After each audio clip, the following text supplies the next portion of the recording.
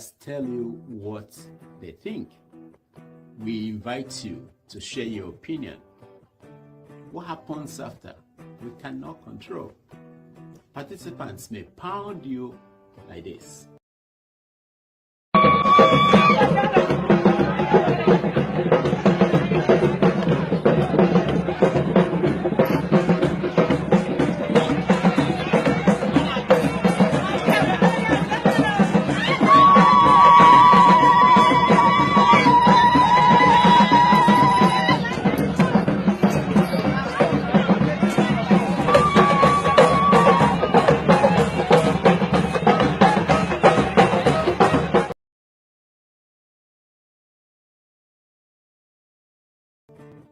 And then you will join Ndume in saying, this platform is not for the weak.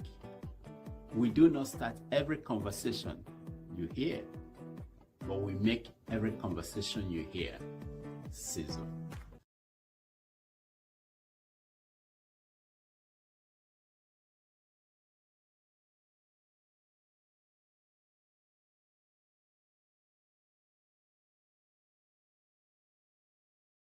And so you have every other person right behind here. So the way they arranged it is like a dinner setting, but I mean, well lit, all the lights, all the decorations, well lit. I'm going to show you what outside looks like before we even got in here.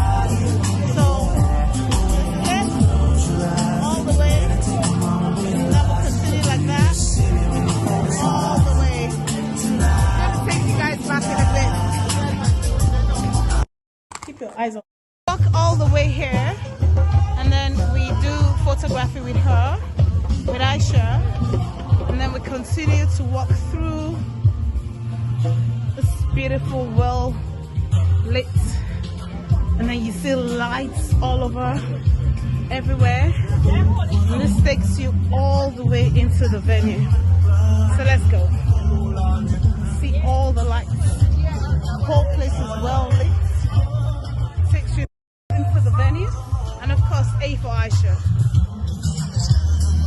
Exactly how she wanted it. That's a drone up there.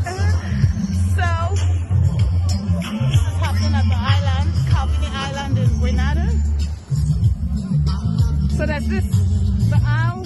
You can walk on the aisle, but on the side it's well lit.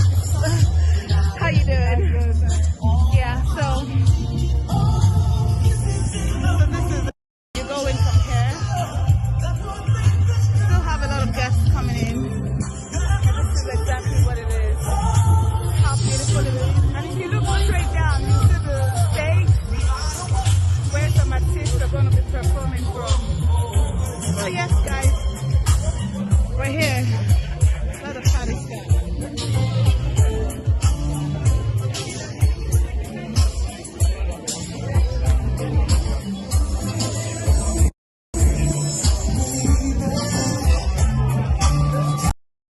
On TikTok for a while, you must have heard about a ton of Africans telling you that Europeans stole Africa's resources. Now, there's a lot to say about that. First and foremost, most of these resources are still in Africa, and they're not being stolen by Europeans. They're actually being sold to Europeans by the African state leadership. Your own elites are robbing you. It's not us doing it. Not anymore. The real issue, of course, is why aren't Africans using their own resources to do things? Why does Mr. Beast have to go to Kenya to build water wells?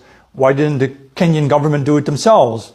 I suppose the Kenyan government could have done it themselves. They just chose not to do it.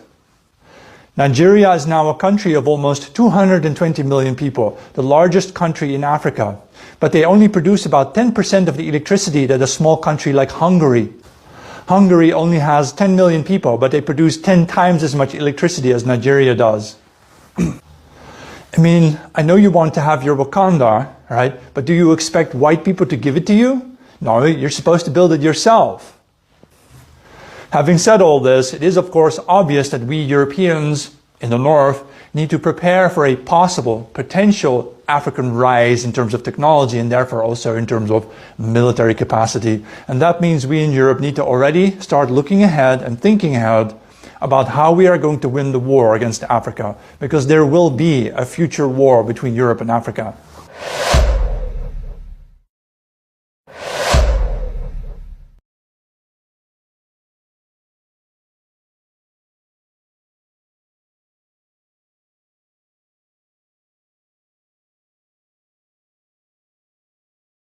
See now, my people, it's where we did so.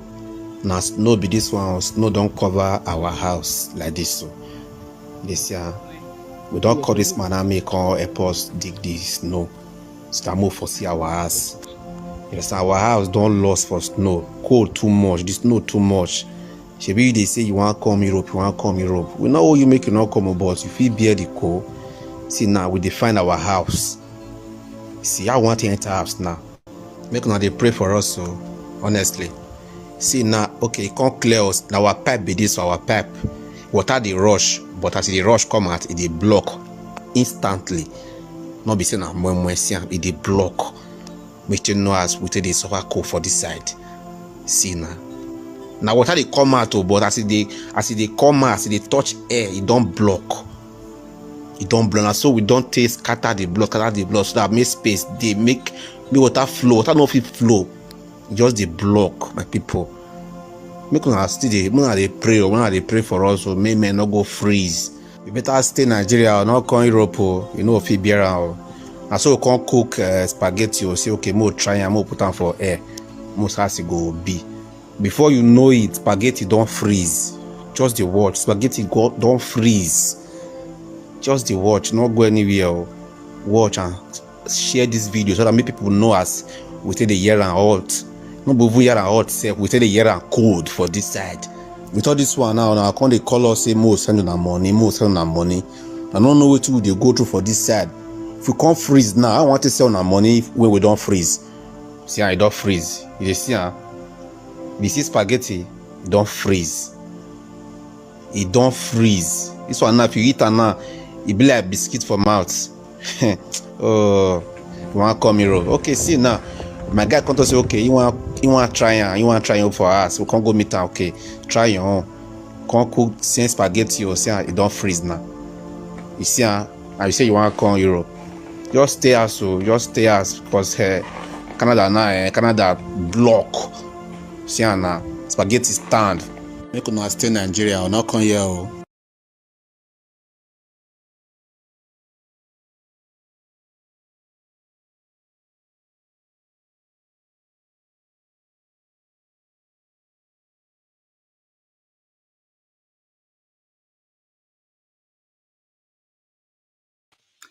Ladies and gentlemen, you are looking at the before and after picture of the Honorable Minister for Humanitarian and Poverty Alleviation Ministry in Nigeria. Beta Edu. Yes, the before and after picture. Now, it's not her fault. I blame it on Jesus.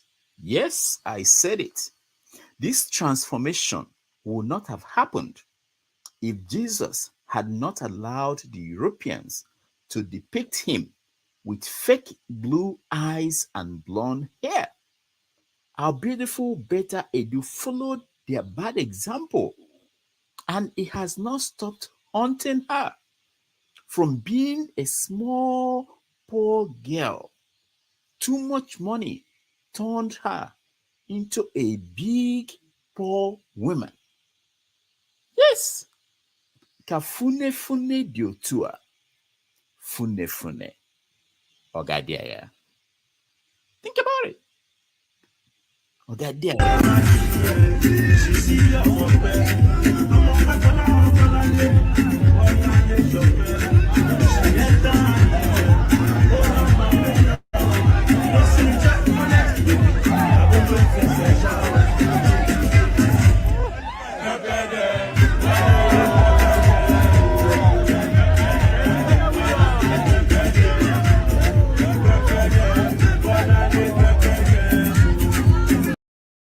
acknowledge that Islam is an influential ideology that fosters hatred and terror, and as a result, is not compatible with the values of the Netherlands.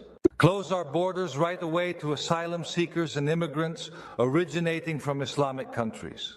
We should withdraw from the Schengen Agreement and reintroduce our own border controls. 3.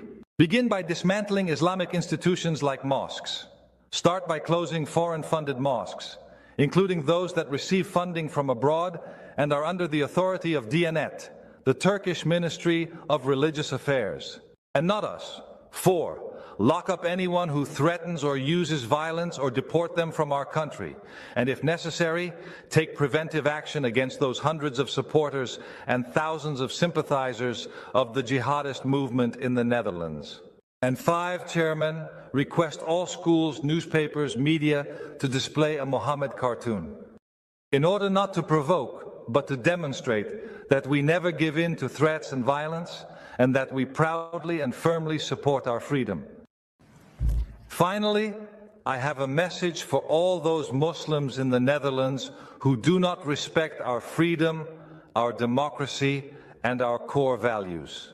Those who consider the rules of the Quran more important than our secular laws, and there are many of them.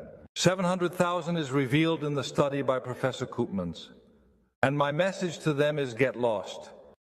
Depart to an Islamic country. Then you can enjoy Islamic rules. Those are their rules, but not ours. This is our country, not your country, but our country. To stay updated, you are more than welcome to follow me.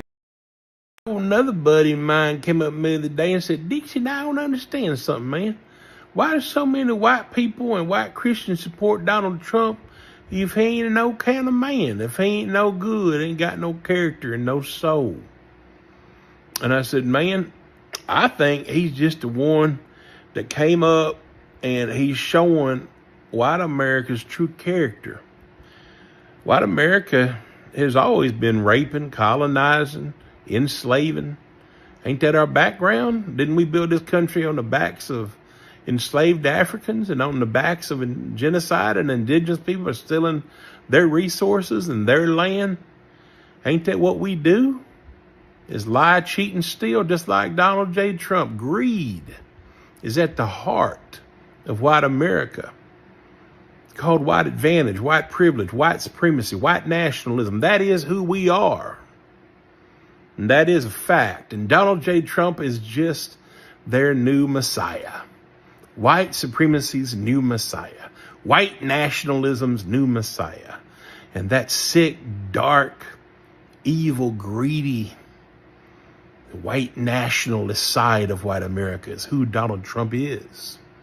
He's a reflection of who America is, of who white America is.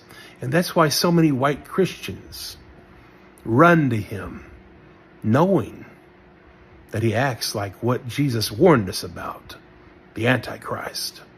They run to him knowing he's an example of the Antichrist. Evil in every way. Greed, corruption, criminality, deceit, inhumanity, no respect for democracy, completely and utterly self-consumed. And this is what many white Christians and white Americans are supporting. Why? Because that is their culture. That is a large part of American culture. Do you think it was good, decent people that were colonizing?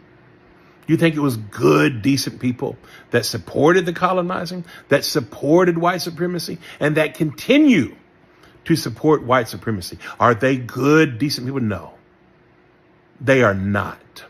There is a large percentage of white people that have never given a damn about their fellow man and their brothers unless they were white. That is who we are, and Donald Trump is a direct reflection of that. And that disease is coming to front.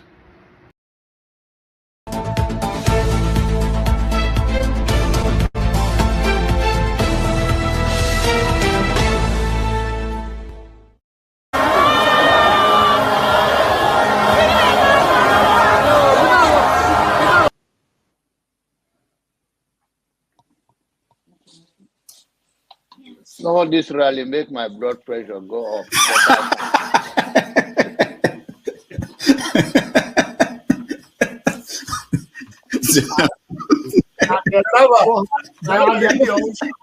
And the people who are asking a platform for him, who are supporting him. So you should get a filter sometimes. Filter your thoughts before you say. I'll continue to take blood pressure medication. Why are you getting high blood pressure, Jonathan? Now, I'm not taking medication for myself. I'm taking it for people like Paul and some of you guys that after the January, February something, and then people like Soludo, that is a good spoiler. I thank God for his life. He's working for my godfather.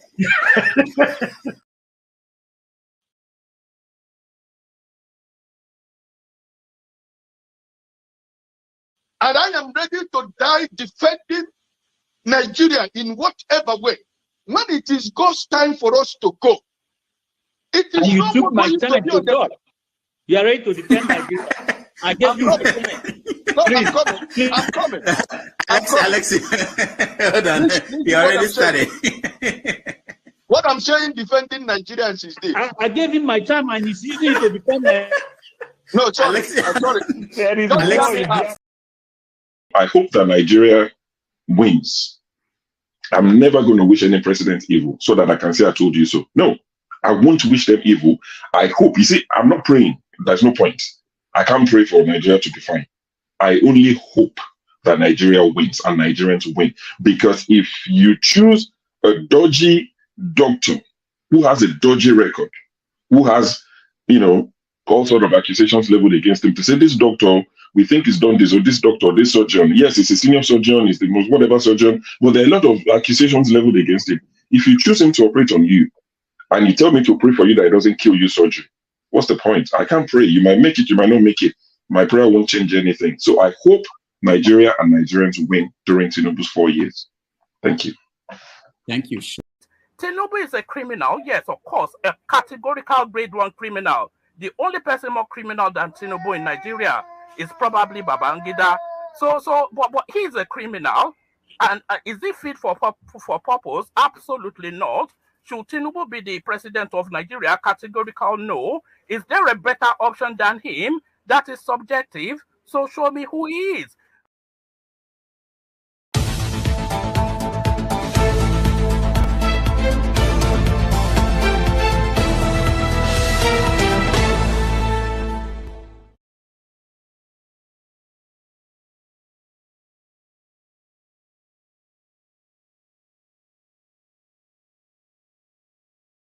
Hello everyone, welcome. My name is Rudolph Okonkwo. It's Saturday, January 27, 2024.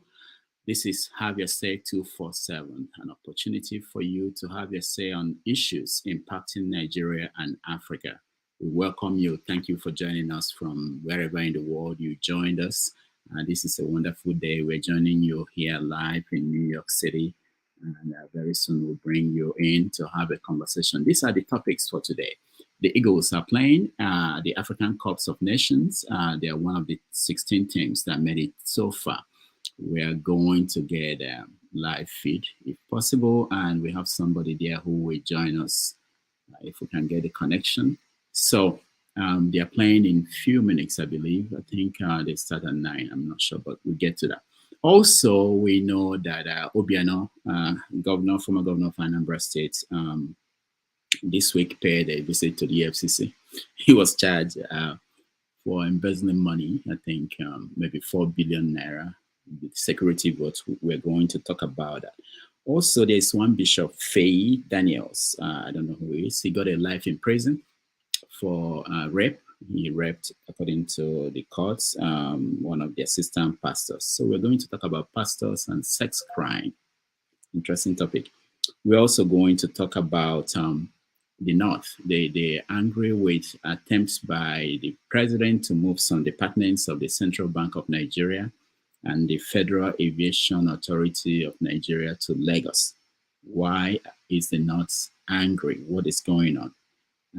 In America, we had Donald Trump, the incoming president of America, has been ordered by the court in New York City to pay $83.3 million to a journalist, a writer, for defamation. So we are going to touch on all those things. But the big story really today is out of nowhere, one woman named Aisha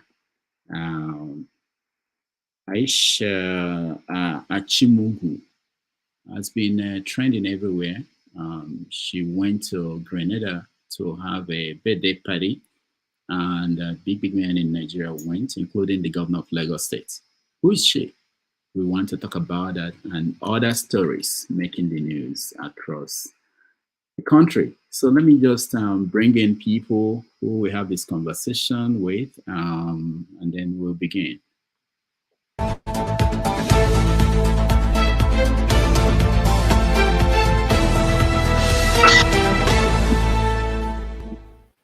All right, welcome to the show, Chim.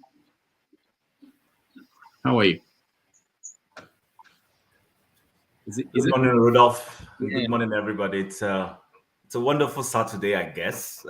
The weather here is not very sunny. I thought it was snowing overnight because I was feeling very cold, but I woke up, it wasn't snowing. So what it means is one of those cold days. This is what we're going to have here. And I can see from the lineup, quite interesting topic. So hopefully we'll be able to do justice to it. Yeah. All right. Thank you. Do you have anything you think I'm missing that is important that we have to talk about? Yes, I don't know if, it depends on what anybody terms importance, but there was an ICJ judgment yesterday, and the court, I don't know if that thing really carries any weight. Yes, the International Court of Justice has ruled in favor of South Africa's request. So to what extent will that... Was it in favor of South Africa? I thought what they said was that Israel should try to avoid genocide, but that they did not call for a ceasefire. So that's not in favor of South Africa. Okay, so people have read it to mean it's in favor of South Africa. South Africa went to ask for something close to this, and then they got what they wanted. So I don't know. Because all I saw, I know, I hear you, I understand it, but what I was reading, I haven't read the report fully. But when I was reading follow-ups on Twitter, people sounded like, oh, it's Uhuru for South Africa. So no, they didn't win anything. But I guess while we're here, I'm going to go now and start looking for how to read it. But all the sides, they're spinning it to their own advantage, but they didn't win anything. Okay, yeah. All right, okay. All right. Ikena San Antonio, welcome to the show. You are relaxed. Are you on the bed? Are you sitting up? Are you lying? What is? Don't worry about how I was. Oga, which one though? How are you? The world is viewed. This is CNN watching. Yeah. CNN. Happy New Year. Actually, I haven't been involved this year. I was in Nigeria. Actually, I was in Nairobi for a little bit. Did you pay tax? Yeah, I went to Nigeria for Christmas. It was fantastic, but I go, but there's hunger in the land. Oh my God, there's hunger in the land. But anyway, I'm here to put 5 cents in what you're saying and what the topics are. I don't think 4 billion for Willie Obiano is a chicken change. I don't think that is really what he stole.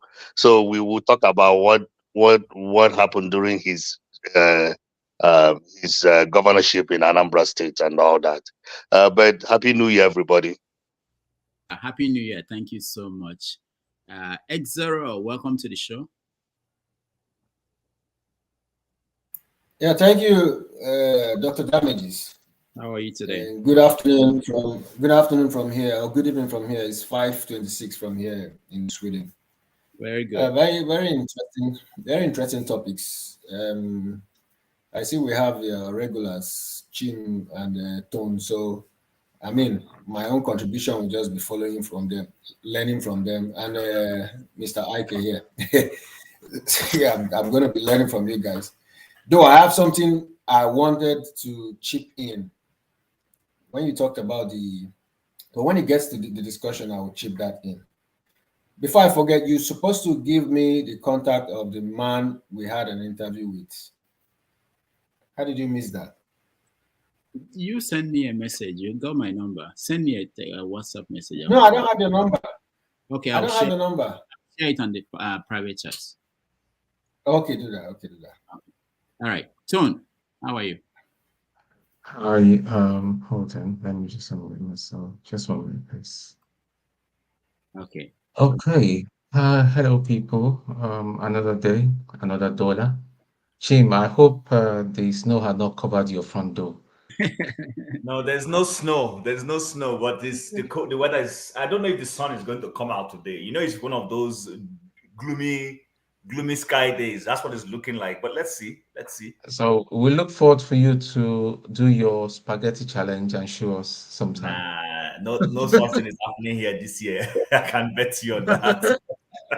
Right. Okay. All right. Okay. Pretty interesting topics. The pastor. I'm surprised you did not hear of him. He was trending really before the election. He was the one that came up with the controversial prophecy, and after a week, I found people will be arrested. I think I read. Yeah. I found that actually that prophecy did not come from him. I know the person that's actually gave that prophecy. I have his personal contact. So, I mean, a whole lot of things. Anyway, that is by the way. I mean, when it comes to religion, I don't like to delve too much, but I think there is a political undertone in the sentence. Whether he did it is another thing, because the world we live today is all about accusatory world, and I think the male species is a very endangered species. You take a lady out, you've got an issue with her, she could just say, listen, you touched her tie, and you'll be in trouble. So I think it's a time that we should, all men, married and unmarried, single ones and all that, we should just be very smart when we interact with these species. They're very, very dangerous species. Right. I think we should have touched on the kidnap kingpin that was paraded, saying that he's the police paraded him as a kingpin of kidnap, the Chinasa guy. I think it's something that has worked for, that we made. If we've got time, we'll touch, and yeah. So that's just about it. Let me allow other people so that I go around very quickly. Okay. All right. Thank you. Yeah, that story came up last week. I wasn't sure where it ended. We didn't deal with it at all. We didn't touch it at all. Okay. All right. We can get back to that. One man, welcome to the show. Yeah, good to be here, Rudolph. So I just like to pop in. I see you've gathered the hoi polloi here again to do their usual, sanctimonious. You're one of them now. Self-righteous indignation, head nodding for endless hours. One man, that's not nice of you. I was going to say hello to you. No, you can say hello to me. You're already using very porous words on us. I was going to say Happy New Year. I haven't seen you this year. Happy New Year to you. With you. The man is a bush. Is from a bush in somewhere. I said happy. I am from a bush. I greeted him last week. He ignored me. He's a bushman, so I'm not surprised. Is it my turn to speak, or am I going to get heckled? I thought. All right. Don't let him. Tame the wildlings. Apart from Tim, of course, but tame the wildlings. This is big head. Yeah. Okay, one man, go ahead. So how are you? What story did I No, I'm good. I just like to pop in, say hello, especially to my good friend Chim, and yourself, of course, Rudolph, who is still under observation because we don't know where you stand. But no, you just really to pop in to say hello, catch up with you guys, just what about me? Around. Hold on. One man, how is the show going for you? How are you doing this year? Well, it's just it's of course, when the cutting edge of the back and forth of the political space has somewhat is spent now. So we're in that administrative space now. So it's essentially now holding the feet of the government to the coal, holding them to account. What we're looking for now is an effective opposition. No, hold on. Are you holding them to account? You well, yeah, but you probably don't follow my sessions then if you have to ask that question. Recently, yeah. Are you doing that? Well, if you have to ask that question, then you're not following my sessions. We do that.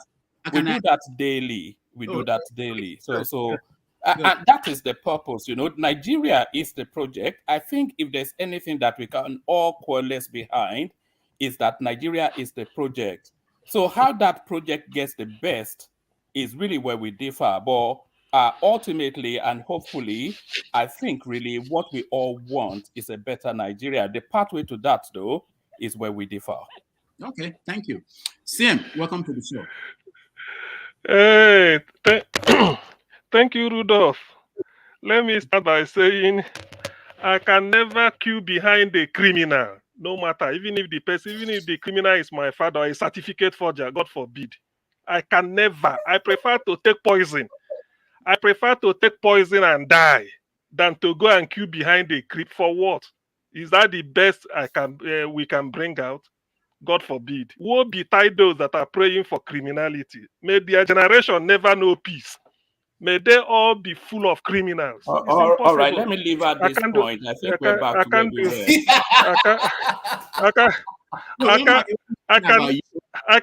I can never queue behind. I'm speaking for myself. I'm speaking for myself. I can never queue behind a criminal. In my genealogy, we don't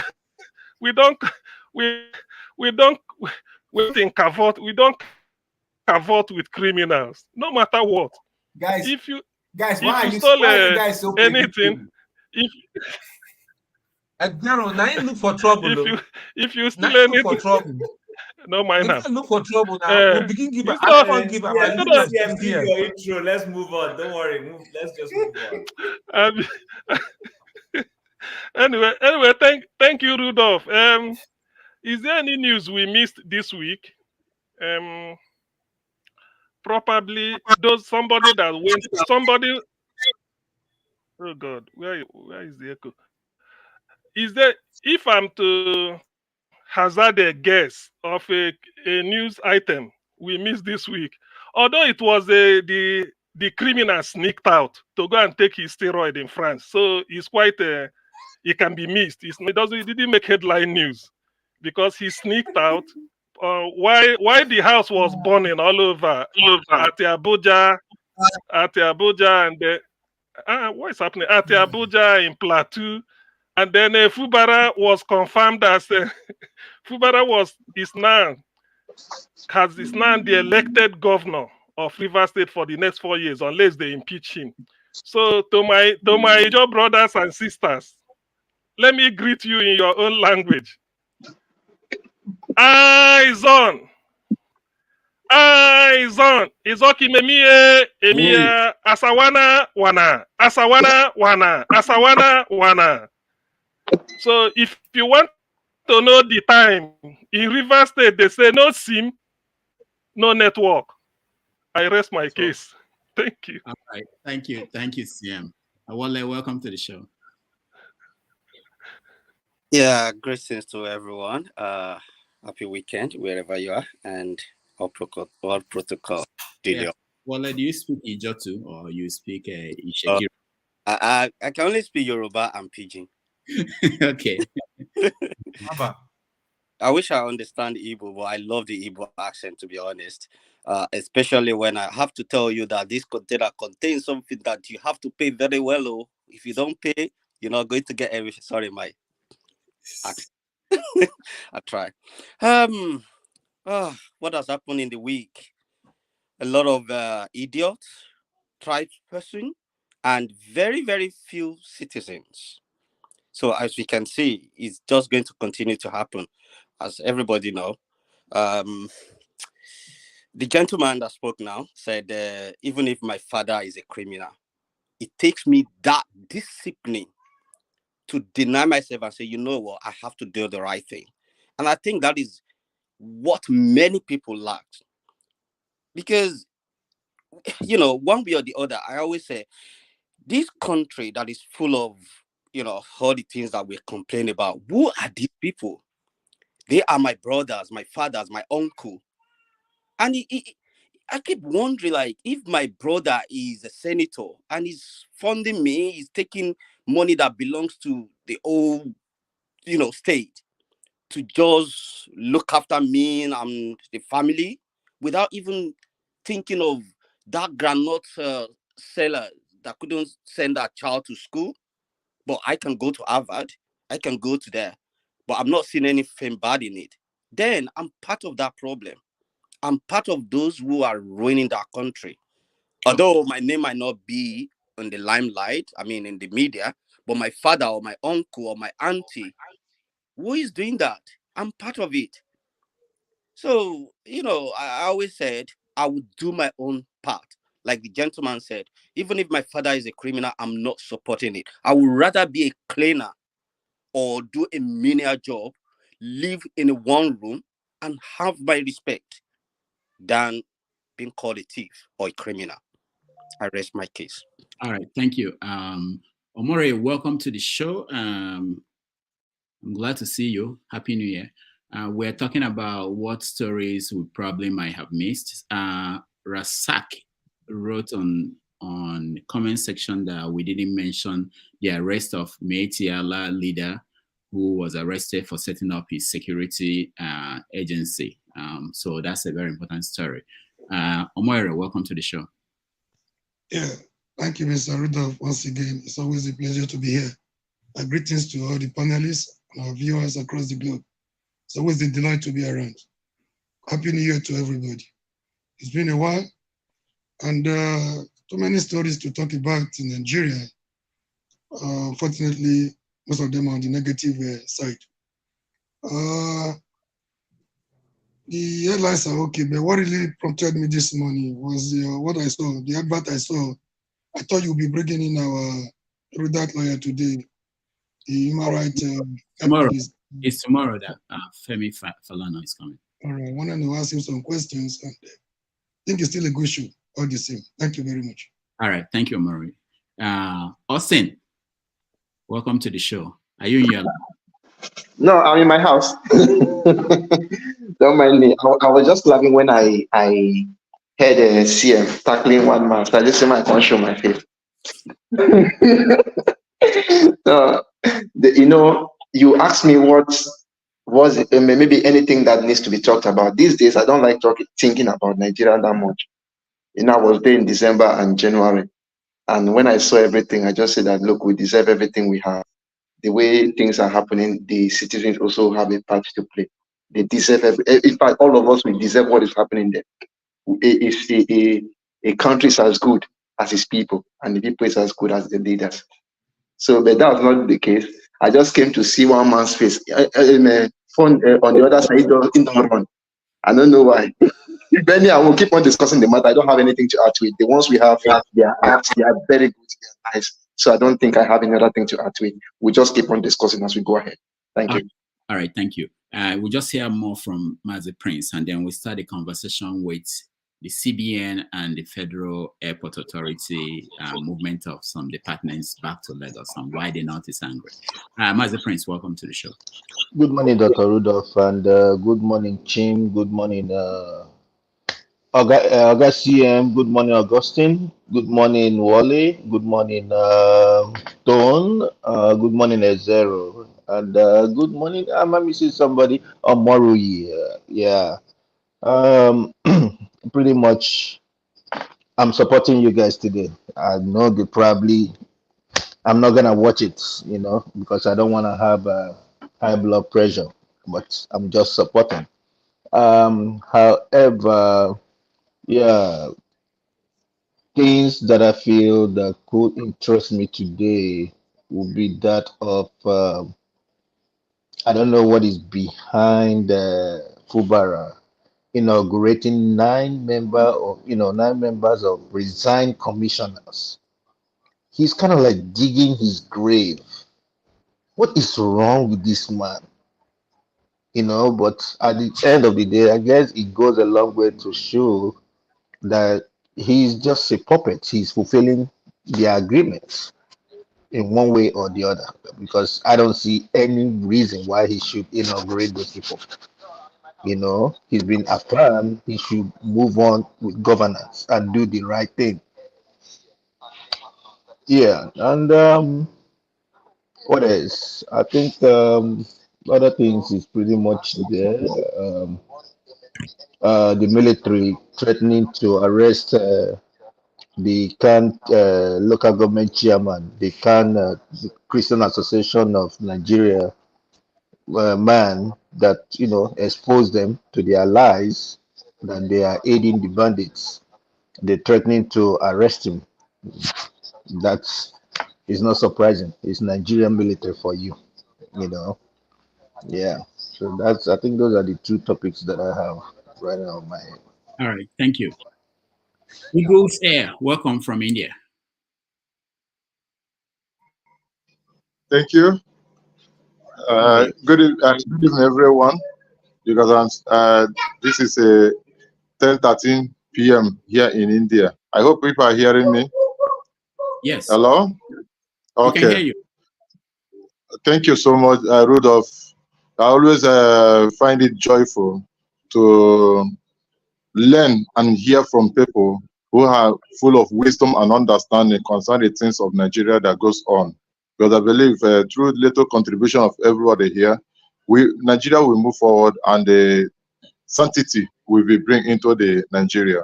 So what I'm trying to say concerning, because I heard Rudolph talking about CBN office, moving some part of office to the Lagos.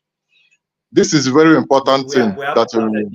We haven't started. Okay, I've not started. No. Okay. Anyway, Sha, what I'm trying to say in effect that this platform, I enjoy it, and based on what my brother, last speaker has said concerning Fubara and all the rest of them, I would like us to look into it because a lot of things going wrong in that very place, and I believe things will work out if Rudolph will give me chance the way he used to give others chance, because he used to calculate his time. Within a second, he had told me that my time is over. So Rudolph, I hope you help me out. Then another thing I want to talk about, the last time we have a Labour Party chairman in this platform, I have a lot of things to ask him, especially one thing that is very important. What is that thing? If you can remember, if any one of us can recall, there is one application they have that time. There's one application they used to give some information within that period of time. I want to ask a Labour Party chairman why they did not use that application. Do time of election that every polling unit of agents supposed to upload their result in that platform that moment. But I don't know why they did not use that platform, because that platform would have helped them to a lot to go far in having evidence and all rest of them. But it's fortunate that Rudolph did not give me time to speak to him, to ask him, because that platform would have helped them well in whatever thing they are doing. Thank you so much. All right. Thank you, Eagles Air, for joining us. We are going to start the conversation, and it's going to be about the movement of the department at CBN and Federal Airport Authority to Lagos, and why it's causing problems, especially in the north. So let's start with you, Chim. What's going on? Okay, so thanks for having me once again, and good day to everyone on the panel, and as well as to those on the chat section. So Rudolph, in adding those two, can I quickly also speak if I have time, on the Super Eagles before I drop my phone? You don't wear your uniform. You're not wearing it today. Yeah, because I'm going to take my wife out for an eye check. So you know, when you're going for those kinds of things, you have to look for someone to take you. So in between this program, I would go dash off, drop her off, and come back. So anyway, so yes, the CBN, the movement of some department, or maybe a department of in CBN, and then the total movement of FAAN back to Lagos. So I was having a conversation with a few other people, I think yesterday, and I said, ordinarily, that shouldn't be a problem.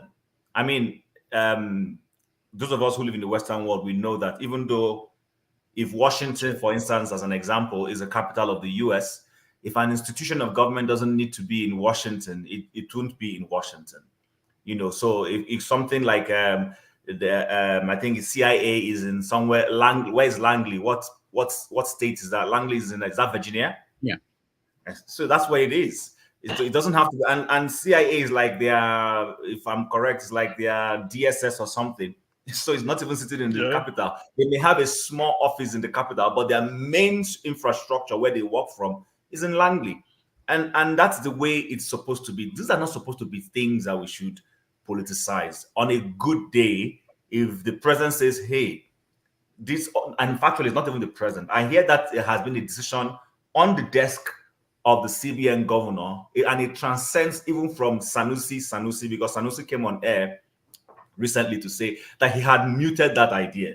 You know, perhaps Emir Feyi did not have the boldness and courage to do it in his time, and this one wants to do it now. But I do understand the hue and cry from our northern compatriots. Unfortunately, that is what happens when we refuse to do things appropriately. When we begin to do things in a clandestine way, even when that decision is good, we'll cry wolf. We know the story of the child who went into the street and was crying wolf, wolf. And there was no wolf. Every time he would come and cry wolf, there was no wolf. People will come out with their weapons to fight the wolf. And someone said, okay, you know what? The day the wolf will come, because you have you've been abusing this process, people will take it that, oh, we should listen to you. And so the day he cried wolf genuinely, everybody ignored him and the wolf ate him. So the point I'm trying to make is this. I don't think it's a wrong decision to move that particular department, because technically speaking, most of the headquarters of the bank, and banks are private institutions. You can't force any bank to go and set up his headquarters in Abuja. So they are working from an environment that they have, so to speak, defined as a commercial nerve center of the country, which is Lagos. It's like New York. New York is not the capital of the US, but the stock exchange is in New York, not in Washington.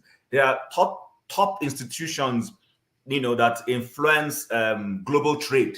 They're all in New York. They're not in Washington. So ordinarily on a good day, it's not a bad decision.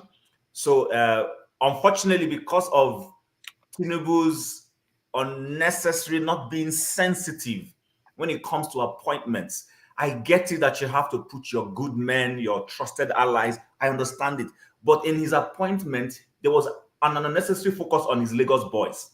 And that singular behavior and act is making a decision that ordinarily the CBN governor would have been bold enough to come out to explain why he was taking that decision. Clandestine intentions are now being read. As for FAAN, FAAN should be in Lagos. FAAN was in Lagos until Seriaki Hadi moved it to Abuja under Buhari.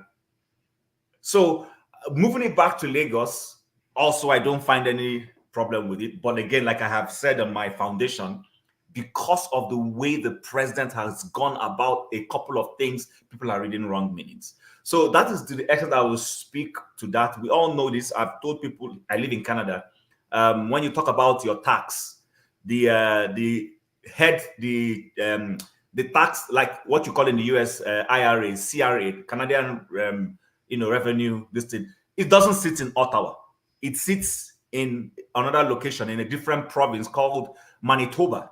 That's where it is. So if you're doing anything, you're writing them, or you need to go there physically, you will not be flying to Ottawa. Those in Ottawa fly to Manitoba to go see them. And that's the same way there are other institutions of government in this country that are scattered across the different provinces of the country. And it's intentional. The whole idea is to give everybody a sense of belonging.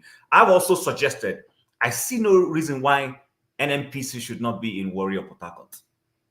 Perhaps we should start considering those kinds of things. Perhaps we should start considering why the whatever agricultural institution or head of agricultural decision-making in Nigeria shouldn't go and sit in Makurdi. I don't have a problem with that. As long as they're doing their job and they're in a place where perhaps that is where the core of all their activities are generated from, then it's fair enough to go sit there. If there is any institution that is predominantly, say, in Umuahia, for instance, why not? Why not go to that place and build that institution? So all this whole and again, I think another lesson to take from this is that we haven't learned any lesson from our movement of capital from Lagos to Abuja. Congestion was at the core of the decision to move the federal capital away from Lagos. We didn't learn anything. We almost are trying to repeat the same mistake, moved it to Abuja, and are now trying to over-concentrate everything in Abuja. There is no need for that. Abuja should be the capital of the country, but institutions of government that do not necessarily have to sit in Abuja should not be made to sit in Abuja. That's what I would say when it comes to that. And then to the Nations Cup. For those of us who've been following it, like I rightly said last week, football is a very interesting game. Ivory Coast and Cameroon qualified by the whiskers. They did not play very fantastic football, but they've qualified. So if tomorrow Ivory Coast wins the Nations Cup, having qualified because Morocco did them a favor, technically. If Morocco had played out a draw with Zambia, Ivory Coast will not be in this round of 16. But Morocco defeated Zambia, and that handed Ivory Coast a chance, to come in. So now this is the round of 16, is a knockout stage. There is no longer, nobody's going to be talking about 3 points or that. It is smash and grab, as you would say. Our coach came out yesterday, I think, to say that he's not so much interested in playing fancy game. He wants to score and lock up.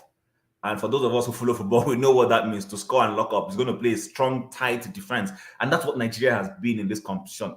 People have been saying they're not impressed. The president said he's not impressed. They don't understand football. I keep telling people, football is the opponent you play on that day and the strategy you deploy. At the end of the day, the ultimate ratio is to win, to get 3 points. Sometimes, teams don't play fancy game and they get the result. They grind it out. I will end here. For those who have followed football, in 2016, Portugal won the Euros. Portugal played out 3 draws and qualified as best losers. But after that particular best losers qualification, they won convincingly and won the complete, even beating the host France. In the last World Cup, Argentina lost 0-1 to Saudi Arabia and won the competition eventually. In 2000, Cameroon won the Nations Cup. They lost their first game 0-1 to Togo. Didn't even play any fantastic football. If anybody who cares to go back and watch and see the results, they didn't play. Actually, Egypt was the only team to get 9 points, complete 9 points. But Egypt lost to a team from Nigeria's group, Tunisia, that Nigeria walloped and struggled. But when Tunisia met them, Tunisia beat them and qualified. And in the last Nations Cup, we got 9 points. We beat everybody in the group, got 9 points. Tunisia struggled to qualify to the next round. They got to the next round, played Nigeria, and knocked Nigeria out. So support Super Eagles. What we want is that at the end of the day, the Nigerian name is the name that is lifted on the rostrum, ultimately. I don't care how they get it. If they go there and they grind a 1-0 result, I'm not interested. All I'm interested in that Nigeria won. Simple. Thank you. Thank you so much, Chim. Exero. Before I go ahead, let me just tell Chim, please be careful with that Nigeria, that prediction about Cote d'Ivoire. They are meeting Senegal, so they are finally going to be buried. Okay. Let's see. Yeah. As far as the relocation of some ministries to Lagos, I think like which ministry was that apart from the central bank? I think there's one other ministry. Federal Airport Authority. Okay. Are they parastatals of ministry? No, that's a parastatal now. The whole thing is just making me happy because finally Tinubu is now putting pepper in the eyes of those who put pepper in everybody's eyes. It's the same. Is it not the same central bank that changed our money in the thick of elections when Tinubu needed money? They showed him shaggy now, so he's doing his own shaggy. Don't forget that the person that was there before him showed everyone that the law does not count. We knew how many times Buhari disobeyed court orders, how many times he took the law in his hands, how many times he did just the way he wanted, and nobody could say anything. You go and protest. After protesting, he does his thing. So I think I'm enjoying what's happening. I want to see how the opponents of the Tinubu administration are going to use this against him. I know that there's always going to be loopholes that we who are neutral, who are outside the box, we capitalize on and give Nigeria that third or maybe the strong opposition that we need. Because if every one of them is united, it is not going to help our cause. But as they are fighting inside their own caucus, it gives us the power that we need so that when we come out again, we might have a stronger chance. And you're talking about, for me, it's not like I'm supporting, I'm saying that the ministry should be divided, they should be separated. No, because the way Nigeria is made up, we're supposed to have one central point where all the parastatals are headed, and then you can now start what we call decentralizing, putting outposts. But I like what is happening. That's the long and short of it. I like what is happening. Let's see how it's going to play out. Thank you very much. Thank you. Tone.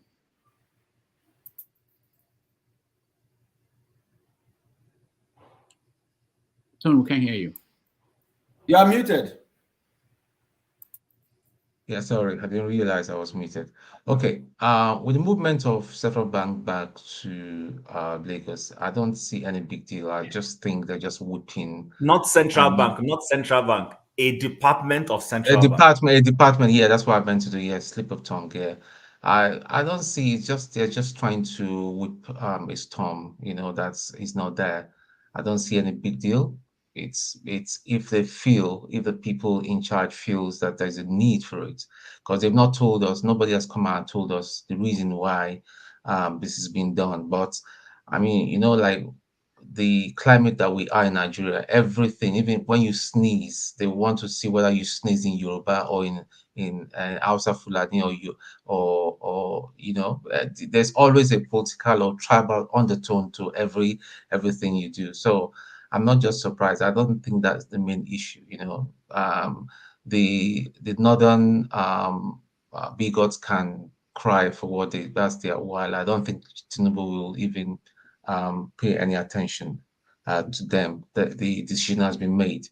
Well, with the match tonight, I'm looking forward to it. I want to see because to be quite honest, I mean I know the coach did say that it's about locking up and about being very defensive. But again, being very defensive could have its setbacks, because in football we have many variables. You could have a red card, you could have a penalty. What do you do if you lock up and you're not coming out to play, and they say on the 85th minute you concede a penalty and then you're down? So what do you do? So if I was a coach, I would go out all offensive. I'll get my guys to express themselves, especially midfielders and the people that play the final third, you know, to put away the goal. Because when you score, when you're about 2 or 3-0 up and all that, then you can lock up, but you just don't lock up all through, because you'll be absorbing pressure on yourself. And what else? Yeah, that's it for now, really. Thank you. All right, CM, you're next, please.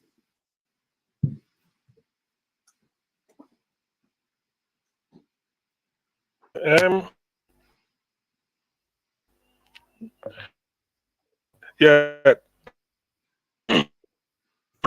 Quickly, probably. No, go ahead, CM.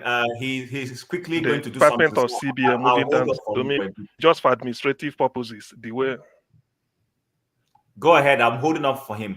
Go ahead. I think it's for Okay. So I said a department of CBN moving down to Lagos is for administrative purpose. I don't really think it's anything. But what I do not like, or what I detest, is the logic somebody is bringing. I mean, one of the chap who spoke on behalf of Arewa Consultative Forum, he says it's an attempt to underdevelop the North. How will that underdevelop the North? You know, this is just when they say ridiculous thing, you start to wonder, in this day and age, 21st century, how can that, even if you carry the entire central bank, everything, put it in Akwa Ibom or in Lagos, it's not underdeveloping Enugu. It can never develop Anambra. If you carry the entire even Supreme Court in Abuja, go and put it somewhere in Sokoto, it can never underdevelop Enugu. Let's just, I mean, anyway, well, he felt that he's talking to Almajiri, but to me, that is the only aspect I look at it. To me, if really this chap, what they do, this is an opportunity to unbundle the center. When I mean unbundle, you have to really unbundle the center. Chim gave an example of what happens in the United States. Let me also cite America. There's what they call Center for Disease Control and Prevention. It's not in Washington, it's in Atlanta. And that Center for Disease Control is more powerful than World Health Organization. I work in public health. I know what I'm saying. If anything breaks out, if there's any outbreak of infection, any part of the world, the first people you call in, you tell your Minister of Health to inform World Health. World Health will send an expert or tell you research going on and what to do to combat it. You will be surprised that when you contact World Health Organization, World Health will contact Center for Disease Control, US. That is the fact. So such things, because they are not there. Here in the UK, all the vehicle registration, Ministry of Transport may be in London, but in terms of vehicle registration, millions of them goes to Southwest in Swansea. It's not in London. That's what people, they handle it. I've been to the place. If you see, we have massive building where they do it. Even the MI5 is not in London. It's somewhere in Gloucestershire, somewhere in Gloucestershire. So this is why can't any Nigerian Post Authority be in Calabar? Why can't any NPC be between Warri, Sapele, Yenegoa, and Port Harcourt or Eket? Why? This is the way to do something. You can move anything anywhere you feel it is better. If there is if there is a department for arid farming or all these things, why put it in Abuja? Move it to Borno or Medugri. If it's arid farming, let the headquarters be there, because that is where maybe you conduct your research and do all the things you are doing. So, but in Nigeria, you know, everything is politics. How can moving a department of central bank underdevelop the North? And then they talk about this North. They talk about as if North is this biro cover I'm holding, North, which is not. So if you remove central bank department, Kwara State will be because Kwara is not. Benue will be underdeveloped. Taraba will be underdeveloped. Kano will be. Anyway, let me leave that. Let me discuss tonight's match. You see, tonight I want Nigeria to win, and I want to Seamen to get a hat trick. I'm being selfish because I like the guy. I want him to sign the Napoli. This is Cameroon. This is Cameroon. For me, Cameroon is not. For me, I like Okocha beat Cameroon with a free kick in 2004, and so what? We trashed Cameroon. I mean, so what I'm trying to say is this: I like Victor Osimhen. I don't have to hide it, because there's a football club called Napoli. Since the history of Napoli, Maradona has been only the footballer of consequence. They say it. Since Maradona left them in 1991, no other player has come close that they worship except Victor Osimhen, because he made them to win the Serie A league. So because of that, I want Nigeria to win so that he will retain the African Footballer of the Year, last won by Kano for 1999. I think we started winning it with Yekini 93, Amunike 94, 95 it was George Weah, 96 Kano 97, Victor Ikpeba, 98 it should have been Okocha, because Abba said Nigeria should not go to South Africa 96. CAF banned Nigeria. And because we didn't take place, no matter what Okocha did in France in 1998, they gave it to Mustafa Haji. So 1999, Kano Nwankwo got it. Since then, no other Nigerian. So I'm happy that Osimhen has sort of, put Nigerian name on the world map again. So if only because of Victor Osimhen, I want Nigeria to go far and win it so that he will retain the title, because I so love the guy. He's a very cool-headed, does his business on the pitch, no controversy on and off the pitch. Nobody can write anything against him. In fact, very humble. So because of Victor Osimhen, I don't care whether he will score with hand or with anything. Let Nigeria win, so that and the Osimhen should be the scorer of the goal. That is my own take. Thank you. Yeah, Wale, before I give you the floor, let me quickly respond to something on the chat. So Ife King says moving FAAN to Lagos also doesn't make sense. For instance, in the US, FAAA is in Washington, D.C., and in the UK, CAA is located in both London and West Sussex. Now, this is what I want to clarify for him.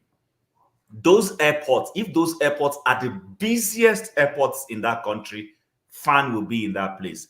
And that's the argument being made for FAAN being moved to Lagos. Abuja Airport is not as busy as Moitala Mohammed Airport in Lagos. And it's the same thing in Canada here. Toronto is the busiest, in fact, between Toronto and Vancouver, they're the busiest airports in Canada, not Ottawa.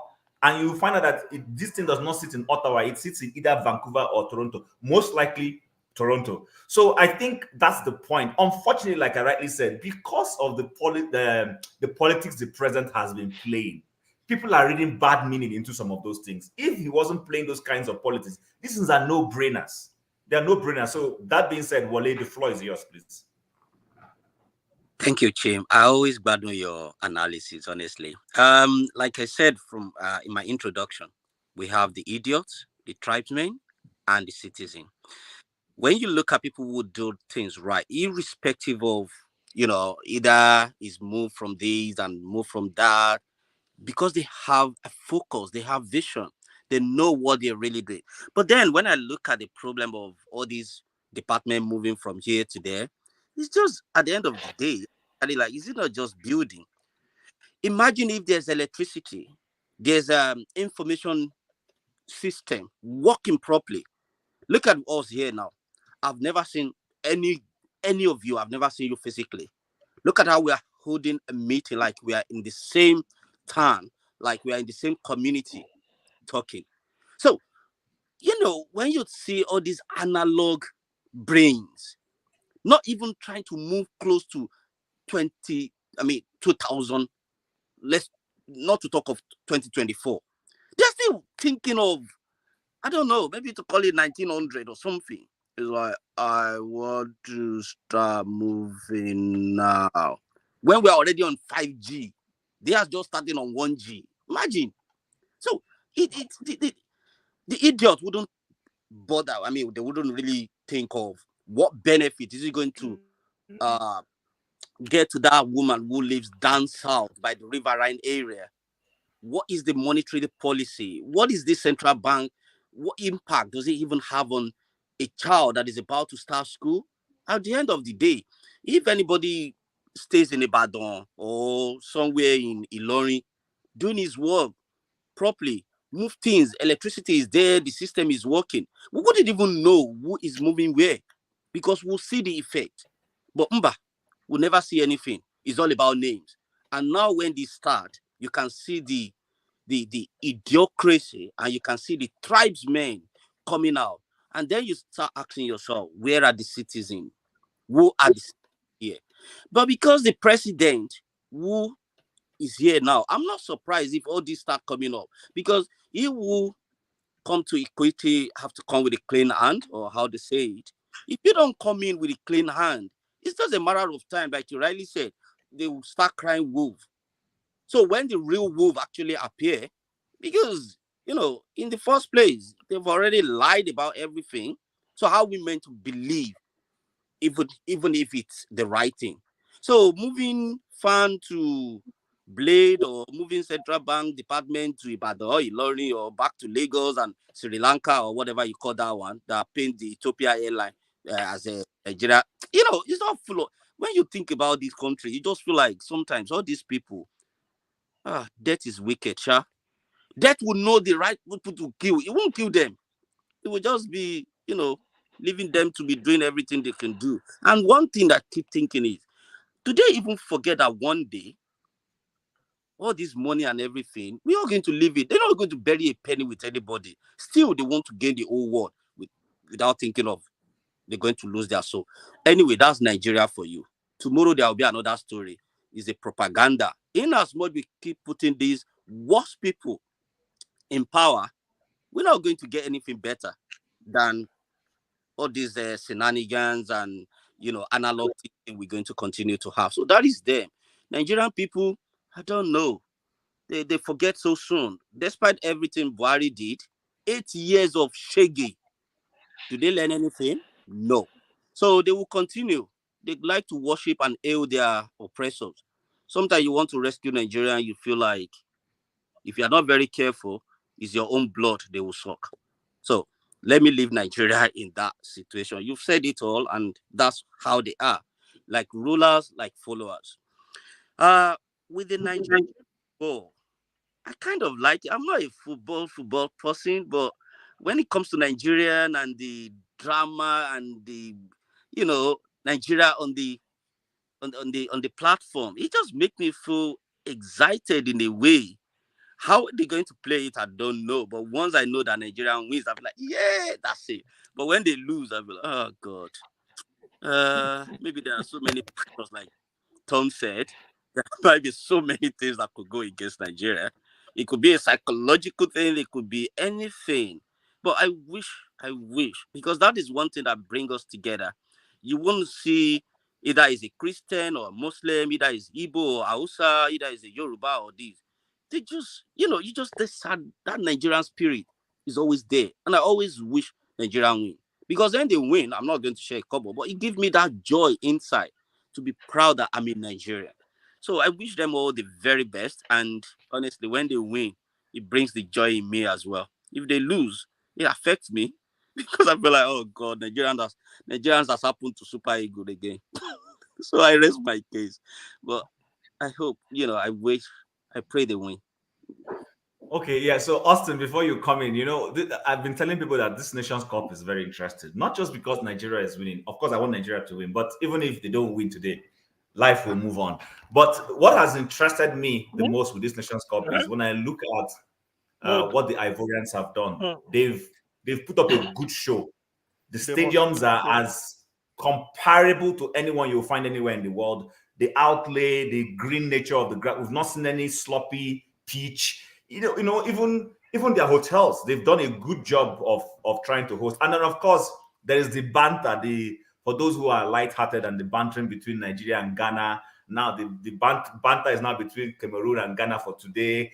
And of course, there is the added fight between Ngangu and Joshua coming up. So those are some of the things that's making it quite interesting. I think it's going to be one of the best Nations Cup, you know, that Africa has held in a very long time. That being said, Austin, the floor is yours. Okay, can you hear me? Yeah, good morning or good afternoon, good evening, everyone. I think I'll start with the movement of the CBN, some department of the CBN and also FAAN. For me, I think if you ask me, it is the right thing to do. That's the right thing to do. Why? You have a whole building that is standing in Lagos that's renovated every year and nobody's in the office. According to what, from what I read and from what I got from some people, the CBN office in Abuja can take about 2,700 people offices, but it's presently occupied by more than 5,000 people, and it's overstaffed. You and I know that building is stressed. If you are if for example, let's say you have a bridge, if they want to test a bridge, you have the highest capacity that bridge can take.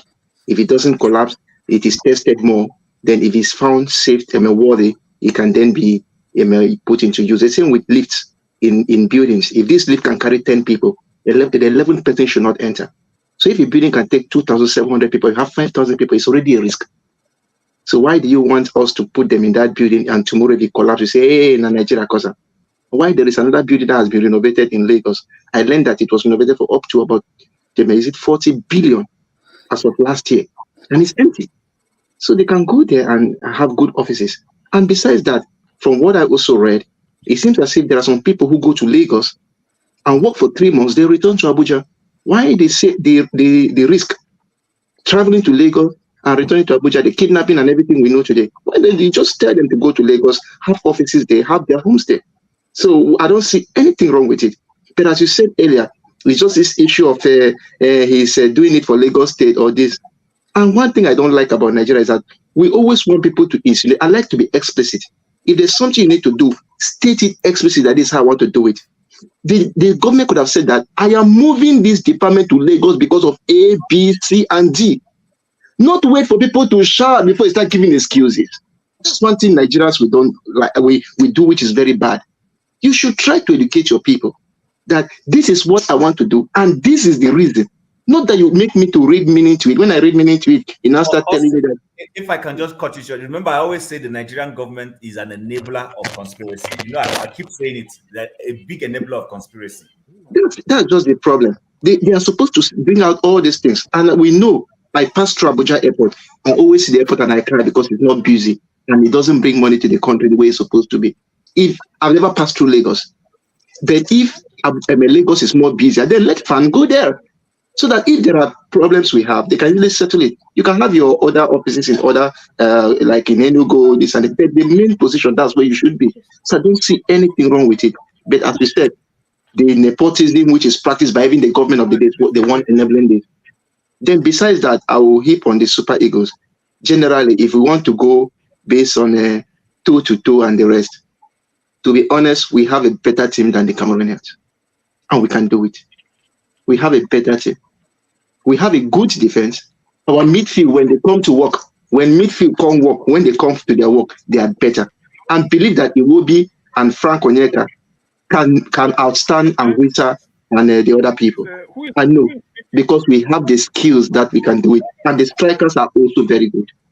All we need is that come to work. When you come work today and do your work, it will be okay. So if you ask me, I know that this match today, yes, it's always true that even the cases where you have underdogs can beat the Oga. It's very true. I'm not saying Cameroon is an underdog. That's not true.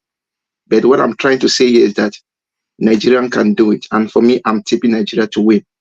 It may be a slim margin of just 1-0 or 2-0, or if it gets worse, 2-1 or 3-1. But I feel the Super Eagles can do it. I feel so. And for me, I just wish them well. And I wish that they can just make us proud. Just do something. At least this one way, Naira 1,450 or 1,500. We'll just use that one whole body now. We'll use that whole body, I beg. Okay. Austin, thank you. Chim, thank you so much for helping to guide this. Mazi Prince, I like what Austin, I wanted to say that the figures I got was that the Abuja office could take about 2,300 people, but now it has 4,000 people going there. And you have a building in Lagos that is empty and we are paying for it. So why not move people? But that has not answered the question why people are unhappy in the north. Some people, not just the elite, even ordinary people. Rudolph, one thing I can add, and I hope that won't. So you know there is more, like Austin rightly said, people travel, spend 3 months or whatever in Lagos, and then they head back. So there's ESTA code involved in all those things. So I mean, if you tell them to finally move to Lagos, those set of department move, it means they will not be doing those movements anymore. They're now in their normal location. That money that they get from government, from the coffers of central bank is gone. You and I know that most workers who do travels, if make those kinds of money, nobody's going to be happy.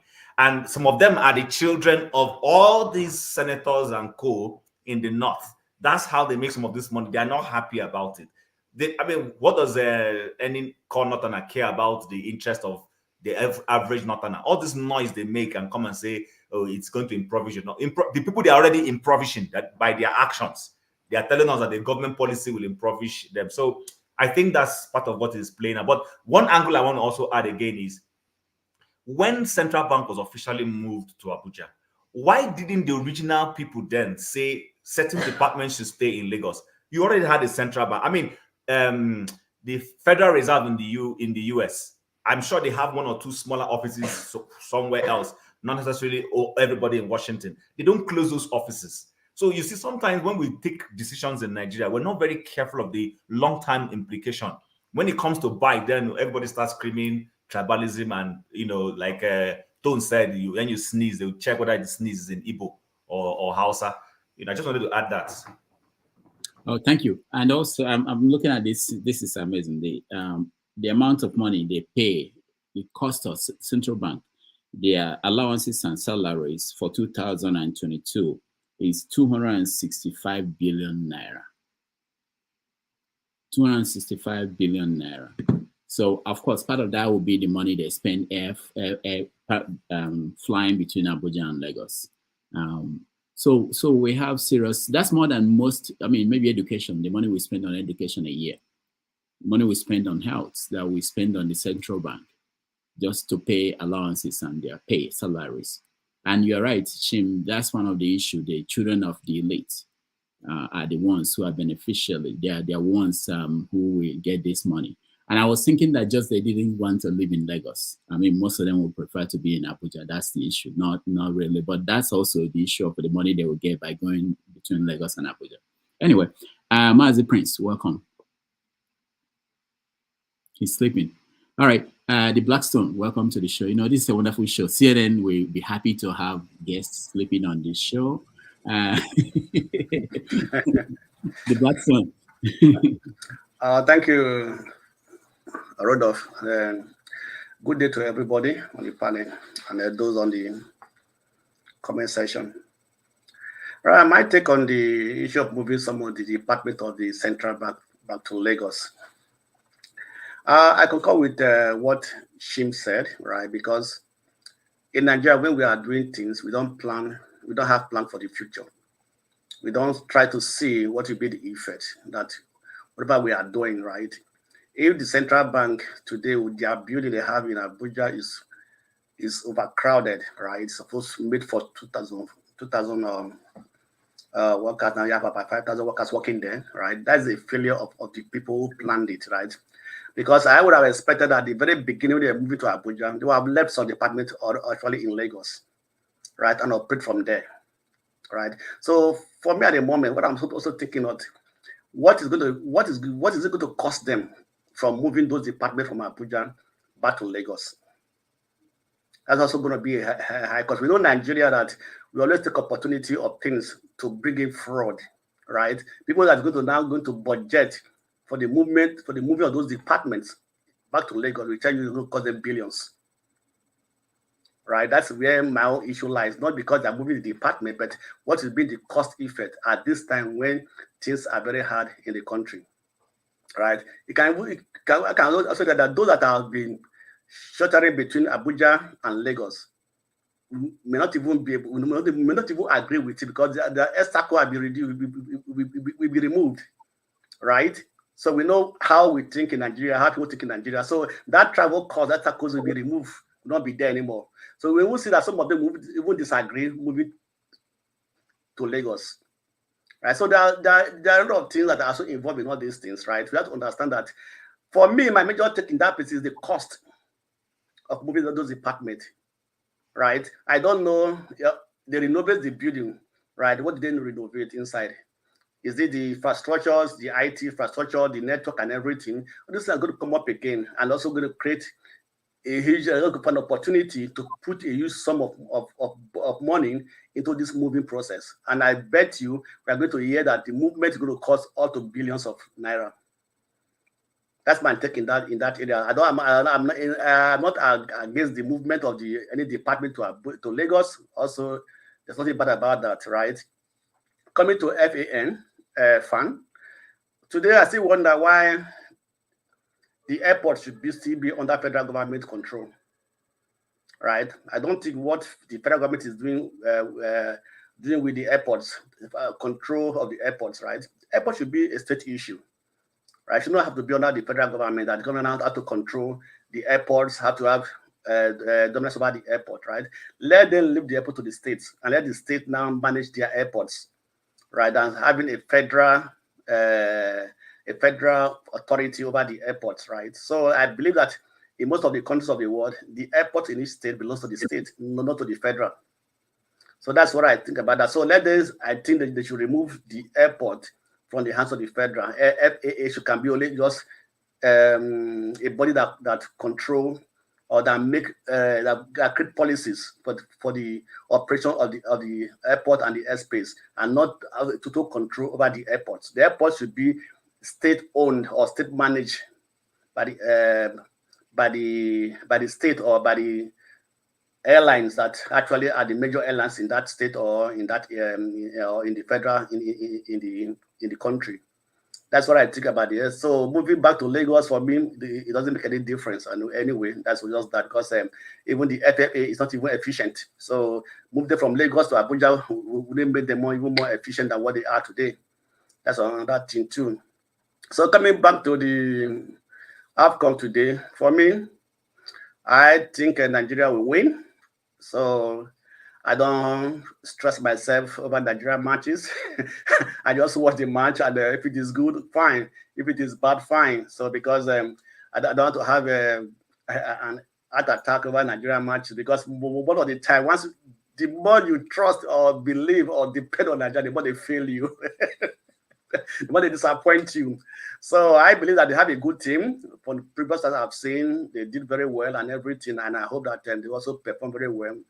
Because I was talking with a friend, when they put money issue into consideration, right? Everybody want to shine because they want to be recognized by other foreign clubs and things like that, and they are playing individual football and things like that. So it becomes a problem. So let them play a team football, not individual football, right? So not that they go there to go and shine, say, okay, I have to be seen, I have to be recognized and things like that. That's where the issue actually lies, So they should play a team football, a teamwork that can be able to perform better. That one person want to be the person who scores the goal, the best goal scorer and things like that. So that will actually affect the team, right? So let us, I support them, and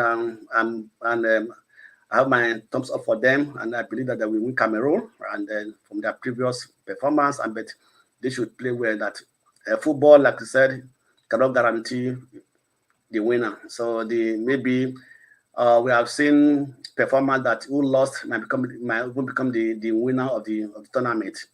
So that's what it is. That's my tip for them. Thank you. All right, thank you, the Blackstone. Paul. Rudolph, we didn't add that Lagos became was voted the 19th best place to live in the world. So I don't know, but maybe we'll talk about that later. Sorry, Paul. Not to live as a tourist destination. To groove, tourist destination.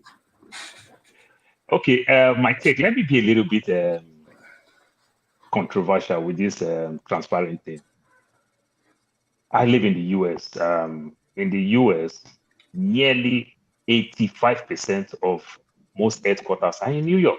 That's why New York City is one of the most busiest cities in the world. If you go to New York, doctor lives there, very dirty, everything.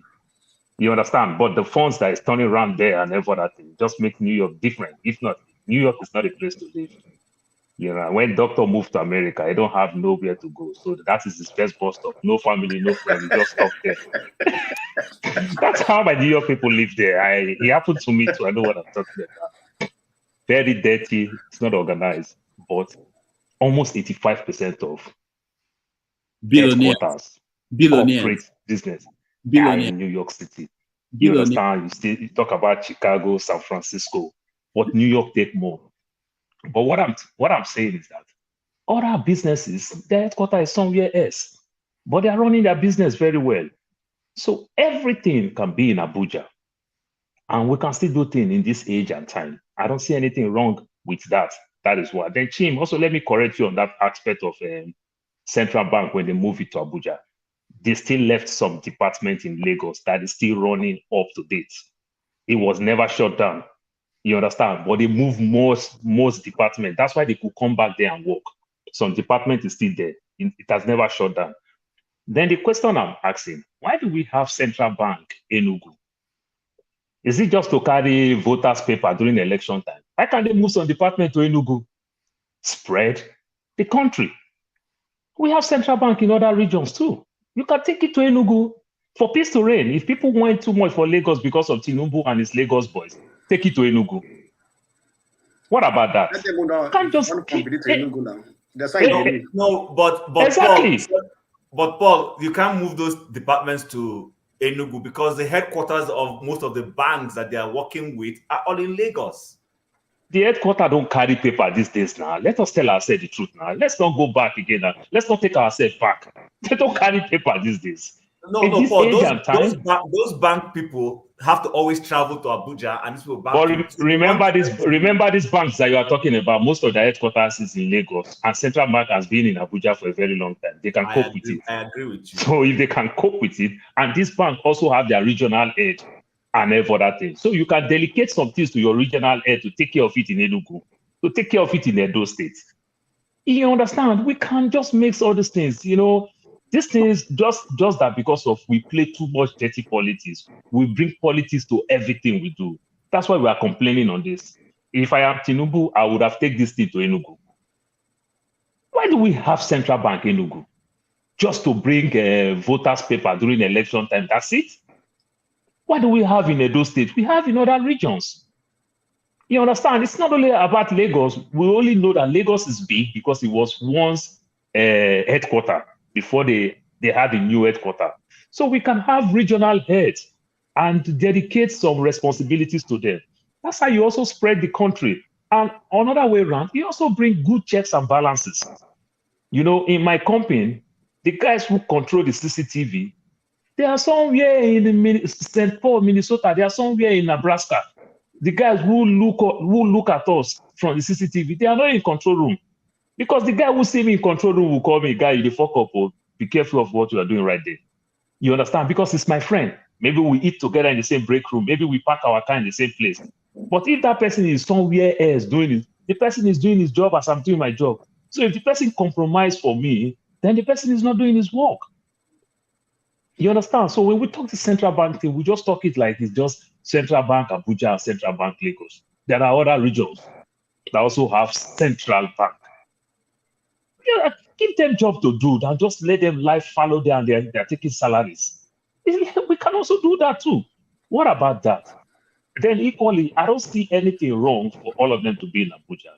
Though they give very good reasons for the Abuja. But you know our politicians, when they want to give reasons and everything, they lie a lot. By the time you go do proper head count, you discover that there's no 4,000 people there. They lie a lot. You understand? Just to give good reasons. That's another thing too. They lie a lot. They lie a lot. You discover that 4,000 people that they told you that is there, maybe 2,000 of them scattered around the world is doing courses. This is Nigeria. Government office, you think everybody come to work. There are people who forget themselves in Switzerland that they are doing courses. There are people who forget themselves in America. They even had paper and they are still working at salary. They are doing courses. So when you go deep, you just see our nonchalant attitude to the way we do things. We just bring politics to all these things. You understand? When you talk about the FAA, Delta Airline that we are talking about, they have regional head everywhere. Delta Airline that we know Delta Airline in Atlanta. But there's Delta Airline in St. Paul. There's Delta Airline in Chicago. They have all these things so that whenever they have aircraft broke down and everything, they can manage around themselves. They don't need to go and move everything to Atlanta to one place. You understand? That's how, even though the bank will also work, they have their regional heads. You understand? We have regional headquarters and every other places. It's not only about just the main headquarters that you must domicile everything there. We can spread all these things, but it's just the dirty politics and greedy people. And you and I know nearly everybody who work in CBN, these juicy offices, you understand, got this job not only because of merit, but purely good percentage come based on connections. So from their connections, they are talking to their people. They are making money with all these extra code things and the likes. So nobody will want to leave that kind of thing. Working in the airline, I understand what is extra code. When they say money, I made money. I got drunk with money. Extra code, when you travel, you understand. You make all this money when you go as state allowance and the like. You make a lot of money. So that is just what is playing. And for the politician, they dive into it and they're so stupid. You've helped your cousins or your siblings, whichever way, to get a job. Let them face their job. Not that when they come back to you to tell you anything, you just want to dive into it. This one will say, oh, we can do this like this, we can do this like this. Yes, it's possible. But I see everything that is going on right now is just mere politics, nothing. Then talking about Super Eagles. Well, CM spoke my mind when it comes to Osimhen. I would have just liked the Osimhen thing just to give Osimhen that lift. Other than that, Super Eagles, let's not flog these guys too much. Let's take it easy with them. You cannot expect every department in our country to go down the drain. Then we expect Super Eagles to do well. Come on now, they can't be abnormal now. Let them be normal, like other normal things that they do in Nigeria. But I hope the best for them. That's my take. All right, thank you. Eagles Air.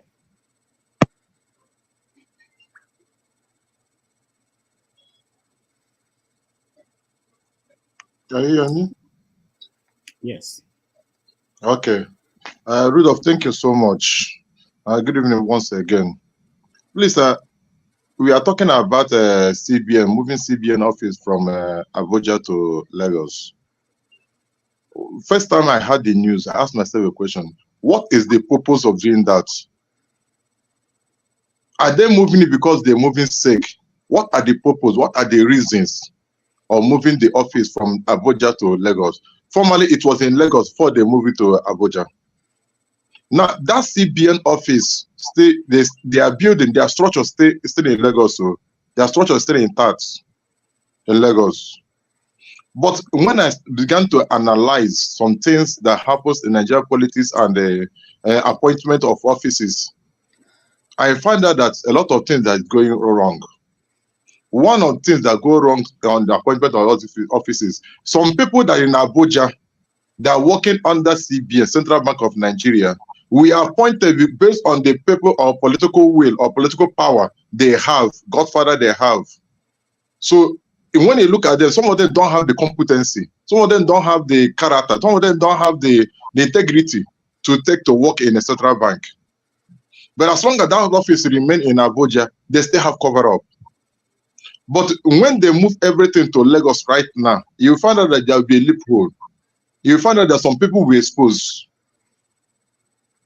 I'm saying the right truth because I know what is happening in Nigeria politics. Now, when you look at the Lagos, they are moving some most of offices down to Lagos back again. Then you will find out that some bank headquarters, for all the Nigerian bank headquarters are in Lagos. Now it will bring easy communications. It will bring easy communications, and also I expect that the movement from Abuja to Lagos to bring a less cost. It will bring a less cost because sometimes they will say that flight allowance or transportation allowance, hotel allowance, or did this from all the way from Lagos to Abuja for them to go and verify the document, do this and that. But I believe when they move from Abuja now to Lagos, it reduces some costs.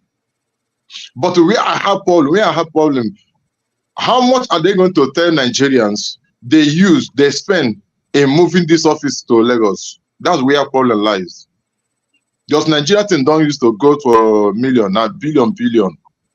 That things used to go. Before you could know it, the chairman of Central Bank of Nigeria said that they spent 2.6 billion, 3 billion to move some logistics, to move some things to Abuja. If you begin to look into the details, you've seen ordinary paper, ordinary documents that cost all this amount of money. That's the main issue. That's the main cocoa. That's the main problem of moving all these things. Now, secondly, I wish they can spread these offices of CBN. At least, if some offices are in Lagos, they spread some to Calabar. You have forgotten about Calabar, Cross River State. He was once a capital. Why don't they move some certain things to that Calabar? To make sure they spray everything work out according to the way it's supposed to be. If you watch the history of Nigeria, watch everything concerning Nigeria, moving offices and the appointment, it's only Lagos and Abuja. If you come to Nigeria, Lagos, Abuja. Other states are dormant. Other states are silent. Does it mean other states are not capable to handle some certain things? If in that US where you are right now, if you ask people, some places they know in Nigeria. They will tell you Lagos and Abuja. I traveled to one state here in India, one of the factory. So when I traveled to that place, the Indian man said to me that I have been in Lagos. Do you know Lagos? I have been in Lagos. I have been in Abuja. I asked him which areas again you know in Nigeria. He said you don't know any other place. Have you seen where problem lies?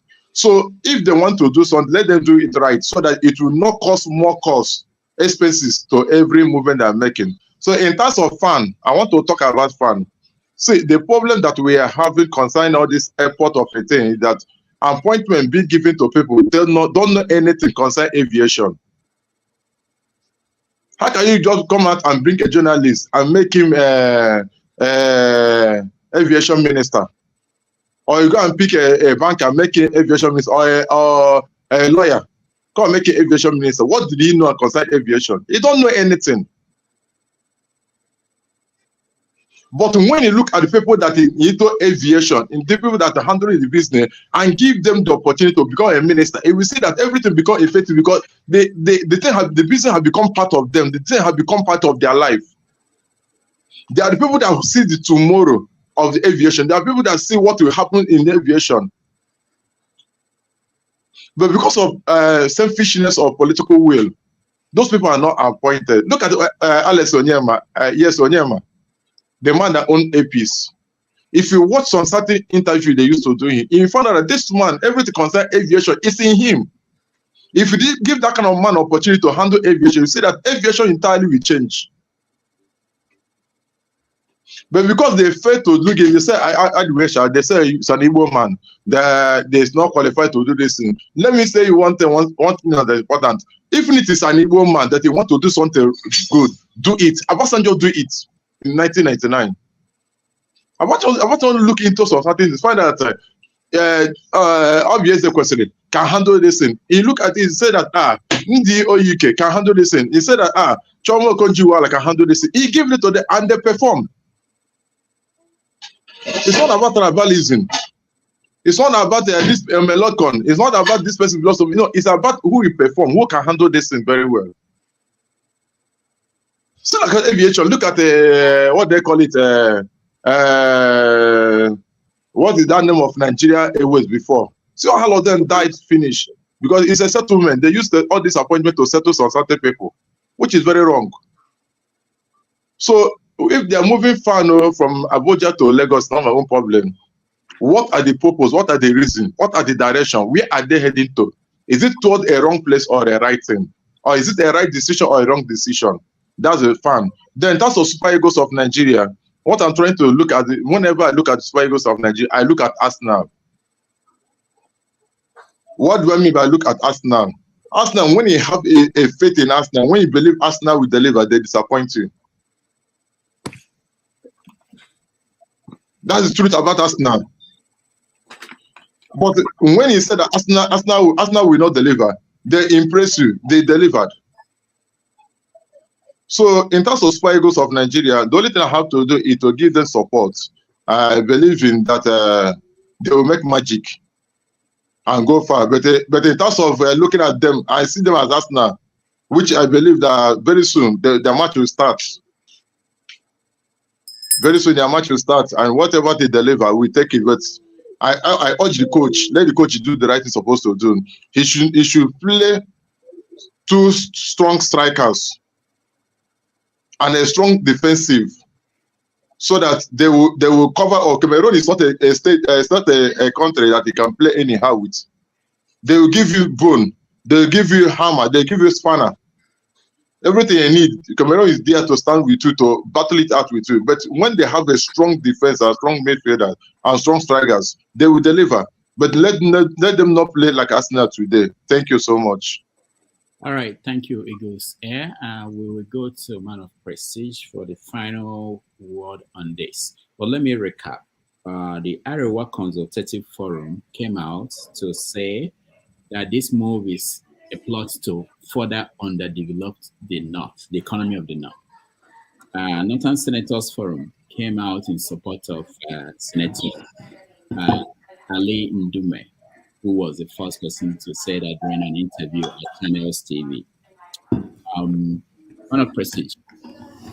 Yeah, good morning, good afternoon, people in the Eastern Standard Time. Good afternoon, people in Nigeria. I greet everybody. So we're on a two topic right now in conjunction. So let me start with the Eagles because I'm a sports fanatic. So they are playing at 3 p.m. today. Right now, it's currently going on Angola and Namibia. You know, goalless draw. Of course, Angola is down with 1 man. Their goalkeeper has been sent out. So they are playing 10 against 11. I think we're going to meet the winner of this hope. But on the Eagles part, the last the two teams have red cards 10-10. Oh, okay. I step away from the TV. Okay. Let me proceed. For the Eagles match from the group stage, in my opinion, they are the best team in the from the group stage of where they played. But their performance has been a very pedestrian and lackluster. You know what I mean to say. You know, they played the kind of formation they have 4-3-4. I mean 4-4-3. I mean 3-4-3. I think that's what they're going to play today. The coach has to apply a system because if you look at Nigeria playing in Europe and everything, sometimes it's not about talent, but the system has to come into play because Nigeria has the best players in Europe. Look at the record, of course, one of our best players, in my own opinion. Forget about Osimhen, he's our best player right now, but the best player Nigeria didn't play is Victor Boniface. With his current form, he could have made a difference. But having said that, I think Nigeria will rise to the occasion when we come to group stage. I'm thinking they're going to beat Cameroon more than 1-0. That's my opinion because I've watched Cameroon. I've watched all the whole game. Cameroon doesn't have that, that prudence that you used to have. But, like you said, the game is a game. And what I just read a while ago, two of their best players may not future. So I think Nigeria has a better team against Cameroon. But can they utilize their main advantage? So let's hope Nigeria win. I think it starts at 3 p.m., so I will miss it. So I think the next one we are talking about is the CBN and the FAAN moving to Lagos. I don't really have any problem with that if it is based on process. That's the main reason they are moving it because I don't see what's wrong with that. Because if you look at this country where we are right now, look at all the whole financial institution is based in New York. I mean, which of them is in Washington D.C.? Maybe the FA Control Center is in Washington D.C. So financial hubs should be able to have most of the legitimate thing. I mean, so I think it has to do with some political because all this not complaining right now. That's what people don't realize, in my own opinion. They are playing for future purpose in case their man come in the next 4 years or 2 years. They're going to move everything, not just in Abuja. They're going to move everything to Kano because they have already played a scenario where say, why not make it on nature? That's a very tribalistic connotation they are trying to play there. Or why not move something to Kano? So they already give you a prelude, what they plan. They know that the president, which I don't really support, but it's my president, has the ultimate, power to do whatever he wants to do when it comes to those kind of things. But they are playing what they're going to do in case their own people come back. They're going to use this as an excuse for what's going on. So like I stated, I don't have any problem if it was based on process, not just want to make everything in Lagos. Like from what I read, I don't know how true is it because everything that come out from Nigeria is kind of half truth. They say there's about 4,000 of the employees in Abuja.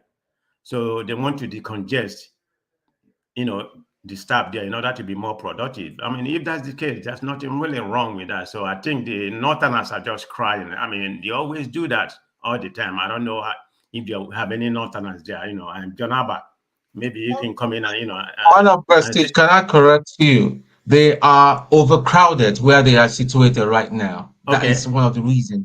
So, I mean, that's health hazards. So it makes sense. Yeah. I mean, I think I'm on the same point with you. That's why I said if it is based on process, it's a right thing to do. So what are those Northerners crying? I mean, they always control the whole country. I mean, why can't this? What's wrong with that? So I think he's doing the right thing, on both cases, if it's based on process. So that's what I have to say, Dr. Damage. All right, thank you. Show, welcome back to the show. Hello, Dr. Damages. Happy New Year. Happy New Year to you. With you guys. I was here 2 weeks ago. I came in 2 weeks ago. I think you had left. I was here for about half an hour. Evening shift. Yeah, the morning shift. I keep getting questions. Where is Show? Where did you lock him up? What am I? Life, work, everything. But yeah, it's good to be here. Welcome. So we're talking about the movement of some departments of CBN to Lagos. There were things like threats of lawsuits. Some northern groups are threatening to go to court. Some are saying there will be consequences to the president for such a move. I want you to, weigh in with the language, and everything else. Well, I've tried to keep up with the news coming out of Nigeria as much as I can. I've not been really up to date with it, but this one that you've mentioned, I've heard. I think I saw snippets of one particular guy. I think the whip saying that they won't. It's very transactional, and people will tell you it's all politics. They know what they did for him in this last election. They took Buhari to court so that Tinubu could win. So, they played a pivotal role. So they are very entitled to what they are saying.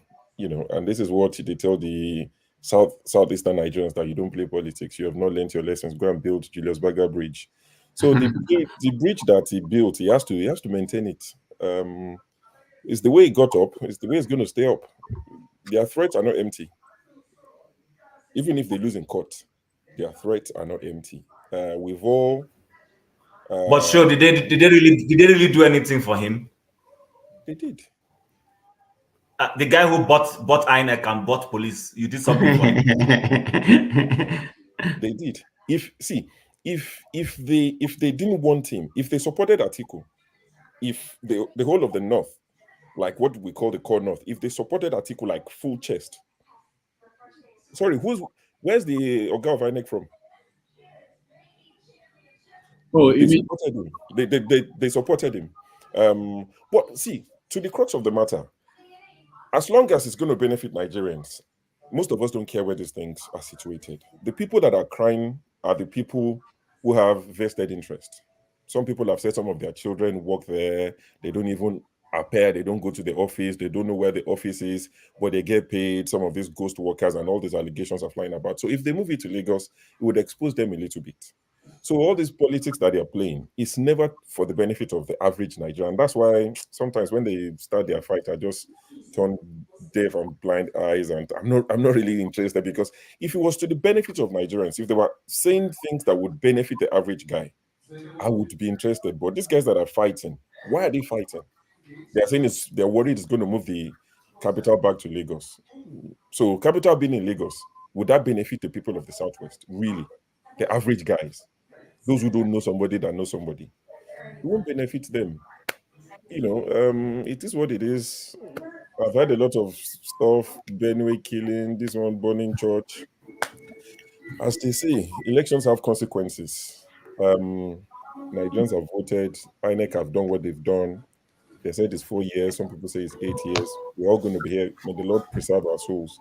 At least I don't live in Nigeria. Nobody's going to kidnap me. I don't go there. I don't go there often. Nigeria know they don't greet me like that. I hardly go there. So those who full-chested supported Tinubu, they are the ones that should come here every Saturday and give us updates. What's going on? What's the plan? How much is the dollar? I mean, because I send money to Nigeria from time to time, so I keep an eye on it. And I saw today was 1,800 to £1 pound, 1,800. I saw it. It didn't bother me. I didn't complain. I just did what I needed to do. They said Tinubu has gone to France, a private visit, something visit. People said you should go to Benue, you should go and speak. This guy told you, we don't pay attention. Buhari said he was going to do top to bottom. He did top to bottom. Tinubu said he will continue from where Buhari stopped. You think he was joking? No, it's continued. The killing will continue. It's not going to affect them. The average senator in Nigeria, in Abuja, would fortify security. He would speak to somebody that knows somebody. They will speak to IG of police, and they will get more police officers to protect their homes. That's all they're going to do. So the senators will protect their home. They will fortify the security, the House of Rep guys, everybody, and their side chicks and their whatever. They will be protected. It's the average Nigerians that are the ones that would suffer. in 2027, we will be here.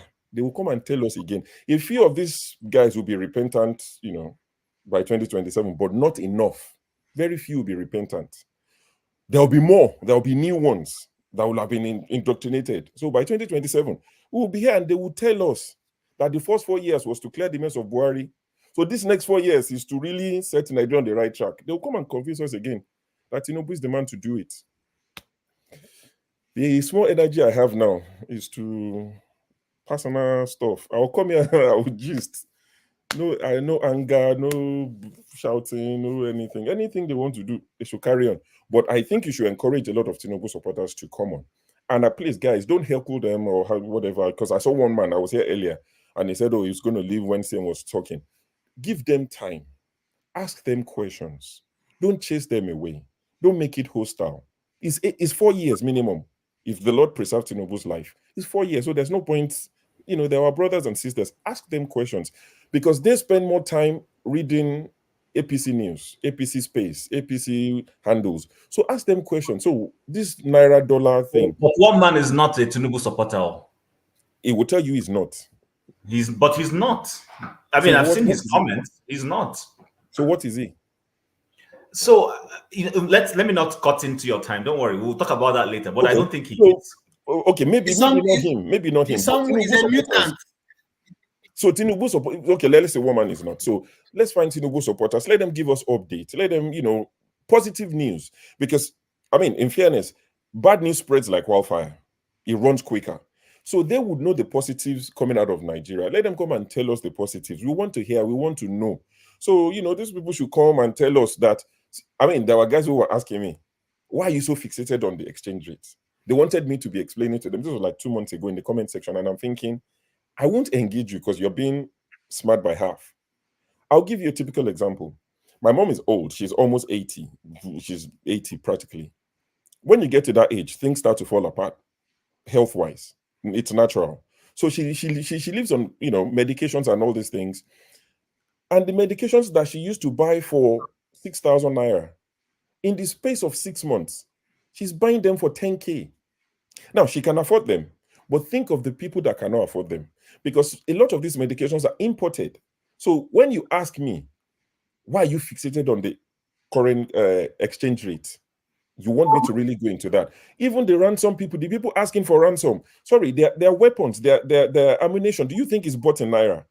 If they catch you last year and they asked for 50 million, this year they will ask you for 200 million because they need more money to buy their guns and their bullets.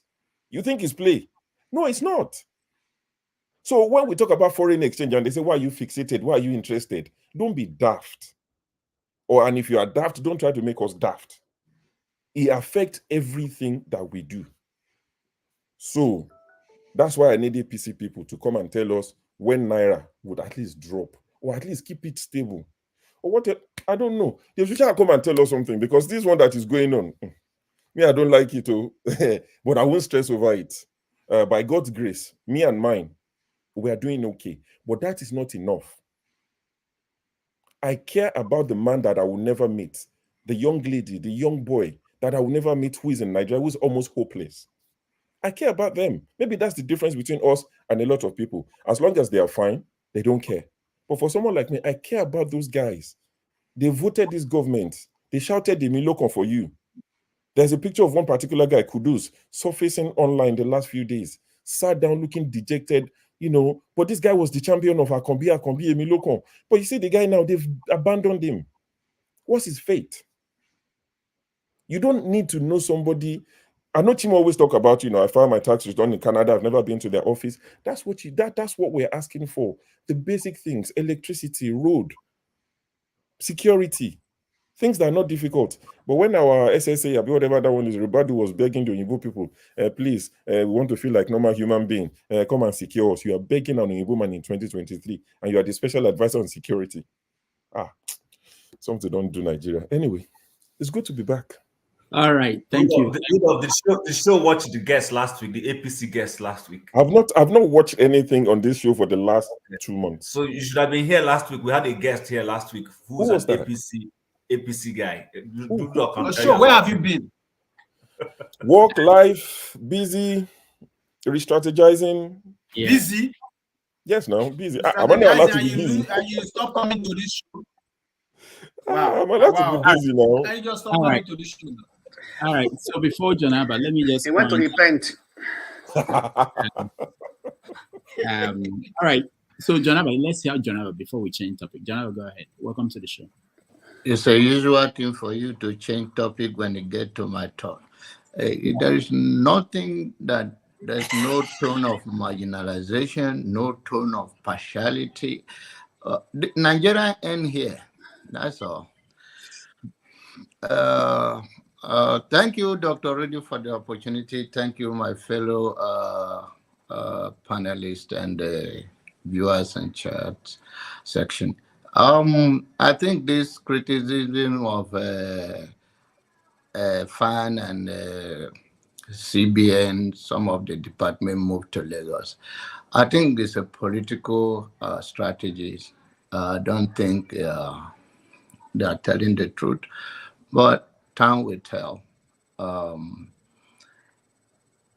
But then it's about anti-not. It's nothing more than that. Because of the excuses here, there is nobody that gives any reason why the cry of the northern end, whether you call it the politicians or the elite, there's no excuse or no genuine explanation. But whatever it is, time will tell. But to me, it's hold on. You can't talk like this. You are the closest person to the north here, and you understand the north more than the rest of us. Why should anybody say that is an effort to underdevelop the northern economy? Can you help us? From that perspective, it's about like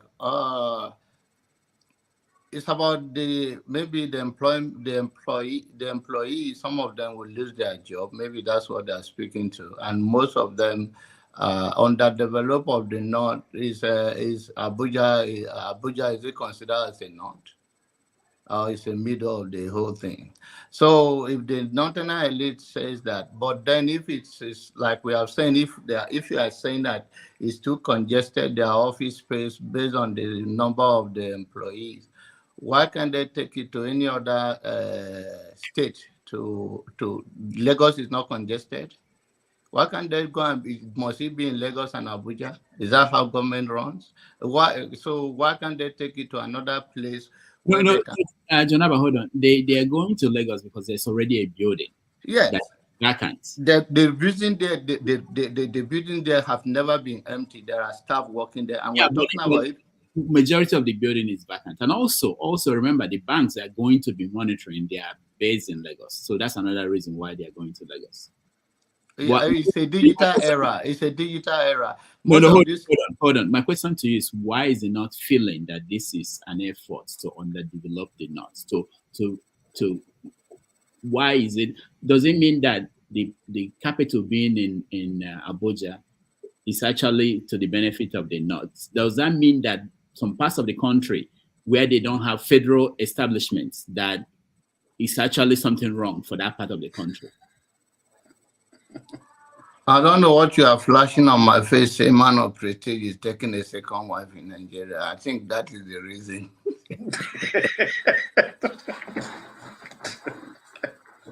Jonaba, all right, you can help us. I think you say something again. I think it's FAAN and CBN is the same thing. So I don't want to go. It's political, and we'll see in the next 4 years. All right. Thank you, Jonaba. KJ, welcome to the show.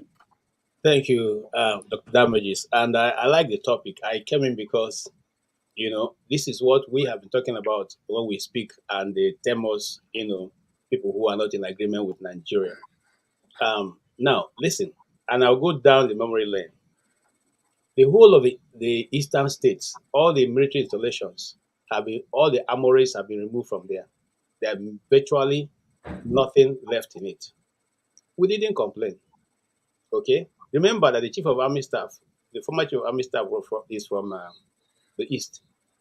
But the army installation in those places are just nothing but just, empty shells, empty barracks, with just some few. Sorry, KJ, please, can you correct you?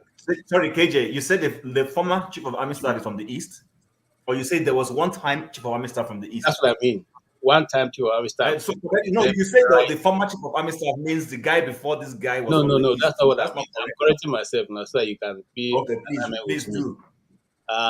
General Hejurika is from the east. In fact, to be precise, is from Isukwato, which is close to me. Okay, now we didn't complain when those things were removed. All right, let me go back a little bit. When IBB was in government, he decided to remove the Makurdi airport. Is the biggest airport, military airport in Nigeria, and if not the whole of West Africa. But he decided to remove every MiG, every fighting jet, everything that was in Makurdi was moved out. Okay, the people of Benue didn't see it as a anti-Benue. Okay, they didn't complain. Now, when he decided again in the second time of Buhari, when he moved everything that had to be like any powerful installations of the military were moved to the north. The south didn't complain that it was a move against the south. Okay, now just mere 2 ministries, not even all, just FAAN and some department of CBN that's already operating from Lagos. And if you read their statement, they said every week they send people to Lagos to go and work. Okay, so why spend so much when you can just simply relocate them and save some of the cost? Now, having said that, if we are thinking as a one country, why should a section of the country come and say this is against us? Okay, so when we speak and say there is this unwritten constitution that if what doesn't favor the north, then it's not Nigeria, and some people come up here to challenge. This is what some of us have seen in the past, and we are still saying it again. It has not changed. We are building 2 nations. One is the Nigeria that we know. The other one is the far north. I don't even want to say the north, because even in the north, there's northerners, the real northerners, and there's the fake northerners. That is my own thing. Please pardon my word, fake northerners. I don't mean that they are fake. I simply mean there's a 2-tier kind of northern elements. Now, having said that also, let us, just cycle a little bit backwards. All right? These people who are making this statement were the same people who came out and told us that Boko Haram, they are northern people. They are northern youths that are being destroyed. The South didn't rise up that time to say, why would you say that? Because these people are destroying our nation, and you are saying they are people. Nobody complained when Buhari was selected to lead this team to negotiate on behalf of Boko Haram. But if it was the Southerner that was in that position, even till tomorrow, they wouldn't have stopped talking about it. So what am I trying to say in essence is that it only comes to become political. It only comes to become, when they were moving the federal capital from Lagos to the middle of Nigeria, which is Abuja now, the South didn't complain. The Yorubas would have been saying, no, this is taking chop from our mouth. They didn't complain. They said, so be it, because we're looking at it as one Nigeria. Now, if you circle back a little bit, there was a time that the agitation for IPB was going on too much. There is a professor I respect so much, Professor Jerry Ghana. He came out and said, okay, people are struggling for division. Just remember that Abuja is the north. So if people finish going, you leave everything for us and go back. So in other words, this is the mentality that the north has always had. And Professor Jerry Ghana is somebody I know very well. I respect him. I'm not quoting him here because I don't respect him. In fact, his first son is my good friend. We all went to the same university. So I'm not quoting him because I want to tarnish his image. I'm saying that this has been the mentality of some of these individuals. So it is not surprising now, okay? If you notice, even in the man's explanation, he couldn't find a good word to explain what he meant by what he's saying, because it didn't make sense to anybody. Okay? And that's my take. That why is that whenever this is done outside of the north, Listen, Kaduna alone has almost 5 different military installations with senior army officers in it. Okay? Now let's come back to the US. You all know that most of the ministries that handle things in the US are not in Washington, DC. Okay? If you are dealing with IRS, it goes all the way to Texas. All right? If you are dealing with, it depends on which ministry you are dealing with. There are different locations. Which was the original plan of Abuja?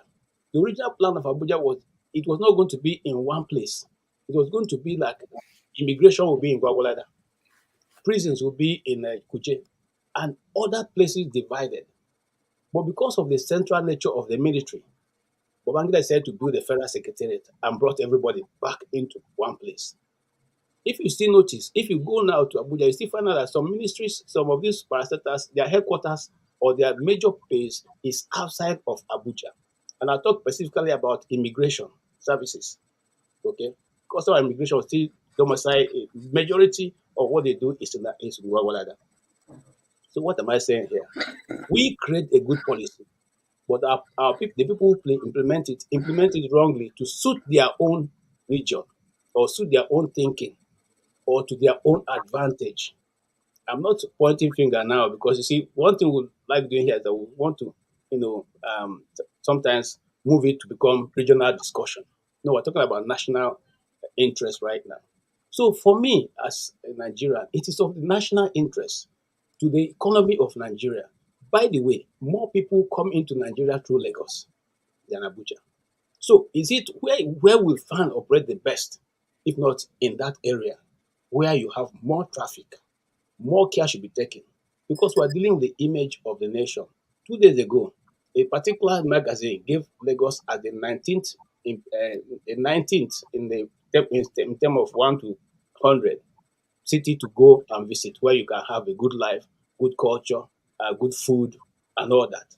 So if that be the case, it means that many people will be looking at Lagos in the coming year or years to, So that means that everything has to be done in excellence. So I do not see why it become a problem that FAAN is moving and then central bank is moving. Majority of the banks are in Lagos. They make their money in Lagos. So don't you think that if you need total control or absolute or even a minimal control, those people should be closed? And somebody here, Jonaba, my dear brother, he's talking about digital age. How much? You don't even have right. What digital age are we talking about? Digital age has not got to Nigeria yet. All right. So let us deal with what we can control right now, which is that people move files from table to table. That's what we are still dealing with in Nigeria. Thank you, Dr. Damage. All right. So we will have to try to rush so that we can go to other topics. We spent 2 hours on this. So Ndubisi, you're next. Thank you, Doctor. Good afternoon, gentlemen. Concerning the movement of FAAN and some departments of CBN to Lagos, I don't find anything wrong with that. Like many others have spoken already, that Lagos is the main business hub of Nigeria for now. It's the commercial nerve center. It's our major entry point, and most of the air traffic comes through Lagos. In fact, some foreign airlines, I think some foreign airlines, they don't even come to Abuja. They fly straight to Lagos. So, and FAAN was formerly in Lagos. That means over these years, let us say since return of democracy in 1999, it has been there until the last man in power moved it up. Probably his kinsmen, as usual, they want to control everything. And they see there's money there. And they want to be in charge. And another thing Tinubu should even be looking at is those appointed as heads of those places like that FAAN now.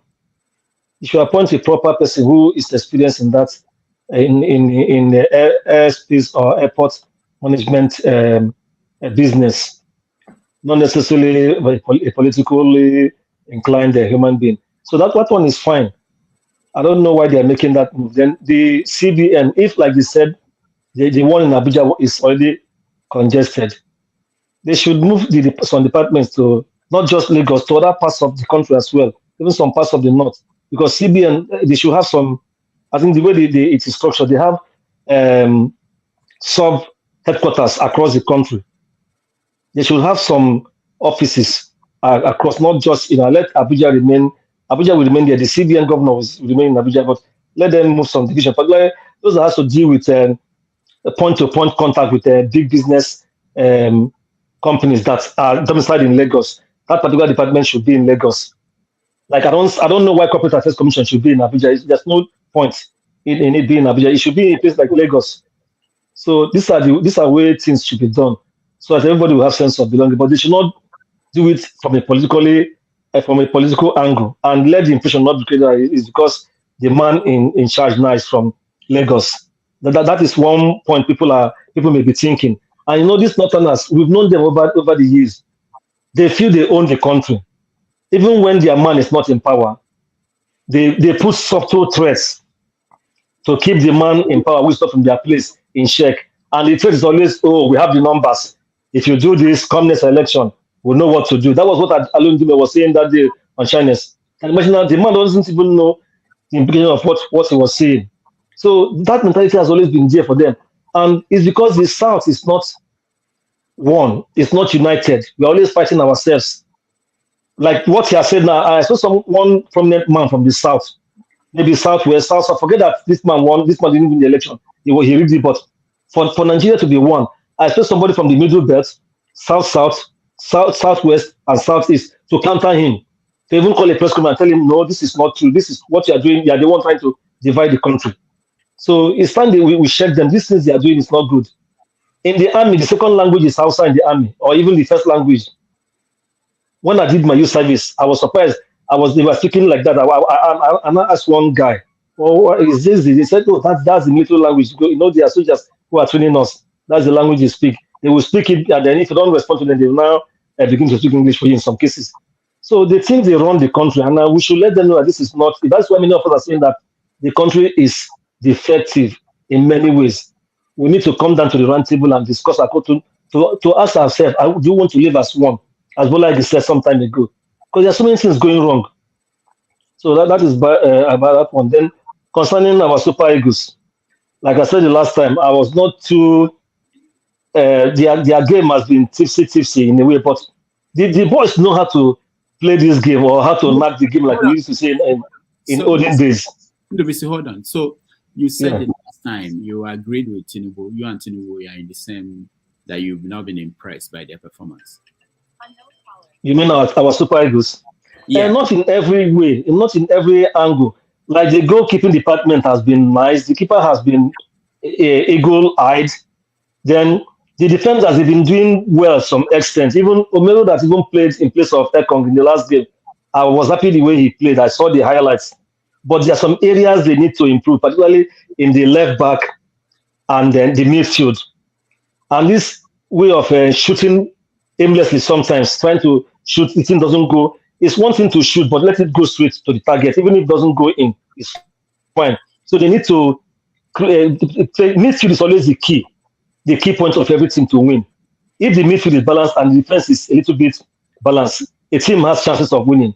They may not concede goal, but if a midfielder can create, though we don't have such guys like Okosha again, or people like Etimes in their days who can mesmerize and make chances. But the way they play, I think if they improve, if they watch the tapes of their previous game in a room, look at the areas they made errors and try to improve on those areas in training. And then, like we know in football, you never can tell. It might come to penalties. I hope they have practiced penalties, because that is another way where our team, whenever it comes to penalty, I just leave the screen, because it's 50-50. Nobody knows. A team can play very well, they will not win. When it comes to penalty, they will just collapse. So that's another area they should play. But I believe, having watched the Cameroonian team struggle with some other teams, not like we struggle, but I know we are better than them a little. If we can improve, we can penetrate them. Then Osimhen too, he should try to make good of his chances. In their last game, before I end my comments, in their last game, there was a time Moses Simon had his chance. He held the ball. Osimhen was somewhere waiting for him to pass the ball, but he felt he could dribble the keeper, but unfortunately the keeper stopped him. If I passed that ball to Osimhen, no one else slotted the ball into an empty net. So what I'm trying to say, if your partner is well positioned, but you think you can score, just give him the ball. Let him be the one to finish the team, because what we want is a victory. So at least it's knockout stage. There's no second chance. If you go Uganda, and Cameroon and Nigeria has been rivals over the years. If we lose to them now, they will brag in their country. Nigeria is our wife. If we beat them, we are the ones that will brag. So let our boys try to do well and then give us at least something to smile this weekend with, and forget little about our troubles back home. Thank you. Thank you, Ndume. You know, this whoever highlighted this show, a comment is true. I don't know what the hell he's talking about. I don't know the players, but I have a question for you, Ndume. Who is the senator representing you in the National Assembly? Oluzone. It used to be Russia. I don't know the man. I know our Imo politics is a very funny one. No, it's okay. I just want to make sure I'm right, that we know all these players and what they play and everything. People representing us, we don't have no idea. Senator. He's Senuzo. He doesn't know that he's the senator. He's Senuzo that is. Osita is Senuzo. Okay, he won his APC. Yes, I know him. I know him from. Yes, I know him. I know him not personally, but I've gone to his house a couple of times. Yeah, he's the man. Thank you. Bello, welcome. He's the person. Yes. Good day, everybody. Well, I mean, everybody, I applaud everybody for their wonderful speeches and their contributions, and just we've come here to, talk about the issue of the relocation of the parastatals, and I mean, some few MDAs from Abuja to Lagos kind of situation. I mean, my own take is just that, at this point, I'm beginning to think Nigeria might never be better, And it's unfortunate I'm, reasoning like that, because it's hardly anything or any changes that we make in that country right now, The first thing that everybody want to check in their mind is, want to check this ethnic colorations, like, how does it favor my own people? Is it that they are taking something away from my people? How about we think about as one Nigeria, like, okay, does this benefit the country as a whole? Because in most cases, everybody, even most of us here, we come here, anything we like, it's because they hate us, or it's because, it's not from. And I heard John Abato, because I know from his name, I guess it's from Benue or something like that.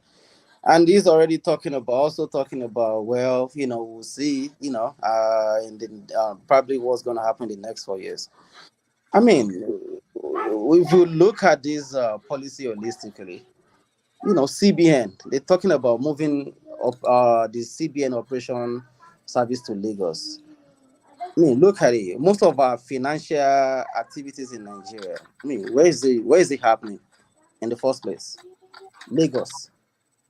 So, and even I heard something, I don't know if it's a rumor, that I heard about Emefiele, that, even during his own tenure, he usually probably spend from Monday to Wednesday in Abuja, then he fly to Lagos probably from, on Thursday, and, you stay in Thursday, you stay in Lagos from Thursday, throughout the weekend. And I know he's probably not going to be the only one. And that is how important the Lagos office is. If it's not important, there won't be this back and forth. And I'm sure some other CBN staff will be doing that back and forth also. And and we've heard from, some explanations from the CBN, that, okay, this, reason for this movement, part of it is saving of some costs. Right now we are talking about, okay, the nation, we don't have money, we keep borrowing. The president is doing his own, cutting off, his entourages, outside and even in the country. Everybody has a role to play, and the CBN is not excluded, in this situation. They are part of this administration. So, and also we've heard about, this uproar from the northern people, or is going to have its consequences, we'll wait for him in the next 4 years. Is it the Lagos boys that voted him in? I mean, all this kind of ethnic coloration is really, really, nauseating. It smells. It's very, very, unfortunate for a nation like Nigeria. Then about the FAAN. I mean, where would the FAAN headquarters rather be? Where would the FAAN headquarters rather be?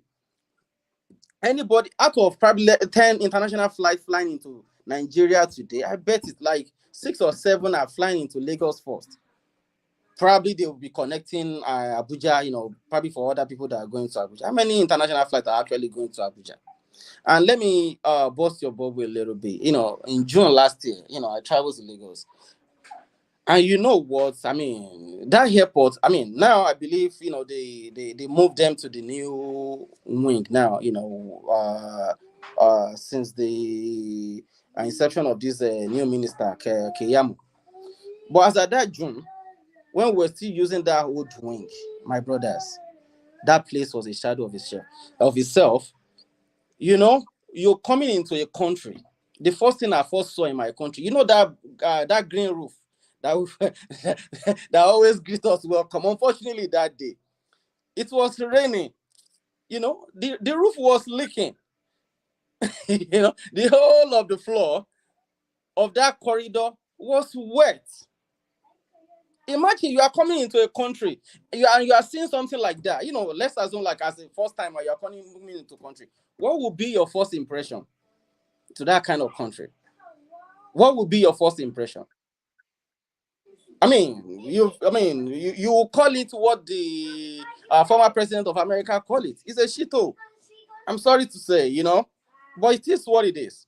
The whole place was leaking, and the moment we got to the place where all these immigration people custom check our passports and stuff like that, they started telling us, oh, new thing, you need to do one health something like that. And I'm like, I'm a Nigerian.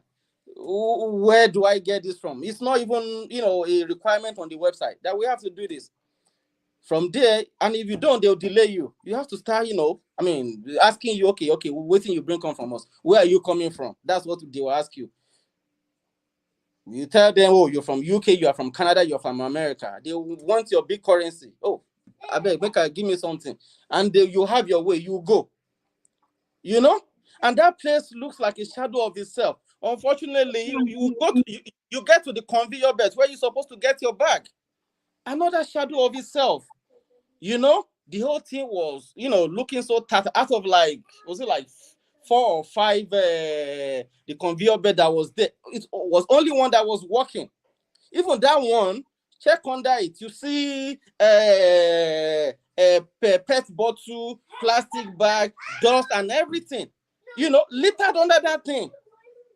What kind of country? Are we trying to build? And now look at it. Had it been like the headquarters of FAAN is in Lagos, do you think? The Oga Kwatas, they'll look. They'll leave that place in a rotten state like that. So, I don't mean to talk too much, but where would the FAAN headquarters rather be if not Lagos? All right. And about the Super Eagles, they have not been impressive all along, because these days I don't even feel impressed watching them. But today I wish them luck, and I think the Cameroonian team, they are not. I've been following AFCON a little bit. They are not as good. They are not also good. I think they are not really as good as we are, but it's just going to be a game of 2, unperforming team. But I wish, I wish us the best, and I hope our midfielders can do better, because Osimhen himself cannot do the whole thing, because it just seems like he's just the only player on the field. Then I should still have to give kudos to our defense, because so far, they have been really, really doing a good job. Thank you. All right, thank you. We just have to round up on this, but let me point out a few things that came out during this conversation, not here, in other places. You hear people say that we have only one capital, that we should leave everything at that place, that things should not be spread across the country. But they forget that a country like South Africa, they actually have 3 capitals, formal capitals. So it's very important that we remember that sometimes we think the parts of the world, they function the same way we want to function. Also, John Abbas said something about the North. He was asking a question. I never had that said. Is Abuja part of the North? I know he's from Benue, and Benue State is considered part of the North when it's convenient for them. So, but he asked that question, which was strange to me: is Abuja part of the North? One other thing, the person, Ali Ndume, the senator, said that actually that he did this. He raised this question out of the sense of patriotism, that he's been a patriotic person by raising this question about why are we moving this to Lagos. And I hope that when people in other parts of the country raise issues like this, we should also be able to say they are doing it out of patriotism, not that they don't like Nigeria or they are making troubles. Ikolola, you're next. Good evening, everyone. Thank you, Dr. Rudolph. Sorry I came in just a few minutes ago, and I overheard this conversation. I think it's about FAAN and the CBN and football. I write codes. I write computer codes. And there's one thing we always do. When you are going to write a line of code, you make a statement under it saying what that code does, such that when you now test and it doesn't work, and you want to remove that line of code, you understand what it is doing. You just don't remove it. Why was FAN moved to Abuja in the first place? It is to keep everyone together, to give everyone a sense of belonging. Now, if we are still holding on to saying, oh, it has to go back to Lagos because everything goes through Lagos, that means the government has failed in its agenda in creating we should have 5 functional international airports that function effectively, such that FAAN is at the central and makes sure that everything works. So we are just going back to what we've seen never worked. And then someone is going to say, oh, I am now being marginalized. And someone is going to say, oh, is it because it is coming back to me? This was the initial problem we were trying to solve. So we're going back to that same problem. What a mentality, you know? And the same thing with CBN. The government has failed in making sure there are banks in every village of the nation. Is that the job of the government?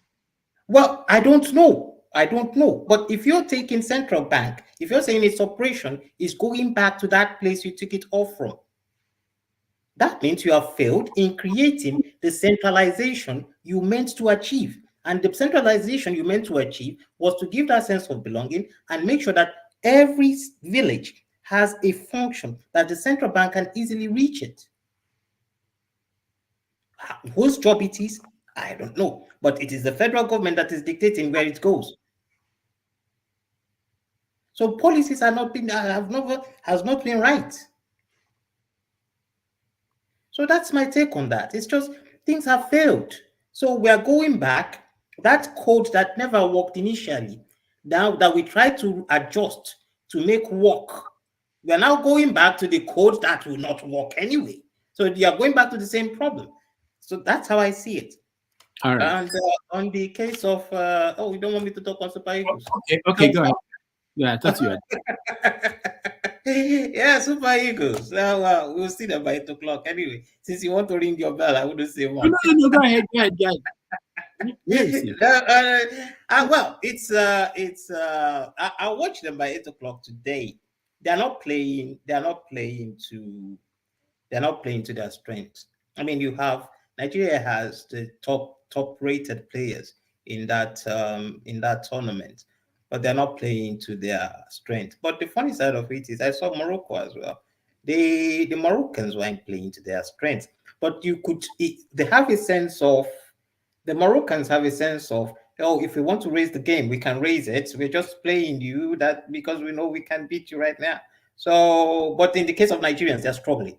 They're just struggling. They can't put on a show, So, but hopefully we'll see what they do against Cameroon. Okay, before CJ ends this topic for us, let's hear Chim. Chim, go ahead. Okay, so I just wanted to say something on this movement. Sometimes we get a few things wrong. That Abuja, or that a place has been designated as administrative capital, what we Nigerians refer to as federal capital, doesn't mean every institution of government has to reside there. We need to get this right. And you rightly cited the South African case where Pretoria is the capital of the country, and then Cape Town is something else, and Joburg is something else, and some other places.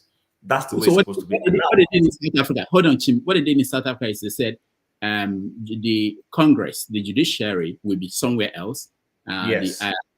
The executives will be somewhere, and then the other one. So basically, if you want to go to the National Assembly, you go to a different city. If you want to go to court, you go to a different city. If you want to go to see the president, a different city. So yeah, that's what I'm saying. I'm re-echoing that thing. But in the case of Nigeria, I also have read somewhere where remember, Nigeria's federal capital was moved. The decision to move it didn't happen under Babangida. There was a more robust intentional plan under the government of the late General Murtala Mohammed. And in his planning, I'm not sure who mentioned, I think it was KJ, there was never a time they planned to put everything where we call Abuja now. The whole intention was they were going to be because they wanted to avoid the mistakes of Lagos, where everything was inside Lagos. So the plan was, while we recognize Abuja as our federal capital, but we will not put everything there. We will not unburden Abuja. Unfortunately, we had a president who came, and his self-survival, let's never forget this, though sometimes we forget history. Babangida was trying to survive. Babangida moved Abuja hurriedly after the Oka coup. It was after the Oka coup failed, he suddenly realized he was no longer safe in Lagos, and he made that quick decision. Yours truly served National Youth Service in Abuja. It was a difficult time of my life. I couldn't afford housing. I used to walk long distances. There were no taxis. Civil servants who were forced to move to Abuja, some of people who started hearing things like Abuja marriage.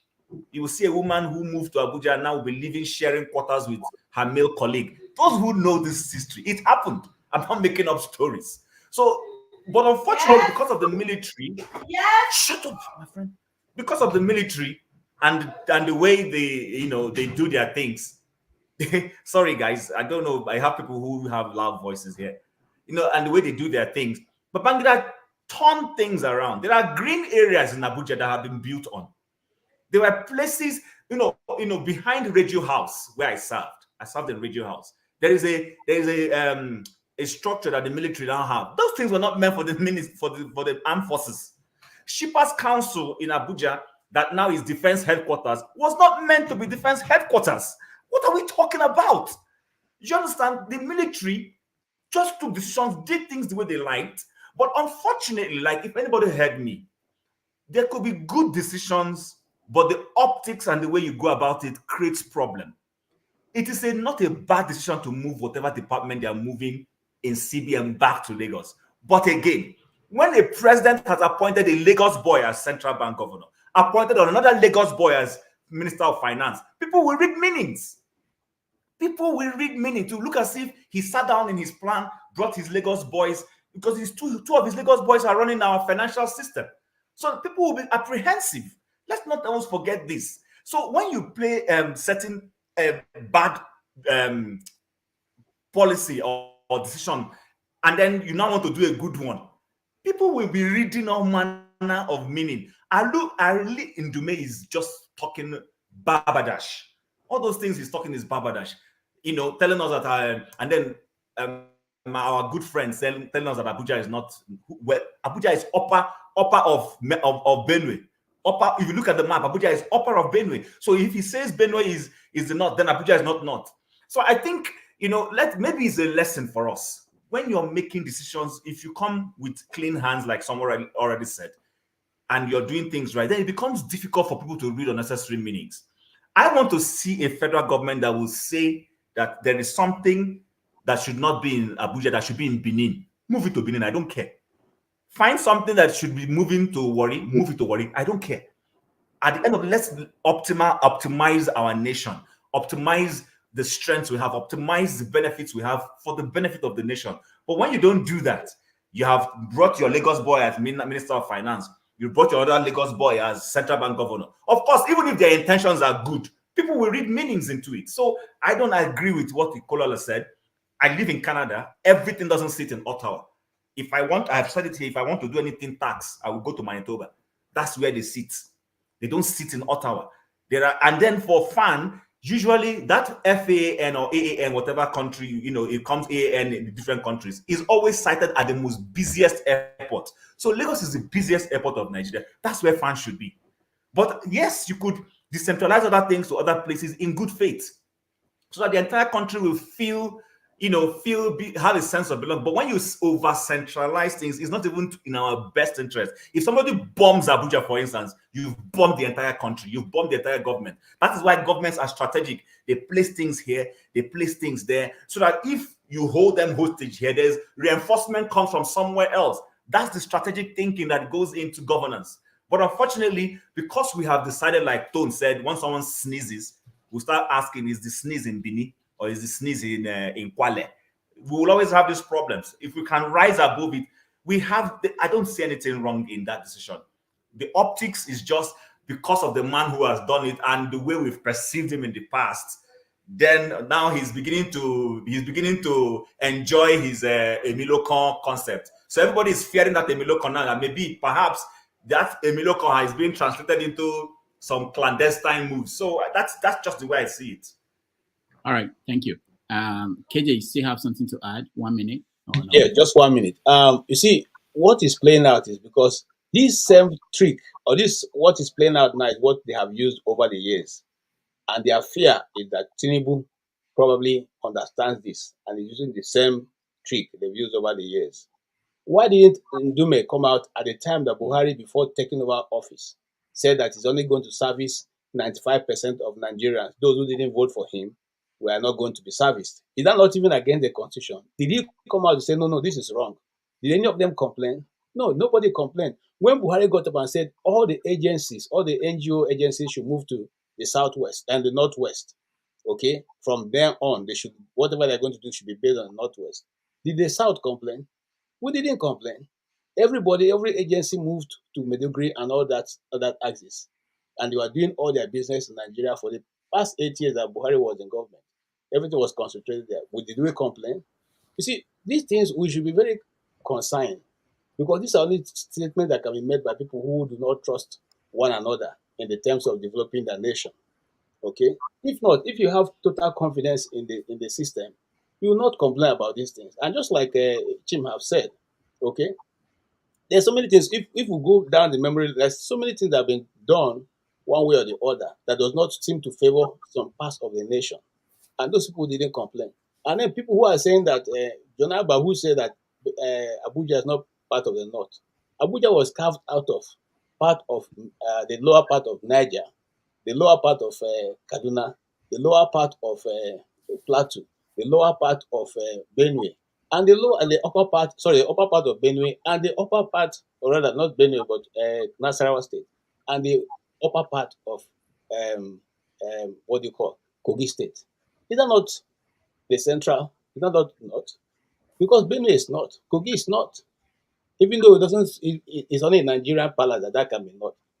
Okay? And look, let me tell you, there are certain things that are created in Nigeria that you can't find in other place. I've said this here before, and I say it again. I'm going to say it again. There's nowhere in the world you find north, northeast, northwest. Not those things are, in fact, even inconceivable.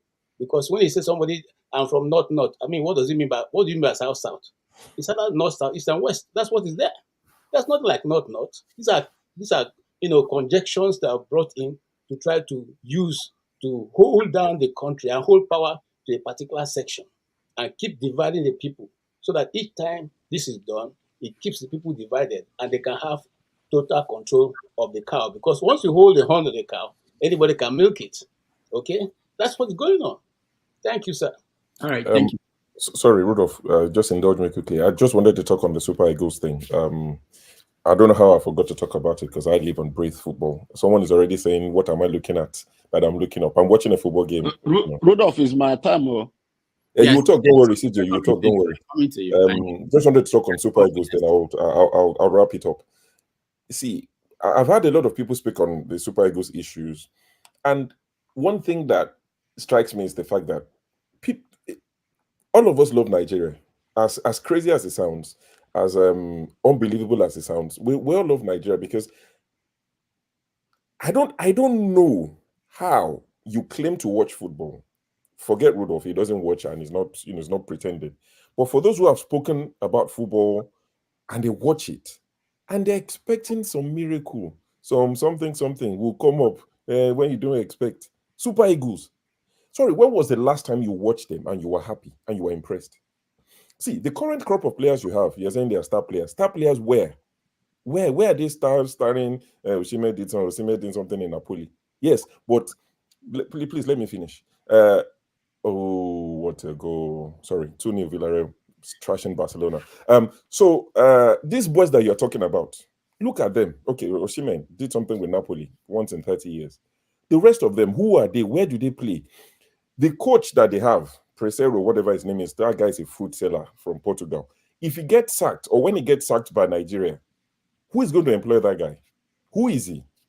What's his pedigree? And the biggest issue is these current half-baked players that we have, they think they are it. They think they are the guys. They are nobodies. They don't count in world football. They are irrelevant. But in their minds, they are kings. They are big boys. When we had the likes of the last crop that ended in 1998, or maybe 2002 Korea, Japan World Cup, those guys were individually good. So even if the coach wasn't that good, their individual brilliance could drag you over the line. These ones are useless. I've not watched them in such a long time, but I keep up with their results. I made the mistake of watching their last game. Oh God, I won the 90 minutes back. Useless. Absolute stinker. It's like, who are you? It's like they're doing Nigerians a favor by playing for us. Get local boys from our local league. They have something at stake. They want professional contracts in Europe. Take them. That's similar to what happened in 92, Senegal 92. A lot of the boys were unknown. From Senegal 92, they did well. They went out to Tunisia and they won. And they went to the World Cup 1994 and they were the second most entertaining team after Brazil. We could have won that World Cup if that nonsense against Italy didn't happen, where Baresi dragged Yekini to the floor. Scored that goal, we are going to play Romania and play Bulgaria, who we beat in the group stage, onto the finals. That was a team you could get behind. Who are these ones? And people talk about them and they will be that one riding on his own.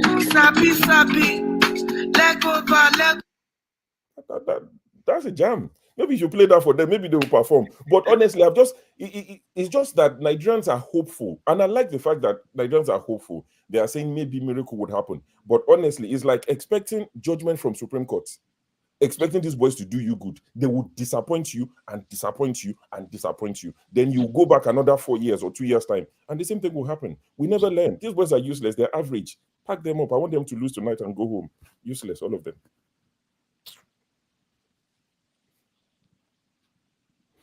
When was the last time I watched local league? Let me quickly tell you. I follow a local league. The games are not on Show is an Arsenal fan. He's speaking like an Arsenal fan. God forbid. I rebuke it in Jesus' name. I rebuke it with everything I have. No vex, but I rebuke it. I'm just going to say this just 20 seconds so that CJ can speak. Look, in 1994, 30 seconds I would have gone. If you stop that, I would have gone. I would have gone. Show, please, CJ. Show in 1994, all your players were average. Finidi was playing for Real Betis. Abokachi, Yekini was in Turkey. They were average. But wait.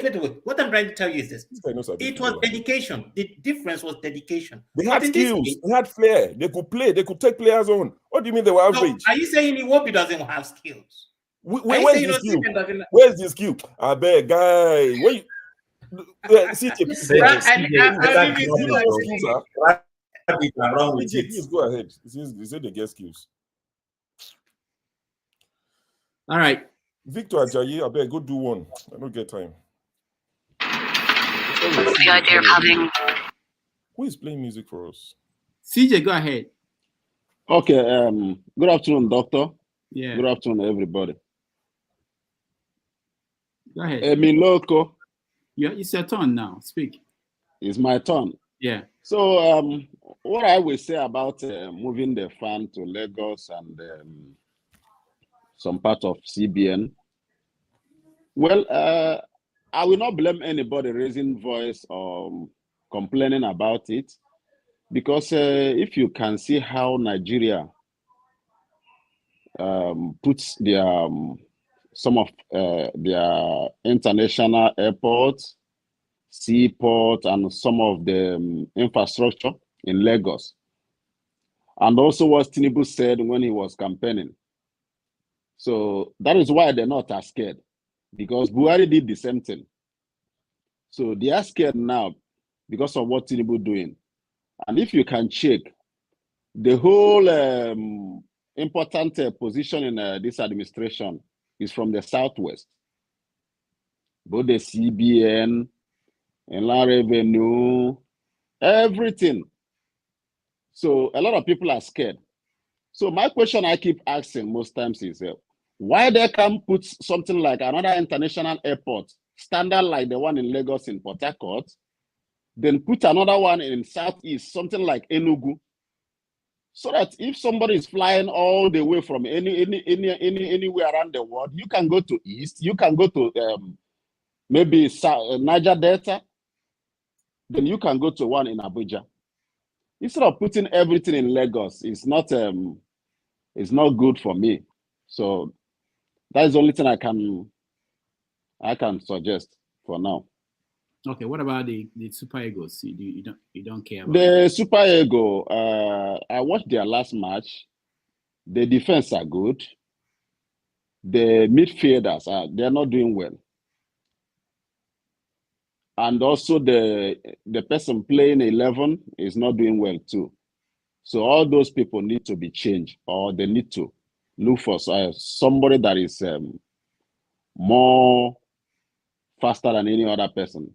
But the defense are good. So that is the only thing I can contribute for now. All right. Thank you. Thank you so much. Let's go to Fathers. Thank you for having me. I don't know, what are we watching? Are we supposed to? No. Okay, these are the Super Eagles. When they were living, when they're living in Nigeria. But go ahead. We're talking about, you are the final person now on this topic, about movement of CBN and. I think I'm close. Greetings, Dr. Rudolph, for having me, and greetings to everyone on the panel, and to the ones in the chat and the viewers. I think I am of the school of thought where Okolala is coming from, because I'm not sure. I think for once somebody tried to see it from a more holistic point of view, and there is also the aspect of strategic positioning. In the age of a nuclear tsunami, people putting things in Lagos is not always a very good idea. North Korea just tested a submarine that can deliver nuclear tsunami to any coast, and we are busy packing all access to the coast. I don't think that's always a very good thing to think to do. And also, if you are moving stuff, what will give this a kind of to raise suspicions is because Lagos and Abuja they are not the only capitals in Nigeria. Why? What is wrong with the north? What is wrong with the southeast? What's wrong with the south? What is wrong with other regions? I don't hear anybody saying they should put the petroleum in the headquarters in the south. This is south. You know, there's this air of entitlement that some people tend to have in the country, and that is not nice. And when we come here, you hear some people pretend as if they care about justice. All they care about is their own interest, and they don't even realize it. And that is the problem. If people cannot think and try to put themselves in other people's shoes, maybe you shouldn't always be the best person to listen to. There's a reason why a doctor is removed from operating on their own family members because they know their objectivity will be lost. That is the problem. And I hear, when I heard some of the Northerners, when they were talking about the issues that were reason, that's their concerns, he sounded quite reasonable. And in terms of Abuja, it's a political knot. It's not a knot. Nigeria, Abuja is in the center of Nigeria. Strategically, it makes sense to have some of the administrative stuff in that region because if you want to get to it, you have to travel through Nigerians to get to it. Most capitals around the world, from what my observation is, that they are close to the shore, but they are away from the shore. Even London is not it's in the shore of the UK, it's just away from the shore. So you can argue that, okay, why is capital not in Enugu or not in Ogun State or stuff like that? So the entire way of reasoning is that if the North is feeling concerned, you should be concerned because those type of stuff can lead to cohesion issues. Nigeria has been, for better or for worse, we managed to hang on to its democratic system for more than 20 years. That's something that has never happened in the entire history of the country. There's a reason why that is. Maybe if you bring it back to the South, coups and all that craziness will start happening again. We don't know. So when he's moving stuff, he needs to be careful because he's triggering lines of fault lines that could widen, maybe not through his own fault. This is how the coup in 1960 went out of control. You think Aguiyi Ironsi planned all those things? He didn't plan it himself. Some other person planned the coup, another thing led to another thing. Before you know, the whole thing spin out of control. And I don't think doing that stuff only to one region is a good idea. There's an unseemly aspect of this whereby everything seems to be going to the southwest when you could be moving things to the southeast, to the south-south, to the north. What's wrong with the north again? I don't know. Why is it that it's almost as if the northern life doesn't even matter in Nigeria? Like especially when the southerners are talking, northern lives don't matter. They don't have, the south is far more developed. And when I heard that man talking, he was saying they thought about all these things. The reason why they put Abuja and Kaduna as the center of military planning and military stuff, because it's easier to get from Kaduna to every region in Nigeria. That makes sense. I've seen Kinshasa of this is Congo, where Kinshasa is in one side of the country, and the country is massive. This is why the government can't govern the country at all. You have to think strategically about how you put a nation together, and if you want to run the country well. All this stuff is just distraction, really. Whether you move this one to the west, that stuff, the FAAN can be in Kaduna and still run very well if you want to do it well.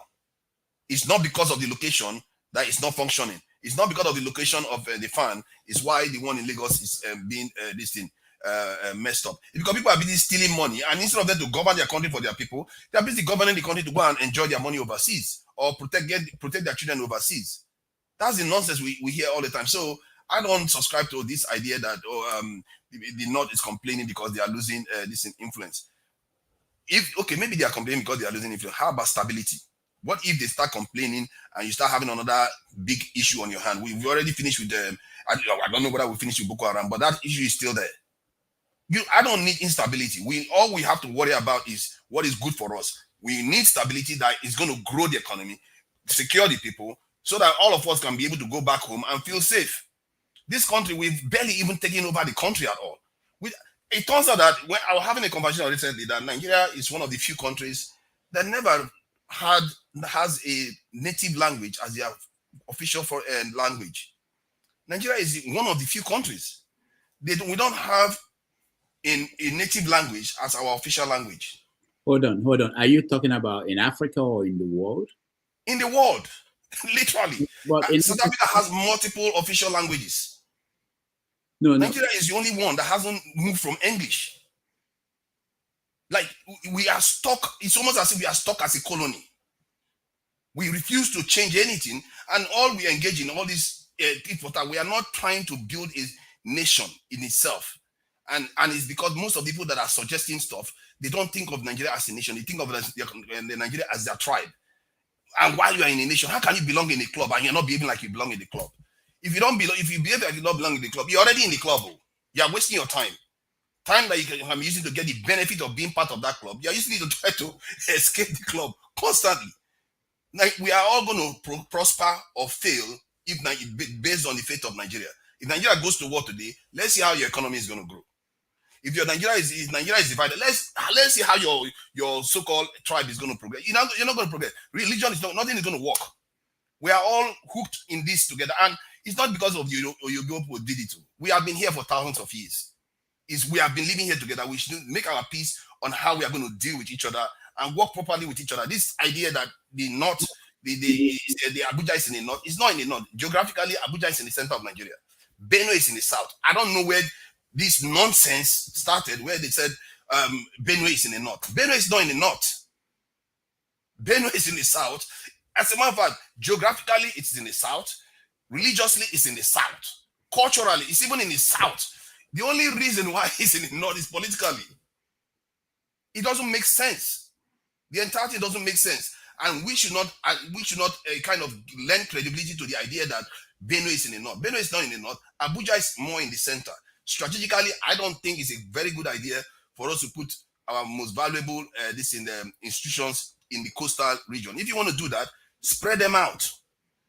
Like some other person said earlier on, that there are some countries with multiple capitals. You want to make your nation resilient so that if one part is hit, the another part, it could be natural disaster. It doesn't have to be enemies. Natural disaster can hit Lagos any moment, and because there's an earthquake in somewhere in the world, tsunami comes to Lagos and wipes it out. So what happens? Nigeria starts licking its wound all over the place. You want the country to still function, because in the end, the parts that are not hit still need administration.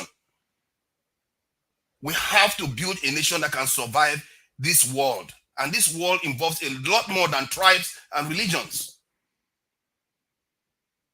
I really wish we think more about this type of things and study it more. We should study more about these things. Because when I watch our country and you look at, the moment you start studying other nations, you see how they operate, you start seeing how far back we are. Even South Africa, look at what South Africa did in the world recently. Is South Africa better than us? Look at what they did. They took Israel to court and they literally won the case. Nigeria will never dare anything like that. We'll never dare it because we don't even exist as a people. We don't have a voice in this world. And this is what I've been arguing about. Our president is busy thinking about how he's going to sell us to Igbo people, without considering that his name, the Tinubu name, is the same associated with slavery. And I'm going to share a video where an African American was talking about this Madam Tinubu, that was saying she was willing to drown her slaves instead of giving a discount for them. You are willing to drown 20 people instead of giving them discount. But that is the attitude of our people. She will sell a slave, and they took out the court. She said, because I have a large household, I have to feed them. You sell human beings. This is a time when they outlawed slavery. She was fighting to sell slaves. All right. Thank you. My main submission is that we need to start thinking more holistically and think about what actually works. And this is why I support what Ikolala is saying. If we've had the previous arrangement, we keep having instability. Since we got to Abuja, the instability has reduced. If you go back to that again, how is that logical? Thank you. All right, thank you. Let's change topics. There's somebody that is very important in the news today in Nigeria. So Rudolph, what father just said Israel won.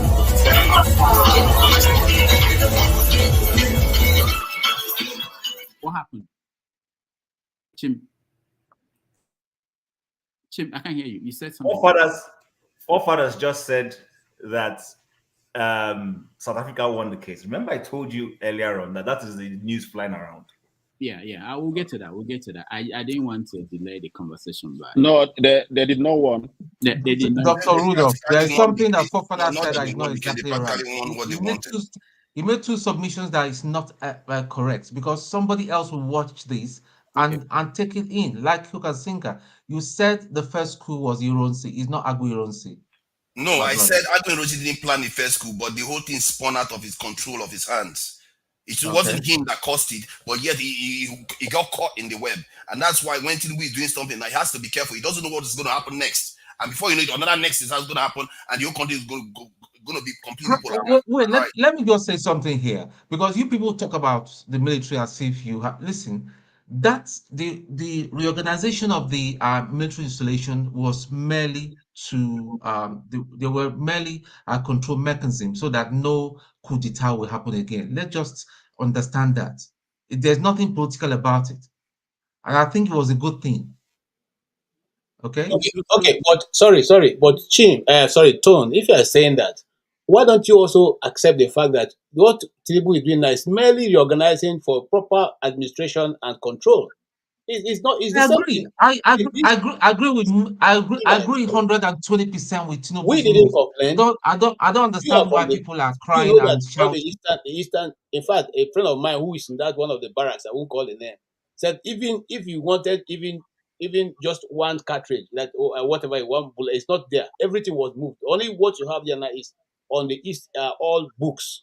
If you want to read a lot of military history, you can go to the. Why they will not move? Listen, KJ, let me We are not advise you complaining. on. So they Wait, should let me complain. advise you. Why they will never move any of the military installations to the southeast? Because they believe that the average Igbo man is too smart. That there's going to be another Zogu that will get up and kill all the leaders. It's just simple. Let's just accept that.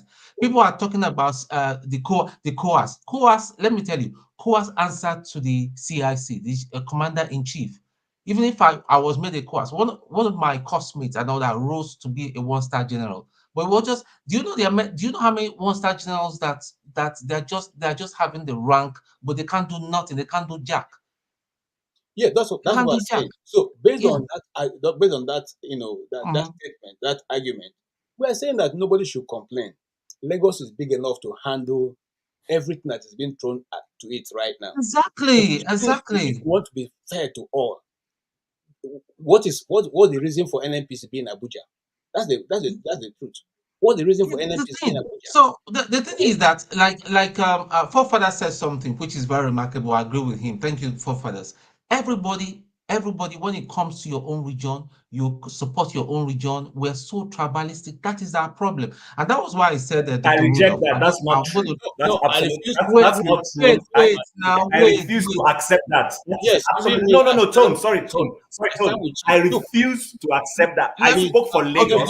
Lagos is not my constituency. I think he meant just in general. I don't think he's talking individuals on the panel. I think he's just talking like in general. I'm talking general. I'm not talking about. I also do not agree with you, Show. He was not talking in general. I've been on this platform to listen to this character speak, and I can code when he's talking. So don't make excuses for him. Okay. When I spoke here, I balanced things to say, not because I'm looking for balance. Nigeria was moved. I'm just saying, I will push back. Speak for yourself. I'm not speaking for Southeast. I can speak for Southeast when I want to speak for Southeast. But in this matter, we're looking at something that works. And I've said to you, the hue and cry is because somebody himself has shot himself on the foot before he began to do a good policy. So people are reading wrong meanings into it. There is nothing wrong in a department in CBN that has more activities in Lagos being moved to Lagos. Absolutely nothing wrong. 120%. We're on the same page. I'm not. But what I'm trying to say to you, because of the gentleman that came earlier, I've forgotten his name, Bello. Yeah, he was talking like it was like an attack on some side. It's not. It's just purely. We shouldn't waste time talking about this and all that. I mean, if Tinubu, I've always said this on this panel, and I'm consistent about it. If Tinubu does the right thing, I'll be the first person here to hail him and say, "Well done, sir. You've done the right thing," So that's it. All right. Thank you. If you want to do that, it has to apply to all. The question is this. What department are they moving to Lagos? It has to apply to do we know the departments are moving? Let's also wait and see what departments they are moving from Abuja to Lagos. But the Northerners are not interested in finding out. They're already crying. And, Southeastern people are crying marginalization. They've taken Central Bank and these people want to die. They should go and do Sure, they are complaining. Not necessarily because I heard that. I think every region has about national cohesion. Every region has their own right. Do you think so, Forefathers? I think he was talking mainly because they feel like they're taking something away from them. I don't think these people care about Nigeria. He gave very clear reasoning for it. He said if that is the case, then they should move other institutions, because you have to have, if you want to move that way and say because there's more activity in Lagos, then move the petroleum headquarters to the Port Harcourt. Delta. All those. Do you think the Northerners would be happy if that happened? That's why he would. I think they would be happy. He No, said they it himself. wouldn't. No, he said it It's himself. inconvenient to use that right now. Then okay, why don't we do that? Because you have to be consistent. I'll be happy. I'll be happy You if have that a problem happens. on your hands. Okay, forefathers, hold on. I think I didn't want to push back on things he said, but since Tone started that, the question is the question I wanted Tone to help us answer, because forefathers said it in person and it appeared as if it's true, that coup stopped because we moved the capital to Abuja. No, I thought that was. I think we are understanding in a kind of absolute way. I said Nigeria has been more stable once things started moving towards the center. Maybe it's not connected, but that's what has happened. Okay, I just wanted to make sure that because Tone talked about how they decentralized the military installations and everything, and that helped, not because they moved the capital to Abuja. There are other factors that were responsible to why we haven't had coups. So I just want to make that cleared. All right, everybody satisfied? Femi, welcome to the show. I see you. Nice to see you. But Femi, we are running now. We have to go to other topics. I hope, unless you have a big thing to tell us about the game. It's going to be mostly one-liners. Everything I'm going to say is just going to be one-liners. I wasn't even going to say much. For the movement of, basically my first response to that move still goes back to the root of what I consider the root of Nigeria's problem, which is basically restructuring. We're gonna continue at this until we restructure. So that's just my own take. And with respect to the Super Eagles, we're in such a situation where if one has followed the competition from the onset, it's been really interesting. Anybody can beat anybody. The way this thing has been panning out. And if there's any team that's been outstanding so far, it's been Senegal. But I can only wish them well. And but one thing I just also wanted to highlight that because I heard something and I just thought to use ND as an example. I only got to know that there was a reason why, and I think you can replicate it with other things as well. But I only got to know that NDA wasn't even supposed to be cited in Kaduna at the time that I keep going back to when I tried to get into NDA. So I read about the history and all that. And then I had an uncle that graduated from there as well. So he was the first one to explain this part to me. That initially they wanted to cite it in, I think Ekiti or one of those states. But the Ekiti people now, they like book. So they were like, no, conventional university. So the next thing ended up in, what's it called? Kaduna. But again, if you ask for my holistic opinion, really, just to round up now, I just feel restructuring will help in so many ways to the point where if you just transplant Nigeria, since we're doing a hybrid, we're following a hybrid of the American system on one hand and the British system on the other hand, I think it would help if we just follow it holistically and without sentiments to copy. Let's copy it in a way that it would make sense to the point where, just as you have NIFO, if it still exists in, I don't know if it's in Owerri or in the East, you have the Cocoa Research Institute somewhere in Ibadan or so. I don't remember a lot of this. But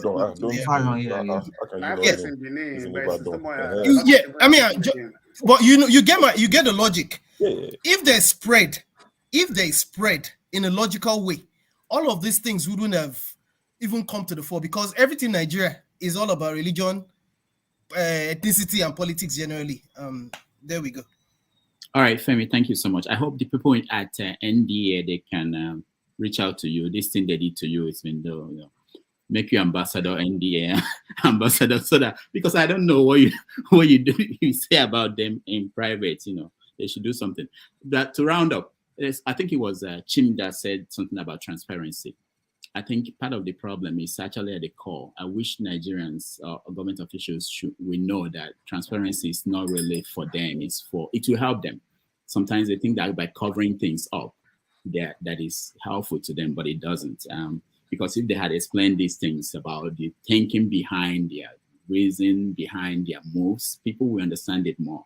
Otherwise, you open yourself up to some of these reactions by people. And so that's it. I think we're done on this topic. There's somebody who is making waves across Nigeria's space. She spent $1 million to have a party in Grenada.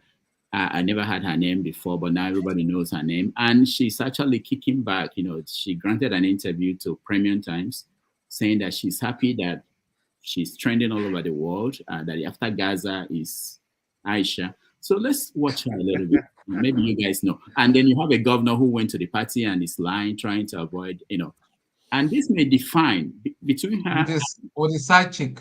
Yeah, between her and the Beta, this may define the Tinubu era, you know. She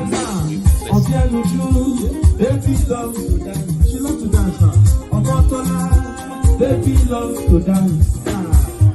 Aisha, baby loves to dance. Ibaleti, baby loves to dance. When she starts to dance, she becomes to wahala. When she starts to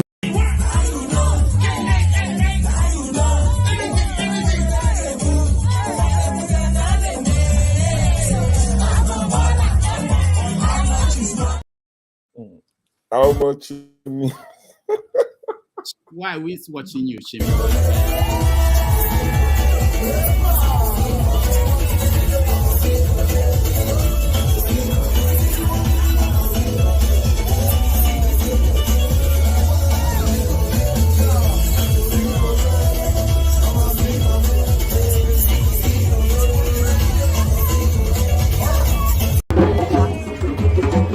She herself is in the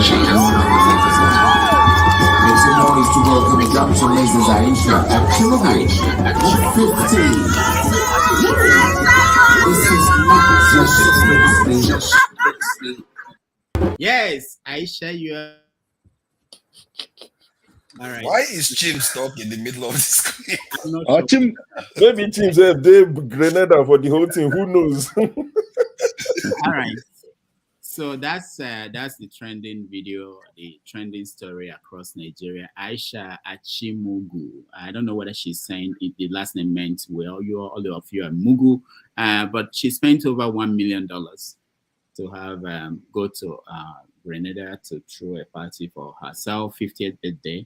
What do we know about her? The party is still going on. No, there's still one going on Abuja today. Oh, I didn't even know that. There was one yesterday and there's one today. There's one yesterday. Yes, there's one yesterday. There's another one today. I think there's even more. There's even more than that. Yeah, I think it lasts She beyond not that. have money. Is she taking it to Lagos? Is she coming to other states? Yeah, it looks like she's having one in Lagos too. Okay. How much is money now? I beg. Okay. All right. Somebody wants Aisha's number. If you have it, somebody on the comment section. So Shoot your shot. Why not? CM, help us understand this. Let's go from CM. This is not your kind of story, but go ahead.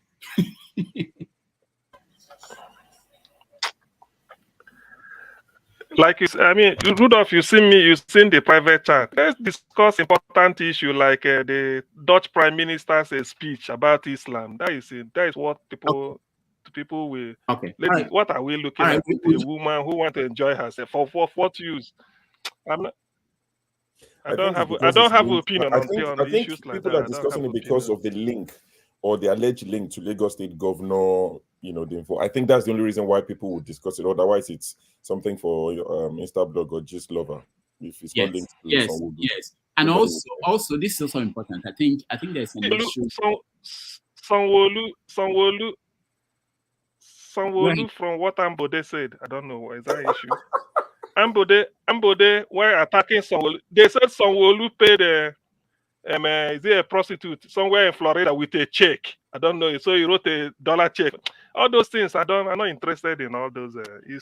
It's not worth my time. Let's discuss important. No. It should. Nigeria has a history of people taking money out of the country, government officials, and this money is taken through some of these people. You hear their names. So if someone that you don't know the source of wealth, what she does, suddenly is throwing a party and spending millions of dollars when the country is poor, people are suffering, we need to know who is this person? Why is Rudolph, what I heard on Arise News on Friday about her, a little bit history about her. She was married to the husband, who was an oil, working in the oil industry.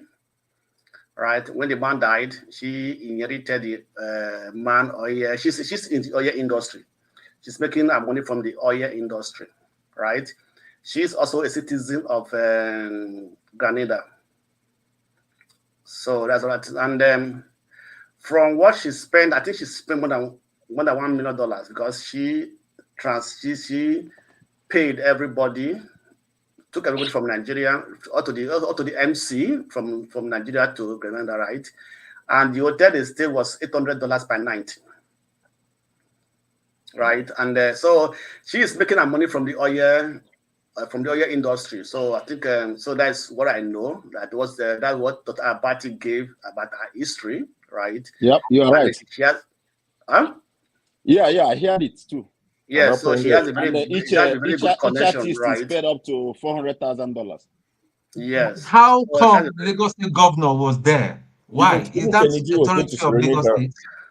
It depends on the connection between both of them. Nobody knows the connection between both of them. You know, this Nigerian elites, you know, in fact, the rich people move the rich people. So that's what it is. So nobody knows. So, and like what Dr. Rudolph said, right? They use some of these people to move money out of Nigeria. Right? That is true. Yeah. Right. So the husband died during COVID. Yeah, I think and they said the private jet that flew from Nigeria on that day, you can't count it. All right, thank you. Private jet, right.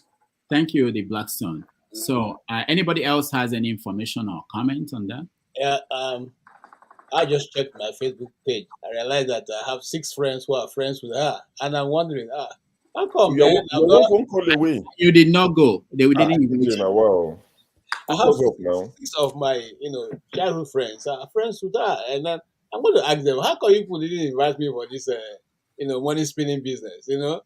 I could do a lot with some of those things that came out.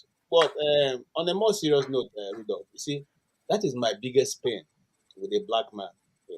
And I say black man here because most of these kind of lavish spendings are done by our people. We're the ones that buy the Gucci's, the Louis Vuittons. We're the ones, okay? And the small. Look, I have a colleague who works in a place where exotic cars are sold. Anytime we sit down to discuss, she tells me that she's just too surprised that each time a big car is to be bought, it's a black guy that moves into that. Each time, those ones that you really have to pay through, some dollars, millions of dollars, it's a black guy that comes to order for it. And so it begins to be a problem because this Sister Aisha Achimogu, even though she has 3 sons, Sister Aisha. yes, from her late husband, and they're obviously be doing very well. But she comes from a community where people still don't have food to eat. Imagine how much $1 million would have done for that community. And I'm not saying because you have people who are poor in your community, so you should not enjoy yourself. There's a level that you can enjoy yourself and still be comfortable and be able to help other people. I know that she has an agency that helps poor people. But let me tell you something, Rudolph, what I also discovered in Nigeria, when such people have agencies, NNPC have money that is kept aside for such things. You can actually apply to NNPC to take from that resources. Yours truly, I couldn't get, to be able to get that resources to help my own agency when I was there because I didn't have that kind of shape you saw from where the cameraman was giving us the coverage. So, and it behoves on us to try to educate our people to see that there's more use money can do than just spending it on a one day, one night. I'm not saying don't celebrate yourself, but you can do it decently, Again, I agree totally what people have said. Majority of the, capital flight in Nigeria are done through this kind of people. They are done through the churches. So I'm not exempting the church. They are done through the churches.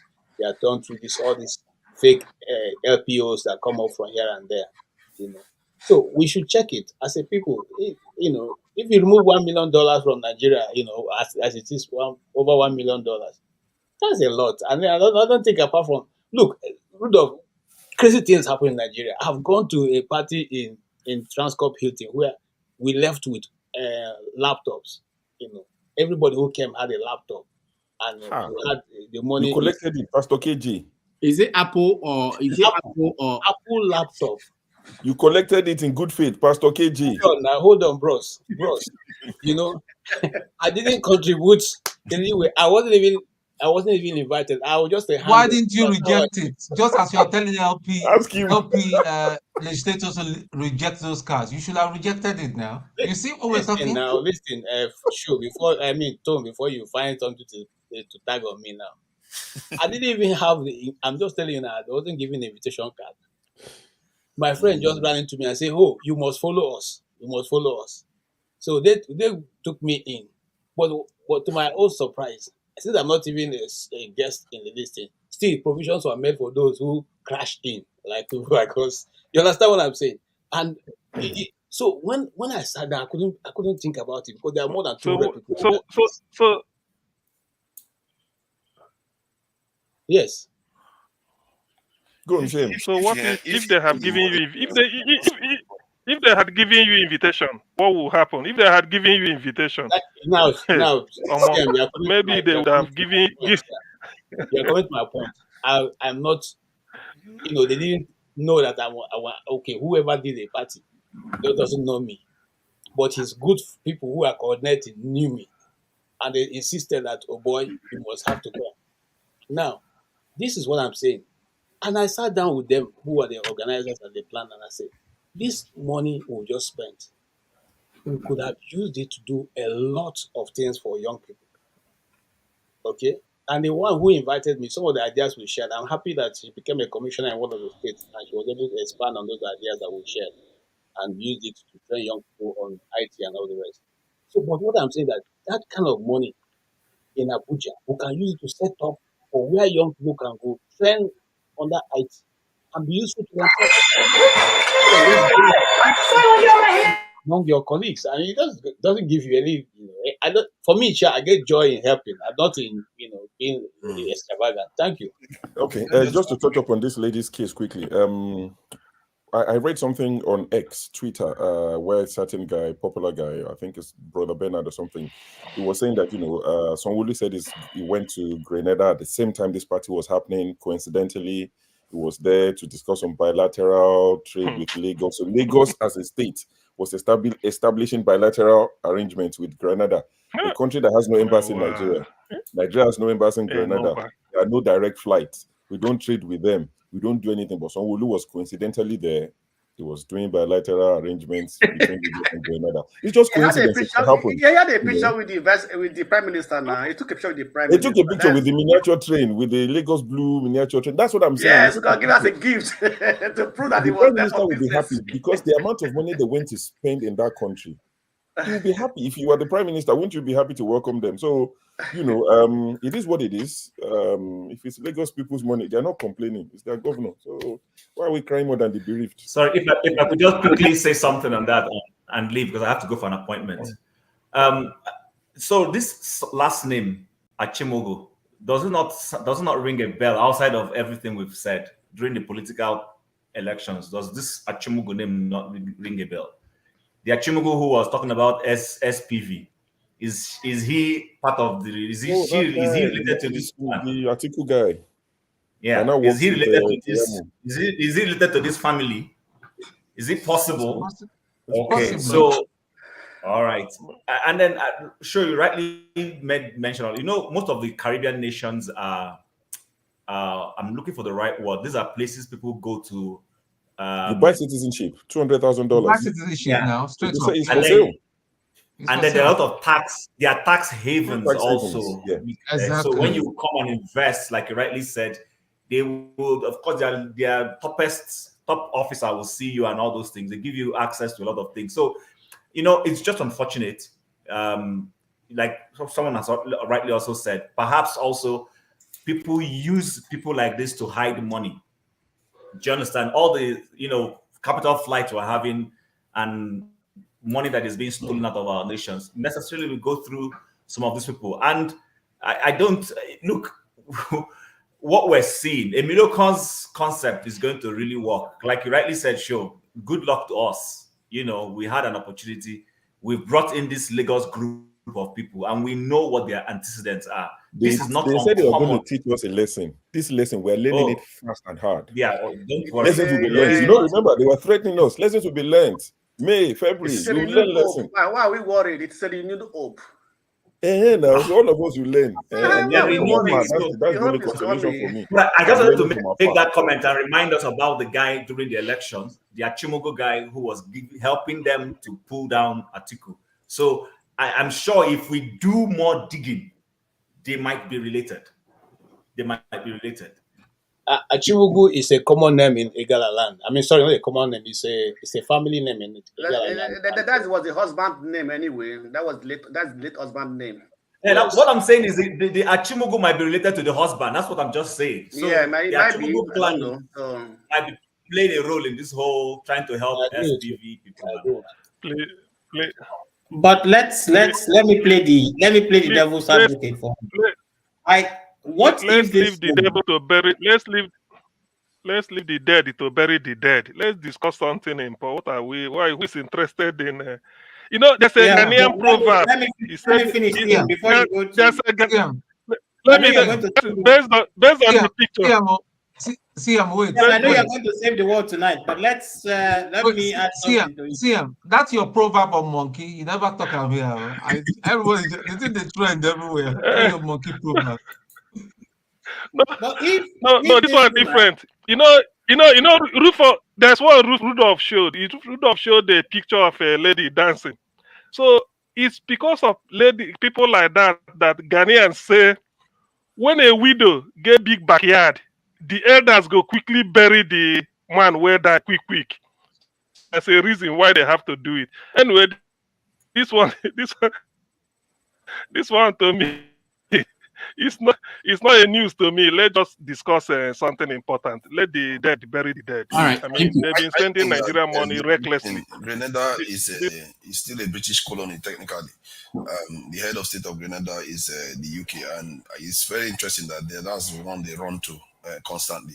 And it doesn't matter if he earn the money like the way, let's say Dangote is providing value for the services she provide. Yes, 1 million, I know what I could do with 1 million, but you cannot account for the taste of some Nigerians.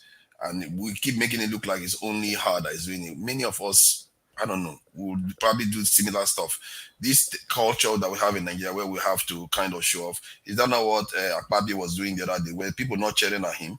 So some of the things we see in Nigeria is very, very unseemly. Nigeria, I don't know, man. Papadas, if you take $1 million out of Nigerian economy at this time, whereby there's no dollars in the market, what effect is going to have on the Nigerian economy? Yeah, but it's a terrible thing. If she did the party in Nigeria, so that's where the concern comes from. You can use the money more productively, but if you use the money in Nigeria, because what will happen is that most of that money will go to Nigerians. That is how economies work. But it can be used more productively, and that productive aspect of the use of money is something that in Nigeria, we really make a lot of effort to spend it the most inefficient way possible. But we'll leave that for another day. All right. Colin, you wanted to say something? Yeah, I wanted to just add. I just wanted to play the devil's advocate for once. If that woman made her $1 million, who are we to tell her how to spend it, whether in Grenada or Nigeria? You know. So I mean, if you look at the tech boys, $1 million is nothing to them. The only thing is, I think what happened with her particularly is because she made a show of it. If she had I don't think so. I think it's someone been there. That's the only reason. Exactly. If someone didn't appear, there'll be no issue. Exactly. If she had kept everything under the wrap, how would you know that $1 million was spent partying? No, what we're saying is the reason why it's being discussed is because a public official is involved. If it was just celebrities that have gone to spend money, people will talk about it. It will be on. Okay, but what? Okay, right. Okay, then you bring me to another point. Why isn't Sanwo-Olu, when he travels on holiday, Isn't he a private citizen? Why can't he be where he wants to be? He didn't go on holiday. He went to do bilateral agreement. Are you listening? Oh, I see. And he went to his side chick. Another colony. Hell. And he went to his side chick. So that man doesn't go to China. He always goes to places. Hold on.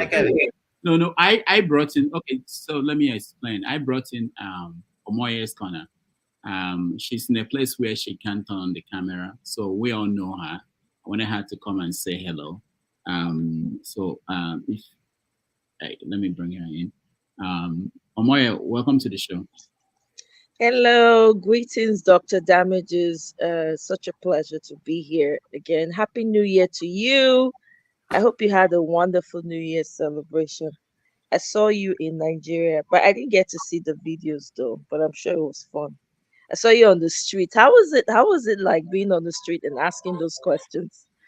You know, I brought her a strong man, no. Interview me. I thought I brought her in to tell us how she's doing. No, thank you so much, Moye. It's nice to have you. I just wanted to know, because you do some of these things that we do, and I wanted to know, since the election is gone and the court cases are gone, how are you adjusting to a new Nigeria under Tinubu? Well, I'm not adjusting. That's very easy to answer. I'm not adjusting at all because since the new administration came in, if everyone has been paying attention, it's been one mayhem to another, from one carnage to another. Lives are it's becoming unbearable to be a Nigerian. People can hardly afford to feed themselves, pay their children's fees, even to hold down a job is now a nightmare. The roads are not safe. Flying is not safe. Anything can happen to you at any time. They're now knocking on doors to kidnap people and taking ransom, huge ransom. Now Nigerians are now funding ransoms for people. It's crazy. It's one mayhem to another. Every day people are dying like cockroaches. Life doesn't mean anything in Nigeria anymore. We've become the laughing stock of the world. What else do you want me to say, Dr. Damages? There's nothing good that is happening. Nothing. Absolutely nothing. People are crying every day from the West. They're kidnapping in Ekiti, slaughtering farmers in Ekiti. To the plateau, we want to talk about the Mango, the Bokos, the different local government area. Matter of fact, they send letters out and let them know we're coming. This morning, another letter was sent out to another local government area that they're coming. So I'm beginning to wonder, it's so clear now that all those so-called repentant Boko Harams, Fulani jihadists, all those repentant, what they do is they just put them in the military, put them in the police, right? And then they protect them and watch them as they slaughter people. So there's nothing. What is there? To me, Nigeria doesn't have any government. It's just it's on a free fall right now. Things are just happening at alarming rate. Nigerians' typical attitude, moving on like nothing is happening, no outrage, nothing. I would expect that the entire nation will be shut down. Everybody they do, concern me, affect me, no be my family, no be my community. So na them sabi. Even some of the people from Plateau State that I've had the opportunity to interface with in the spaces I've been in, right? Some of them have actually said to themselves, when it was happening in other areas, they would say, oh, it's because they ate their cows or they killed their cow or something. Somebody used something to touch their cow. So they were saying, these people should leave their cows alone now and all of that. They didn't know that has come to them now. Now they know. You see, concern me, be my community, be my family, so concern. You see what this is where it has gotten us to. Concern me, concern me. People go they die, neighbors go they die. Concern me. Woman go beat woman, kill her. Concern me. This is where we are as a people. I don't know. We have a problem. We have a foundational problem. It's a core problem. And everybody needs to look in the mirror and start to ask themselves some real questions, because the Nigeria that we know is no longer Nigerian. The Fulani agenda is agending. Deny it all you want, say whatever you want to, until it shows up on your doorstep. Then we go there here, we will look now for face to face. That's it all for now. Omoye, let me one more question. When you see someone like Betta Edu, there were videos of her giving out $1,000 to a hairstylist, giving out, living the good life, billions of naira missing in 6 months. This is a government official. This is a woman. This is a young lady. What does that say to you with this new idea that we want younger people to get into governance, government? We want young women involvement in politics. What's your reaction to that? Yeah, Dr. Damages. These people groom them early. You think that lady is a spokesperson for the young people? She ain't. She's been part of a system. It's someone that was made a chairman. How did she become chairman? How did she become chairman of the local government, or what area is it Calabar or Akwa Ibom or wherever she comes from? How? There's been stories about her. That's not a good yardstick. You and I know there are upright, decent Nigerians that could fill those positions and do excellently well. Why do you think they keep choosing the thieves amongst them? A thief is a thief is a thief. If you don't train a child properly, you don't punish them, they don't have consequences for their action. Instead of consequences, they are making them part of themselves. They are even promoting themselves because they've shown capacity to be able to steal. They are part of the same cult. Young or old people, when they thief, they get children now. Right? So, and they get people when they call godfathers, right? They will carry them under, right? And they will teach them what they know and teach them how to. Some of it is a rite of passage for them. How much can you steal? How much can you pillage for us? That will determine the promotion. Are we not aware that the Kogi State? All right, I'm not sure what happened, but we lost her, and we will continue the conversation. If she comes back, we'll let her in. So any other comment or view of the woman, Aisha? Probably better you didn't want her to continue telling us the food, yes. Who doesn't want? Okay, I think she's back. Good. All right. Okay. Omoye, welcome back. Sorry about that. So, the Kogi State governor, the nephew, not be nephew when they arraign, which day? February, not be February last year for you, when they say thief money, I be waiting they talk for you do fraud. Now be security chief now for Kogi State. Bikono. Is that not a father? Is the papa not the thief? The uncle not thief. The fruit does not fall far from the tree now. What do they talk? That made you say, ask me like say you don't know as Nigeria be. All those people they all have godfathers that have trained them to be thieves from small pikin. The grandfather, the CEO, the chairman of courtism for Nigeria. Wetin happen? He creates the courtism for Nigeria. Finish. Wetin dey happen? The children are eating the sour grape. Their teeth is set on edge. Every corner where you go now, courtism. Matter of fact, they do advertisement now. They say if you want to join, come and join this. They even, guess what? Those courtists even they send out notices. When the mayhem and carnage was going on in the north, they say, it's too much. The government should come. It cut people. They call out God. Hey, God. Now where we don't reach for Nigeria with this. Evil has been enthroned. Then there will be people who will still come and defend this evil. Hey, Egbami. Hey, God forbid. That's it for now.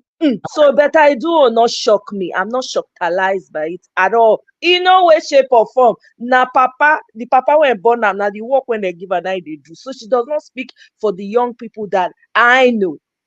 I know Dr. Damages that you know. So she's nothing to me. Forget it. All right. Thank you so much, Omoye. Nice to see you. Just visit us whenever you have the time. I know you are busy too. All right. Thank you very much, Dr. Damages. I appreciate it. Okay. So let's go back Okay, somebody is taking control. I don't know who that is. But I wanted us to round up this conversation and then move on to the next. If anybody else has something to say about Aisha, otherwise we'll move on to the next conversation. Anybody?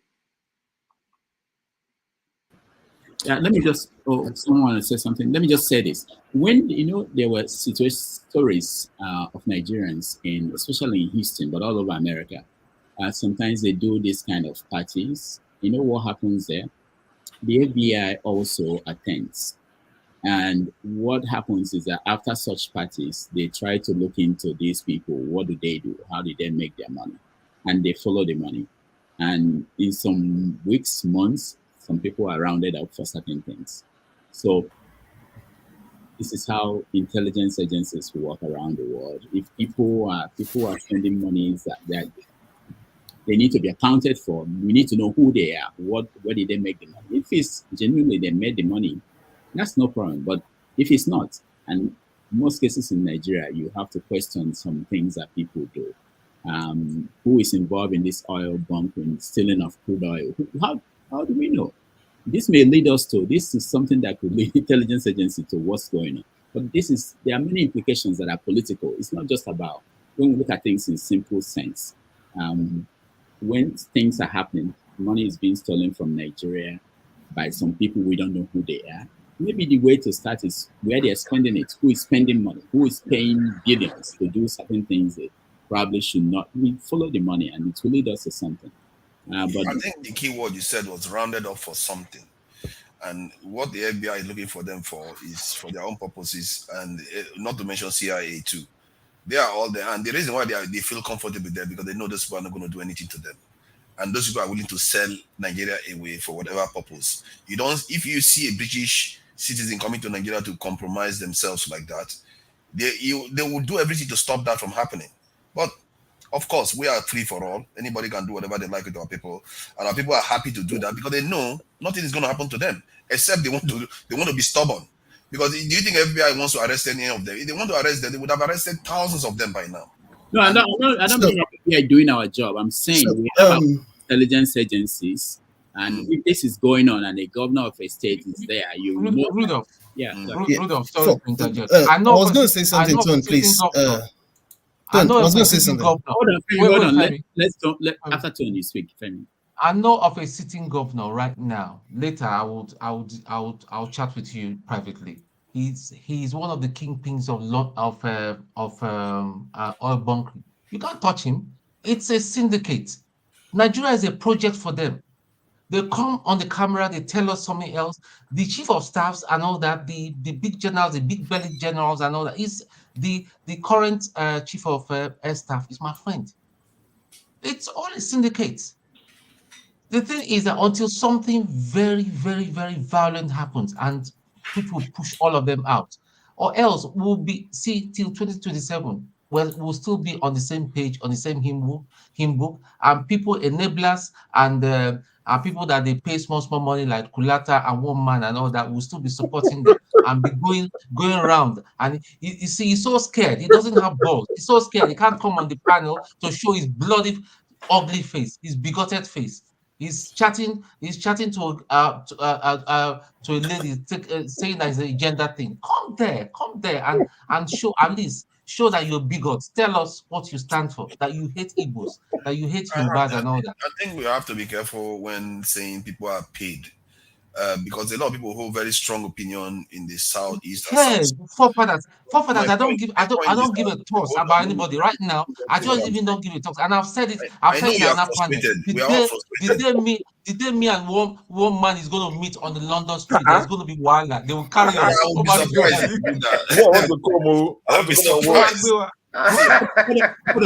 on, guys. Tone, let me just say this about.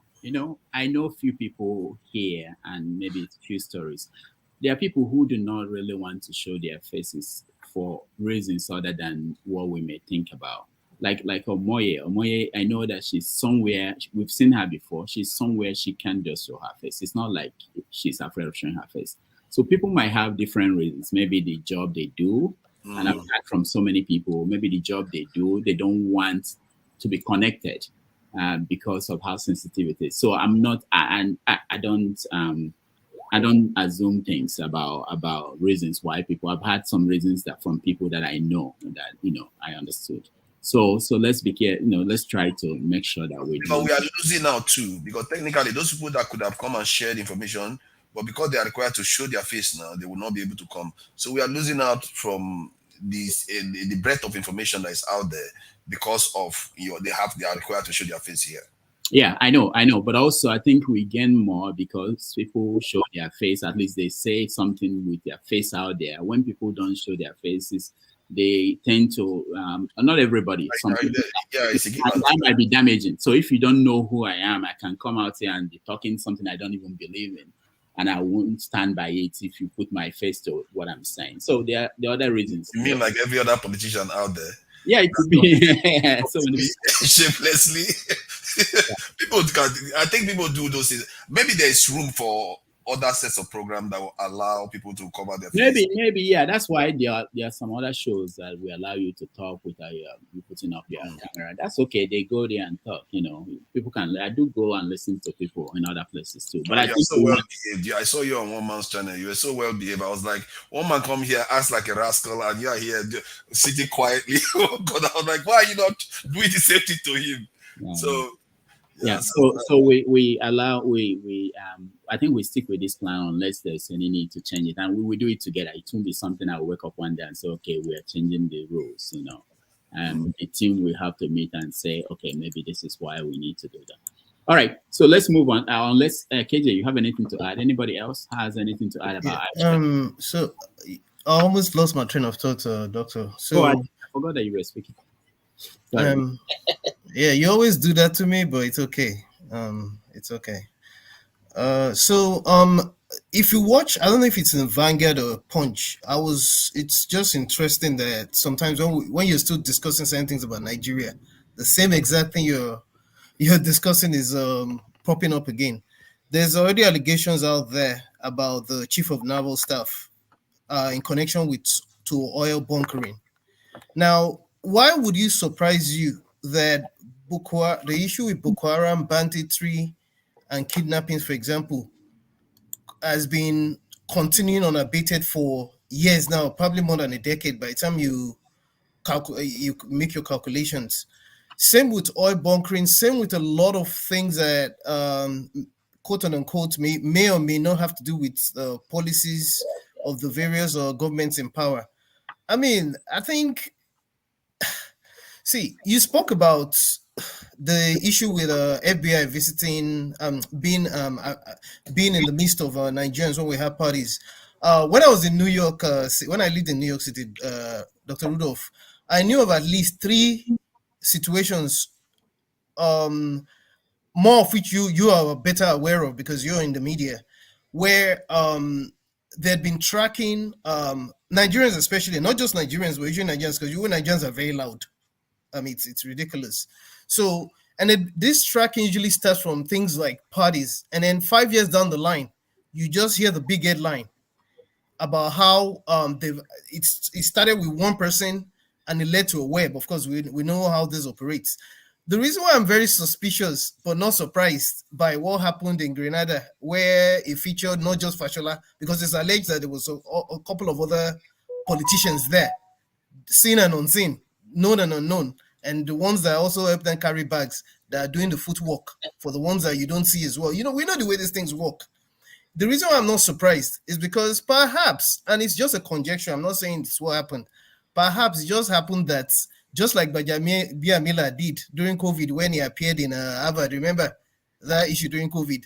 Perhaps he didn't know any better not to allow himself to be seen, that, maybe it was an opportunity to, siphon money as well, because of course we know the way these things go, So it's just my take, but don't be surprised if we hear another scandal, especially with the Chief of Naval Staff, if it actually flies.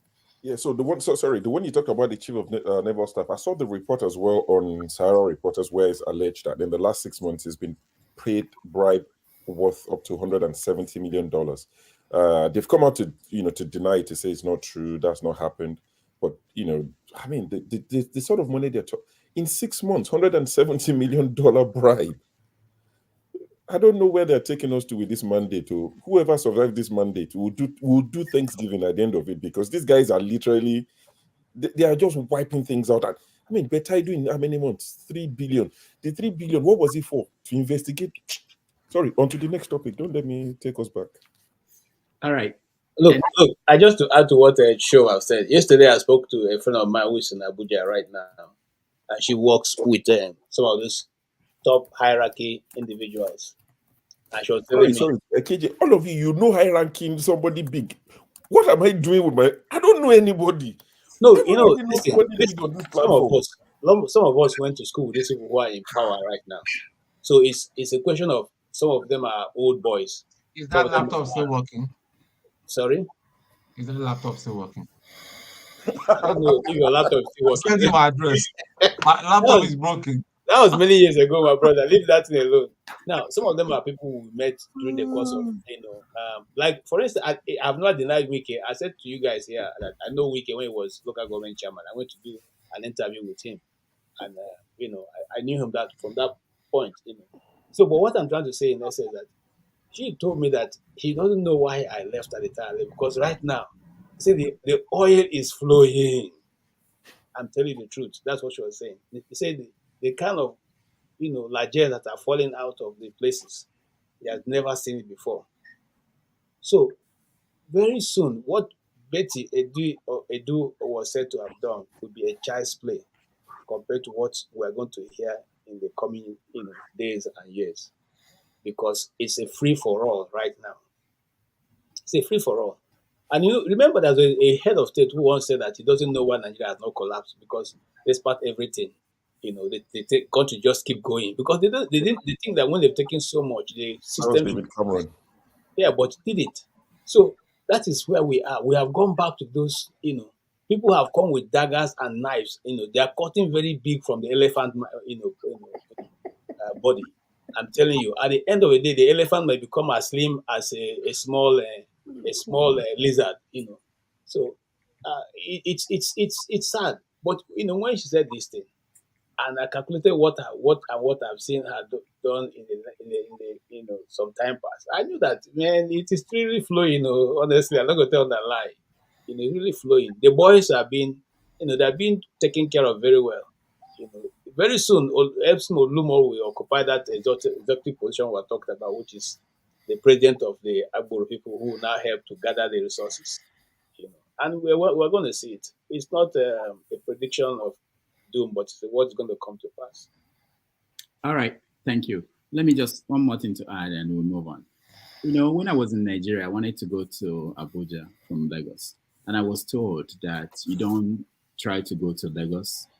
No, you don't try to come back to Lagos from Abuja on Thursdays, because you can't get any flight. Because what happens is that on Thursdays, all the Lagos boys will leave Abuja and go to Lagos to ball.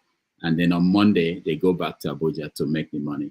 So there's this concept of Lagos boys and where the traffic is going, where money is coming from Abuja and going to Lagos. And whoever is in charge, just like when Jonathan was in power, he was moving the other direction to Port Harcourt. And, so these are things that are common in Nigeria, and people read a lot into it. We'll be hearing more about that as we go on in this new administration.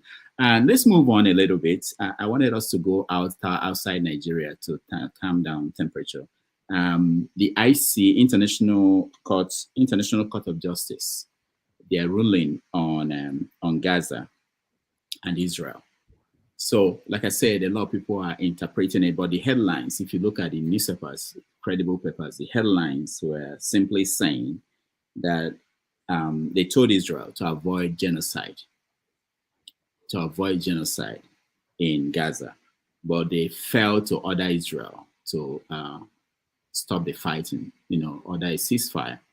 So each side is claiming that they won. South Africa is claiming that, the International Court of Justice acknowledged that there was genocide happening. But what they said was to avoid it, not that it was happening. And of course, the Israel is saying that, okay, they didn't order them to go on a ceasefire. That means they acknowledge that they have the right to defend themselves. So I want us to look at it in terms of, people have said here that South Africa is doing something that Nigeria is not doing, or any other country in Africa, which they did something which is unique, which is true. But did they achieve anything out of this? In my class, we talked about the need, that was before this judgment came down, the need for Africa to have a permanent seat at the UN Security Council. And that if that happens, if they actually decide one day, okay, we're giving one to Africa, it's most likely that they'll give it to South Africa. And of course, Nigerians will protest, we're the largest country in Africa, but you have to play a role to be taken seriously in the international arena. Maybe South Africa is actually preparing themselves for that role. Anyway, so let's have a conversation. If you have anything to add to that, and if you don't, maybe you can talk on this topic. Donald Trump, Donald Trump just was ordered to pay $83.3 million for information. $83.3 million, and he's actually set to be the next president of America. So let me start with you, forefathers. Yeah, one thing that is clear regarding the South African matter was that the court acknowledged that, they can't make a final judgment now, that there is enough evidence to suggest that genocide could be in the process of happening. Hence, their instruction to Israel to do everything in their power to forestall that. And regarding their instruction that's not ordering Israel for a ceasefire, because Israel was attacked. You cannot ask a nation that was just attacked not to defend itself. That's against the rule of the UN itself. So they cannot ask. That's the only reason. Everything else was on the side that there's enough evidence to suggest that genocide is happening, and this is goes to the crux of the matter. Is whether Israel is fighting the war most Israeli supporters think they are fighting. Most Israeli supporters think they are fighting terrorists. Israel's agenda is different from that. Israel wants a second Nakba. They want to exterminate those people from that land and take over the entire territory. That's their whole purpose. But the supporters think Israel is fighting for its survival, that people want to destroy Israel. Israel doesn't want those people there. They said it in so many ways. They compiled more than how many pages of genocidal statement that Israelis have made. That's one of the most compelling cases you will see all over the world. So that is the reason why the court has ordered Israel to do what they are asking Israel to do. And I think it's going to be harder for legal authorities around the world to be pretending as if this is not what is happening, because a legal institution now, I think just about the highest level legal body, has acknowledged that genocide is probably happening and Israel needs to do something to forestall it, because they have to do that. Otherwise, they will just have to pass judgment that Israel is committing genocide right now. But they can't. They have to have more investigation, and from what I gather, it's going to take years for that to happen. So for people to be saying that Israel in any way won anything, they didn't win anything, because what they are doing there is, you can see 14,000 children. 14,000 children, that's a lot of people. America didn't kill that much in how many years in Afghanistan? America didn't kill that much in how many years in Iraq? It's only in Afghanistan and those old wars, that's where you see this type of casualties. I'm not even sure in the Second World War it happened like that for the Americans, especially in France and some other countries, apart from maybe Germany. That's where you see this type of high death toll. And that is why they created the UN, because they created the genocide laws and everything, because they discovered that human beings are able to destroy each other at an industrial scale. So they had to contain it. But Israel is threatening to unbutton this shield that they put to protect human life. After the Second World War, almost all the wars that have been fought has not taken even 1/10 of the life that was consumed during the Second World War, because of that containment. They call that containment the total war. They are trying to prevent a total war from occurring, where everything, you deploy all your weapons. But Israel is at risk of unleashing that. This is why, if you look at after the Israeli attack, the Russians seem like they be freer now to target civilians. They are beginning to even target civilians in Ukraine too.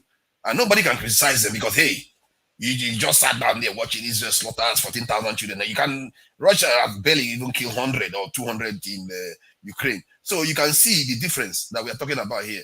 And I really ask people of good conscience, because I might be for our people, but I'm also for human beings.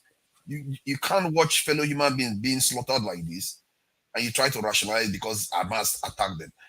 The ratio of attack, Israel is not a terrorist state. Hamas is a terrorist. Hamas attack people, kill a lot of innocent people. Why would Israel kill far more people and a far more deadly ratio? Hamas didn't even kill that much. In terms of the children, Hamas didn't kill that much children compared to what Israel is doing. The ratio is so high. They are talking about it openly, that they want them out of that place. They are talking about sending them to Congo and all those things. And some people pretend as if they don't see what is happening. And that is what the judges saw, and that's why they ordered them. People don't understand how powerful that is, given that it is Israel that this is being brought against. And they know, the judges are fully aware, the entire Western or Anglo-Saxon arm of the West is backing Israel to the hilt, and yet they pass the judgment anyway. If they were able to do that, that tells you that the case is so compelling that anything else would have been it would have lost all credibility. Thank you. All right. Thank you for this. Femi, you're next. Okay, yeah. All right. So, thankfully, forefathers has spoken a lot of what I've been speaking to from the onset. And it's not because I'm only just knowing about this. You know, I showed you an example of a book I read a long time ago. And it will be easy to sound subjective rather than objective if it wasn't for the fact that in the face of new information that I wasn't aware of up until the time I read about the story of Israel, this Israel and Palestinian saga that's been ongoing for forever now, so it seems. Now, in the face of new information as at that time, I quickly realized there are certain questions I typically had asked myself, even as a 13-year-old, prior to reading this, coming into contact with this book. Kind of like started to make sense, because you know, when you dwell in too much of sentiments, and you know, human beings as a whole, we generally are susceptible to sentiments, and I'm not going to say we're majorly incapable of trying to analyze and just try to meditate over things, and even if the things that we don't agree with, but you know, just to be radical enough to try to like absorb information in such a way that things would actually make sense to us. Again, whether we have held opinions that differ from that information that we have. Now, the reason why I start this way is because it will be a good thing if we can take out the toga of religion, especially if anyone's looking at it from the point of view of being a Muslim or Christian, for example. Because first of all, I was shocked with the first time I actually became aware, because a lot of us Nigerians are still not aware of the fact that even Israel is not a Christian nation. You know, I'm tired of even explaining to people that I thought you know better by now in the face of all the information that we have in the world. Now, when you now take out that toga, some historians, including, I don't know if you've ever heard of Ilan Pappé. You probably may have heard of him before. It's quite popular. He's Israeli. He's Jewish. He's written tons and tons of, especially there's this particular popular book, The 10 Myths About Israel, something like that, I think it's titled, where it dispels the fact that a lot of what you see playing out is simply international politics. After all, how did the current modern day Israel come to be? Because prior to then, there was nothing called Israel as a nation. It was just a people. And when you now juxtapose that with how the likes of Ben Gurion, the first president of Israel, came to be, they came from these people that refer to as Ashkenazi Jews, I believe, from the Austro-German people that came back. And I continue to dig further and listen to well-documented interviews from left, right, and center, I realize that there's really a lot more to this thing that can be summarized in one simple format. Everything screams America, America, America, and America. Then you can also add Britain on the side. Because if you take, and for anybody that's lived in New York City, and there's a reason why I'm going back to New York City. Rudolph, you live in New York City. You know the way. There's some things I'm trying to say, because sometimes you perhaps it will surprise you that even YouTube censor certain things that they do not like, that are said against the Israelis. You know, now as a matter of fact, Nigeria just scored. I was just already on the site. I'm sorry. No, now, let me just round up this way. The more, see, again, well said, forefathers. See, if you watch the British media, forefathers, for example, I don't know if you were watching the way Sky News, because I heard from people that, and the way Sky News, BBC, and what have you, where the way they aired the ruling, and when they were presenting, both sides were presenting their position, the way they had it, they were blocking, whenever it came to the turn of the South African lawyers, they were blocking that. That's what I heard that happened. But when it now came to the turn of the Jews, the Jewish lawyers, the Israeli lawyers, then they now broadcast. So that alone tells you what is at play. As a matter of fact, I hold Britain accountable for the reason why whatever is happening now is happening, because again, if you go check the history of how Israel came to be, England is, the UK as a whole is complicit. Then, America, we can talk about that in another ramification, because whether you like it or not, they control the politics in America. I'll keep you at that for now. All right, thank you. For those who are laughing at me that I don't know what they do in soccer, Nigeria is playing 4-3-3. Cameroon is playing 3-4-3. I don't know what it means, but that's what it the Nigeria just scored. I know when it's a goal, but yeah, thank you so much. But yeah, we'll see. Ikola, go ahead. Hey, thank you again, Dr. Rudolph. Yes, it's 1-0, like Femi said. In the story of the Israelites, and I hate Putin saying anything about them, because whatever you say, you're anti-Semitic. As long as you speak against them, you're anti-Semitic. But I'll leave it at the voice of Noam Chomsky. He said the American leaders and the Jewish leaders seem to serve a God that requires blood all the time. So if wherever is peaceful, they would find something to disrupt the place. And then there was another person whom I can't remember his name now.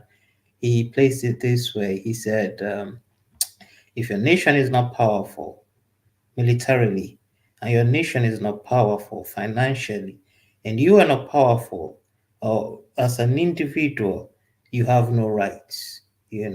So the word human rights is for people whose either nation are powerful financially, militarily, or they are powerful as an individual. So this is the plight of the Palestinian.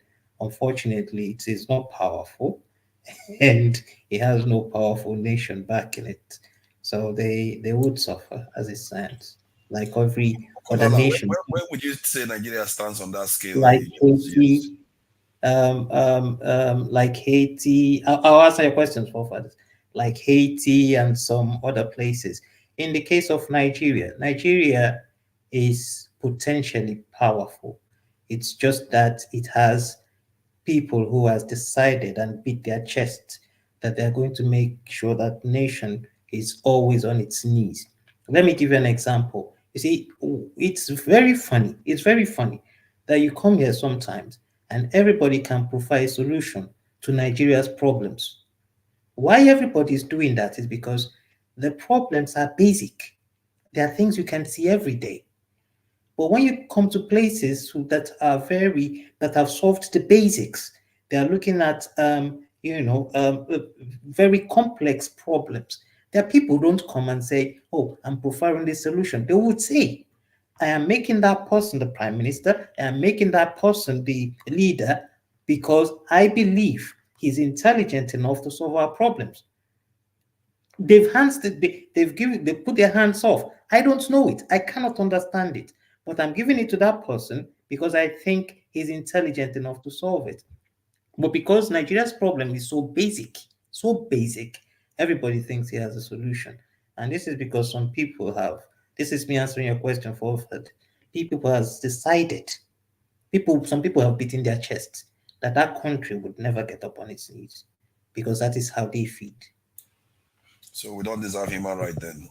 We are 0-0. Well, you don't have it. I mean, look at the number of people that die every day. Who accounts for them? You don't have it.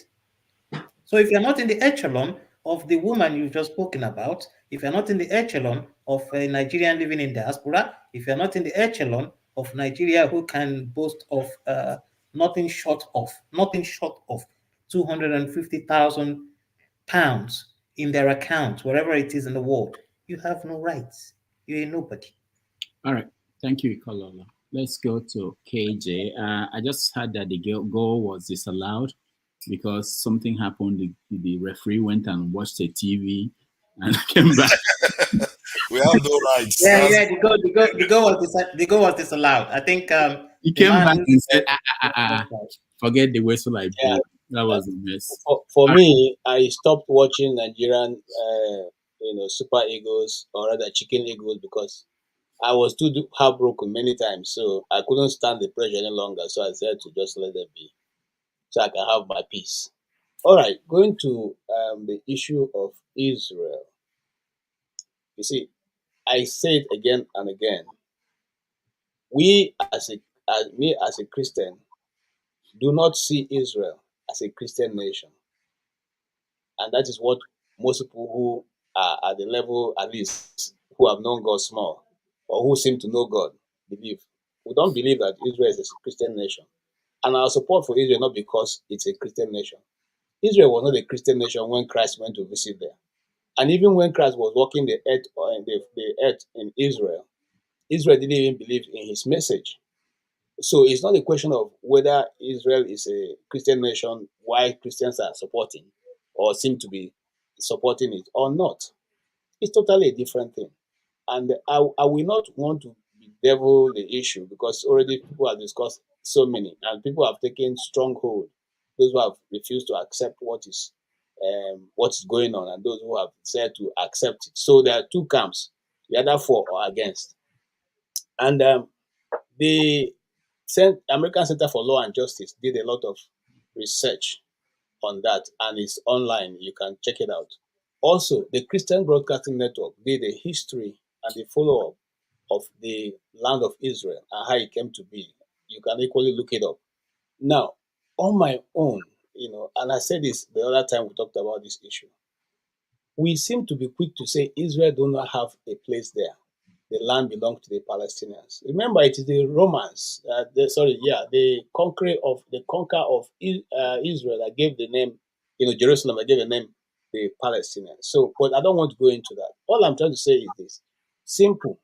There were two nations. There were two people that had that land. If the Palestinians have a right to that land, the next cousin or brother or sister or the relative of the Palestinians is the Israelis. Okay, which is there was an Isaac, there was an Ishmael. So if Ishmael has the right to be in that place, then there's somewhere within that place Isaac also has an inheritance. Because if Isaac is the younger brother of Ishmael, it's just like me and my elder brother. Are you going to say my elder brother belongs to my community and I don't belong there? Okay, so that is a question for us to go and think about. However, here is the catch. Because if we go back to the times of a history, the colors of the people living on that piece of land now was not necessarily the people who were living there at that time. We understand that mechanism. And anybody who is a true, who follows biblical stories and history and books written outside, historians who have written accounts different from the one that the Bible has given, seem to collaborate on this. The colors of people living there are not the people here now. However, that piece of land still remains what it is, whether we accept that or not. So the question now be, and last time we spoke about this issue, I said something. Hillary Clinton is not, I will not say something I can call a Christian, but she described how many offers were done, including her own government. They threw in many offers that was rejected. It's also on video. It's also online. You can check it out. So what I'm saying in essence is this: you don't wake up and you come to my house and decide to do violence and expect that me, when I want to do the violence back, I will do as you will say, okay, I only do one, like I just did small, you two do small. No, I will decide at what pace, at what time, to what degree I want to do back. No, you can't. What are you talking about? Are you living in the real? If you do that, you're going to have the whole world come at you. Calm down, my brother. Netanyahu will admit that he's the one that torpedoed the peace process. Calm down, my brother. You see, you like to jump in this. Why? You are trying to make. Calm down. You're going to commit genocide. You can't commit genocide. Come on, calm down, forefather. When I come to this platform, I don't come with all intelligence because I don't know everything. So you two don't come with that because you're not the only one who reads. Oh, no, I know. I agree with you. Who have monopoly of knowing things. Calm down. You are willing to commit genocide. Calm down. Let me talk. Calm down. You are describing it as genocide, but the event of October 7, you don't see it as genocide. You don't see it as genocide, right? It was a terrorist genocide. Okay, now let's before you throw me off my trend of thought. Simply what I'm saying is this, and we the Igbos have a proverb: if you are biting me on the head and you're not afraid of my hair, you didn't decide that my hair is too rough for you to do that. If I want to bite you on your buttocks, I will not be afraid of the poo-poo that is in your anus. Okay, I will decide at what level I want to come at you. You don't tell me how I should come at you, and I will decide when I've had enough. Yeah, go after Hamas. Don't worry about children. I don't know why this buffalo is distracting me. Please, I reclaim my time you have wasted.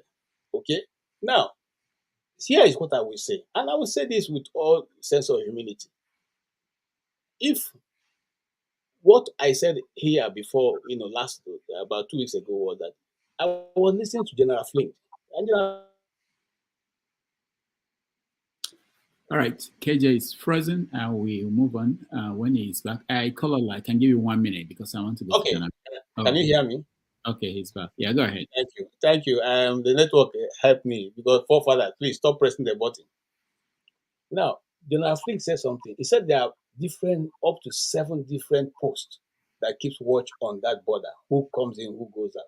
Now, somebody gave an order for them to stand down. The question we should find out is who gave that order. Okay, and I just want to let you guys know something. Some of these wars that are fought are not fought because individuals in those communities decide to fight war. People from different locations, they fight this. They use these proxy. These are proxy things that used to sell, all kinds of weapons and try all kinds of gadgets out. It's not necessarily because those people want to go to war.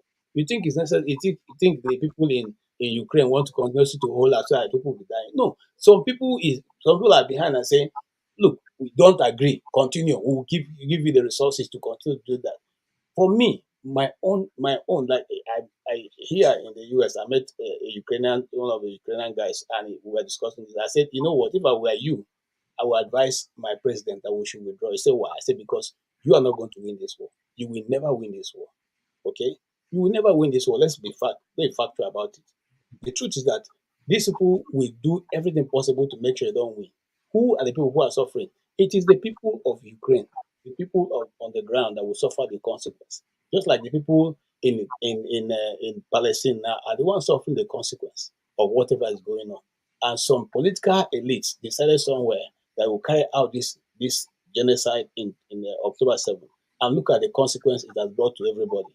So we must always know that it's not all the time that these things are done because the people in that community want it. Maybe powers are fighting each other and they chose to use your backyard to do it. And again, I end with this thing. The Igbo has the proverb, and my late father used to tell me that many times, okay, that the war is better fought in the other man's backyard. Nobody wants to fight in his own house. You don't want to fight in your house because when you finish fighting in your house, the pain and everything remains there. But you can go to the field or your brother's and neighbor's compound and go and fight, and everything is left there. Okay, everything is destroyed there. You go back to your house and have a good night's sleep. That's what I will say to people who are still on this. Know that you are destroying your community and your people, and at the end of the day, you will have the pain. There'll be nothing, there's nothing to gain from it. Thank you. All right. Thank you so much, KJ. Yeah, Ikolola, 1 minute. Just 1 minute. Yeah, you see, this is why I quoted Noam Chomsky. And luckily, KJ, I wanted to correct one of KJ's notion, but luckily he corrected himself. He said there were 7 people guiding a post, and they stood down. Who gave that orders? It is believed as of today that Netanyahu knew there was going to be an attack. That whatever party or gathering could have been stopped. So it is also believed that, look, there is always, before you can react, there must be a cause. So why don't we allow Hamas go kill Israelites, then say, look, they've killed us, we've got to carry out our agenda anyway. You see, when we try to justify the killing of children, imagine if it was you in that sense. So this is what I'm trying to say. Although you've corrected yourself, but the fact is this: whichever way you look at it, the Palestinian land was meant to be occupied, but there has to be a reason to go in.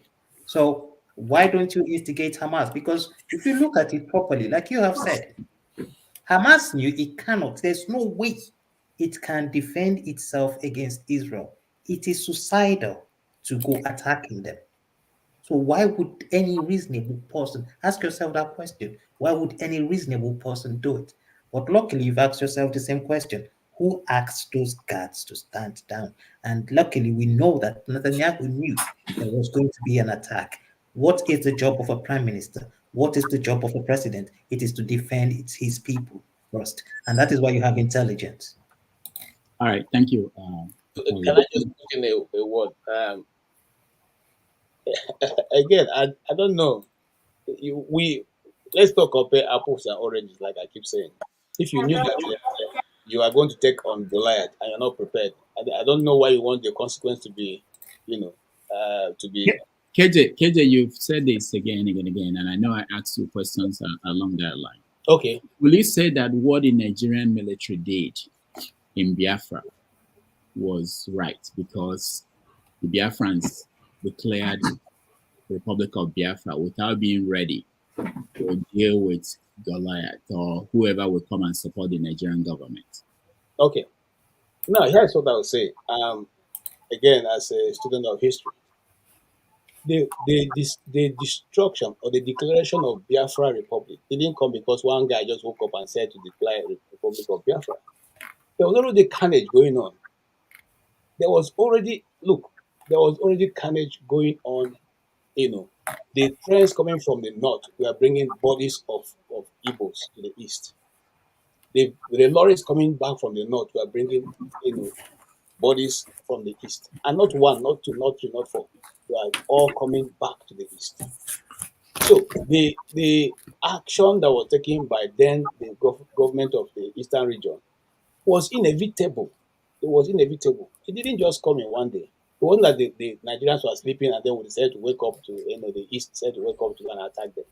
It didn't happen that way. And even at the time that the Republic of Biafra was declared, go read Ojuku's last interview. It wasn't that he decided to, he still called them. He still called them and said, look, let's have education on this. So now, here's what I would say. Because in the issue of the Igbos, it's quick to say, well, Nigeria obviously is Israel stopping people from Palestine for getting food? No. Remember that one of the things that killed most of the children in the East was the starvation. Say it again, is Israel stopping the people in Gaza from getting food? You think they are not stopping them? They are not.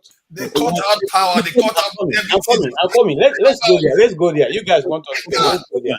I'm coming. Let's go there. In which war? I'm coming, sir. In which war? Where before you go and strike the place, you go and drop leaflets and say to people. No. We're talking about getting food. I want you to specifically. How do they get food into Palestine?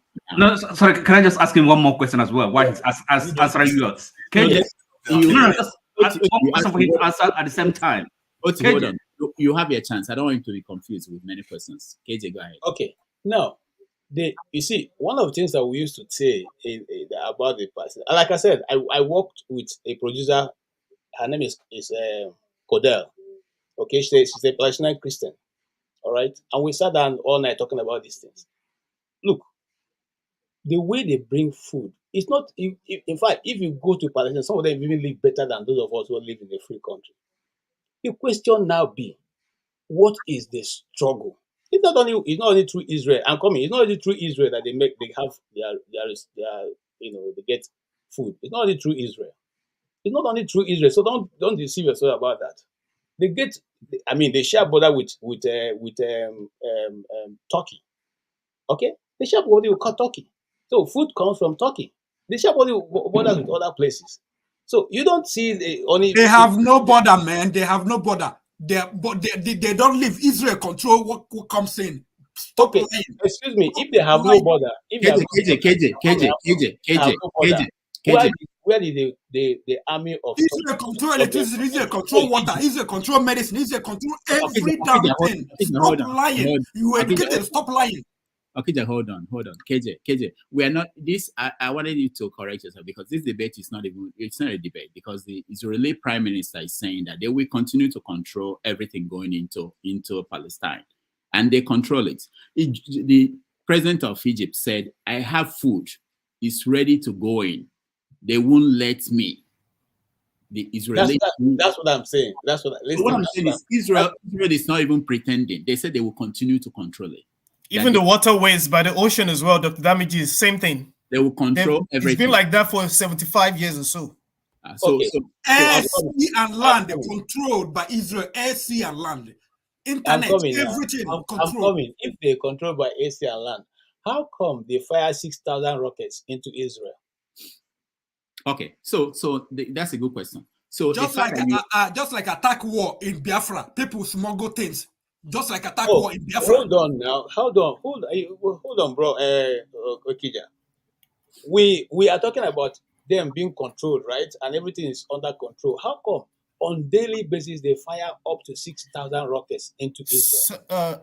Some of it is coming from Lebanon. Some of it is, and remember they also have underground tunnels that the Israelis are finding difficult to find. Okay, Femi, if that be the truth of what you just said now, do you think that Israel, for their own self-preservation, should be relaxed and watch things? No, but then here's the thing. People are looking at it from October 7, forgetting that these people have been around, they've been locked in a situation. Think about it this way. If you were living in a situation where you're literally under bondage for years, you're not going to act like a regular human being.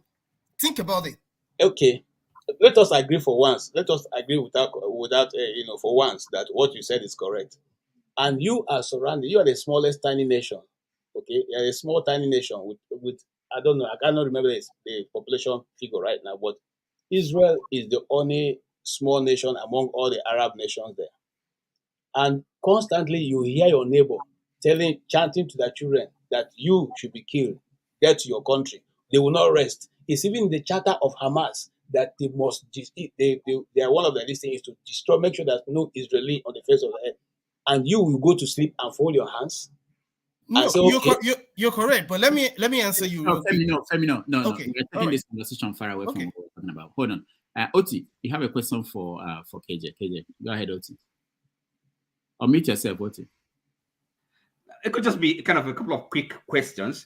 First of all, KJ, do you accept that Palestinians live under occupation, colonial occupation? Simple yes or no answer. No, I don't accept that. They are not under occupation, so they are free. No. They are sovereign nation, so they have their own nation. Is that? Listen. No. It's either yes or no. Now, if you say they are not under occupation, then all your argument is flawed. I mean, if you say all your argument is flawed. Your own is biased to a point. So okay, let me ask you another question. Not a biased question. To damage. I beg to be protected by these people. Now. Don't answer that one. Before I started this argument, Dr. Damage, I said, you see, there are two biases here. It's either you're on this side. No, it's not. It's I have the right to choose whichever side I want to be. No. Sorry, yeah. KJ. Don't get me. Okay. Let me protect. I really pity you. I mean, coming here and making this kind of? I don't understand it. I don't understand where it's coming from. Hold on, it's not no two sides to this argument. Okay. Now the question, another question for you, a simple question: do Palestinians, are they human beings entitled to the same rights and dignity as Israelis? Nothing to do with religion. Just a question, a simple question of humanity. No. Are they human beings? The question you're asking me doesn't seem to arrive here. Is there anybody, not any of them, that's not a human being? Okay, let's stop this. Let's stop there because this is an inquiry. This is not like inquisition. But let's go back to the conversation we're having. Because just because KJ, you said some things that you just wanted to correct. So the part I wanted to push you along, because that's how I look at things. I look at it from me. Okay, what's happening out there? What about me? What about people I know? Okay, when the naira is 1,400 to $1, I don't think about me personally. I think about the people I have at home, my grandparents, my people like that. How are they living? That's what my measure. It's not about. So whenever I think about the Palestinians, and I use the Biafrans as an example, I wasn't there, but I heard what happened, which is similar, almost similar. Biafra was surrounded. They couldn't get food to come into that place, and people were dying out of hunger. The Nigerian side were bombing in the air, killing people in markets, in churches, in refugee camps. It was happening. And it was war. It was war. It was war, and this is war. My father, they complained. They said, they are breaking international law. Do you know that what do you call it? Medicine doctors. San Francisco. Yeah, exactly. They started because of Biafran war. They felt people saw horror. They said, look, we have to do something. Okay, so I'm saying, I'm looking at it from that perspective. I was, maybe my family, they were in that situation, and they complained to the world. They said this is wrong. And for me, looking at what's going on there, you said something, and I brought this up to you and I think CM or somebody, Chim, the other time. People say that Hamas did this. Okay, that's true. Hamas did that. That's Hamas, not the children that are dying. Okay. So if you say one of the issues that the Igbo people have, or the Biafrans have against Nigeria, was that they were killing children. The Ojukwu and the people running the place, the children did not declare war. They were dying of hunger. If people in Biafra raise this issue and it's a concern, and they are looking at another country where a similar thing is happening, and they are making the argument, ignoring that they have been victim of the same situation, why would I? Because it can happen again. And I've said this, if the new Biafran movement, if they do certain things today, and the government of Nigeria send in troops and start shooting, killing people, we will complain that, these people you are killing, they are not part of the Biafran movement. Why are you killing them? So if I'm going to make that argument, and I will, I'm going to make the same argument for the Palestinian children. Why are they being killed? They are not Hamas. You say, Hamas is using them as covering up, using them. That's exactly what Nigeria said. Why they bombed refugee camps, why they were killing people in markets. They are saying, that's where the soldiers are hiding. In fact, every military that once they break the law, international law, they say the same thing. They're using them for cover. So why will I make the argument for the Israelis? Mansat said that Biafra 1, Cameroon 0.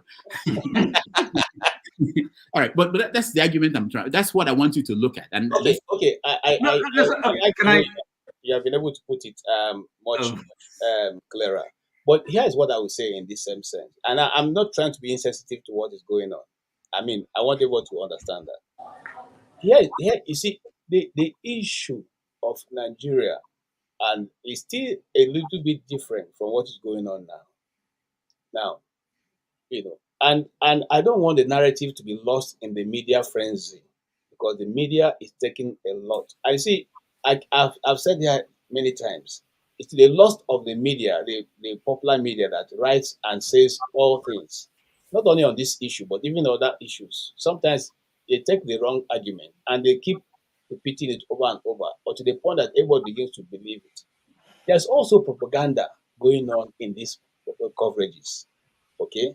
However, I'm concerned that people are dying. And I said here many times that I said my argument here that if I was anybody who can say something that the people in Ukraine or Palestine will listen to. I would have said to the Ukrainians,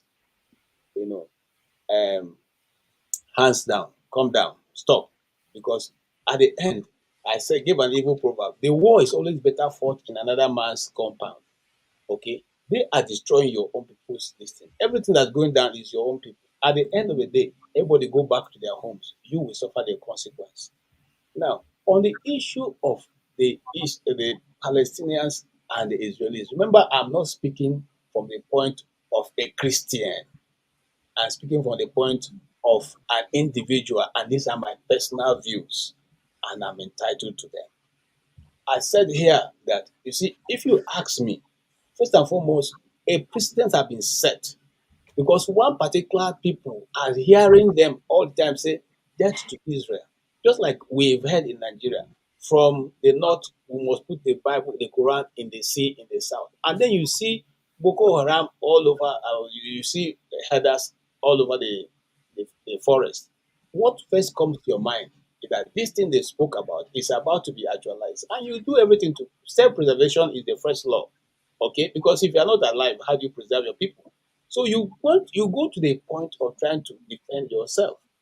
Now, on the issue of whether Palestinians are occupied or not, let us also not forget how that occupation came to be. Let's not put into account the 6 days war, okay, and how Gaza, the Golan Heights was taken and all the other thing. It wasn't there before. They didn't have those places, okay. So these things are things that have expanded over time, and the history of what happened and all that has all collaged. Man, I've never seen a waffle. Well, I have to give you credit, KJ. Okay, sorry, I think KJ has tried to. He has tried. What you can say for KJ is that he's going to defend it to the end. KJ, whether it makes sense or not, he will defend it anyway. I have to give you credit for that, calmly for that matter. Even if there is no logic to what you are saying, but it's all right. You have your own opinion. KJ, you've been answering the wrong question. Okay. I mean, I don't know. Dancing around everywhere. Dancing around. First of all, the question posed by Rudolph, this thing about the ICJ. You're not saying anything about it. And okay. then no, here is it. No. How long will it take you? I mean, I'm gonna have. I don't know. That was the question. Did you ask me about ICJ? The conversation we are having, but what happened was that after a few people spoke, you went into, issues in Israel. The conversation we're having is simply ICJ, that the ruling. Exactly. And then talk about the history. Who owns the land? The ruling. Okay, let me deal with that. If that's what you want me to answer. I mean, it's quite simple. The ruling of the ICJ has no consequence. I mean, forget it. These are just that's your view, right? Look, read my lips. It has no. Okay. Now, do you have to say anything more on it? Or is that all? Isn't it? That's all. Okay, good. Okay, Oti, that's enough because I'm coming to you later. Let's go to Janaba and hear him. Janaba, welcome to the show. Thank you once again. My friend KJ, he's a good man. I have his own sentiment. He lived in Benue for so many years, but he answered the order of Abraham when he wanted to get married. He went to his own village and married. He's a man that have his own. I'm married to my wife is Delta or not Igbo. It's the same thing. It's a Delta Igbo. My wife is Ekiri. It's Ekiri Igbo. The point is that today you came and swing your jab at even the fake Northerner, crying that CBN part of it will move and fine, and when they move the military from Benue, nobody complained. Well, you've been complaining here all your life about what is going on in Igbo land, and even some of my friend, Kolola, always say, okay, it's okay if I don't agitate for my people. People are free to agitate for their people. That is to testify that people say things. But when it comes to this ICJ, issue and Hamas. I know you have your own right to stand your ground on what you believe, but to us and to any human being, to me, in honesty, it's very disheartening to see children, women dying on daily basis in the hands of their neighbor. And the excuse you gave so many times here is that Hamas said they will destroy Israel and they will not live in peace. It's like a proverb in the Bible where someone he asks his children that, are you guys going to go to farm tomorrow? And then one say, I will not go. And then the other one say he will go. And the one that say he will not go went. And the one that say he will go did not go. So it's like Hamas have never successfully destroyed Israel, and they cannot.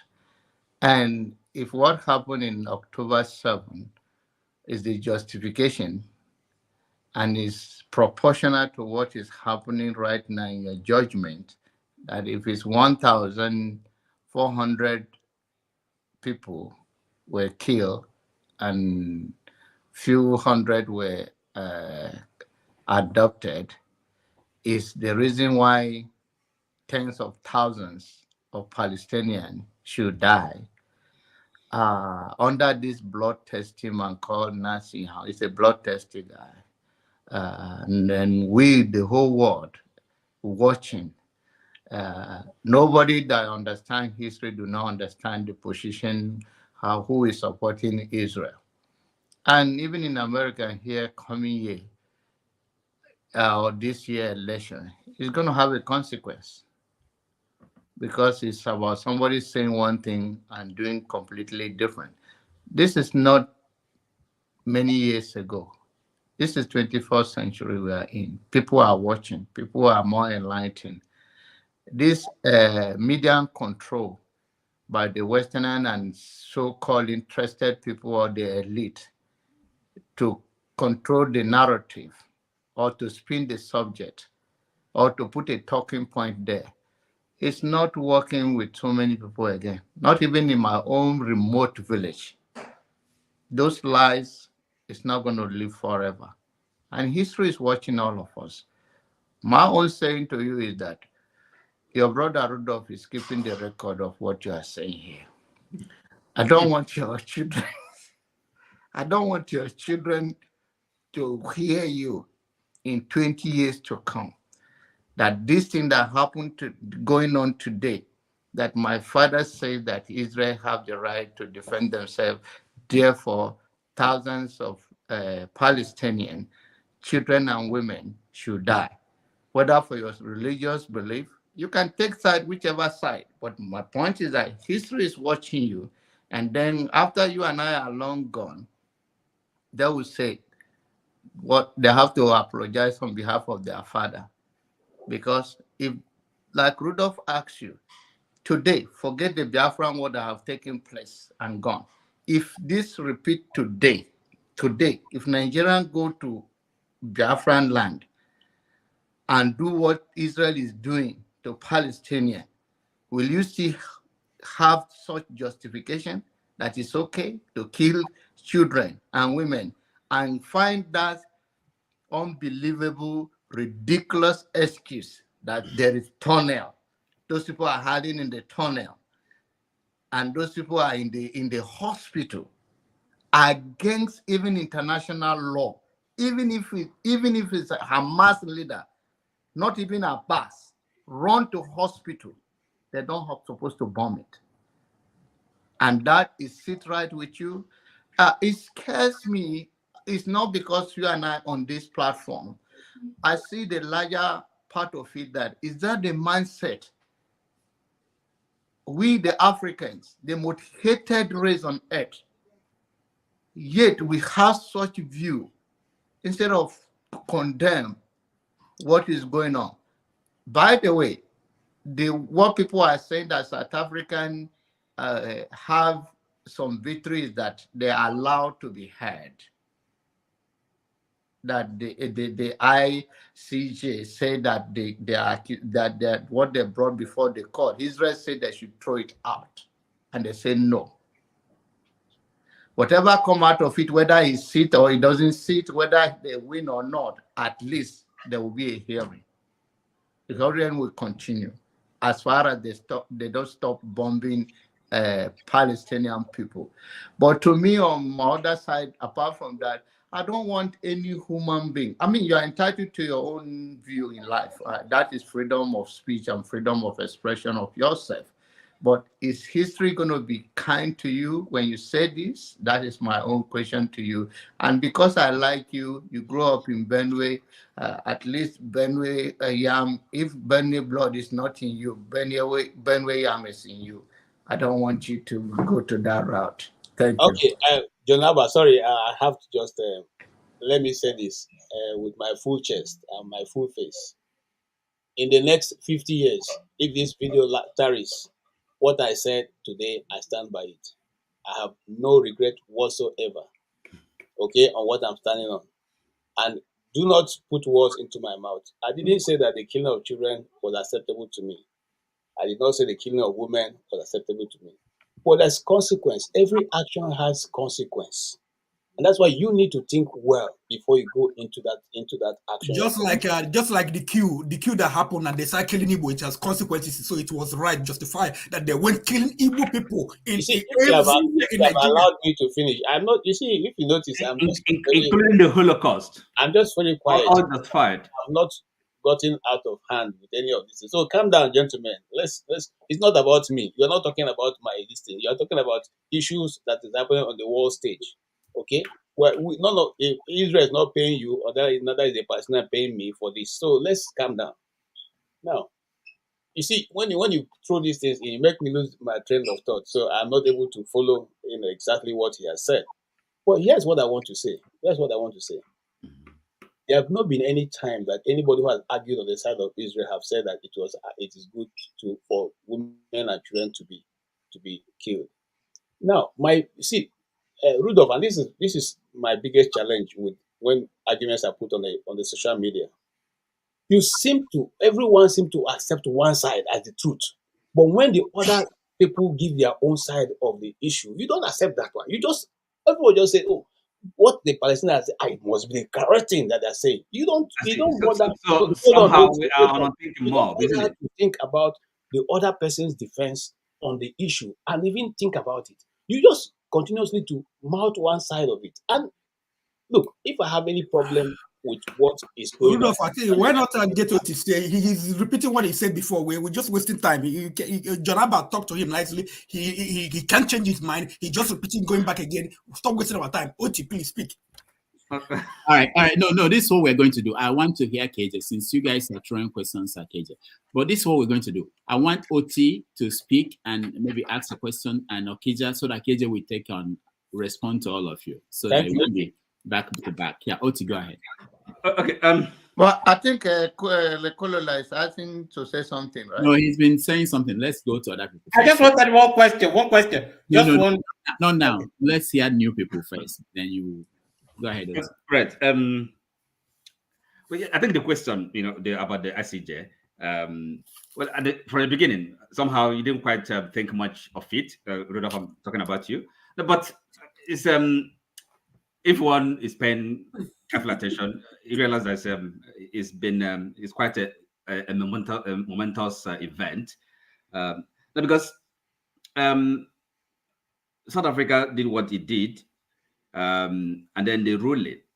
We understand, of course, the nature of the proceedings. It was kind of provisional, it was not meant for the merits of the case, the genocide charge, but essentially for some interim measures to put in place. And of course, before that, before the court accepts to do that, there are other steps that needed to be taken. First of all, to decide whether South Africa has a standing, and of course whether the case is plausible. The genocide accusation, the acts, and so on all this, South Africa succeeded. So it was a success. And of course, we have to look at it from, a broader context. It's not just South Africa doing this against Israel. It's important, whether and how you look at it. It isn't perfect. We know that. We accept that. The international so-called rule-based system, international law, international morality, international legality. So all these things were kind of on the table. And then you look at the judges, the decision they reached. 17 of them,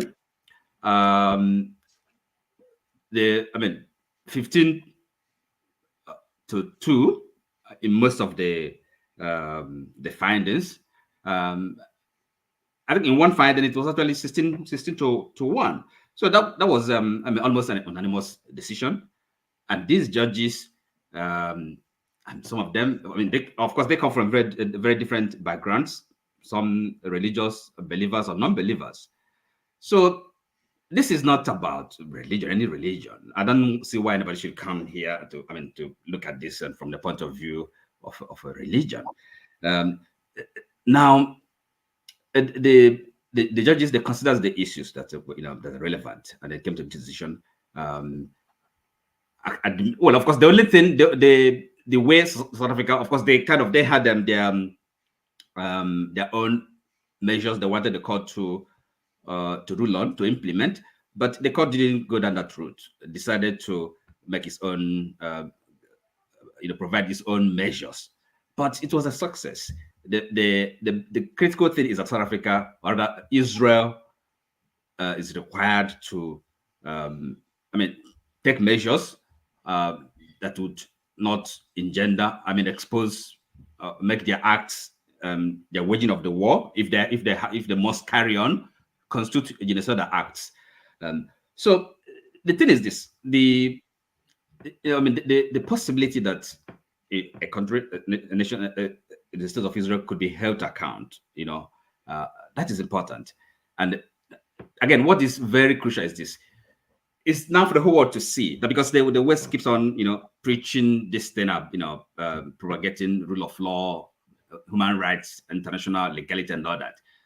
So the whole world can now see, really, do they mean it? The hypocrisy in all of this, and it's important for the whole world, because if we haven't got a powerful friend, for most of us, those of coming from the southern hemisphere, developing countries, medium, we're no superpowers. If we don't have a system, international system that to which every nation, strong and weak, can be subject, I think we are worse off for it. That's why it should be important to us that rules are obeyed. These are standards. As I said, it's not, these judges are not they're not sitting on the on the bench and making the decisions from the point of view of whichever faith they belong to or do not belong to. And again, whether judging the success or lack of it by South Africa, it's not really whether what they asked specifically, whether the court granted them that. The main thing is this, because even if the court had said, okay, look, we say ceasefire, Israel wouldn't abide by it, okay, and there's no point handing down a decision, a rule that that cannot be implemented. But the fact that the ruling took place and the whole world has been paying attention, so this is quite the whole world is looking at this, watching this. It's been in the news. We can't really underestimate the critical importance of this in our world. Whether Israel is ordered to cease fighting or not, that is not really a question. But now this is the possibility that it could be found to have committed genocide. That is there, and people that are involved in the Western countries supporting Israel, they really have to be more circumspect. They cannot just go, all gun blazing now and then supporting Israel without any reservations. So that is important. So I think something we should feel happy about. South Africa did very well in pushing this, and it's a success. That's the way I judge it. All right. So, thank you, Oti. Thank you. Okija. Okay. Yeah.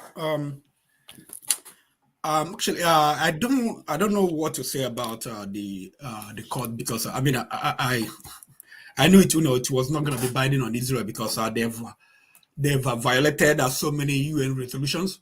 I think about 45 or something. I can't remember. They have US, have shielded them from so many other, UN resolution with vetoes. But anyway, I came because of my brother KJ. He was started talking about Israel and misrepresenting things.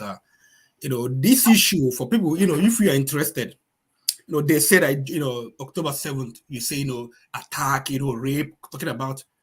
But let's go to history, 1948. It's not. It's still in the view. It's not like old time. You know how the state of Israel came. Israel, they wiped villages. There's a documentary there. If you have if you are in the North America, just download tubitv.com and watch 1948. Watch 5 broken cameras. You see what is still happening. 5 broken cameras. This guy, like he's a documentarian. He had 5 cameras. Israel soldiers shot all the cameras. So that was the title of the movie, 5 broken cameras. You would just be viewing them, documenting what's going on. They shot. You see what's happening to Palestinian children. You see how Israel, they come in the night, arresting children and taking them to prison. Children. The people, they throwing rock, they're shooting at them. It's live documentary. It's not like something that people acted. You see what is happening. You watch 1948. You see what Israel did. They wiped villages. They threw people into the fire. The Palestinians put them in the fire. They come to people's houses and put them in the fire. The women, it's 1948. Go there and watch it. It's there. So what happened October 7th? It's not even compared to what happened 1948. It's not comparable. You see horror. Some of the people that participated in the documentary, Jews, one said that it was horror. I can't believe that I was a Zionist. This is what now some people, when they talk about they've given them opportunities, to two-state solution. See what happens. In Nakba, 1948, that was when they shit them out of the villages. They would use boss people out of their villages. Now, Palestine is saying there need to be a right of return. People that are living in Jordan, in Syria, and so many other places, they have to return back to Palestinian, land of Palestinian. Israel said, no, they cannot return. Okay, but now Israel, what Israel does, for example, let me give an example. If I'm Jew, if I say I'm Jew in Russia, I've never been to Israel, my great-great-grandfather never been to Israel, I claim I'm Jew, okay? And then I marry a Russian, okay? I will have the right to return to Israel and bring my Russian husband. And even if you're like stepchildren, bring them, they become Israeli citizens.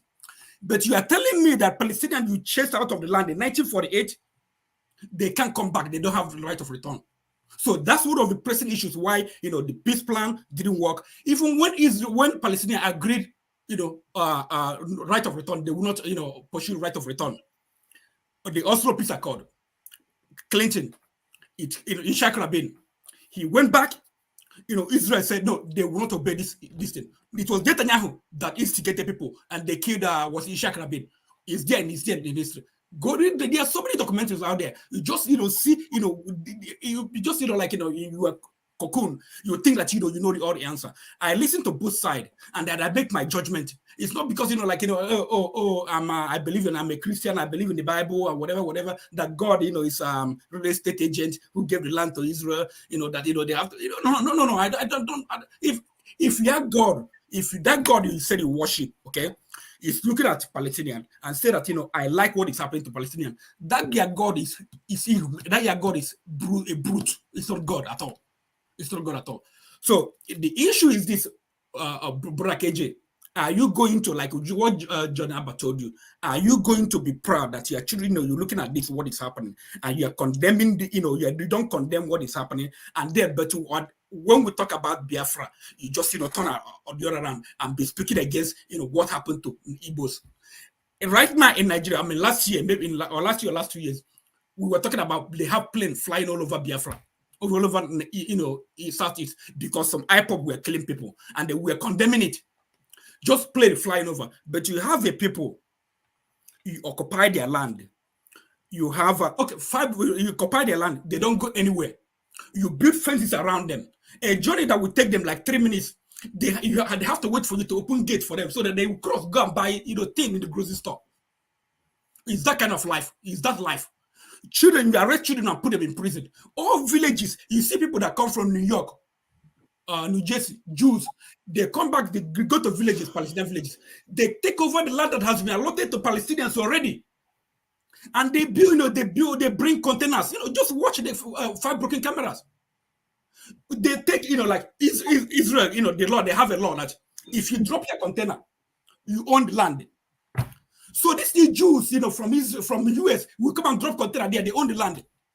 And then Palestinians will say, okay, let us get our own container. They can't drop container. Israel said, no, they can't drop their container. You see, when they are dropping their container, you see Palestinians, they go under the container so that they won't drop it. They will play in this game, playing this game. What kind of life is that?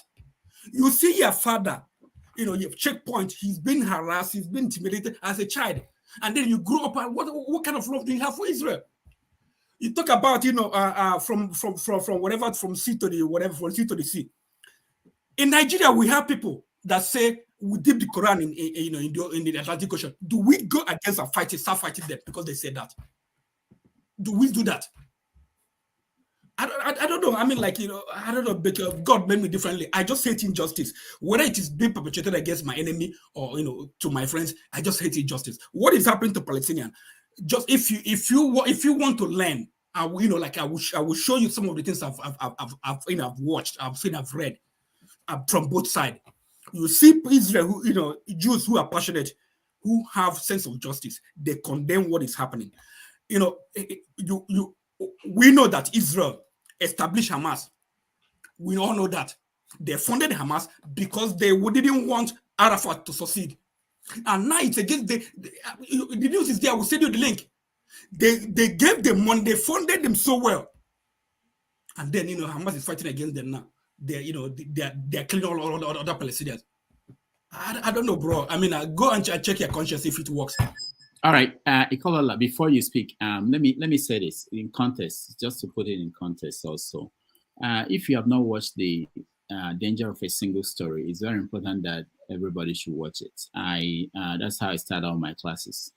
There's something that Adichie said there, that the outcome, how you perceive a story, depends on where you started. So when you listen to the American news, because of the lobby here, they always force them to start from October 7th. That's not the beginning of the story. But if you study from October 7th, you have a different text of that story. If you study from 1948, you have a different text of that story. Any story.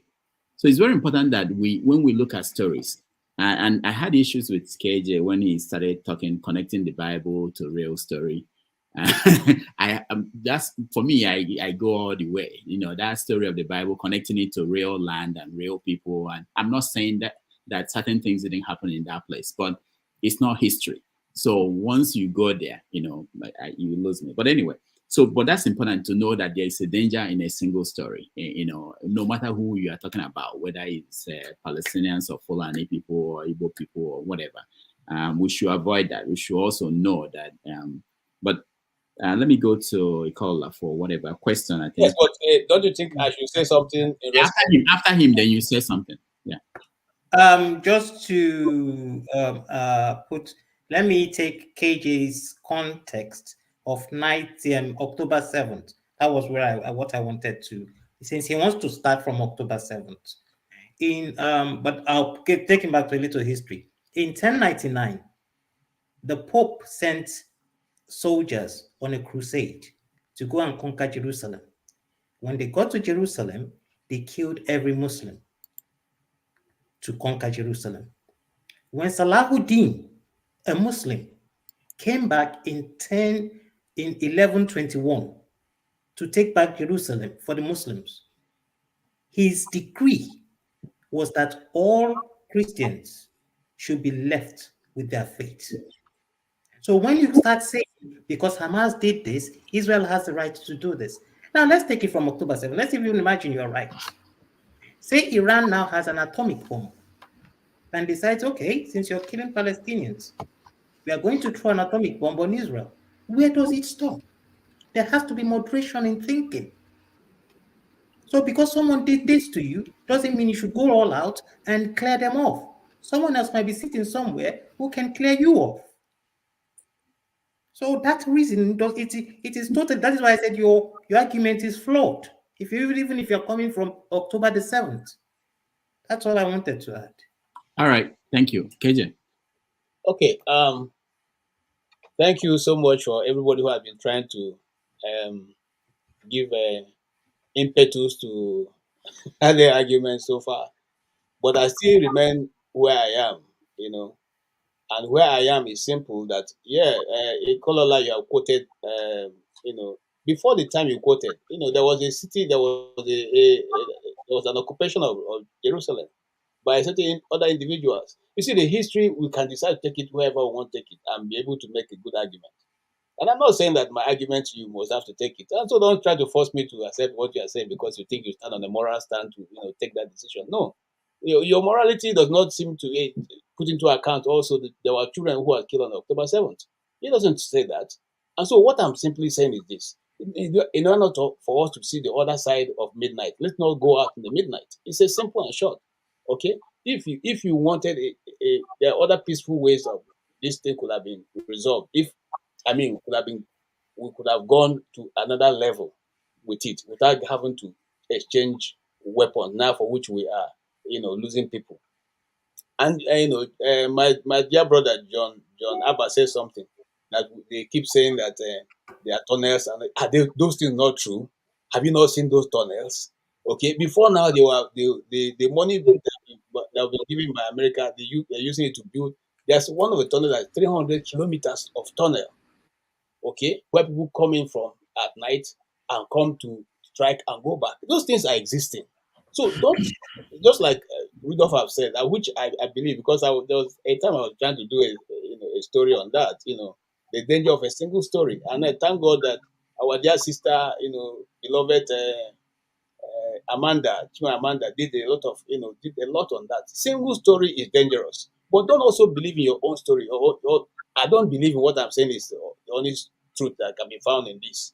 But that's the area that I've chosen to say that all this thing would have come if there was no October 7th. The wars have been fought before. Nations have moved. Individuals have been taken out of Rome and brought back. The names of the cities have changed. Even the culture and the tradition, the skin of the people living there has also changed. So how do we begin to start and resettle everything? It's not a question of. Sorry, KJ, let me ask.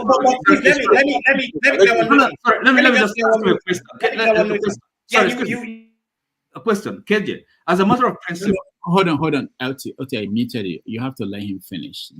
I don't know if you don't feel this. When you are speaking and you want to say something, someone interjecting, sometimes it throws you off. So let him finish, and when he's done, you can ask a question. Go ahead. KJ, I am not trying to convince you. Other people are. No, KJ, finish your thoughts. Then we can go back to that. KJ. See, all I'm simply saying is that there are other ways this could have been done. But whether we are looking at morality right now or not, morality should have been the first thing we will look at first before we even get to this point. Look, I agree that things sometimes can spin out of control as it is now. But let's call a spade a spade. Okay? Let's call a spade a spade. I'm not arguing. People write on the comment section that I'm arguing from a Christian perspective. Like I said this point, I'm not arguing because Israel is not even a Christian nation. If you go into Israel And if any of you have visited Israel before, you find that there's a lot of discrimination, even in that once you have a different color, okay, all right. But that's not the situation that brought us to where we are today. The situation that brought us to where we are today with all these killings are because certain individuals decided to go out on their own, whether knowingly or unknowingly, whether advised really or not, to do evil on the night of October 7th. That's what has brought us here. Okay? So let's not begin to take the goalpost, because if we take the goalpost backwards, we can take it to even as far back as the time that Christ walked the earth. Okay, even though Rudolph said doesn't believe in that. But me, I believe in it, because the Bible itself is a story of, it's a history story, if you want, whether you like that or not. I believe that. Okay? And so that is it. That's my own argument. I'm not saying, look, what they are doing is correct. I'm not saying who will ever approve that the death of children will ever be correct, or even women. But will you also approve of the videos that they themselves sent on the day of that? They themselves, I'm not saying other media, they themselves filmed themselves and sent it out. So based on the international community's judgment, and like I said earlier on, it is good to always try to bring peace, because we all can gain from it. But as far as international judgments have been concerned so far, none have ever been taken into cognizance. Have ever been able to, none, except Nigeria that gave up Bakassi. No other one has ever been able to implement it. So what are we talking about here? And people think that I'm stubborn. You see, now I think what I've seen in KJ is that when he believes something, nothing will shift his opinion. That's why he didn't support Peter Obi. Even if logically he should support Peter Obi, I have to call him out for that. And if he believes in something, nothing will shift in his way of thinking. There's some beauty in that, which is loyalty to what he believes in. A great follower, but a dangerous leader. If someone like him gets into a position and he believes in something, if he believes in genocide, he will go and genocide you. I think he's not genociding anybody. So you literally said you are not supporting killing of people. Then went on to justify it within the same breath. No, okay, sorry, excuse me. Yeah, sorry. I think don't spin the what I say. Don't spin my word. Excuse me, KJ. It's not a matter of making argument. Okay, hold on, guys. Let's have order. Okay, what I wanted to do is to have. I don't want it to be just KJ. There's somebody that was trying to join in. I wanted her to have you on Ngozika. But let's. What I want to do is I want to call an OT to speak, and then forefathers to speak. But before then, let me also explain something. KJ said something that he's not talking from the Christian perspective, which some people are assuming. Okay. And then he also mentioned that, from that, but this is something I want to mention that we all should know now. This is a standard, internationally acclaimed kind of a standard, which is something they call unconscious bias. We all have unconscious bias. So you might not even know that you are, I might unconscious that I'm Igbo. I might feel that I'm not saying this because I'm Igbo, but I have unconscious bias because of where I have been, my life experience. We all have it. So even if you start your statement by saying I'm not saying this because I'm a Christian, the fact that you've been brought up through that system will mean that unconsciously you are thinking in a certain way, which you wouldn't be thinking that way if you had been born in a different country, different, that's really, so it's important that we all recognize that. I agree with you. And as you also know that in journalism, there's where that unconsciousness comes even through your writing sometimes, unknowingly. So even for them who is speaking, they're also coming from that unconscious bias. Of course. So since we're all on the same page, you can go ahead from there. Yeah. We're not just, I'm not talking about you alone. No, just like Rudolph do to me all the time. I'm just pointing out that people don't tend to assume by saying, oh, even though I'm Igbo, I'm not saying that. That doesn't mean that you don't have the bias that you are Igbo, because all you know depends on where you grew up. Look at KJ throwing proverbs out there. Sometimes I will look at it, I will laugh. If you don't care about my hair when you are biting me on the head, I will bite you on the butt. And and Igbo proverbs, you can't challenge it. Once it's thrown out, it's supposed to shut you down. You keep quiet because it's said. Are you challenging the ancestors? All right. Dr. Rudolph, you're actually consciously biased against Jonaba. I can say that for free. Yeah, because I know consciously. him. Yours is conscious. I know him very well. Okay, all right. I'm allowed. Okay, sorry, just KJ, let me No, let me quickly, okay, let me just quickly correct something. KJ, I am not trying to correct you. I am not a teacher or a master or an authority in any subject. But what you must understand is we're in a public space. So when you make your views known, some people might go away thinking it to be a matter of fact. So some of us just sit here to say, look, it might be your personal opinion, which you're totally entitled to, but it should not be bought and it should not be seen and it should not be taken by anyone as a matter of fact. So what we have successfully done is to make you say it, that it is your personal opinion, which doesn't, nobody's trying to correct you at all, please. All right, thank you. Oti.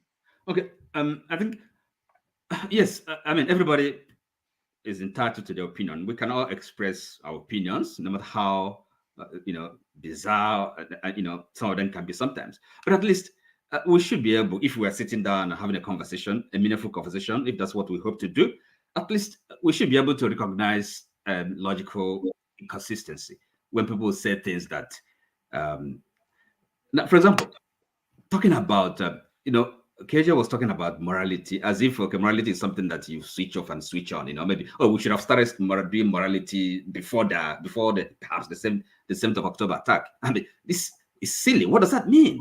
I mean, every morality is not something it is there in our actions. Is it moral or is it not moral? Okay. Now, this principle of self-defense, we accept that. Everybody's entitled to that. But the question is, and this is really, it goes to the core of what we're talking about. I mean, do you go out of your way in the act of self-defense to which you're entitled to do anything and everything in the name of self-defense? Is that something you really want to say and want to justify? No, forget about the history. I don't care about any history, any religion, religious affiliation, anything. But as a matter of principle, something you can sit down and argue and maintain that if you are fighting in self-defense, no breaks. Anything is allowed. Is that something you're saying? Are you sure of that? Are you conscious of this? I mean, think about it. That's the argument you're making. Unless you don't understand what you're saying, you're just making a speech for the sake of making a speech. All right, thank you. That's all I can say. Let me. I'll come to Ngozeka, and then we have to move on. I want to talk about Trump, but let me just say this. This is general, not targeted to anybody. So remember that Israel, their mission this time was to finish Hamas. And they've told Netanyahu that you cannot finish Hamas. There's no possibility of killing all members of Hamas unless you want to wipe out the whole people. Now, we also know that the kids who are losing their parents, uncles, and may decide to revenge 20 years from now for what is happening to them. Okay, and the way the world is now, technology is expanding. So who says that 20 years from now, it's not easy for someone in wherever Palestinians are, maybe in a refugee camp in another country, build a weapon that they could use and destroy Israel? Who said they can't do it?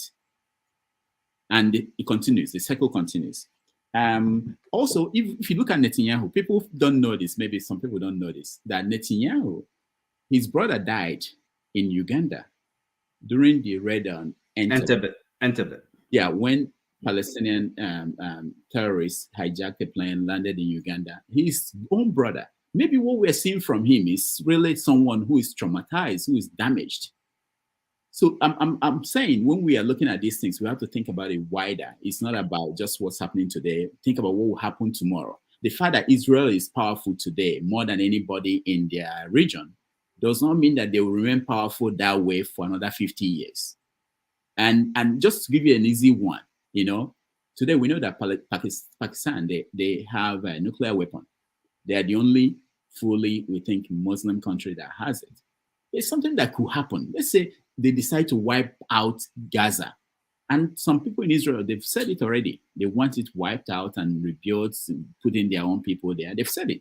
Top people in Israel. So it's not just the Palestinians that are talking about wiping out Israel. The Israelis have their own people talking about wiping out Gaza. So let's say they do something so horrific. What do you think? Do you think that Pakistan, somebody there might not decide, you know what, this is we can't allow this and do something. So we have to think about this wider. Where does that leave the rest of the world? My worry is that they said that, oh, when we finish this and we now have a two-state solution, and then the Arabs will bring out money to rebuild Gaza. And I'm thinking, how many times will they rebuild Gaza? This is the money that belongs to the whole resources of the world, not just them. And it's being wasted there. Every 20 years, 10 years, we destroy things, we rebuild, destroy things, we rebuild. It's our money, UN, everybody. If they are not wasting money there, maybe they will use it for something better somewhere else. Anyway, but these are things we have to think about, the wider conversation. Ngozika, welcome to the show.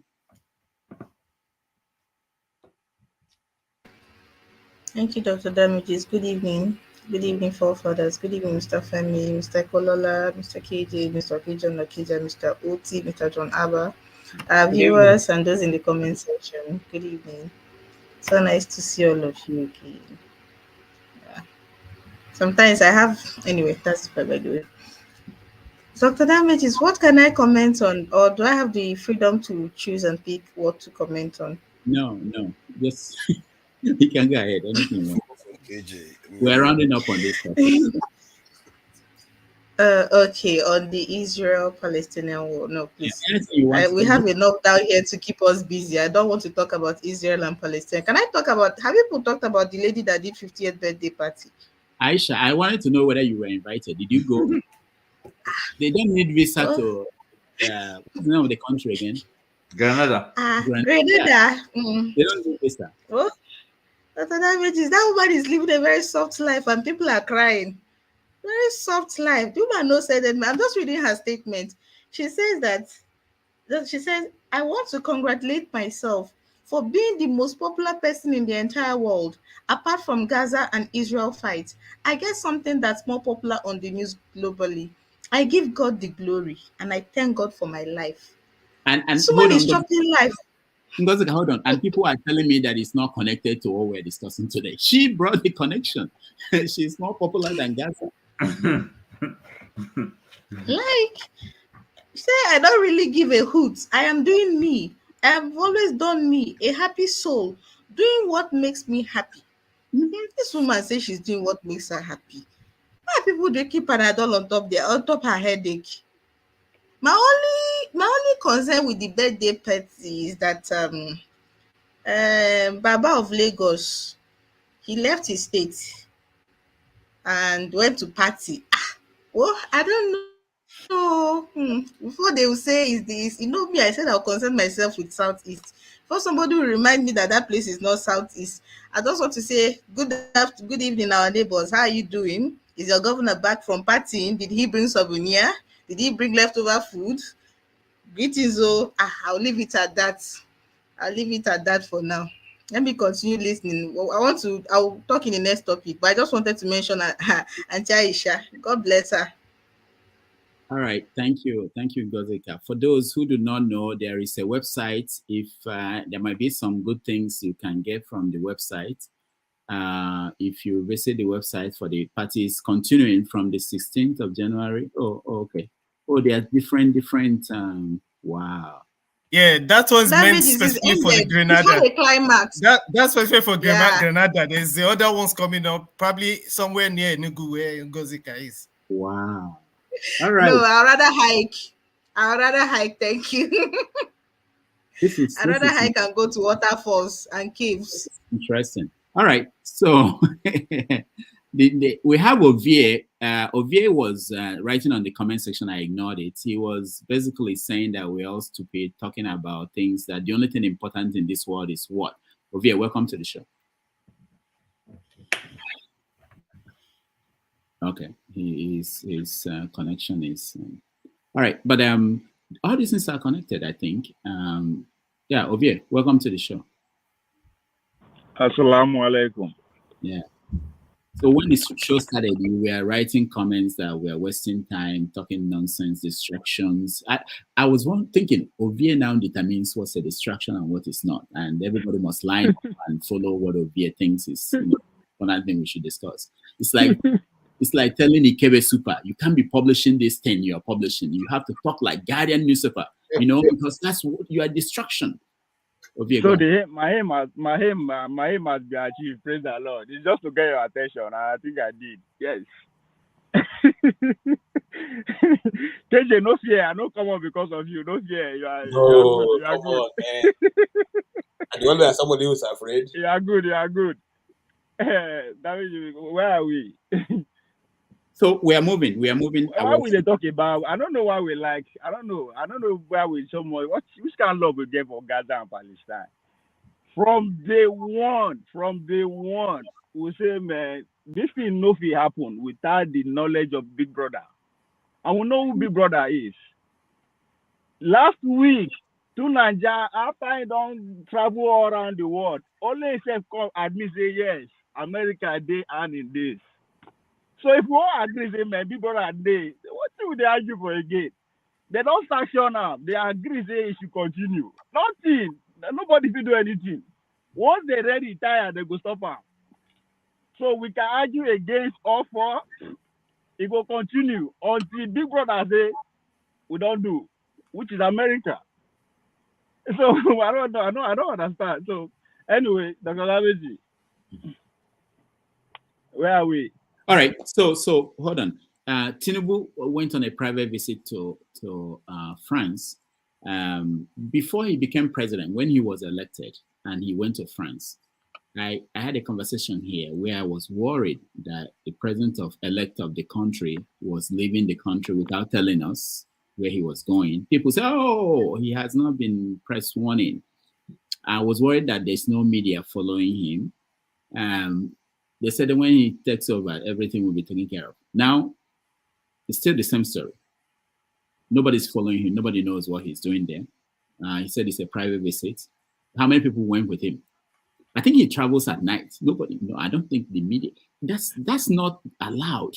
You can't. He's not just a regular person. I'm sure. That means he's bad for a reason. Bats only move in the night. So I think it's something to be worried about. Worried about not him traveling, the fact that the whole media, both print, water, everywhere, they just decide to just mute and look away. It's something to be worried about. Ovie, you are part of the media now. Stop talking. I'm talking about. I've been talking about it for the past 3 days since he come out. And my question is that how come Anthony Blinken visits? As soon as he visits, that guy never even go back to his village. Tinubu take off. Which message they send him? What's going on? No, he's already, he had plans to leave. That's damage. So if I'm accusing you that you are in Bola Tinubu's cabinet, they don't argue with me. Then you are making case for it. You are sitting as if you are there. Look at what you are saying. No, I'm not. That's how things work, you know. No, Dr. David, show us the plan. You said there was a plan. Show us the plan. So the point I'm making is this, okay? When we could have laid down the rules and said this is the proper way to do things, this is the best standard, international standard, we refuse. In each case, we refuse because it's in our favor. We think we're doing a favor to these people. And they continue to fail us. Right now, we don't know who he's meeting with. We don't know what he's doing. It's our taxpayers' money. DSS are following him. People are following, I'm sure that statement about traveling with only number, who knows? We need to know how many people left the country with him. And it's only me and you that is talking about it. No. The other people, what can they do? Talking about it. See, Dr. Damage, we were talking about the media here, right? Let's hold them accountable. That's their job. Now, if to say they know they do anything at all, they decided to focus on conversation that will not bring any progress to anybody. The North say that Tinubu want to take over. Like, how does that even help? Like, would that even change anything? It will not. That's what the media is focusing on. They spend how are you saying it won't change anything? How are you saying it won't change anything? Can you allow me to talk? I beg now. I beg. Sorry. This is not my. They spent 3 months on Better Edu. As if the crime Better Edu committed, nobody don't commit them before. Right? And again, now only Peter Obi now raised this issue. He raised it casually on his Twitter account that the Bola Tinubu is a general asset. Where they go, nobody's talking about it. Then again, I think we raise another issue that is very, very important. The media keep quiet, which is the 3.3 billion repayable loan, NPCC, NNPC, NME, whatever collected. Media is quiet. So, okay. Well, when you say... No, what I'm saying is that this man, we the underrate him. He has successful, as in bring everybody under his fold. And that is dangerous. That's dangerous. Everybody does succumb to his government. And if the whole media, both private and government, if everybody is in it too, then what's the point of talking about Nigeria? We will just wait in 2031. Okay. So that's my concern anyway. All right, thank you. And we are going to talk about it in terms of what people think, but let me just say this. And because whenever media is discussed, media is wide and big. I mentioned Ikebe Super, I mentioned Guardian newspaper, they're all media. So when you say this, I can tell you this. Most likely, and I've talked to some people, editors, they don't know where the president is. They don't know what he's going to do. It's not like here where the president will put out statements or where Biden is, unless it's something confidential. Eventually you find out. They will but these things are not done in Nigeria. So what happens is that the president disappears or decides to live at night or in a vehicle that is unmarked. Okay, if you don't have a source inside the presidency, you don't know. So until he's gone. Okay, until he's gone. So what happens is that the media those that have investigators, will start investigating where did he go to, unless they told us that he went to France. Like in this case, he went to France on a private visit. So what will the media discuss, other than saying what we are saying now? Some people might be, what might be going on, which you may not know. Some people might be trying to find out with their sources in France, where is he in France? I'm sure some people are doing that now. I'm sure some people are trying to get a picture of where he is. See, people are doing that, but if they are not successful, they are not. And they are not going to tell you what they don't know. So don't easily say that the media is not doing anything. So what you are saying is that the whole Nigerian media, all of overnight, they have become incapable and not able. They've always been incapable of so many things. Yeah. They don't have the resources. They are incapable. Dr. Dameji, I understand you are making a general case. This is very specific. This is simple. Where's our president? What I'm saying is that they are not acting. They are quiet. I'm not saying they are even discussing something. They are quiet. What do you want them to do? Just what you just said, something that is very concerning. The man just disappeared overnight. That's our president. What do you want? Nobody's asking questions. I'm not saying they have to. I mean, are you in their newsrooms? They are asking questions. You are not in the newsrooms. This is not happened like 2 hours ago. It's more than 3 days. You know? Okay. Hold on, Ovie. Let me listen to KJ now. KJ has been in Libya. He will tell you. Probably the story you had. Maybe somebody called the press secretary and said, "Look, hold on." That's the problem. There's no story. The only story we hear is that the man don't travel. That's all we had. That's what I'm saying. That's what I'm saying. Ovie, listen to me.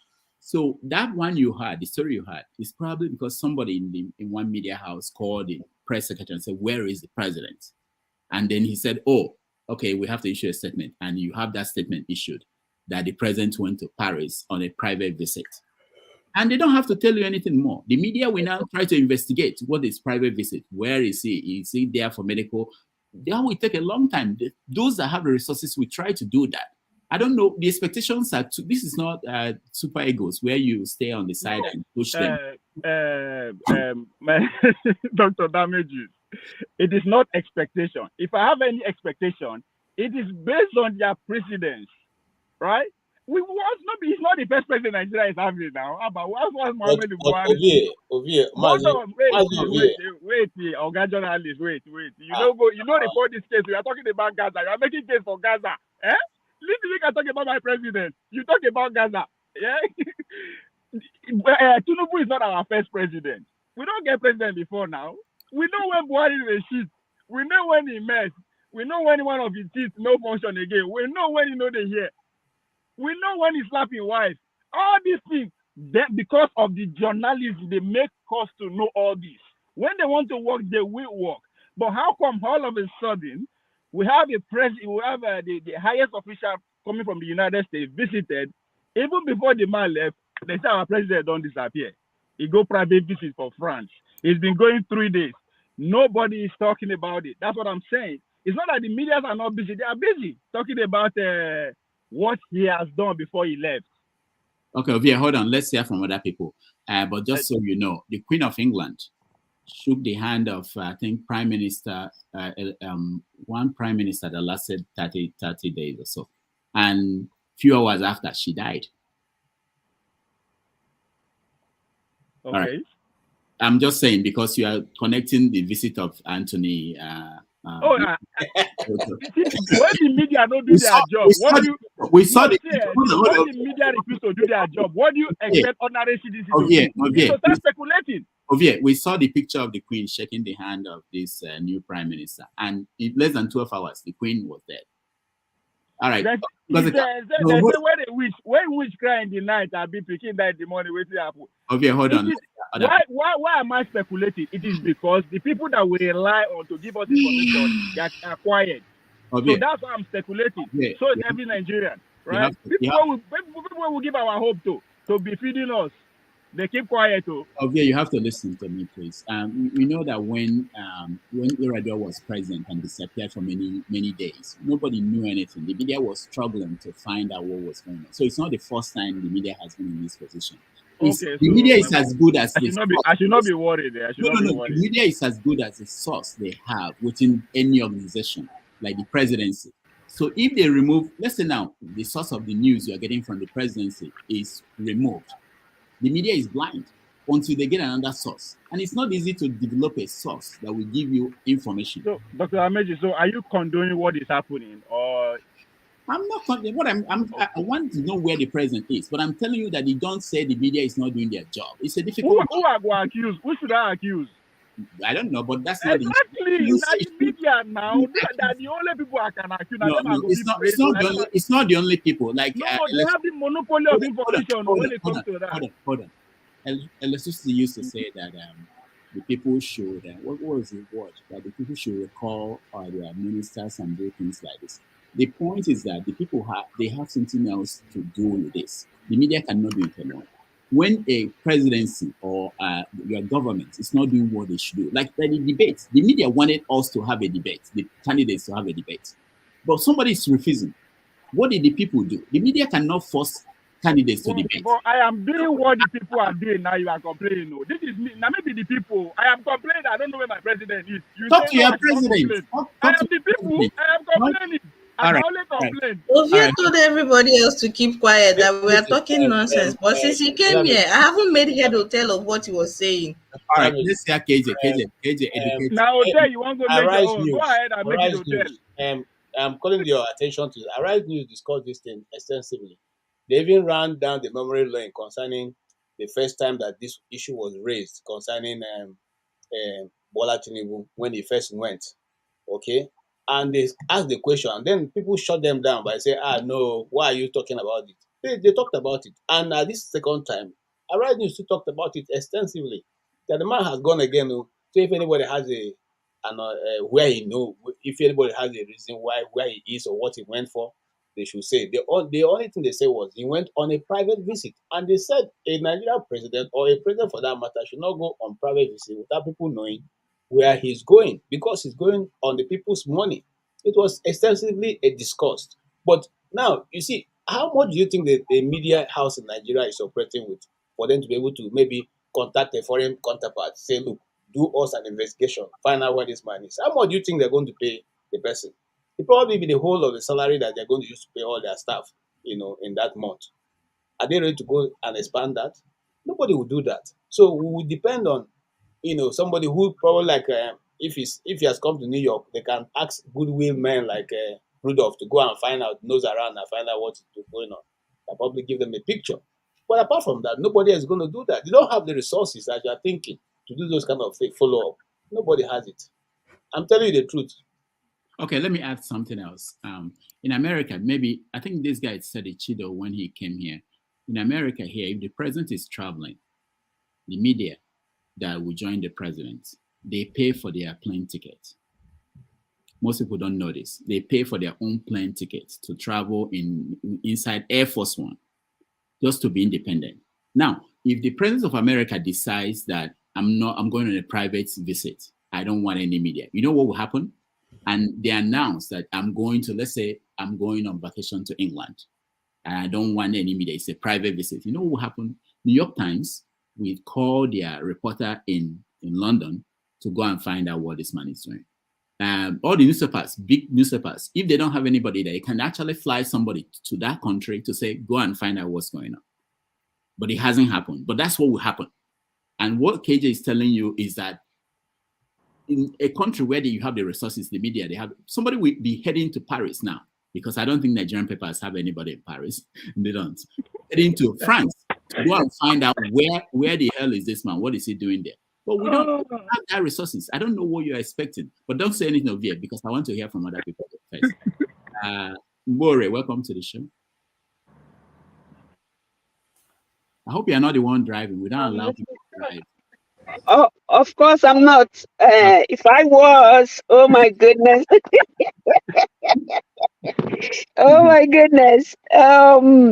If you don't know that already and you're in America, America do, bring up something new every day. So maybe today they've brought out the car that, well, of course it's there already, the ones that drive themselves, the Tesla or whatever.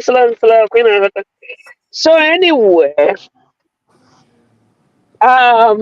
thank you guys for doing what you're doing. I may come and say what is not to be said, not speaking the right grammar, which I really don't give a hoop if I do, because some people can't speak the right Igbo either. So anyway, it's like I was thinking to myself the other day. I mean, it's good to be annoyed, offended, and the rest of them. So whoever I nudge the wrong way, I just wish you'd use the annoyance or the offense, you think the feeling of being offended, to be positively productive. Yeah, if Tinubu left and he leaves at night, I guess when you want to be functional the way Nigeria wants you to be functional, you have to do your deed at night. It just that I call whoever comes at night to kill people when they are sleeping. That is when they come. And Tinubu that does everything that he does at night, they're all cowards. Big old time cowards. Otherwise, if anybody, whether it's Fulani Igbo that is killing everybody, wants to really show me they are strong, let them come in the daytime. So Tinubu, where is Tinubu? Nigeria is paid. The cabals and caliphates, or who the hell they are paid to not function. And if they ever function, it must be a malfunctioning. So that is where my, whatever inference I draw from everything Nigeria does, that is where it borders. Nigeria, whatever you see in Nigeria, even if the media have a way to venture into what is happening, they will not tell you what is happening because they are paid to misinform. So it doesn't make sense at all. But either ways, I am honored to come in your midst. In fact, being that I don't know nothing made me not to say hello to everybody first. So you just knock it up to the fact that I know little or nothing. So hello, Dr. Damages. Hello, the panelists. Nigeria is paid not to function. Hey! All right. Thank you. Thank you so much. We appreciate you. I've just been informed that Tinubu left during the day. Oh, did he?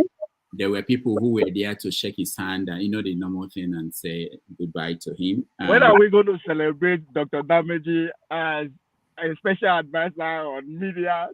Tinubu? We have to give Dr. Dameji credit. You are doing a good job. I'm just getting information. I didn't see the video, but he left during the day, and of course, I don't know the story behind whether they issued a statement why he was leaving, or they were forced to issue a statement, when people started questioning where is he going to. The point is this: a president can decide to leave the White House or leave Aso Rock and go somewhere without telling anybody. And there's nothing you can do. You try to find the answer where he's going to. And whatever they tell you, you believe it. Maybe he's not in France. How do you know? It's a private visit. If they say he's going to France, he might end up in Grenada for the party. And unless he appears where you can see him, you never don't know. But the one thing they do now is that some reporters track the plane taking off, where it landed. They do a lot of work to try to inform people. So when you slam them as not doing the job, it's always I always feel that it's not fair. I'm not saying you have done what you just did is more than collectively all the mainstream media in Nigeria, Arise, whatever did in 3 days. What you just did is more than what they did in 3 days. How much did you spend in getting that information? I'm talking KJ now, say money no the boy there. I am hearing goal. It be like say Nigeria don't score. How much of damage you My spend? neighbors are shouting goal. Yeah, it looks like Nigeria scored a second goal. I see 2-0 here. No second goal. No? Tinubu might appear in that stadium today. Why are Who they knows? shouting goal? Tinubu might appear in their hotel room after the game. Who knows? Yeah. All right. So He better not. He will give them bad luck. Can you No want be to Buhari now. Let's go to KJ. Forefathers. Forefathers start. Okay, forefathers. I think he's muted. Forefathers, can you hear? Yeah, Okay. yeah, I can hear you. It's gone to Gaza. No, I get see, I get where OVA is coming from, and I also get where Nigeria scored anyway. I think Dr. Rudolph is correct that it's not only on the press. There are other means to put pressure on the states to behave themselves, and the government, they understand this because according to what Tinubu wife was saying, that they are going to try to avoid traveling overseas for medical treatment because they are going to provide all the facilities in Aso Rock, because they know people don't like what they are doing. This is something that North and South, nobody likes their leaders traveling overseas at any chance they get and disappear without any questions asked.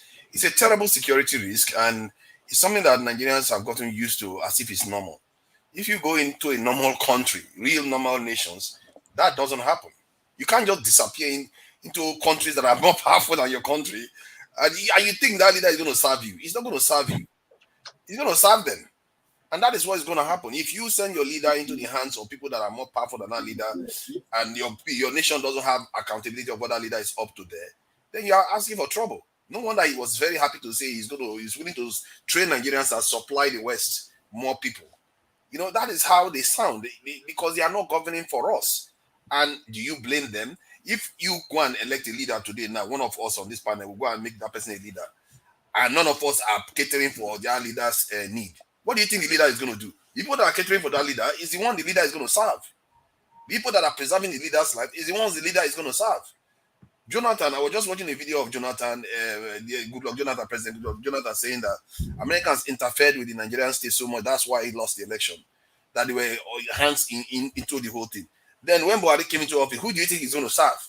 If they are the ones that tilted the fulcrum for him to become leader? These are the kind of problems you have in a democratic state.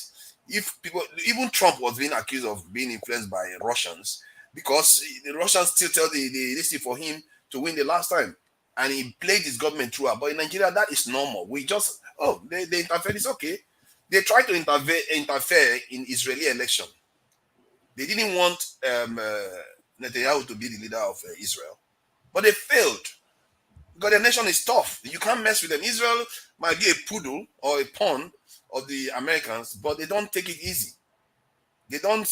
They hold their ground. They defend their own interests. Nigeria is one of the few countries that really doesn't Does Nigeria have any interest in anything? Is it only the press that can do that? The press can't do all that because they don't have, the people that are in that stadium praising Akpabio. Was it the press? They are Nigerians praising Akpabio, celebrating with Akpabio. That lady that was burning that money, people were celebrating with him. So the press cannot do it all. We as the people have to start questioning our state too, however we can. If I interact with military officers today, I will be asking them this question. If I interact with Aso Rock workers, what is going on here? Ask pertinent questions that these things are not proper. Even the amount of our people traveling overseas is not proper. They can easily compromise our state and do whatever they like with us, and we are none the wiser. While we are talking here, I'm watching other channels where even Ugandans are talking about some of the things that go on in the country. It's so similar to us. That's why when we talk about our Nigerian problem, we don't see that it's a bigger problem that we face. And we as Africans, we don't even want to wake up to it. Why is it that in Africa, you still require a visa to travel from one country to another? Why is it that trade within Africa is not even... Nigeria's trade with Africa, I think they say it's about 5%. While with the world is 40-something%. Why? While other parts of the world, even America right now, the trade with America and Mexico is one of the highest in the world that they have. Even if Mexico is not English-speaking nation and not technically Anglo-Saxon in any way. Because they know that if you trade with your neighbors, it's cheaper, it's more efficient way to make money. But we don't even do that. Everything we do is not to serve our interest. And this is why him traveling overseas like this is concerning. If things were improving, when, let's say he travels overseas, Nigeria's currency gains value. He travels overseas, Nigeria's security problem is solved. That would be good, isn't it? But it's the opposite. And we still allow it to keep going on. Is it only the press that can call that kind of person out? The press cannot do it all. The people have to also be accountable to what is going on. If it's through the security forces, through election processes, however way we can put pressure on these people to change their attitude, we have to do it. If it comes to the worst, I believe when that time comes, when things hit the fan, our people will know that okay, this is beyond talk now. These leaders that are behaving like this, they have to go. Anybody that sounds like this have to go because other nations have been pushed to that extreme. And you see them attacking professors, burning books. What drives a nation to that mad state is what is happening in Nigeria right now. Someday, our people will be pushed to the wall whereby any elite that they will see them as enemies. Anybody that speaks grammar will be a problem in that country. When we get to that point, you know our people are ready for a change for the better. Because right now, we are still asleep. We think somehow we are going to play this game, things are going to be better. Believe you me, I've never seen it happen anywhere. If you have seen it, let me know. You can't play dead and expect to prosper. Thank you. We have second home to Nigeria, which is heaven. We all want to go to heaven. So don't sweat it. Thank God I can speak Pidgin English. Heaven is the goal. Brother Rudolph, Rudy, what forefather says right now is Boko Haram. Yeah, it says now that to get to a level when anybody that speaks grammar will be, that is what is called Boko Haram. Yeah, the entire country will be like that. I see that in China. English. I can speak in English. I will get through. All right. So, anybody else weighing on Tinubu's visit to France? And I thought Ngozi hasn't said anything. Nobody has said anything on that. No, I'm not calling line by line because we have to move to another topic. But if you have something to say, that is not important now. That no, not that it's not important. I want us to move quickly. I thought when your waist is paying you like me, you're afraid to go and take it. Dr. Damage is part of the media. It's part of the media. I thought no. Let's see Ngozi. On this Tinubu's visit to France, Dr. Damages, I remember when you gave that admonition, you told I remember that show very clearly.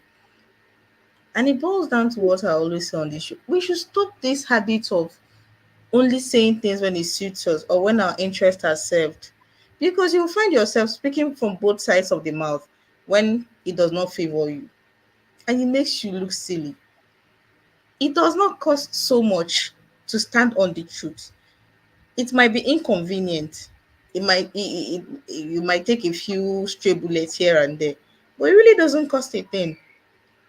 When we during the campaigns when he would just disappear, he would refuse to appear for town hall meetings, debates, and people were making all sorts of excuses for him.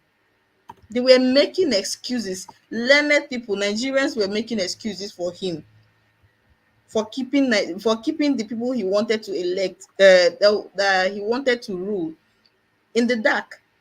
People were making excuses for him, and now that he's the president, how do you want to hold him accountable? And you're blaming the journalists, the same journalists that invited him to debates and he did not attend, the same journalists that hosted town hall meetings and he did not attend. You did not shout that time. It is now that you want journalists to go and drag him out of Aso Rock and say, yeah, give us your travel plan. We want to know where you're going. Make it make sense. It doesn't make sense. Let's stop this habit of, if it doesn't, if it is serving our purpose, we'll say the way it will favor us and not the way it should be. And you, Mr. Forefather, said something. I don't know if I heard wrong or it is just the way I interpreted it in my head. Forefathers, did you say something about Nigerians traveling being a constitution and being a security risk? Nigerians mass traveling. Did you say something like that? Yes, I said something like that. If it's not channeled properly, it's going to be a problem for us. I beg to differ, sir. I wanted to make sure you said it. I beg to differ, sir. No, if somebody unless you raises want your to child, come. if you have a child, somebody raises your enemies, raise that child. Is that child not going to be a problem for you later on?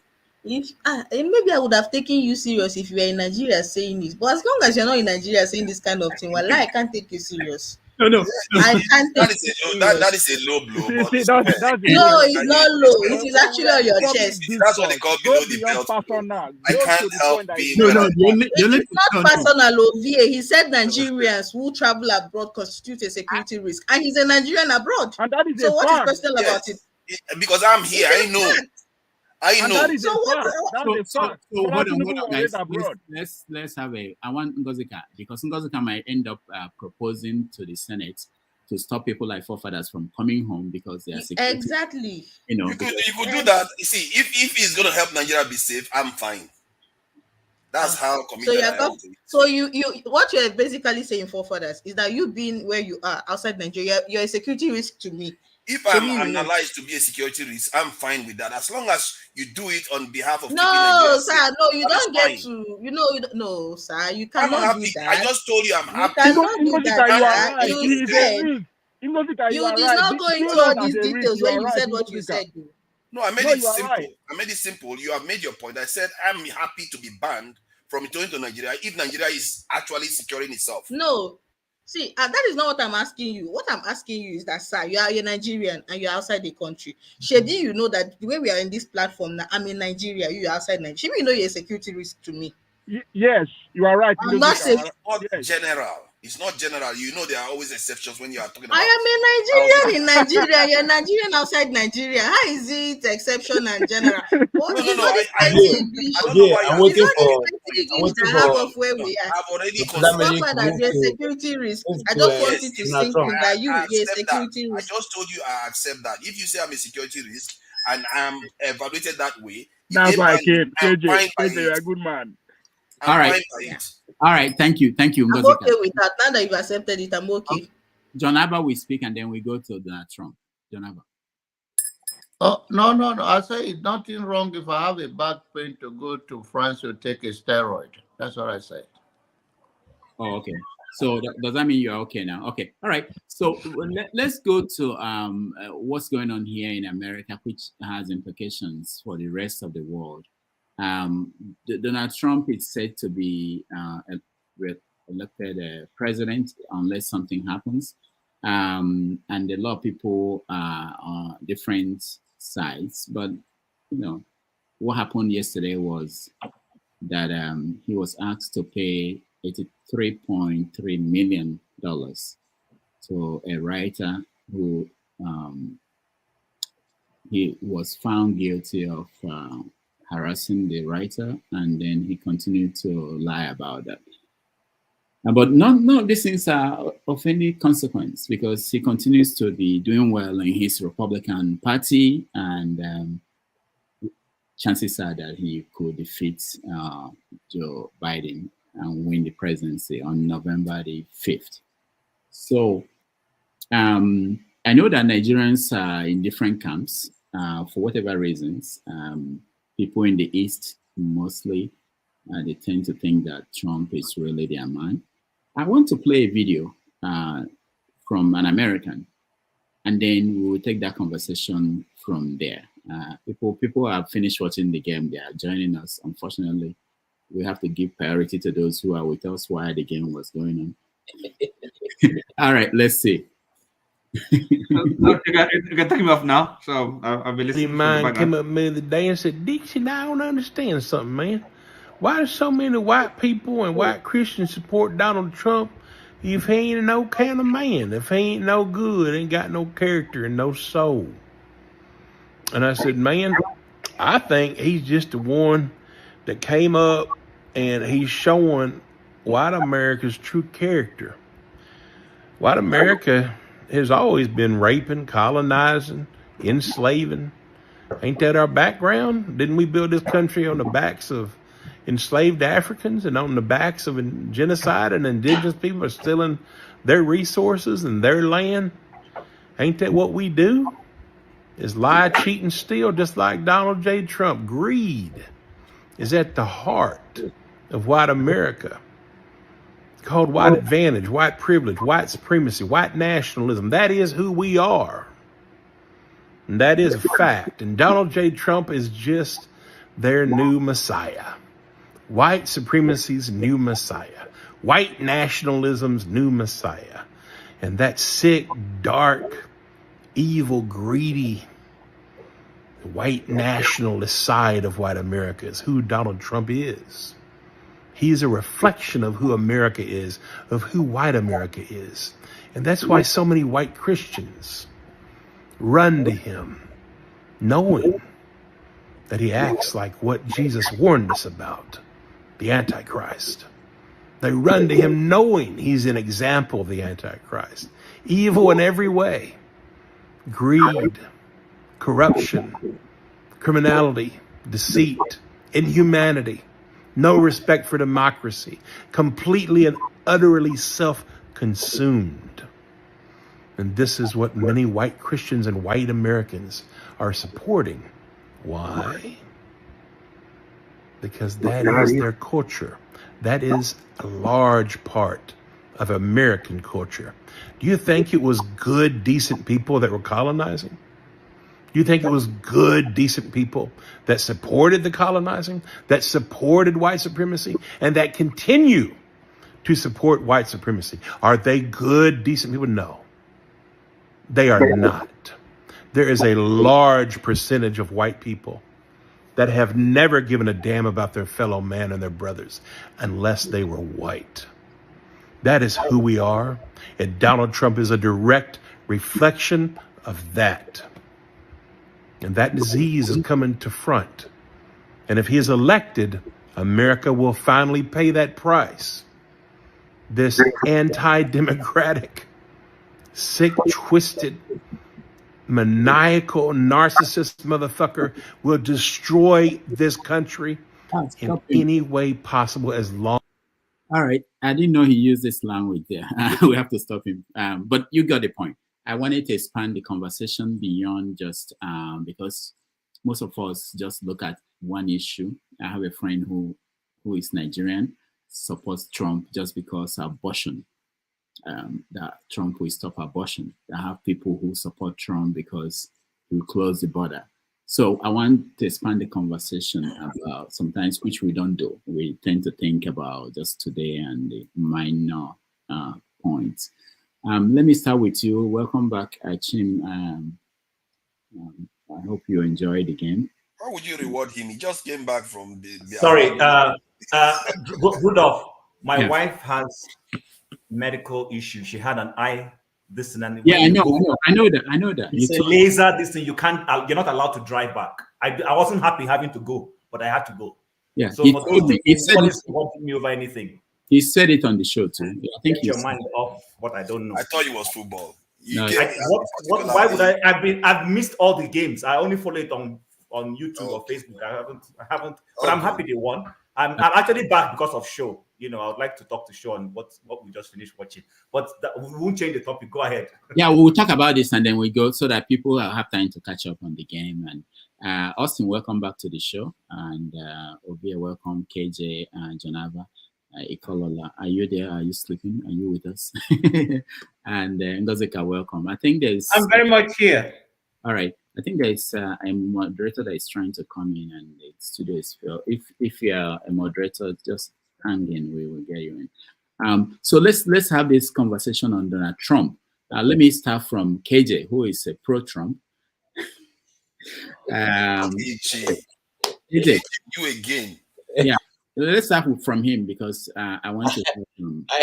I don't know why. You see, like you, I stand on the path of truth. Yeah, that's all I'm concerned. Okay, and I do not try to dive beyond that point. Now, like the video you played, I totally disagree with his narrative. And listen, we sometimes forget that the party of slavery was actually the Republican, the Democratic Party. They were the ones who perpetuated slavery, okay, and even fought against it. All right.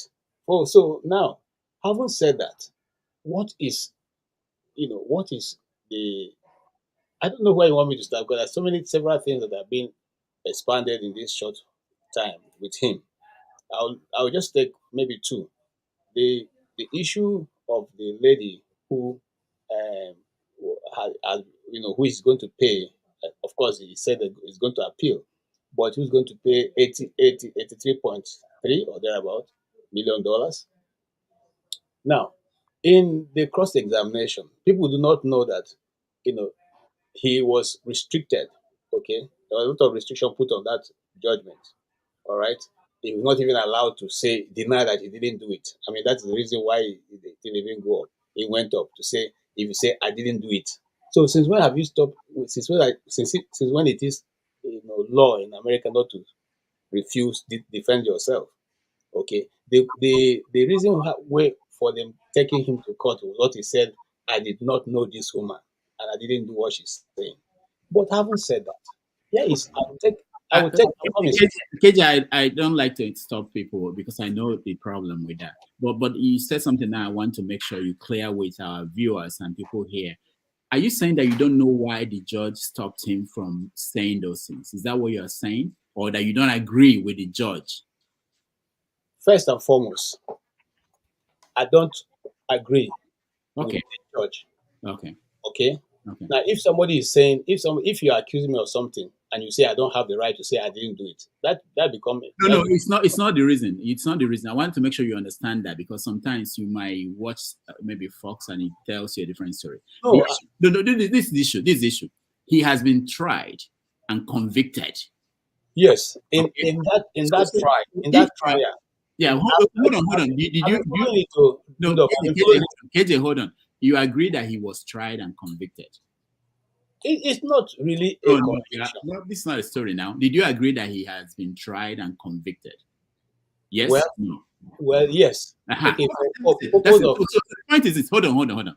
So if I'm a convicted criminal, okay, I stole something, I was tried and I was convicted, and I appear in court, and I'm saying for different something connected to that, and I'm saying that I didn't steal. I've been convicted. The judge is saying that we are trying you for another thing connected to that. Rudolph, that is where I'm going to. And like I said, I didn't want to discuss this issue. That's where I'm going to. Okay.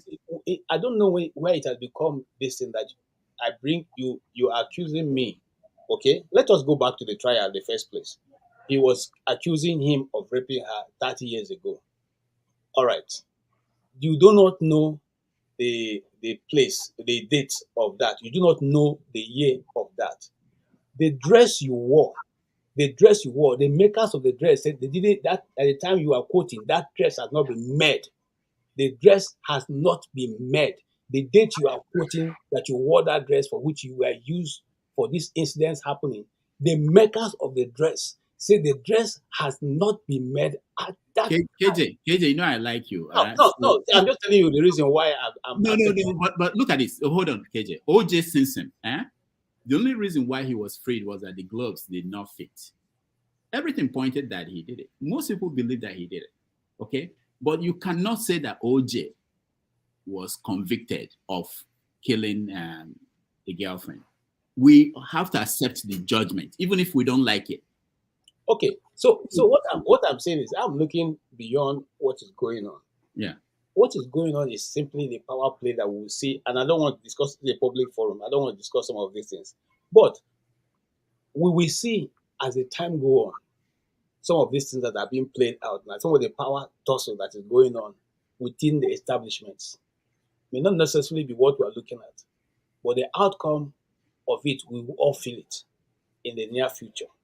And I discuss this because, I'm just trying not to, say, a lot. But what I'm saying is simply this: there's a lot of power play in America right now, and the establishment and those who are simple, small-minded people or small people are being played. All of us are being played. So the question is, on which side which of the side of you want to belong? I mean, it's simple. I'm not a Republican. I'm not a Democrat. I'm an Igbo man. So I have nothing to do with all that. But the politics itself that I play is a lot. It's a lot. I don't want to go there. All right. Thank you, KJ. Let's go the other direction. Mazi Ovie, you seem to be interested in American politics. So let's hear what you have to say. I live for it.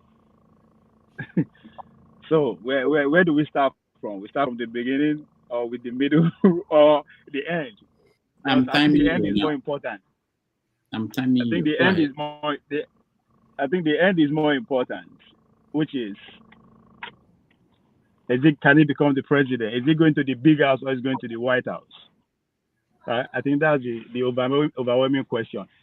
Let's say he gets convicted, and because of the way the American system is practiced, which is dual sovereignty, state has its own power, federal has its own power. Let's say he gets convicted. Now the question will now be, which of these out of the 91 or 92 case against him, which one convicted? Is it for the state or from the federal? If it's from the federal, and because it's obvious that he's going to get a Republican ticket, it's obvious he's going to get it. So if he gets it and he wins the election, and let's say he got convicted by the federal offense and he actually sent to jail, as soon as they swear him, he will pardon himself. It will govern. Now, if it's a state case that convicts him, that's a different case. We're not left for the state to say, I want to pardon him or not. But of course, now the bigger picture will come to play. The nation will come to play. He has to be gone. So they will find a way to make sure they pardon himself from that and the government. Because that was the point I was trying to make from the beginning. If we remember, I think it was about 2 years when he declared. People say, it's going to go to jail, it's going to go to jail. I said, okay, so what? The constitution allow him to contest, and if he wins, he will govern. So what is the big deal if it's not distraction again? Even though you don't want to be using that word, Dr. Dameji. So what distraction beginning? And it's clearly the Republican Party said this is the man we want, which is crazy. And if you go into deep into the Republican Party, they will those that don't agree with him, they will tell you that the first day the FBI raided his house in Morago was the final day. Was the day they decided that is the guy. Because it's becoming more political now. So out of the 92 cases, whatever that happened to him, that is still going to become president if he wins, which is ridiculous, which is where people are. And now again, another thing people are curious about, the state of Colorado said they are not going to have him on the ballots. State of Maine and about 14 other states, they are not going to have him on the ballots. And I know we'll be curious, how come it's a national election and all that? Election in America is predominantly controlled by the states. Of course, they will have their national conventions and all that. But now, let's go back to, will he be able to win? Let's assume that the Supreme Court, because the case is the Supreme Court now, the Supreme Court says, okay, yes, you cannot be on those states if those states doesn't want him. Can he win? Let's go back to history. The 1860 election that brought Abraham Lincoln in. We bring a campaign on the basis of abolition of slavery. But there are states, especially the southern states, who are still pro-slavery. Because of that, they refused to put him on their ballots. Most of the southern states in 1860 election refused to put Abraham Lincoln, but he still get on and win the election with 39 points, 39%. Now, in this, that could happen to Donald Trump. Why does it that could happen? For the very first time in a long while, Donald Trump will be the president coming from the Republican Party that will win not just the delegate, but also the popular votes with the way things are going. Because there's friction, there's reality when it comes to American election. What the media are actually putting out there is very entertaining. There's money in it. They are calling Donald Trump all sorts of names. But the truth is that comparing to Hitler. But the truth is that Donald Trump is not Hitler. America is not Germany. This is 2024. It's not in the head. So yes, I'm running through all this so that most of us right from Nigeria will get our view for what we see on TV and all that. But when you go down to the nitty-gritty of what is actually going down, is embedded in what that man was saying in that video you play. Say two things that stand out for me. That he represents what actually the majority of what Americans are thinking, not necessarily what they are.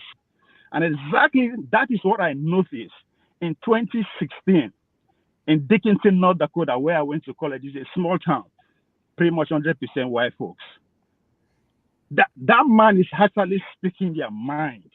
So that's why if you go to the streets of America, they will tell you yes. Even at Davos, for those who are onto international politics, at Davos, the head of Morgan Chase, the man who pretty much controlled 7 to 6 trillion every day. He came out and said, come. He was telling to the Democrats, come. All this calling them deplorable, it's not going to work this time. If you look at some of the issues that Trump is talking about, like the Ukraine and all that, he is right. This is a Democrat. These are the multi-billion-dollar people who control Democrats. He's speaking this. So the reality is setting in. And again, the man he said something at the end of that video. He said, oh, the man will destroy democracy.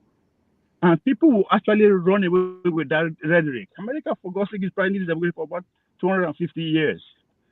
And if he cannot destroy it in 2020, when the most powerful institution in America, which is the People's House of Representatives, took to action, if we remember, I think about 1 or 2 a.m. in the morning, they were able to put their together and stop what they think is going to happen. So they're motivated. Now, talking about killing democrats, let's focus on Democrat Party now, because people are not talking about that. Focus about all the media. Why is it that up to today, 90% of Democrats don't want Biden, right?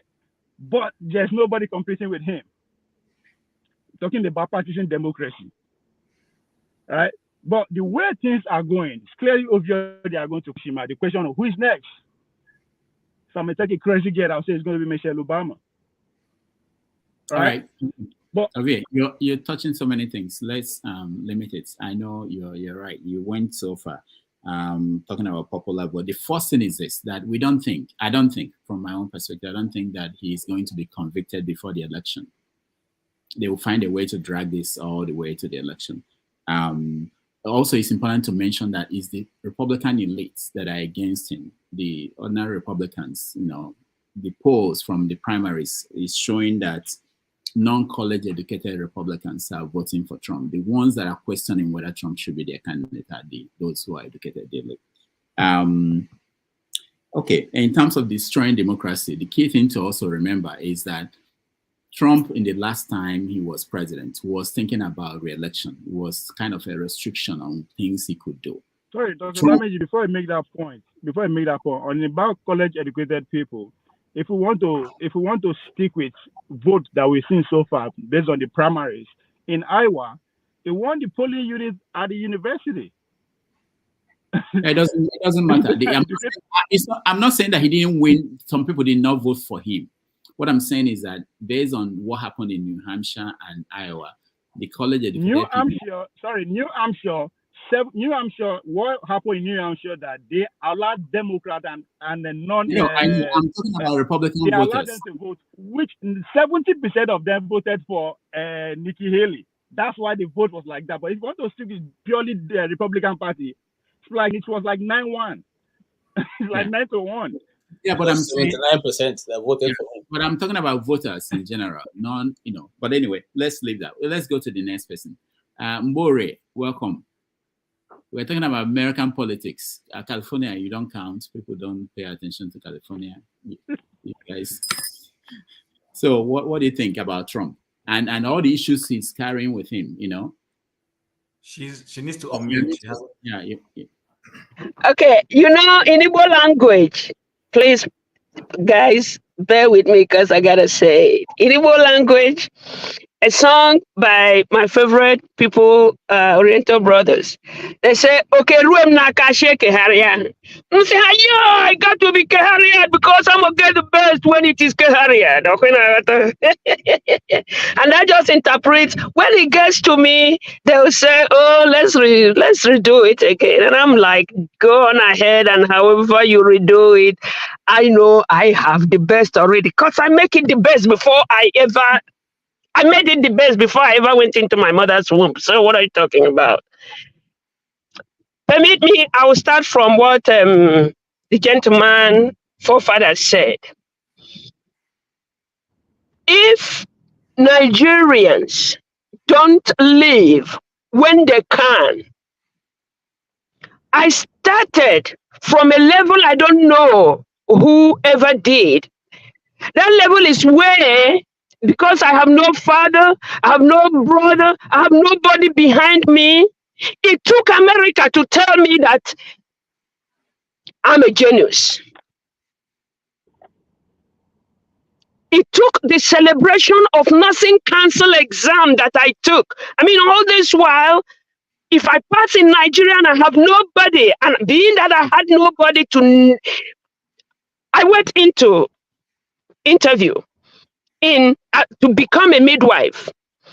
My fellow Nigerians and Igbo people who made up 99% of the interview panel wouldn't take me.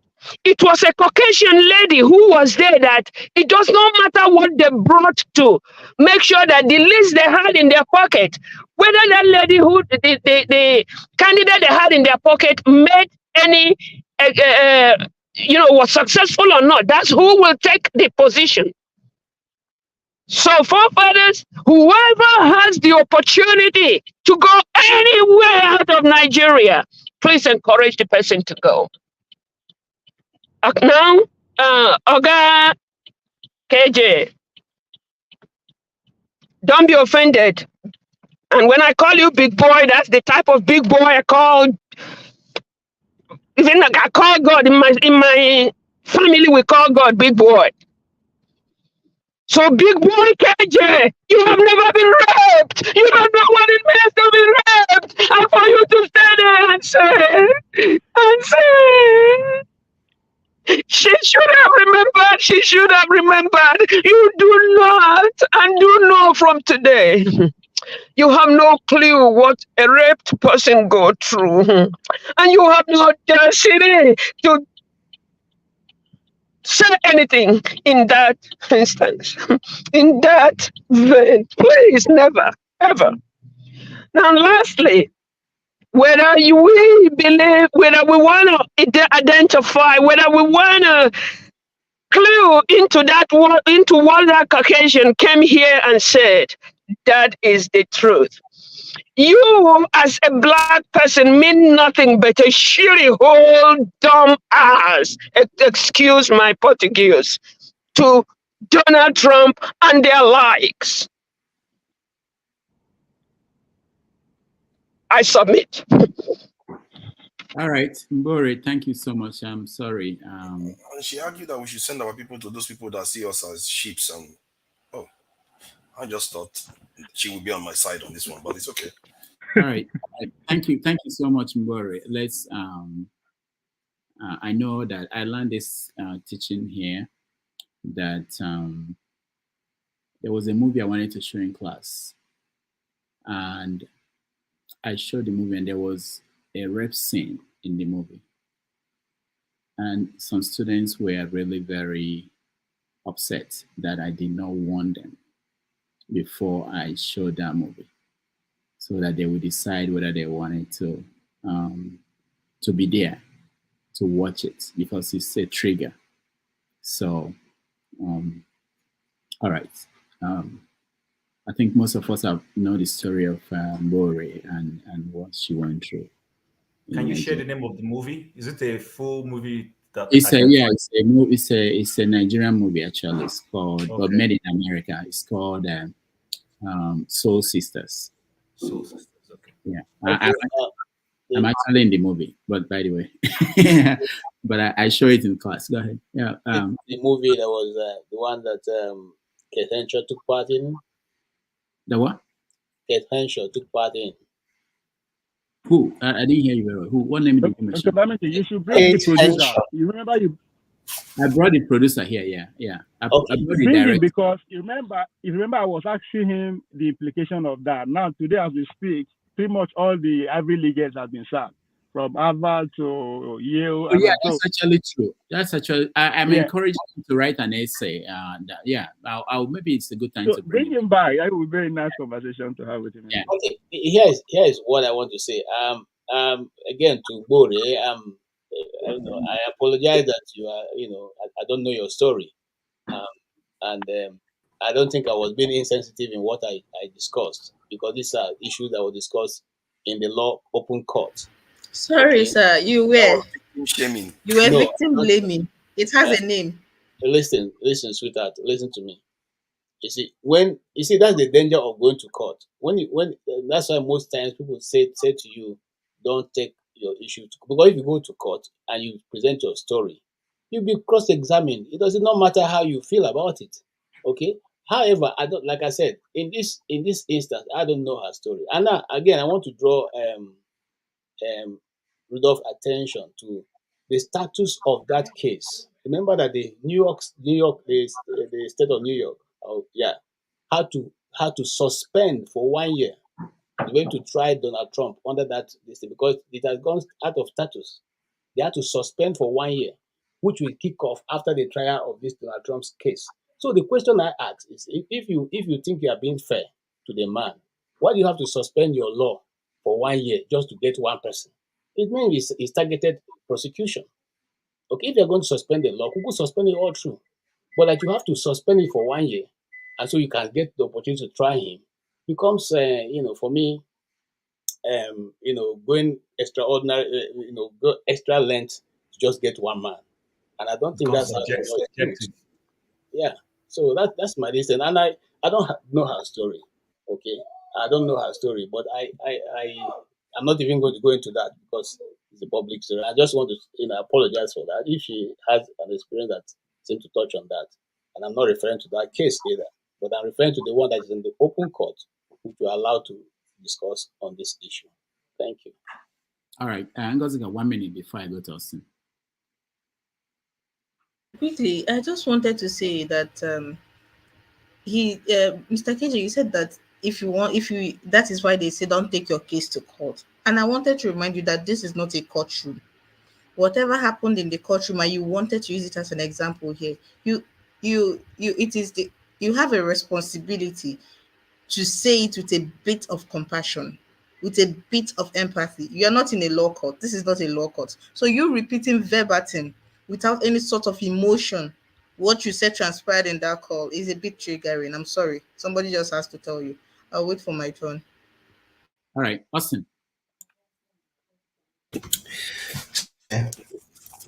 I think I look at the politics that is happening in America now, the issue of Donald Trump, no matter how you want to see it, somehow he's pulling weight. I used to talk with some of these, my church members. Some of them are elderly people. And the truth is that they believe that Biden is clueless. He doesn't know what he's doing. The economy is there for everybody to see. And hold on, Austin. What is wrong with the economy now? Now, I'm talking about the inflation and other things. They believe that it could have been. What is wrong with the inflation? Because hold on. People repeat talking points, and it shocks me all the time. The stock market is at the highest point it has ever been. The inflation is coming down more than any other country in the world. Unemployment is at the lowest level. So if people tell me that, that's what I ask them. Tell me what is wrong. and put it in a sense, in a way that you understand the world and why there was inflation all over the world. And in America, they've been able to control it to the point that other countries are struggling and wishing they could control their own economy. So people can say anything they say. Now, anyhow, I want to put timelines to this. This statement was made, that was November, December, or maybe around October, November, December by that person. But I feel that was when the inflation were high, not low at this stage. So that's beside it. Now, when I come to my issue of, that one is for them. But when they come with the issue of, I ask most scientists as well, they believe that Trump doesn't even respect the education system or the science world because he believes in his own fiction. What he tells is, sometimes you need to tell, the professionals need to tell you what they think about it. He used to jettison that. And sometimes, I remember it should be 2020, when he was there during COVID, where he rejected some of the advice and the rest, and even slashed some of the budget for education. That's what you see, they're angry with him. Now, I try to put it in context. I don't know, I'm not good with the politics in there, but I know that New York is a Democrat government. So I try to find where it is happening as well. So it maybe it's because this is a typical blue state. That is why they feel that way. But on a normal day, I want to say as a person, I will hail Trump's economic policy. During his time there, he tried his best to make sure that America becomes economically viable, even though he used to an extent, trample on some institutions which they don't like. So if I was the person, if we must say it, I don't have any problem with him. I don't just have any problem with him. And to be very open to you, the American people to an extent now like him because they feel that it's a path to economic recovery. So adding on the other part, I cannot say excellently that to me, he has done a perfect job. And together with the fact that some medical reports and the rest is not also being capable, dementia and the rest. And that is why I don't know, I'm caught between the devil and the deep blue sea. As a scientist, we know that the scientific world may not benefit much from Trump. But you look at the economic value he will bring to the American people, it's also good. So for me, as I said, I don't vote in America. So that is why I don't really have much to say about it. They can handle their problems and they can decide at the polls. All right. Thank you. Chim. Besides that, I also came to hail in Nigeria. We made it. That's good. Okay, so I'm going to stay on point of I had watched that video elsewhere, and at some point I stopped and threw it away. You see, we live in a world of alternate truths. Everybody conjectures what they want to present, and in politics is a game of put the other person down to pull this person up. I'm one person who will tell you before I left Nigeria, I love the Democratic Party based off what I know. Unfortunately, in Africa, we don't have a Fox. We don't have any other American media house that presents the American story to us in Africa and in Nigeria. What we have predominantly is CNN, apart from BBC and then Al Jazeera. The major American news Nigerians consume is CNN. So I'm not usually surprised when I see Nigerians back home in Nigeria aligning more towards the Democratic Party. I was like that. Then I landed in North America. Then I started playing news. I tangle here, I toggle here. And I began to, as I'm talking to you, it's been 2 years since the last time I tuned to CNN in my house was when I thought they were going to have that Republican debate that did not hold, that was canceled because Nikki Haley and Donald Trump declined attending the debate, so they canceled it. So I have followed the Democratic Party, and personally, some of the things we try to conjure and accuse Trump of, and I'm not holding forth for him. Trump has his bad behaviors, but I think a lot of things are being taken out of context and hyped unnecessarily. Number one, there's a late Senate Senator Robert Byrd. Sorry, I think that's the way his name is pronounced. Byrd, spelled B-Y-R-D. Senator Byrd he died in this century. He died, in this decade. It's not been long ago. He was a registered member of the KKK, and he was a Democrat. And these are some of the people who mentored Joe Biden when he came into the Senate in 1978. There was also a Senator James Eastland. He was a Democrat. He was also a registered member of the KKK. So when the problem I have with a lot of us is, it tickles us to watch that thing. I'm a black man. Yes, yes, yes, yes. I have a video that a friend sent me of a black voter, a woman who was crying that she has, because when we talk about the American, border crisis, a lot of people make it think it's only the white Americans that are screaming. Black Americans who have their heads correct are also screaming that there is a crisis on their border.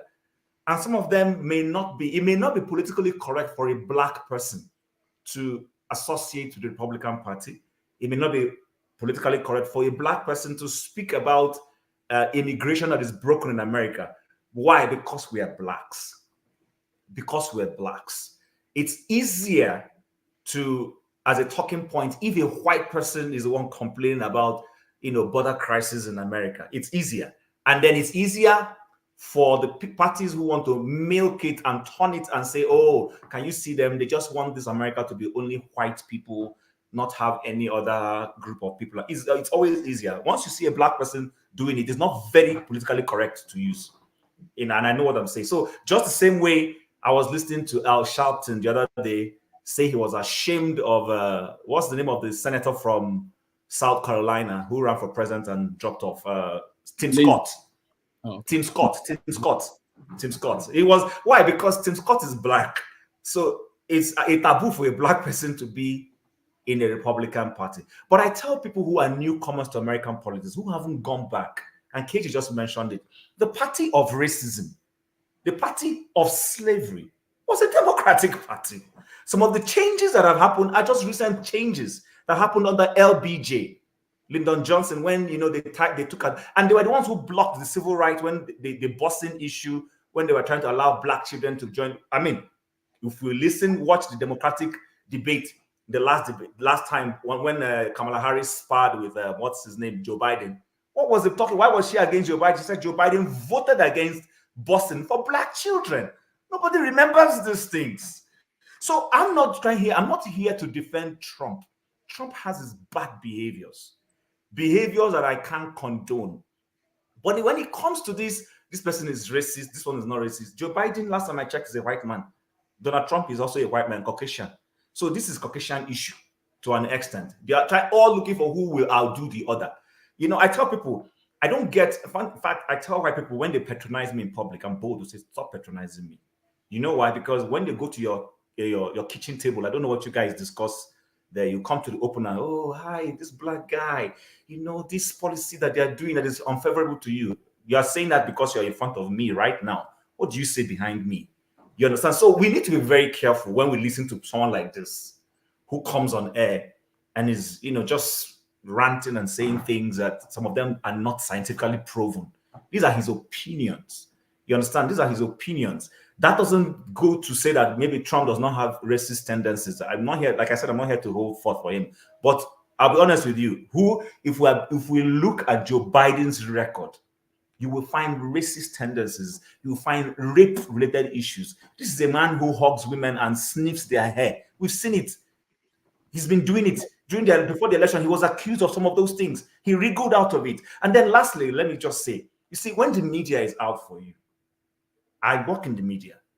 I've had a Nigerian who is prominent in Canadian politics get into trouble with the media. If you see the way, even my media house, even when an inquiry was done and the report came back and said he wasn't found guilty, they won't let go. There's always this pride. CNN sometimes will twist stories. I mean, Nikki Haley lost New Hampshire. But guess how they turned the story? They said she won. And I'm like, excuse me, won what? And they said it was because she's a woman. They said all a racist thing. There's all this. See, I'm not saying that. I'm not here to deny there's no racism. I'm not here to deny that, there's no privilege for certain white people.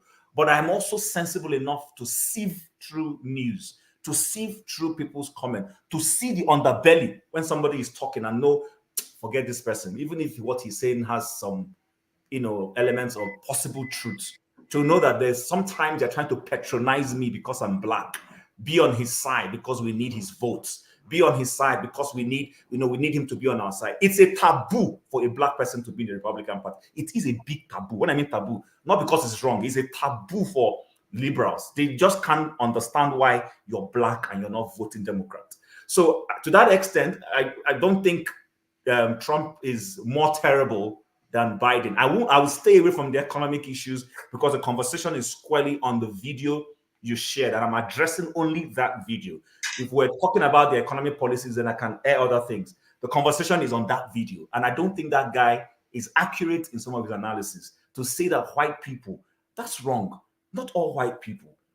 Just like that's the same way you say all Nigerians are this. That's also not right. So I think alternative racism, like Vivek will say, is racism. Reverse racism, sorry, is racism. You understand? Don't label a group of people and say they're all like this. It's not right. There are people who genuinely are trying to push America's progress. And they might see that Trump is the person they can use to accomplish that. I mean, day one of Joe Biden, what did he do? He canceled a lot of oil-related, a contract. It affected the Canadian economy, where I live, because my province is predominantly oil-related. So I'm not sure anybody who was impacted by that policy, you expecting the person to vote a Biden, right? No way. The person is going to vote a Trump. And so when the person votes a Trump, you will say his vote is racist. No, it might be economic. It might be economic because it's affected his business. I'm in Canada. I want Justin Trudeau to get off. All the money I earn goes into tax, unnecessary tax, carbon tax I don't understand. So if I vote against him tomorrow, if I was white and I vote against him, you say, oh, this white guy that doesn't like immigration policy, he doesn't want. No, I don't think that's correct. So that's the point I want to make right now, and just leave it at that level. All right, thank you so much. The only thing I want to add is that you said you don't watch CNN. I watch Fox News. I don't watch CNN for a reason, but go ahead. Yeah. No, I think that especially if you are connected to the media, you watch as much as possible, anything you can watch, to hear opposing views. Even if there are other medias, but CNN in particular, I will not watch them anymore. Nobody will convince me for them. All right, thank you. Man of Prestige, go ahead. Okay, please. Okay, it's my turn. Please, can everybody, have their turn? I didn't intervene, but while a lot of you was talking, my head was spinning, and I'm gonna call name one by one. Forefather, you are neutral in this. Ngozi, you are from Nigeria. You are neutral in this. I didn't hear from Jonaba. I didn't hear from Ikola. I've not heard from Paul. I don't know Femi perspective, but I'm going to say this. Him, KJ, and Ovie, who's not here anymore. I'm shaking my head like something wrong with you. You have just come to America and brought your Nigeria orientation. I mean, all those impunity. It kind of baffles me that you come to here and supporting this crook. I mean, everything that Nigeria is going through right now is what Trump is an epitome of. There's no difference between what Nigeria is going right now than, what are you going to talk about? Corruption? I mean, he's number one in all ways. Impunity? I mean, he wants to rule forever like a dictator. I mean, this is exactly, institutional coup. This is exactly what Trump is all about. And because you come from Nigeria, you're used to that kind of mentality. You're trying to bring it here. Supporting a human being, what I consider to be inhuman. He's not even a human being, by no means. I mean, look at everything you said is just life. Let me go with KJ first. KJ is in America, and you, Chin, you don't even have any authority to talk because you are just going by what you hear. Let me start with Chin first. So man of Prestige, are you here to cover other people, or are you here to express your views? What are you I'm not No, but you started my name. I didn't call anybody's name when I was speaking. No, I'm going to call your name. I'm going to call your name because I'm here. So that if you are calling my name, then I'll be interjecting. You are calling me. But that may just be his own view. Why don't you let him speak? No, that may just be his own view. Paul, if you call my name, I will interject. You have a which means you don't want him to talk. Interject for interjection. That is up to you. That is up to you. You have right. You have right. You have right now. After you finish, don't call my name. Stay on facts. Hello. Stay on what you want to say. Man of Prestige. Okay, just call Chimeze.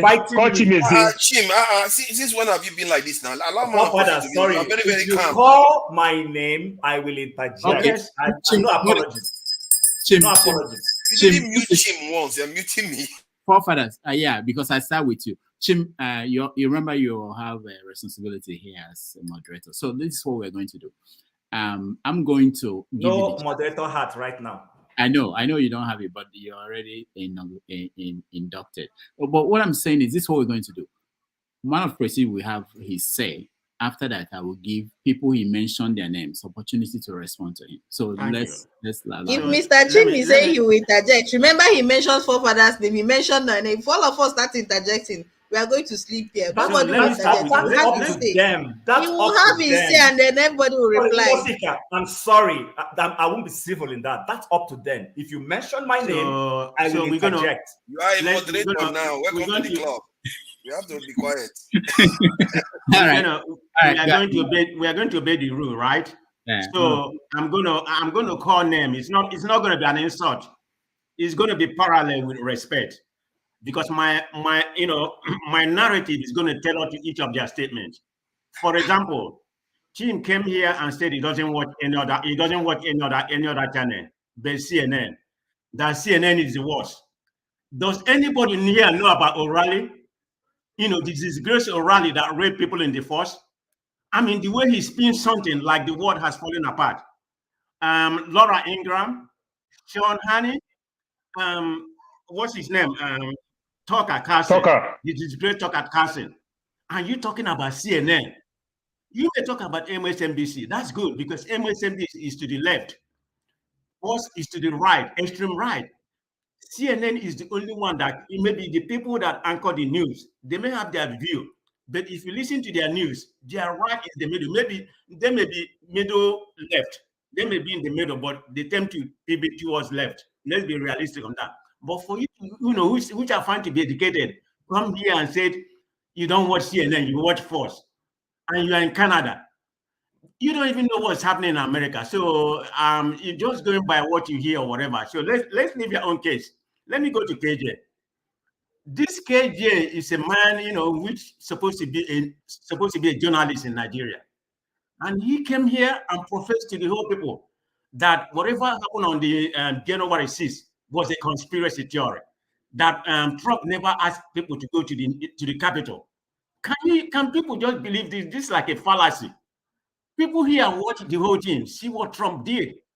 And he's been accused of insurrection right now. He has been indicted, but he has not been convicted. But for you to come here with that conspiracy theory, that he never did that, it was the police people that, concord everything. I lost respect from you that day, but that's my opinion. You can lose your respect for me. It doesn't matter to me, but this is my opinion, because it seems like everything you've been, because I'm not used to Nigerian politics before. But what you've been journalizing here, it seems like everything is false. Because if you can come up, if you're a person of your own intellect, can come up with that kind of mind and say this is conspiracy, it doesn't even make sense. So let's go to the Trump issue you're talking about. You're talking about racism. Yeah, it was a lot of Democrats has racism. Can you define a racism? How you can one part of the people, they are all white. Let's concentrate on white people. So are you telling me, all the whole people in the Democrat that Democrats selected racism, and Republican didn't select any racism? It depends on where you are. A lot of them are racism. I mean, black people are, don't like white. So it depends on individuals where you find yourself or what you believe. I mean, there's conservative and there's conservative and progressive. But in Nigeria, we don't have any kind of party. Everything is pretty much general. So I don't know what you're talking about. It kind of baffles me, because the person of Trump and you're supporting him, and you make a claim earlier that Nigeria, Nigeria Democrats, they support Democrats. That's not true. Maybe the people in power, whatever. Ordinary Nigerians. Look at what happened during Trump era. People in Enugu or Onitsha, women are dancing for Trump. If you go survey Nigeria right now, they like Trump because he perpetuates the same thing. You know what keep you to be a hard slave in Nigeria. That's what Trump perpetuates, and you're like him. So the point he just make is completely false. Maybe the government, some of the government may support him, maybe majority, but ordinary Nigeria, they like Trump political point of view because of their orientation, where they are coming from. So Trump is, I don't even know. You're going to see what's going to happen because Trump is going to win. And somebody was talking about Democrat here, you know, they didn't allow, I think it was Ovia, said they didn't allow any other people to contest. That's just what happened. Look at during Trump era of 4 years. Did they allow any Republican to contest? You're telling me about their primary. Did anybody challenge him? Nobody. But you're focusing on Democrat one that nobody wants to challenge, you know, Biden. And this is Biden. I mean, this is Trump who said 2 days ago that anybody that support or donate money to nuke Haley should be dumb. What kind of dictatorship is that? Anyway, I'm lost of mind. Okay, I'm just, yeah, you all can challenge me. You all can say what you want to say, but Trump is not a human being, in my own opinion, and he's not going to win because after the Republican has nominated him, he's going to be their nominee because he's going to sweep South Carolina. It might be 60-20 or whatever. Then we're going to, Democrat, the progressive, we're going to try to re-image him. We're going to redefine him. You're going to see when it comes to election, forget about what the polls say now or whatever people in your church and everybody say, because it's going to be between Biden, which is not necessarily my first choice, but it's going to be the choice of person like Trump, like Biden. People are complaining that he's too old. That's the only fault. What is the unemployment rate right now? The unemployment right now, you know, is 3.4. Go and look at the inflation rate.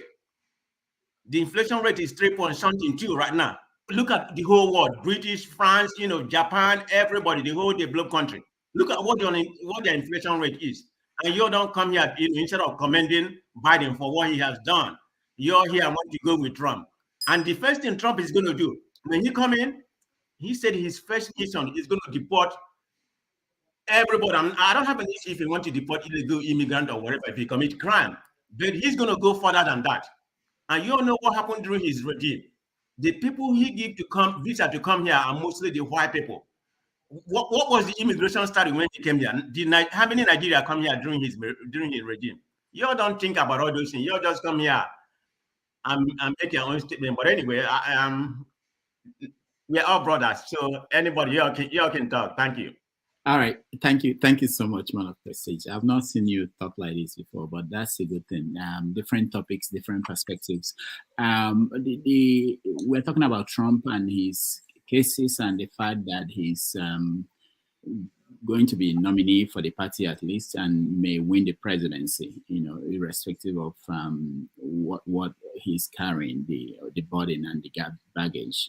So Paul, No, sorry, don't go ahead. I want to respond. You cannot allow him to do that now. Oh, I know you will respond, but I think okay. No, I'll forget. Hold on. We'll lose the trend of what you're saying.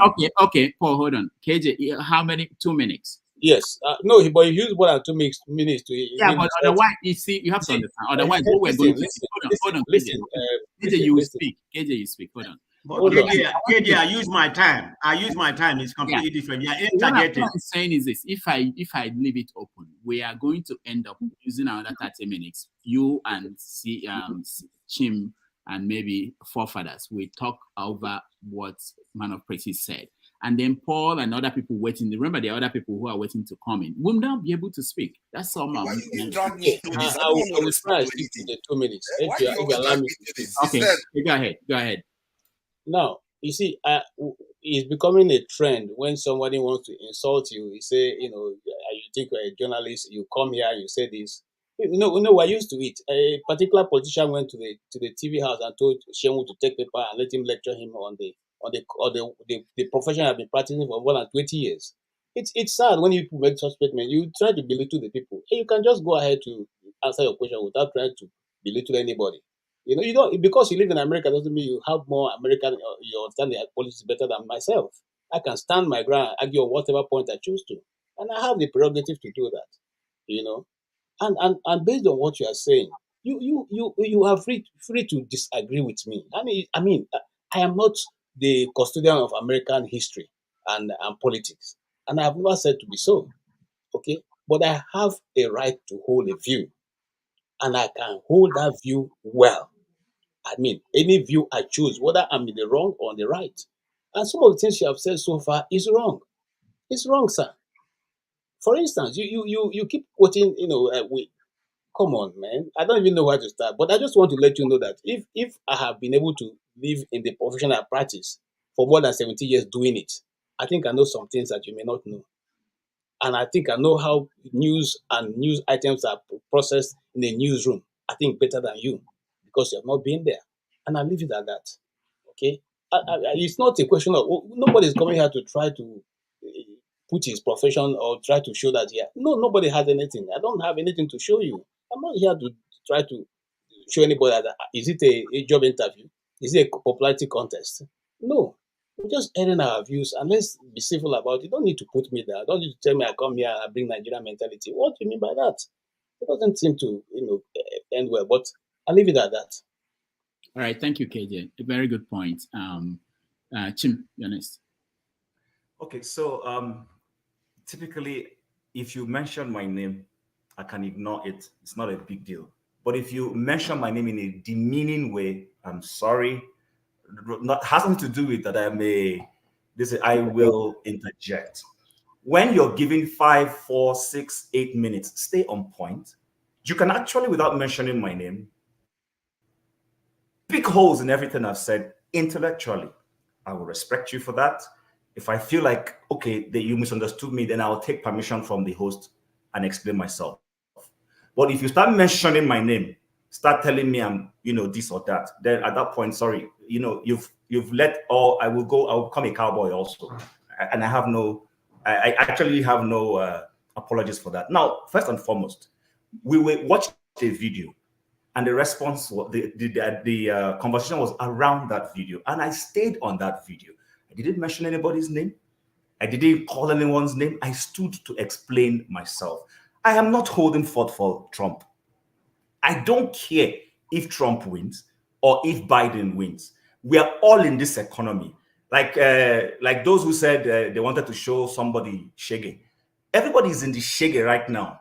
Where, understand what I'm saying? So if Trump wins and Trump is good for everybody, we enjoy it. If Biden wins and he is good for everybody, we enjoy it. If they come and they show a side that is not nice, we are all going to be in this shaggy. But that is besides the point. My contribution was in trying to analyze what that guy was saying in the video that was shown. That's what I was saying. He said Trump was a racist, was this, was that. I'm not saying Trump is not a racist. I said that here if you were listening. So I will advise people, when people are talking, listen to them. Don't be in a hurry to cock your dang gun and come to shoot. Because when you cock it, it doesn't help matters. And actually, to be honest with you, and I'm not trying to say this out of distress, you said nothing that I understood. Because you were out here just to pick holes and fight me or fight KJ or fight this person. And it makes you not stay and present your facts accurately in a way that will make sense. And the viewers who want to say, oh, yes, what man of prestige just said is true or exactly. You didn't say that. I lost you. I lost you because you came here blazing. I have a choice not to watch CNN.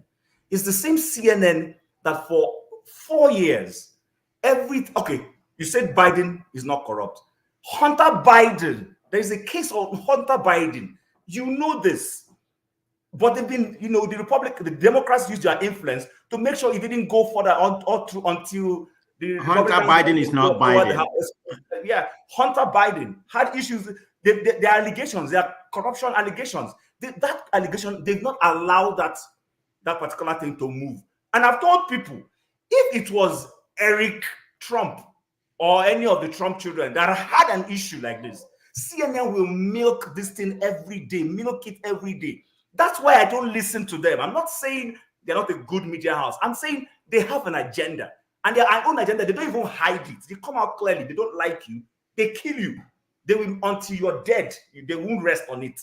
Do you understand? So, and the media in the world does that a lot. I'm part of it. I've worked in there, but I don't necessarily agree with that tactics. Perhaps that's why I haven't made so much progress in it, because I find myself, why will I kill somebody who's not my enemy? Why will, if they say man of prestige rape somebody, God forbid, and this is not an allegation against you, and the facts come out that the man of prestige didn't do it, why not say, oh, the allegations have found not to be true? They will not say that. They will not retract. They will stay on it. I know what I'm saying because I'm in this world of media. I worked for a radio station for a long time, and I saw the way they used to present facts, and I'm like, no, you just kill somebody for no reason just because they hold a different political view from you. That's not right. I don't belong. I would rather not practice that than practicing. So please, when the floor is given to you, stay on point, present your facts, pick holes on my own views if you want to pick holes. I have no problem with that. But if you start mentioning my name, you are inviting me into the conversation. Just take note. It's because you've mentioned my name. You had the choice not to mention my name. All right. Thank you. Thank you so much, Chim. Before we continue, let me announce that. I mention my name too, but after Paul, I'll go. Let me announce that tomorrow on 90 Minutes, we have Femi Falana joining us, senior advocate in Nigeria. What is the best solution to Nigeria's problems? A revolution or piecemeal gains? So tomorrow at 11:30 a.m. New York time, 5:30 p.m. Nigerian time. Femi Falana joining us. All right. So help me, not you. Femi, you are next. I'll come to you after Femi. Let's just say sorry. Otherwise, people will be unhappy about this. Go ahead, Femi. Oh, okay. So, can you hear me? Yeah. All right. So, in November 2020, that was the first ever time I voted in the US elections, only because I was just, and this is where partly that unconscious bias you spoke about, you alluded to earlier, comes into play. Because I was just tired of the Twitter in chief at that time. I was just tired. We just needed some sanity, especially in light of what happened. Now, I just thought to bring that hope. But you see, something I keep going back to, especially when we talk about American politics generally, not because I claim any superior knowledge of American politics in any shape or form. After all, not be our country with this anyway. They don't send us. Now, is the fact that in taking 2 semesters of the social history of America, just as a side, what's it called? We call it extra in Nigeria, elective, sorry. I came to realize that, and of course, this is still depending on who wrote it, but of course, this was the textbook we used at the time. I came to realize that in bringing up the narrative of what used to be the Republican Party and the Democratic Party, there are some things that are missing. There's a side note to these things as well. Now, the Republican Party of that time, there was a reason why they switched sides and maintained the same parties. One of which was the fact that a lot of those that were, and it goes for the other party too, a lot of those that were the Democrats of the time, they grew old. It's a generational thing. They grew old. They either grew old or retired, and some of them defected to the Republican parties. Likewise, a lot of the Republicans of the time defected to the Democratic Party. And it was at the time of Lincoln that you had a lot more blacks because of, not because Lincoln himself wasn't a slave owner as well, but because he seemed more, there was this shift that seemed to be led by him, for example, among others, towards freeing the slaves. However, when that change happened, what we kind of forget is that it's not the same. Again, it's not the same Republican Party or Democratic Party of that time that you have today, and they've gone through eras to the point that you have to go as far back as even 1800 to realize, to know that the changes that we started to see up until the point of Abraham Lincoln. The Republican Party and Democratic Party that exists within 1800 and even the 1850s, I think, all the way down to when you had Abraham Lincoln, they went through all kinds of revisions. And then from 1852 all the way down to when Ronald Reagan defeated the incumbent at the time as well, they went through another revision. So I guess the moral of the story is that they're always going through revisions. And even Donald Trump, let's not forget that he's always been a donor to both parties.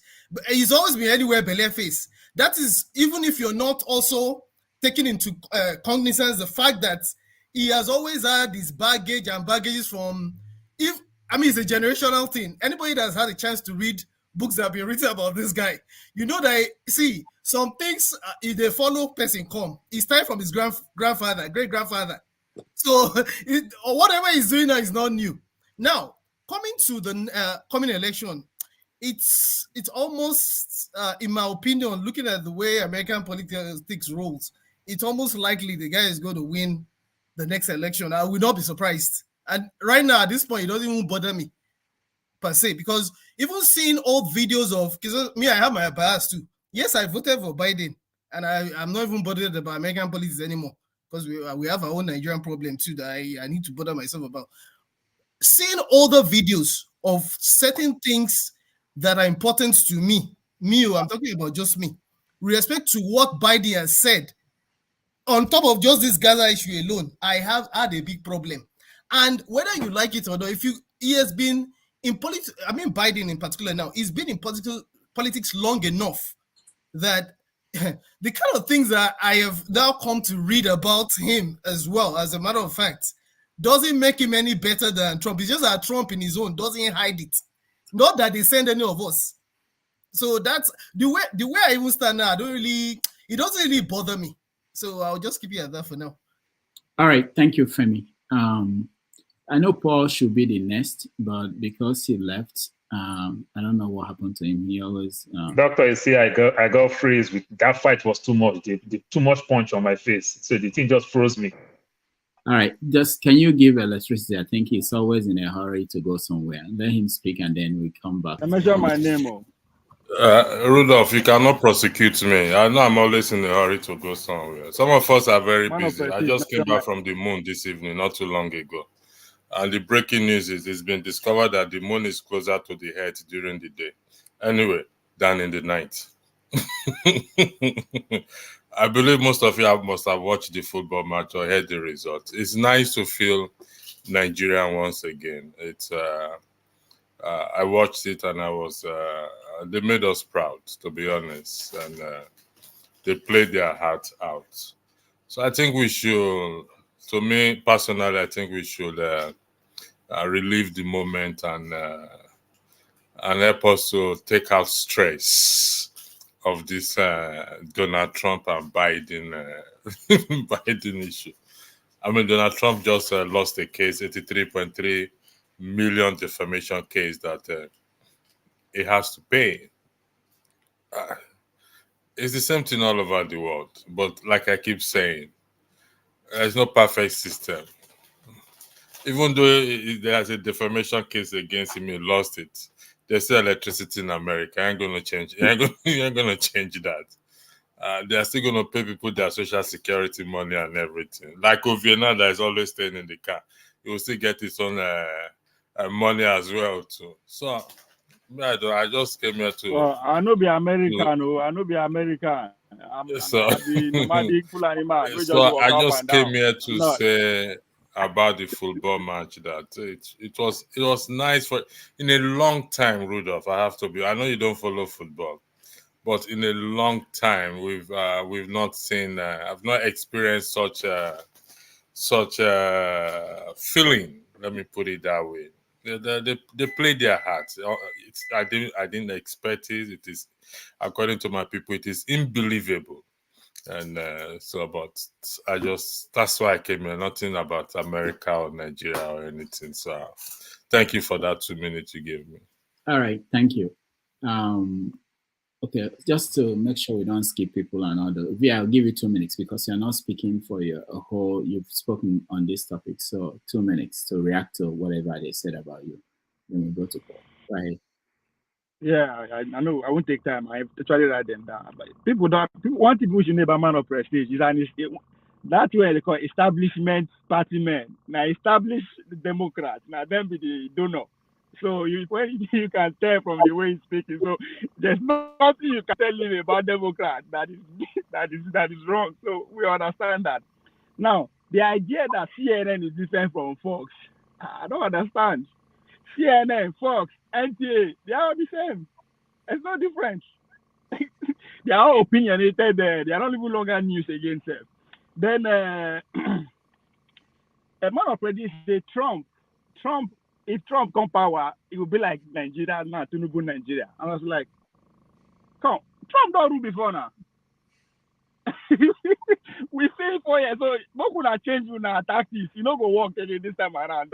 Forget Trump, focus on politics. Nothing you will talk about Trump that people will buy it. How come Trump in America will be like Trump Nigeria? How? We don't see him before, so if that one you come again. Then party in terms of when people are say Democrat are more racist than Republican. I think Yoruba will say, "Oh yeah, what is different?"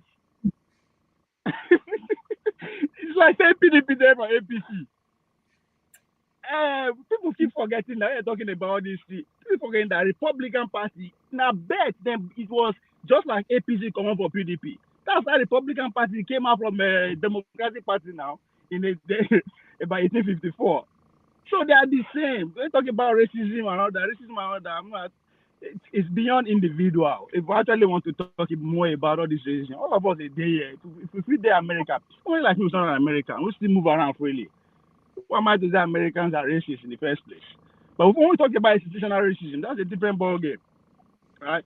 Then they're talking about who's a threat to democracy. We are talking about, during Trump last year, 2020, nobody polled and contest. That is because the whole party wanted him, unlike 2016. Just like today, the whole party is falling in line. You can't say that about Biden. They don't want him. Even you, deep down in your heart, I'm not saying you're not a president, you're not my man. Deep down in you, on the low, you don't want him. But they do all the anti-democratic activities to make sure nobody else follow him. Robert Kennedy, who is one of the most loved Americans today, they kick him out. All na democracy, all na politics. Then January 6th, when people they use cheers, they talk about January 6th. Why is it that Trump is not being indicted? No lawyer in America, not even Biden administration lawyer, actually take him to court, sue him regard to January 6th. But to say it doesn't happen, no, nobody can deny that. But why is that he's not being prosecuted or being indicted about January 6th? So again, to my brother, my brother is president Democratic establishment. You guys should change your message. People don't see Trump. The world has seen Trump for 4 years. They know what they can do, what they cannot do. It is not be devil. As my retired parent be. You guys should try. I understand. But you said one thing that I agree with. That when the time reach, when I will come out and change the game, I believe in Democrats that I hear them. Just because the momentum is towards Trump and Republican, that doesn't mean it's worry when it comes to November 11. American politics is controlled by interest.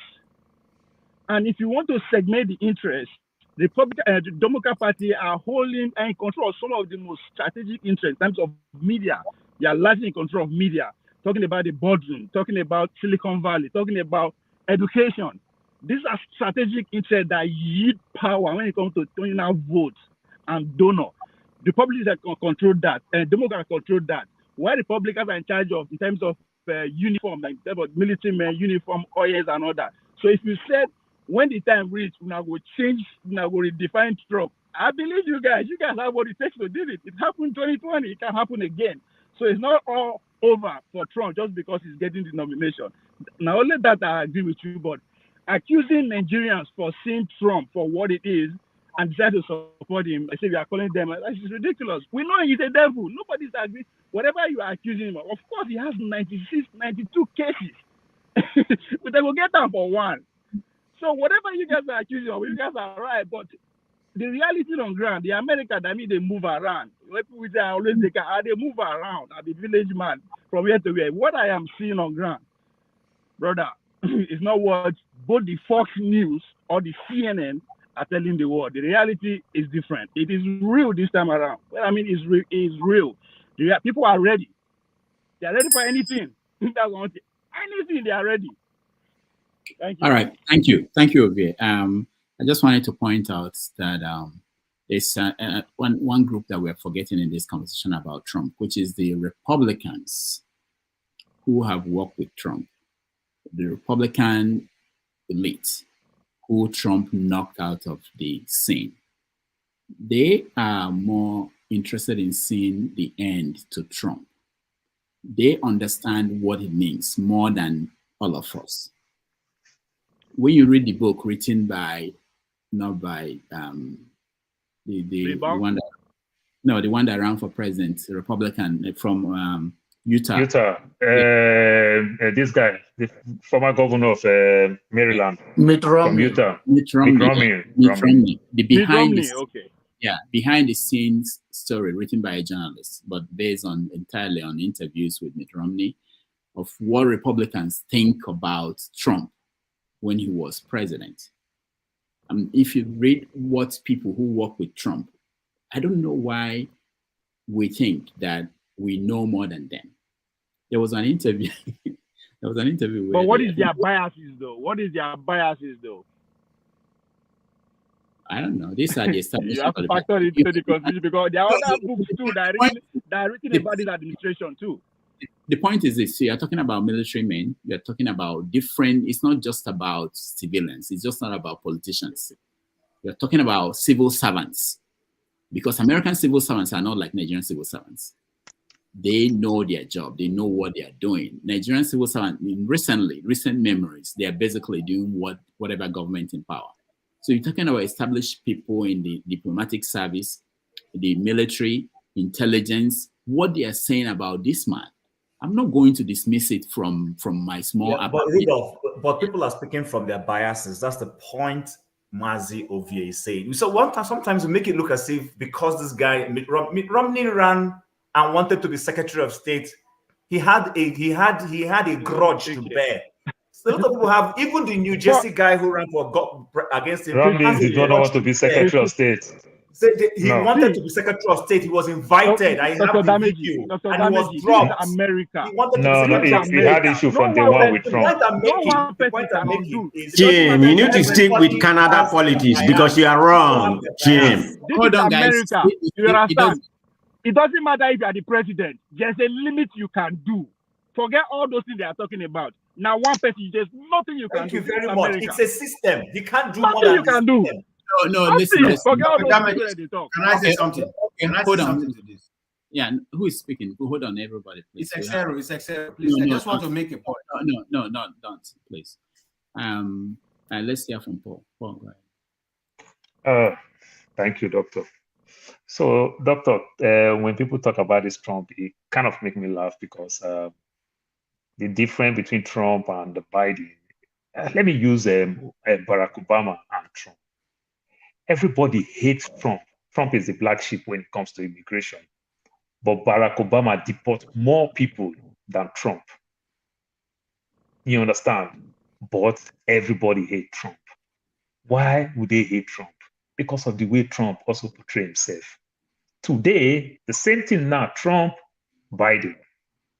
The economy is way better now compared to the time of Trump. People will not understand it because somebody will tell you 4 years ago, my rent was 1,200.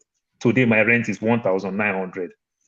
But I stand to be corrected. I will ask Jim, what was your rent in Canada? That's in 4 years ago. What was the man's rent in Germany? What was the man's rent in Switzerland? You understand? The COVID thing affects the whole world. Germany, right now, as we are talking, they are in recession to some extent, 2 times. You understand? Germany is affecting Germany. It's affecting South Korea.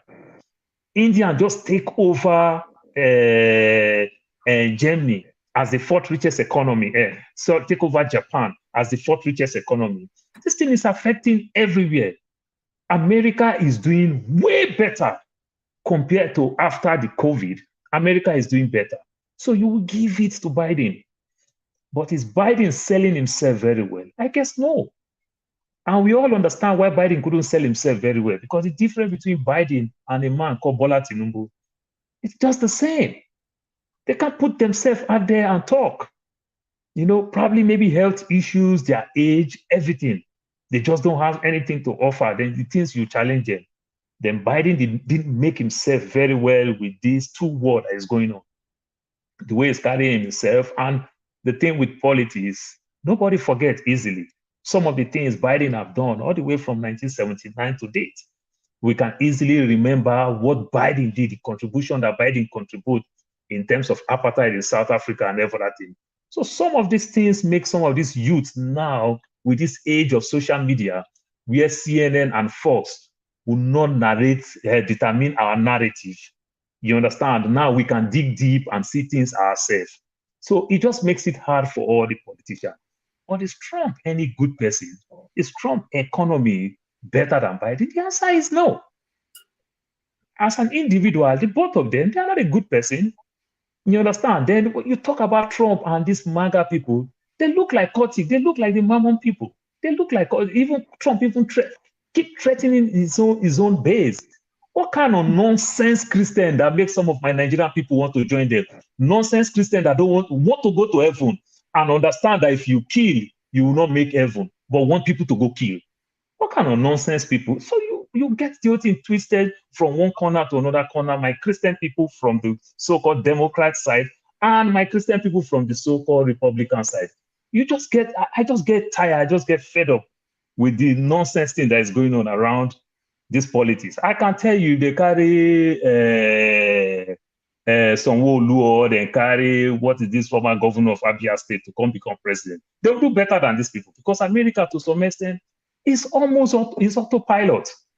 That's why what Trump would have done with his 4 years, he couldn't achieve it because there is a system in place. What Biden will also do with this his 4 years, Biden will not achieve everything because of the system. Democrat is fighting Biden, like Republican is fighting. Look at what Trump is doing. This is the Trump that Trump is telling Republican to kill anything about immigration right now, so that Biden will lose, so that he will take the glory. And the same Trump knows that if he comes back again, all those old Republicans, he's going to take all of them out of power. The so-called Mitch McConnell and the likes, he's going to kick all of them out. So Trump, they know all these things. You understand? Mitt Romney is not even coming back again. You know, they know all these things. They know once Trump wins, so Trump is not coming there to make things easy. And guess what? Trump will fight. But remember, the system will fight him back. And it's also not good for the politics. So the way they call Republican, they say the party of Lincoln. And they say the party, Trump now has bring new type of party into Republican. And this Trump is not good at all. The both parties, they are not good at all. Democrat is not playing real democracy. Republican is not playing real democracy. But when people want to support Trump for just the sentiment of supporting Trump, nearly everything they accuse Trump that Trump did these things in his own mouth. Somebody come here and talking about, oh, Trump in court and everything. The judge will shut you down. They ask you to wait for your turn. You will talk. You will do everything. The information that they press for 10 million end up becoming 83 million. And they quote him by his own word. And they bring all the facts, all the videos. When Trump keeps saying, I'm a billionaire. I make billions. Then the jury said, well, if you are a billionaire, then 83 million is not too much for you. From 10 to 83. I like my Americans, and I like the way system work. I like the way they are bringing this big elephant down. I like the way they are fighting this big elephant. I think it is good. Our president in Tinubu today, where is he? Are we talking anything? We are not talking anything. Then, doctor, before I leave, please, let me just change my topic a little bit. Everybody keep talking about FAAN, the FAAN team. FAAN come to Lagos, or FAAN don't come to Lagos. People don't understand that FAAN is just a parastatal in Ministry of Aviation. And FAAN only play one major role in that aspect. It's just only security. It's just security. So they don't do anything. If we are talking about a big sector in that aviation industry, it's NCA, Nigerian Civil Aviation Authority. You understand? Investigation and Accident and Investigation Bureau. These are sensitive parts where they can report you, they can investigate when things is going wrong. NCA, Accident and Investigation Bureau, these are important. So FAAN is just mere security. So when people keep talking about, oh, Lagos is busy, that, this and that, it don't mean anything. So that's just my little take for now. All right, thank you. Let's go to Janaba. Janaba, go ahead. Thank you for having me once again. The politics of Joe Biden and Donald Trump, I think that Nigerians during the past election, they say two evil or all are evil but lesser evil. I think what we heard Joe Biden with the youth will be the war in Gaza. They are paying attention to it. They don't like it. My children don't like it. And also, they know his stand in many years of politics. But then, you can't compare Donald Trump with Joe Biden at all. And if we're going to compare Donald Trump with Joe Biden, then we should not even talk about Tinubu did anything wrong. Then we should we should not even mention anything about our politics in Nigeria, because Donald Trump represent what you cannot put anything. We all understand that Donald Trump can just say it. No human being can just say anything. The people that work with Donald Trump, from Secretary of State to anyone that work with him in the higher sensitive issue, none is backing him. And moreover, most of the senators and all the lawmakers backing him, most of them from Republicans, are out of fear of his bully. There's some of them, they don't have a spine. And some of them, they speak for their constituency who are purely who they are. So they are not speaking from out of any deep insight of American interest, rather a personal interest to win the next election in their constituency. So that is the basic thing. But it will be mind-boggling for Donald Trump that stage January 6th, and I think my boy Ube said that there is no case brought against him about it. And that is not true. That is not true. Yeah, that's not true. So I don't understand that even if case was not brought against him on that regard of January 6th, what the whole world see and how they are spinning it, it was the FBI have agent among the people that are stoning the police, are attacking the Capitol Police. All of them have been debunked. It's not true. That's not. This man is a terror to democracy around the world, and it's going to. And if Trump wins, we're going to see the next war. The good thing about American system is that it's not going to get it the way he wanted it, even in the past one, that they pressed on him. His Attorney General today is claiming he won the election that he lost. This is how dangerous is Trump.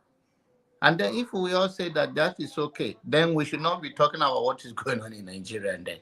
Because this is playing on it doesn't matter whether you watch CNN, Fox News, NBC News, it doesn't matter. This is playing raw. So we should at least, there are people, a lot of people in this community that they're saying that they are going to be having a second thought of embarking their project back in Nigeria. Those who never want to go back, that if this guy may come overnight and the wing of this politics is going this way, that this guy can turn anything upside down if he have people working with him the way he wanted it. This is the man that on the interview said day one he will become a dictator. He said it point blank. The world is watching.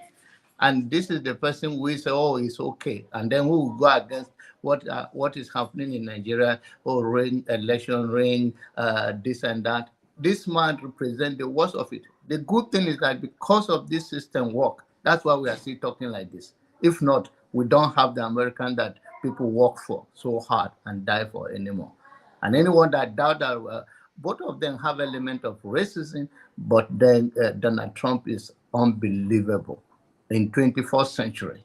And people are entitled to their own opinion. But for what we all have seen with our own eyes and heard with our own ears, and we are trying to justify it one way or the other, then we should not even blame whatever is going on in Nigeria. Because what is going on in Nigeria is a fraction to what Donald Trump represents. Thank you. All right, thank you, John.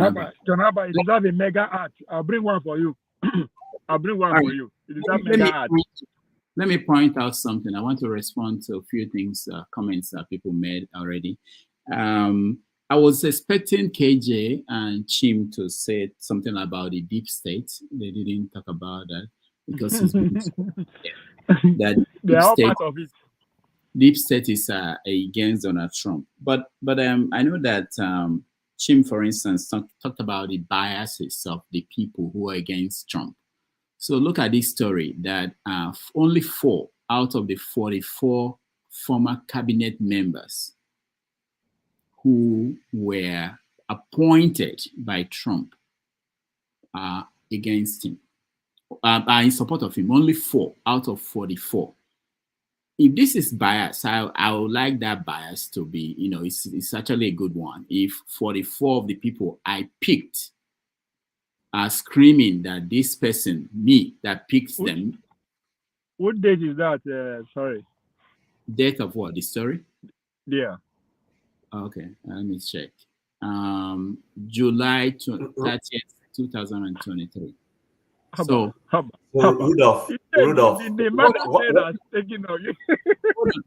Hold on, let me finish. There's the one I could get. I knew when the story came out. I don't know the current position. I'm not talking about senators. I think the last person that spoke, Paul, or whoever, somebody said something that was important about the reason why elected officials are afraid of Trump. Okay, we know that. I just wanted to make sure it's part of this conversation. So, Rudolph. Well, let me finish now, Chim. Okay. I thought you had finished. Sorry. I'm not finished there. So there's this defense talking about deep state against Trump. And then, of course, Chim threw in their biases. Maybe they were fired by Trump, they were angry, or they wanted something from Trump, which they didn't get. So, which is something that is new. But what is, I haven't had a lot about, Ovie touched on it, but Ovie was basically saying that, and also the last person that spoke, who was that? I lost my Paul. Okay. So the last person was John Abba. John Abba, yeah. People talked about that the American structure is strong, that it will withstand whatever Trump brings in. But when people talk about that, they forget that Trump didn't go to pro-max the last time because he wanted to win re-election. Now that there's no need for him to run again. He won't be able to run again. He can continue to rule if he decides and gets the support. But it may not happen. But what I'm saying is this. He has no reason now. Restrictions are removed if he comes back. In terms of what the people, not me, the people who work with him, the people who know him, CIA, FBI, civil servants, ministers are saying about him, you find out that he's been able to prove to us the American system that we thought was strong was not really very strong. Okay, if he had wanted to send in the military to the streets during the protest, what he would have done was to fire the person who said, hold on. No. Everybody, hold on. He wanted to do that. He was advised not to do that. Okay? He fired his attorney generals. He got the one he liked. Even that one he liked resigned towards the end. If Trump had continued, if there was no time running out for him, he would have fired that one also and bring whoever will do his job. Now, if you study countries that became dictatorships, they didn't start overnight one day. We found out from Trump that what we call norms, we thought they were laws. They were laws. There was no reason why any president should show us their tax return. Because it's been going on, we thought it was the rule. Trump came and proved that, no, I can decide not to do that. Now, look at what's happening now. He's not debating. He didn't debate his people.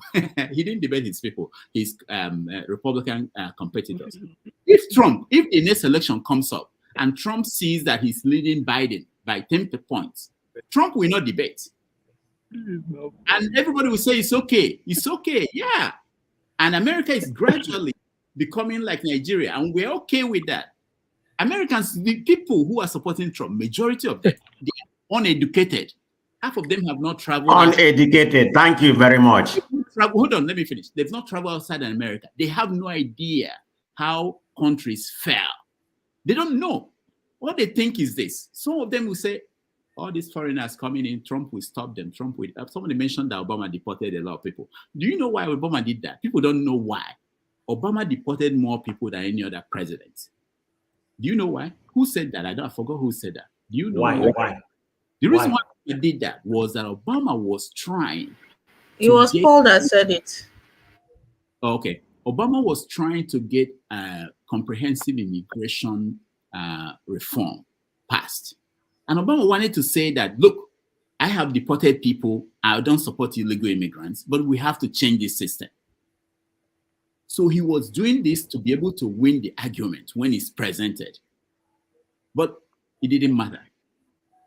Okay, look at what Trump is doing now. The Senate, Republicans in the Senate are trying to negotiate a deal to give arms to Ukraine and to Israel, using immigration as what they needed from the Democrats to approve that. And Trump is saying, don't do it. It's the same thing Reagan did the same thing to Jimmy Carter. Why Jimmy Carter had only one term in office. There was hostage held in the Middle East, in Iran. And Reagan said, just said that will not happen. And they did everything to frustrate that from happening, from resolving that issue, so that Carter will not win second term. And when Carter lost, Reagan did resolve the issue and became the hero. So when you think about this, the point I'm trying to make, I'm an outsider. I mean, I live in America. I try to follow what's going on, but I'm still an outsider. I can't claim I'm an insider even in Nigeria. When people who are inside the power, people who have been near the president, see him eat, see him do things, when they are talking, I put more weight in what they are saying than especially when you have 44 people, only four are saying this guy should go back and run the country. All right. Before you speak, Shim, let me see, because I know where did I stop? I think he called is the next. Dr. Dame, can I apologize to Jim? I need to say something to Jim, please. You can't call us out if you don't want us to respond. Do you respond? But I want to make sure that also people who have been waiting, remember, they also. I have not said anything, no. I'm only two people. I have not said anything. Because you live in Enugu. You guys can go on. You live in the US and you're commenting about Nigeria every day. So then you guys can just keep your quiet and good one. I think it's I think I've passed my bedtime, but this is my take on it. I read a book by Noam Chomsky. He's called one of the greatest thinkers of America, and it is called Hegemony or Supremacy. And in an analysis, he said, it doesn't matter who comes in as American president. There's always one agenda. You have to have hegemony or supremacy. Now, the only thing you are allowed is how you go about it. So you talk Biden, you talk Trump, you talk anybody, it's the same agenda. We must rule the world. The only thing you are allowed is how do you go about that agenda. And if you look at it, from Nixon down to Obama, it's always been war, war, and war. That's the supremacy. The only man that said, okay, you've given me this agenda, but I'm going to fight it economically rather than going to fight wars. Brought back people from Syria, brought back people from Afghanistan, is Trump. So I don't care what Romney tells me. He might be consciously or unconsciously biased. I don't care what anybody tells me. I have read the person they tagged as their own greatest thinker. And I have seen for myself, the man that did something different from other persons that has contested for over 30 years. I mean, if you think of the number of persons these people have killed from Nicaragua to Vietnam, from Vietnam to Iraq, from Iraq to Syria, from Syria to Afghanistan, and you are telling me that those are the angels you are looking at. I mean, rethink these things, please. And the man has told you clearly. He said, if I was president, the war in Ukraine would never happen. If I was president, the war in Gaza would never happen. That is good enough for me. I don't want to see children dying. I don't want to see, that is what affects me. What Romney says, what any elite says, that is what affects them. And now the UK is talking about war with Russia because this Ukraine thing is escalating. They're actually talking of recruiting people. We don't know where this stops.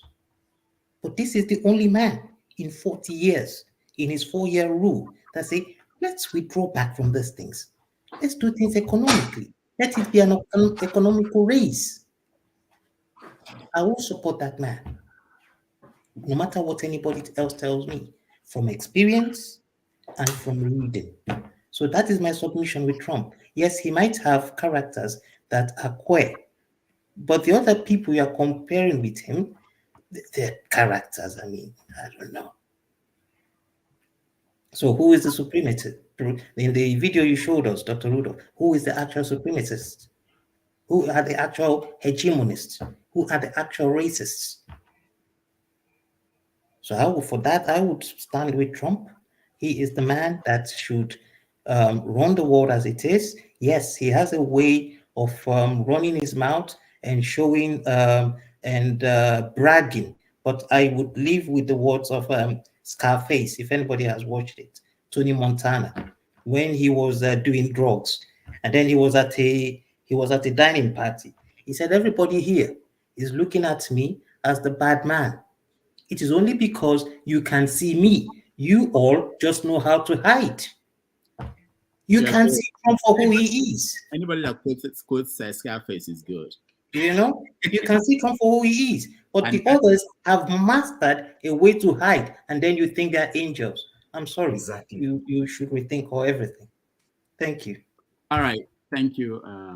Ikola. Let's go to Ngozika and then I'll keep it short. I'll keep it No, short. not you. Ngozika, go ahead. This is 12:47. I should be sleeping now, not following people in America to talk about Trump and Biden. But they used to talk about Nigeria, so I'll talk about them too. I know it's to pay them. They used to talk about Tinubu. People that are not living in Nigeria that used to cost Tinubu, cost P2B, drag Kwakwa, so are telling me not to talk about Trump and Biden. It's a lie. I'll talk about him. And this is what I want to say. Yeah, I just wanted to backtrack a bit to some of the points that have been made already, because everybody was like, some people would just say somebody would just say something. I'm like, oh, I wanted to say that. Another person, I agree with everybody and I agree with nobody, and here is why. I find it very funny when people put on this air of, oh, America is a great nation. No, he can't do that. No, it can't happen in America. What? America will humble you. You can't do that here. We are not Nigeria. Do you know? To clear for you people, to clear that small for clap, they take enter dance. By the time people realize people are dancing suru get there, and who is beating the drum for you will be on top of the capital E, beating it on top of the roof to clear on top for you people. Pride goeth before a fall. I just wanted to say that we should stop this whole attitude of it can't happen here. This is the greatest democracy in the world. It can happen. It can happen. I just wanted us to just note that it can happen. It can just needs the right touches here and there, and it can happen. Human beings are unpredictable, even the so-called Americans. And Is it all these same Americans that we'll see in all these TikTok videos? They'll be asking the names of countries and they'll be mentioning states within their country. Those are the ones you are telling me that have sense. These ones, they will ask them, name 5 countries in the world. They'll say, New York, with a straight face. They'll be mentioning states in their own country. They don't even know anywhere outside their border. Most of them, maybe their videos are littered all over the internet. I used to think it was a skit, though. I used to think it was a skit. They will ask them 2 plus 2 and they'll be talking another thing. And I'm like, are these the ones they are telling us that America is this, they have sense, they will do the right thing? Well, even the institutions that are strong are still being manned by human beings. Yes, they have strong institutions. I think all I'm trying to say is that yes, they have strong institutions, but these institutions are controlled by human beings, and human beings are unpredictable. And at any turn, it could go the other way. And another thing I did want to say was that I used to view people that support one particular person, one of these contenders, in a very funny way because of the people they support back home. So if you look at the kind of people that are supporting, I don't want to call his name before some people will come for my head, that man that is inside DSS custody, the people that support him, that Igbo man that the court said he is free to go, and Buhari refused to let him go, and now Tinubu is also refusing to let him go. That Igbo man, the people that are supporting him, You mean this man? You're talking about this man, Abi? That man, the people supporting him, oh my God, you should have a conversation with some of his supporters. Trump is their godfather. If you say anything against Trump, you are in trouble where they are. And there's a switch in my head that goes off whenever I see a group of people who do not think critically. I'm sorry, I'm going to paint them with a single brush, because the way they are painting all of us that we are on the other side, they paint all of us with a single brush. So I'm going to do them the favor. I'm going to return the favor. These people, what they have is head mentality. So anytime there's a switch, it's like unconscious. Anytime I see them heading in a particular direction, instinctively I'm going the other way. Anytime I see them supporting somebody en masse like this, and whenever you ask them, why are you supporting this person, they always revert back to the man that Ovie showed his picture now. That is why that is the only reason, aside from my personal bias against Trump, I knew Trump from the days I used to watch The Apprentice. Personally, I don't like him. I think he's a bigot. I think the man has too much airs. He doesn't know how to talk. I'm not talking about the allegations, the criminal charges against him now. I don't like the man. So this is not about him now. I'm just saying that when you see a group of people that used to do anyhow, supporting somebody you don't already like, it is sending alarm bells in my head. And for the other man, he reminds me of Tinubu. The other one that is currently their president, he reminds me of Tinubu. They are almost the same age. I don't care if he has the brain of AI. He's old, he should be resting, playing with his grandchildren. Supporting him being there is like saying Tinubu has a business being in Nassau Rock. And I'll leave it at that. Thank you. I noticed that Exora didn't say anything, and I wanted to go to reactions from Chim and Ovie and whoever. Well, Exora, go ahead. I'm sorry, I didn't forget you. I just had to go to. Thank you very much. Yeah. Thank you very much. I know I'm in the minority. Please, please, you guys that are in America, anytime you are discussing Trump, please just pity us who are in Europe, please. Because of these guys' rhetorics and narratives, we are suffering. There's a link I posted on the private chat. We are suffering it here. Anything that goes on in America, these European people here, they will just, you see them take one step further into the right wing. Down. Any leverage you give, any opportunity of making one stupid comment by an American president, you see them take one step forward into that this their criminal racism. The right-wing party is now leading. That's our website in Sweden. If you see the story at the top here, show your ID. Swedish police target Afro shops. They are now going into African shops. Once they get into those places, they just say, hey, let everybody in the shop show your ID. Picking people who are not who they suspect to be illegal or something. They are now bolder because of all these things started from that Trump. When he said, he made a comment and he made mention of Sweden. He said, even Sweden, that thing emboldened the right-wing politician and they won the election by a tiny margin. But the way they rose, the way they shut up, their supporter base shut up from that Trump comment. So please, guys, whenever you are arguing this thing, I know some of you want to argue academically to be sound and say, yeah, this guy is not killing people. I know that within you don't like somebody to treat you badly. You don't like somebody to just walk up to you and say, show me your ID card. After living in a country, having children, one stupid person that doesn't know you just looks at you and just profiles you as a black person. Maybe let me just ask this one, where's his ID? These kind of things will be happening at they say there are some specific areas, airports, train terminals, and those anytime you find yourself there, one stupid person that doesn't know you will come and ask you, where's your ID?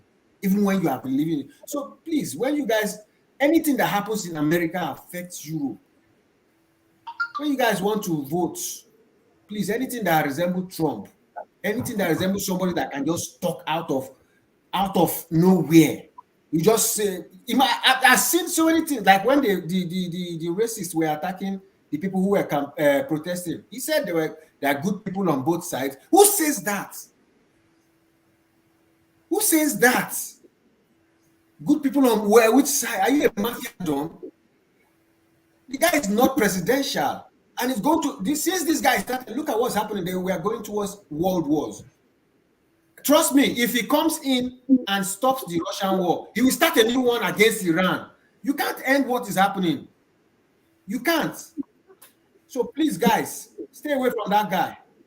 Thank you so much, Elzaro. There's something we've not talked about, and we brought it up here, which is the rise of nationalism in the world. Is Trump, by the time if America falls for that, which will happen if Trump gets a second term, it will be emboldened all over Europe. It's already in Europe. It's already spreading. It will be emboldened, like what Exera is talking about, and it will not be, nobody can control it. There's nobody to run to. Okay, not just about dictatorship around the world. We are also going to see the rise of nationalism will basically lead to war. There's nowhere else it ends. I know that Chim, you want to was it you that want to weigh in on the I want to weigh in on what you said, Dr. Dameji. Okay, Chim first. Chim, go ahead. Okay, so let me say something to Chim, if you don't mind. I wanted to make a comment to Chim, please. Yeah, Chim.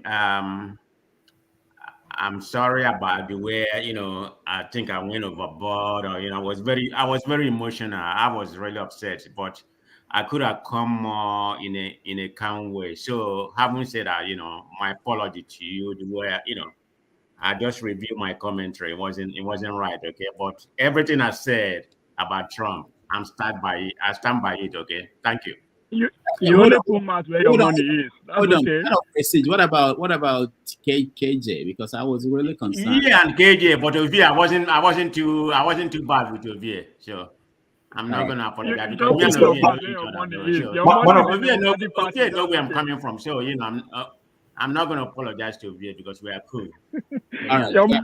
Man of prestige, I absolutely nothing against you. Like I rightly said, your views. Come and make your views. I don't have any problem with anybody disagreeing. I've said that here before. Disagree with respect. You used a little shade there, which is why I said, okay, you've given me the leverage to respond. But apologies taken. I have nothing against you. You're entitled to your views. I respect that totally. It's everybody's entitled to their opinion. It's the way we see life. Sometimes, like somebody says he hates me on the column, you're welcome. Keep hating me. I don't dislike you. I don't know who you are. You don't add bread to my daily table.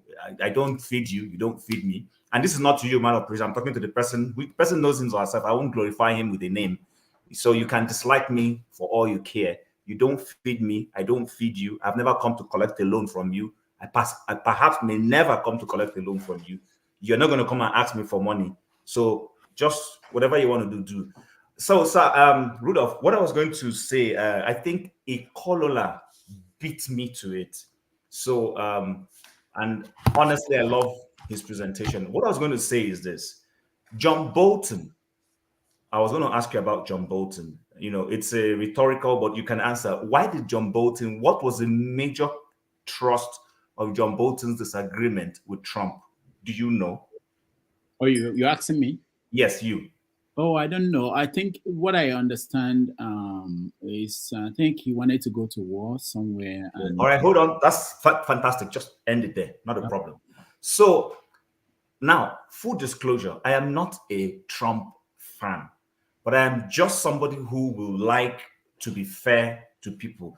Even the person I believe, he may say no, to be my biggest antagonist here. If I see people coming against him unfairly, I will defend him. That's just me. I'm not asking him to defend me, but I will speak up for him where the need is and say, oh no, let this guy speak. Let him air his views. Let him say, like we say, his own truth. So I'm not saying Trump is not a racist. I've not said it here. And if you listen, if you can go back and play this out, I didn't say Trump is not a racist. I didn't say he doesn't have bad behaviors. You know, Americans said, like, I think it was Femi, that they were looking for an adult in the room. During the election in 2020, a lot of the buzzword was, okay, we need an adult in the room. This guy has not been an adult. And that's fair enough. But you know what? Election outcome, votes have consequences. You understand? You like Claude said, everybody can come and say, oh, I'm the good guy, and pointing fingers at somebody who is supposedly the bad guy because of the way that person speaks and behaves. And Trump does behave badly. Sometimes I tell people he actually doesn't even give himself a chance because of the way he goes about his views. Like when, you know, during the Ukraine saga, when they said he called the Ukrainian president and was bullying the guy. Do you understand? If you go to listen to the things he was saying, you will find out that he could have gone about some of those things in a different way. But the mannerism and the way he went about it literally put pressure unnecessarily on him. So that's his business. I'm not here. I don't care who wins election, but I'm clear of one thing. There is an establishment in America, just the same way we have establishments back home in Nigeria. People who feed off the system. Joe Biden, please tell me what was Joe Biden's day job before we started seeing him in politics. The guy came into politics at age 30-something and has been feeding off the American taxpayers as a senator, became vice president, and now has become president. So that person is already establishment-based. He's in the system. The guy I asked you about wanted to go and nuke Ukraine. And Trump said, no, we can't go nuke. There are innocent children in that place. I'm not going to. And that was where the point of departure between both of them. And he removed him. And the man went to write a book against him. You understand? So, look, vote whoever you want to vote for. I don't care. I live in a different country dealing with totally different issues. I would even gladly not want to even weigh into the American issue, but it's a subject for us to have a conversation about. I've said it here again. When it comes to racism, you cannot tell me that Joe Biden is a better person than Trump.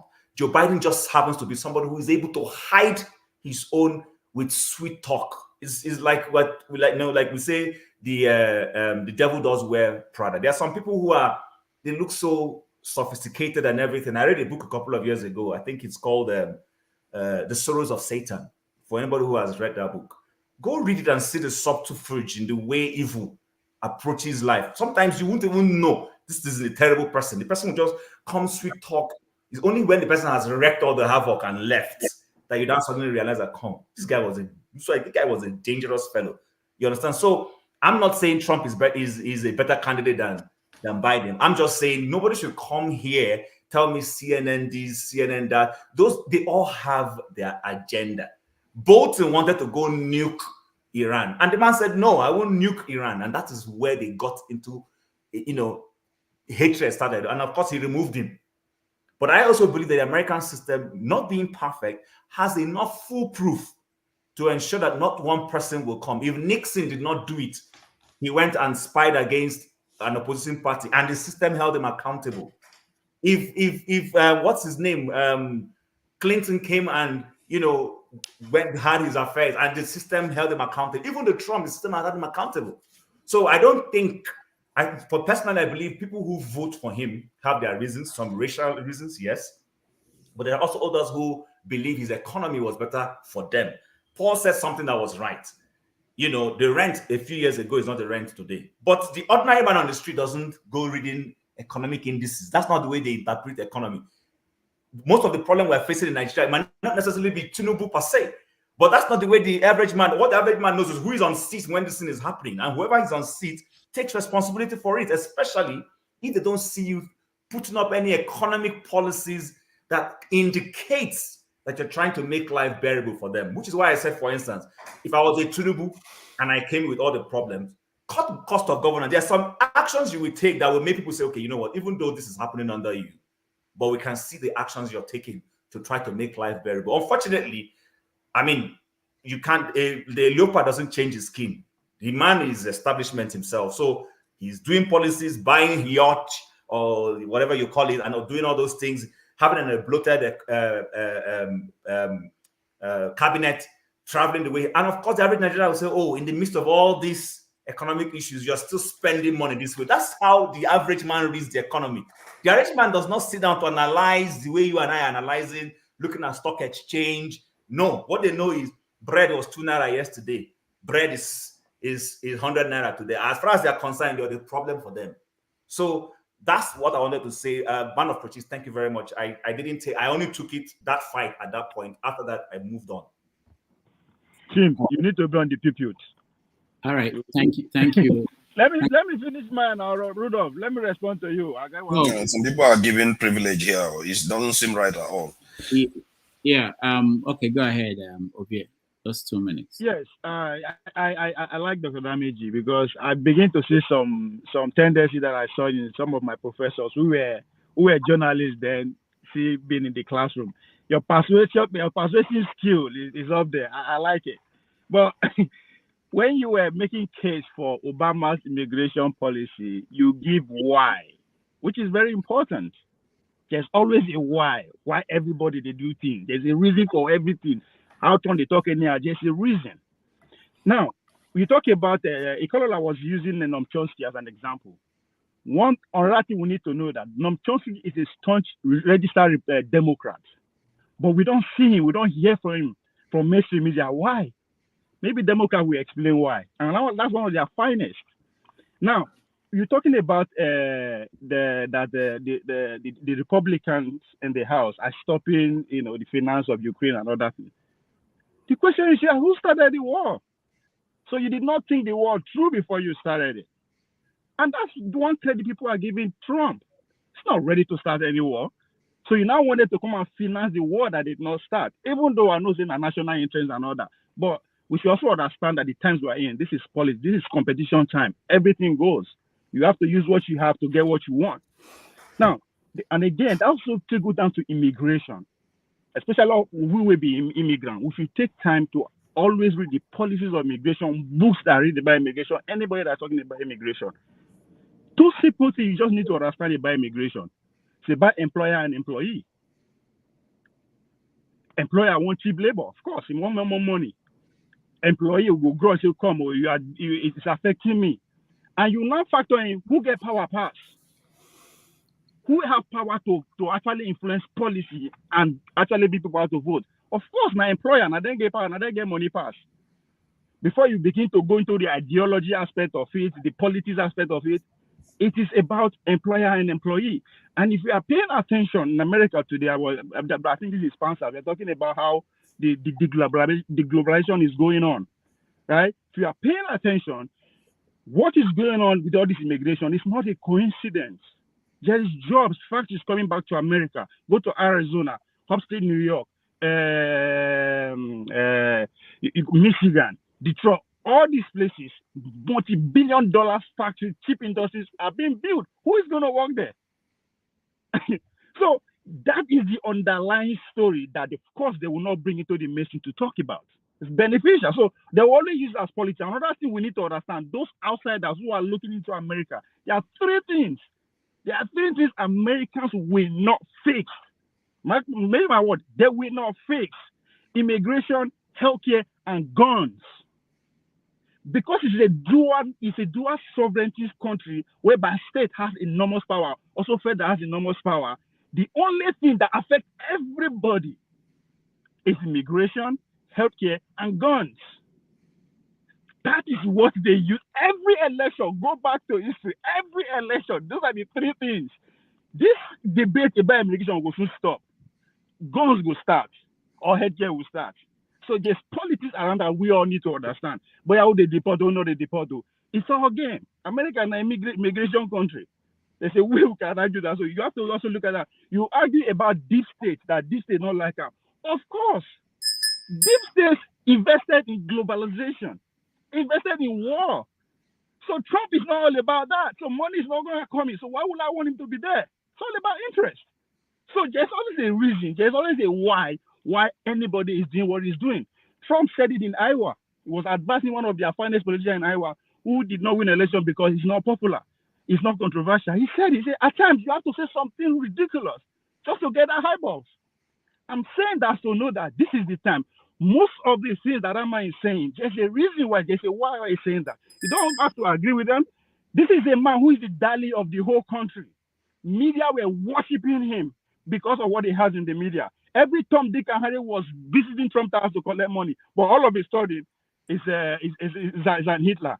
Yes, the structure is in place to checkmate anybody. Now, Trump said he's going to be a dictator from day one. Again, you also need to understand how America works. Every president is a dictator for that first day. That is what the executive order is all about. When Trump come outside, the no Muslim country will come. That is act of dictatorship. Obama did, Biden did it. Now, our brother from Europe, where they complain, yes, that's what America is, the hegemony you're talking about. Whatever happens, especially in terms of politics, affects everybody. I'm sure you are worried about Trump that protected your energy. You want to tell me the amount they spend for energy in Europe now is what you are spending during Trump? You know what is responsible for that? That's what they call Nord Stream pipeline that get blown off during this war in Ukraine and Russia, thanks to Democrats. So if you are worried about your lifestyle across the world, pay attention to the policy. Forget about what the media are telling you about this individual. They tell us that Tinubu know they fit talk, you know they fit work. Today, you know they run around. The same thing they will tell you about this. We've seen him. He's been there for 3 years. I'm not a Republican or a Democrat. I'm just somebody who is paying attention. Nothing you won't tell us about him when people never see. We've seen it for 3 years. All right. So, yeah, the idea of nationalism and popularism, I am for nationalism because I still believe today we are not free. The only way we can achieve that freedom is when we go towards nationalism.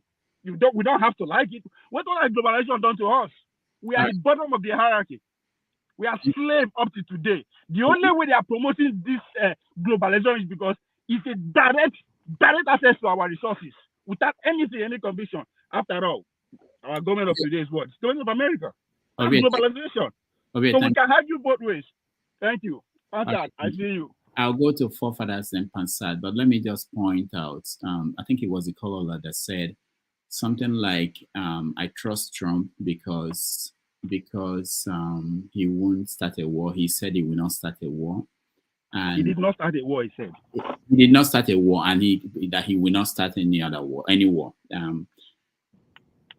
Now, for most people in America, I hope you guys remember the what they now call the military-industrial complex and how it works.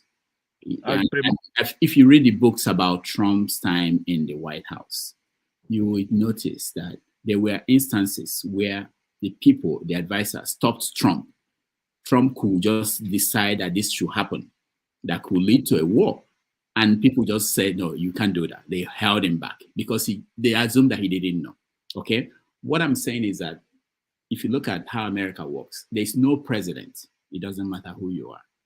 who will be president of America for 4 years, and America is not fighting any war, and America will not be fighting a war. Because how it works is that even if the president, like Jimmy Carter, you don't want to fight a war, there are people, the industrial people who are bigger than the president, that will want a war. Even Israel, for instance, Israel, if Obama had been somebody they could push around, if Obama was not busy dealing with the war that was going on when he was president, Israel could have pushed any American president. In fact, if there's no war now in the world, they will push any American president to go to Iran and fight a war. So we should give Trump credit for taking advice. No. Trump wanted to open new wars and they just stopped him because they've not closed the one that was going on. You see. So what about Rudolph? What about Biden? Hold on. Okay, hold on. Let me hear from Rudolph. That's what you guys say. But you know that because listen, because this guy is one of the most investigated man on this your country. If there was anything like that, people like what's his name, John, his former chief advisor, what's his name? The guy was John what? Bolton. John Bolton. John Bolton would have said it. But remember, his fallout with John Bolton was because he refused his advice to attack Iran. We discussed that already. So what I'm saying in essence is this. You see, it's just like, I don't know how many of you watch Everybody Hate Raymond. No, there's one other guy. Everybody hates. Come on, what's his name? The young black American guy who yes. Now, it's just like that's the same way Chris. I mean, this guy is in New York. I mean, everybody in New York hates Trump. Okay.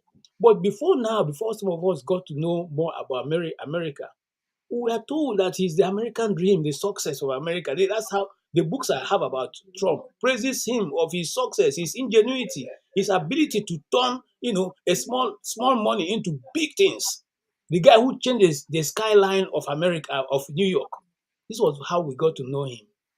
But eventually, you know that those things were lies, and the author of the book came out to say that they were lies. You know that. Now they become lies because the man is now running for office. No.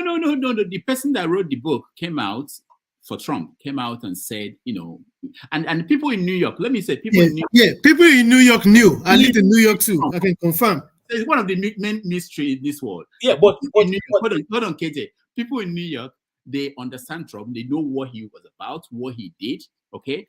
That when people outside New York are talking about Trump, they are surprised. This is somebody that won't hire black people, that will kick out black people. They know him. And people outside are telling people in New York, this is the Trump. He's a savior. Okay, here's what I'll tell you, Rudolph. Yeah. There's some, you guys are American, so you know this people. Rogan. I thought you were in America. You're not in America. Rudolph, hold on. You surprised me today. Rogan. Rogan, the guy, the most popular podcast so far. Yeah. Rogan used to be one of those who criticized Trump. Yeah. Now listen to Rogan's broadcast. Now, Chris Carlson, which this other guy referred to earlier on, was one of he has the highest population when it has to do with people following, about almost 11 million following.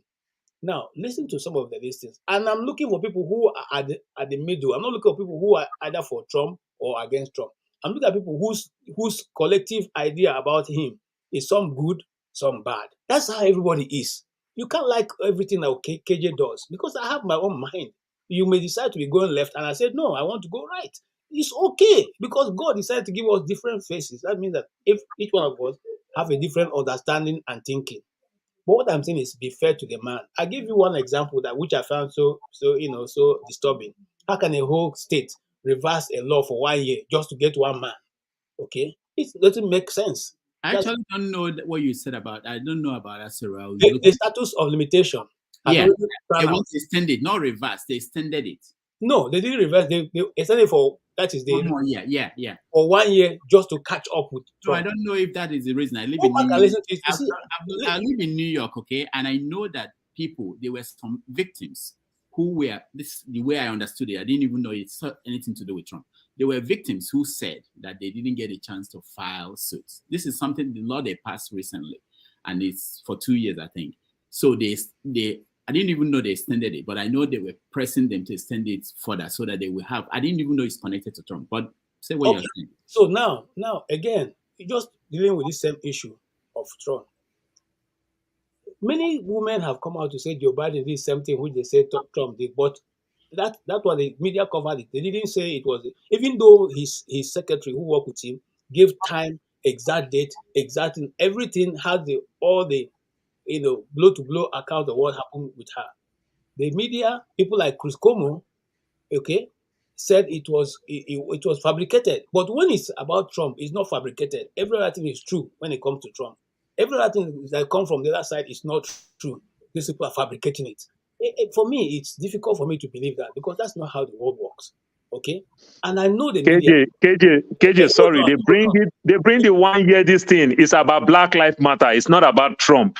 So many states, Pennsylvania, so many states bring it back. It's about Black Lives Matter. It is not about Trump. You so like to say that, and me, I talk with facts. Like I said here before I came this way, I told I listened to a group of people who are even right now presenting a case. They represent nations. They don't have time to lie to anybody. They are called American Center for Law and Justice. It's not a small organization. You can Google it and research and do your own, this thing. All right, KJ, round up. Yes, so all I'm simply saying is this: let's be fair to the man. A man is a man. Some of us, even if we look into our past, it's not that very beautiful. So let's not try and bring somebody out and kill him just because his name is called J. Trump. Let's give him a break, man.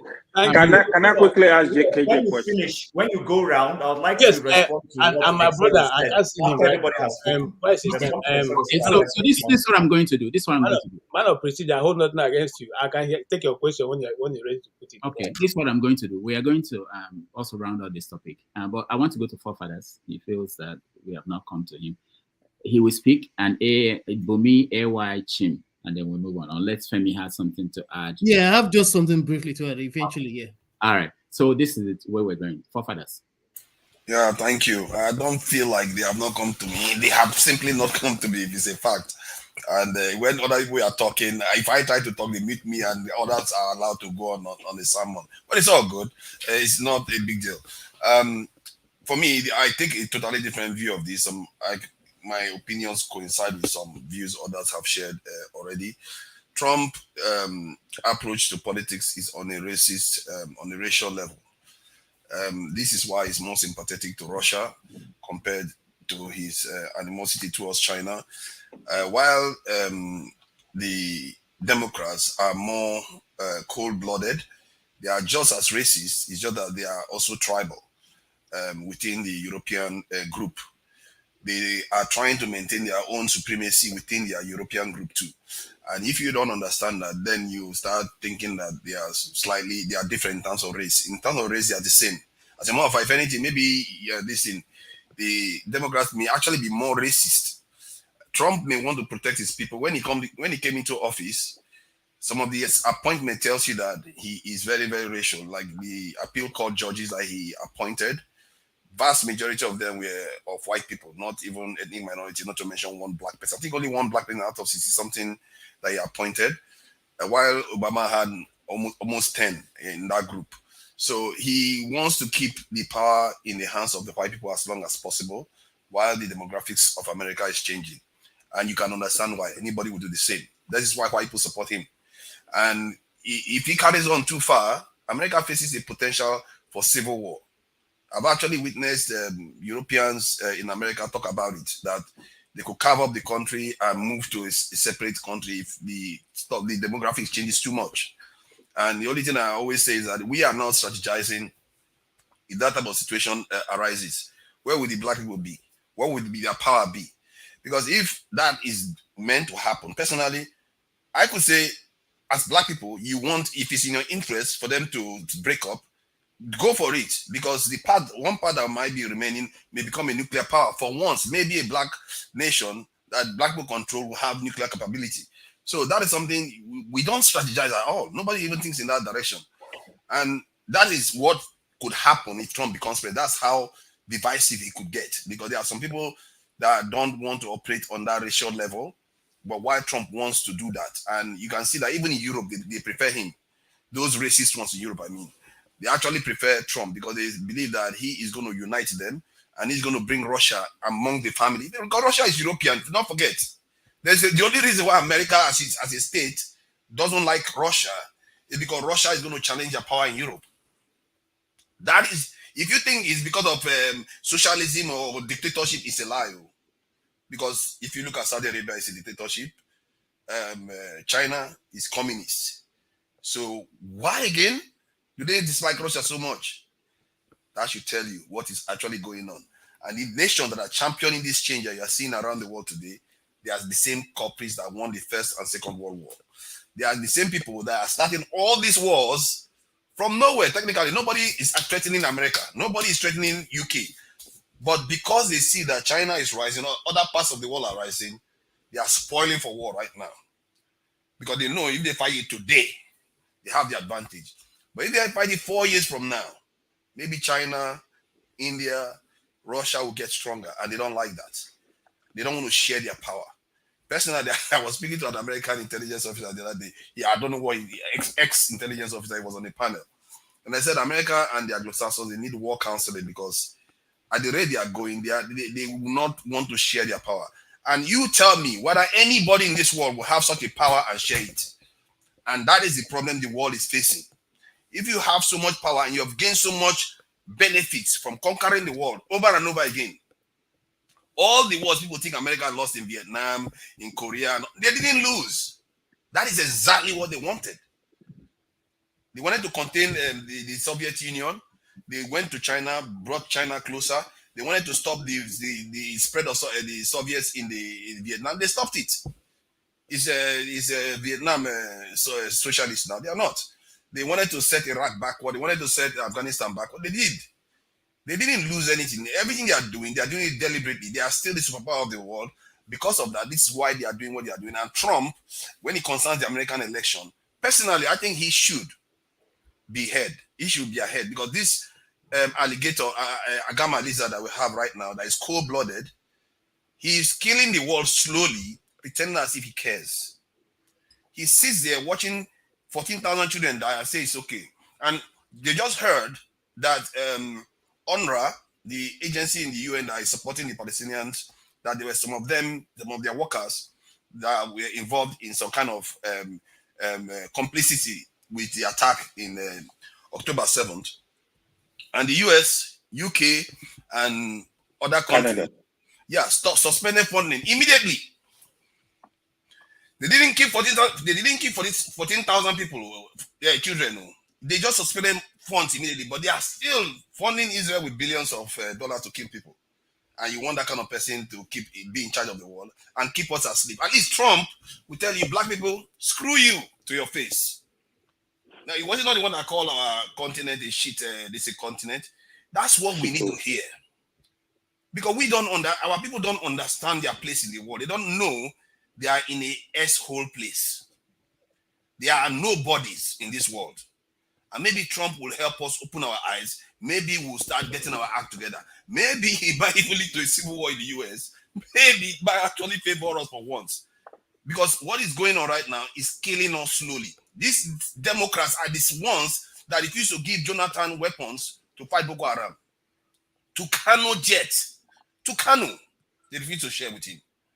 They put all kinds of restrictions on him. And they were the first to start talking about bring back our girls, to undermine his government. These people, they don't mean us well at all. They are just as bad. Democrats are evil. They are the ones that they brought Planned Parenthood, a lot of it into the black neighborhood and aborted a lot of our children. They separated our families. They brought drugs into our neighborhood. These people, they behave like alligator, this thing, agama, reptiles. Because they will pretend as if they are your friends, but they will kill you from behind the scenes. And if the more I watch the Democrats, the way they operate, look at recently when George Floyd was murdered on the street. They talked about Black Lives Matter, irate about everything. Did they pass one law to change anything in America? Nothing. This guy, they control the Senate and this in Congress. He didn't pass one law to do anything. But yet, when they attacked Asians for a few weeks, he went and passed a law very, very quickly. Look at, they are actually breaking American protocol to fund Israel right now. He is willing to do that. But this guy doesn't want to raise the finger to help the black people that have even got him elected. They literally saved his candidacy during the primaries when Bernie Sanders was due to win. But when they got to South Carolina, the black people turned it around for him. What did this man do for us? Zero. If anything, they are threatening African countries with sanctions all the time because we didn't back Ukraine. We didn't back anything that they want to do. Anybody that supports, I don't support any of them. Trump is a clear racist. Biden is a racist and a downright evil person that doesn't. At least Trump will tell you what he thinks about you to your face. Biden will not tell you. He will not tell you which one you pick your poison. They are all bad, but we have to think for ourselves. And if our people are voting for them, you have to ask yourself why you are voting for them, whether they are doing anything for you.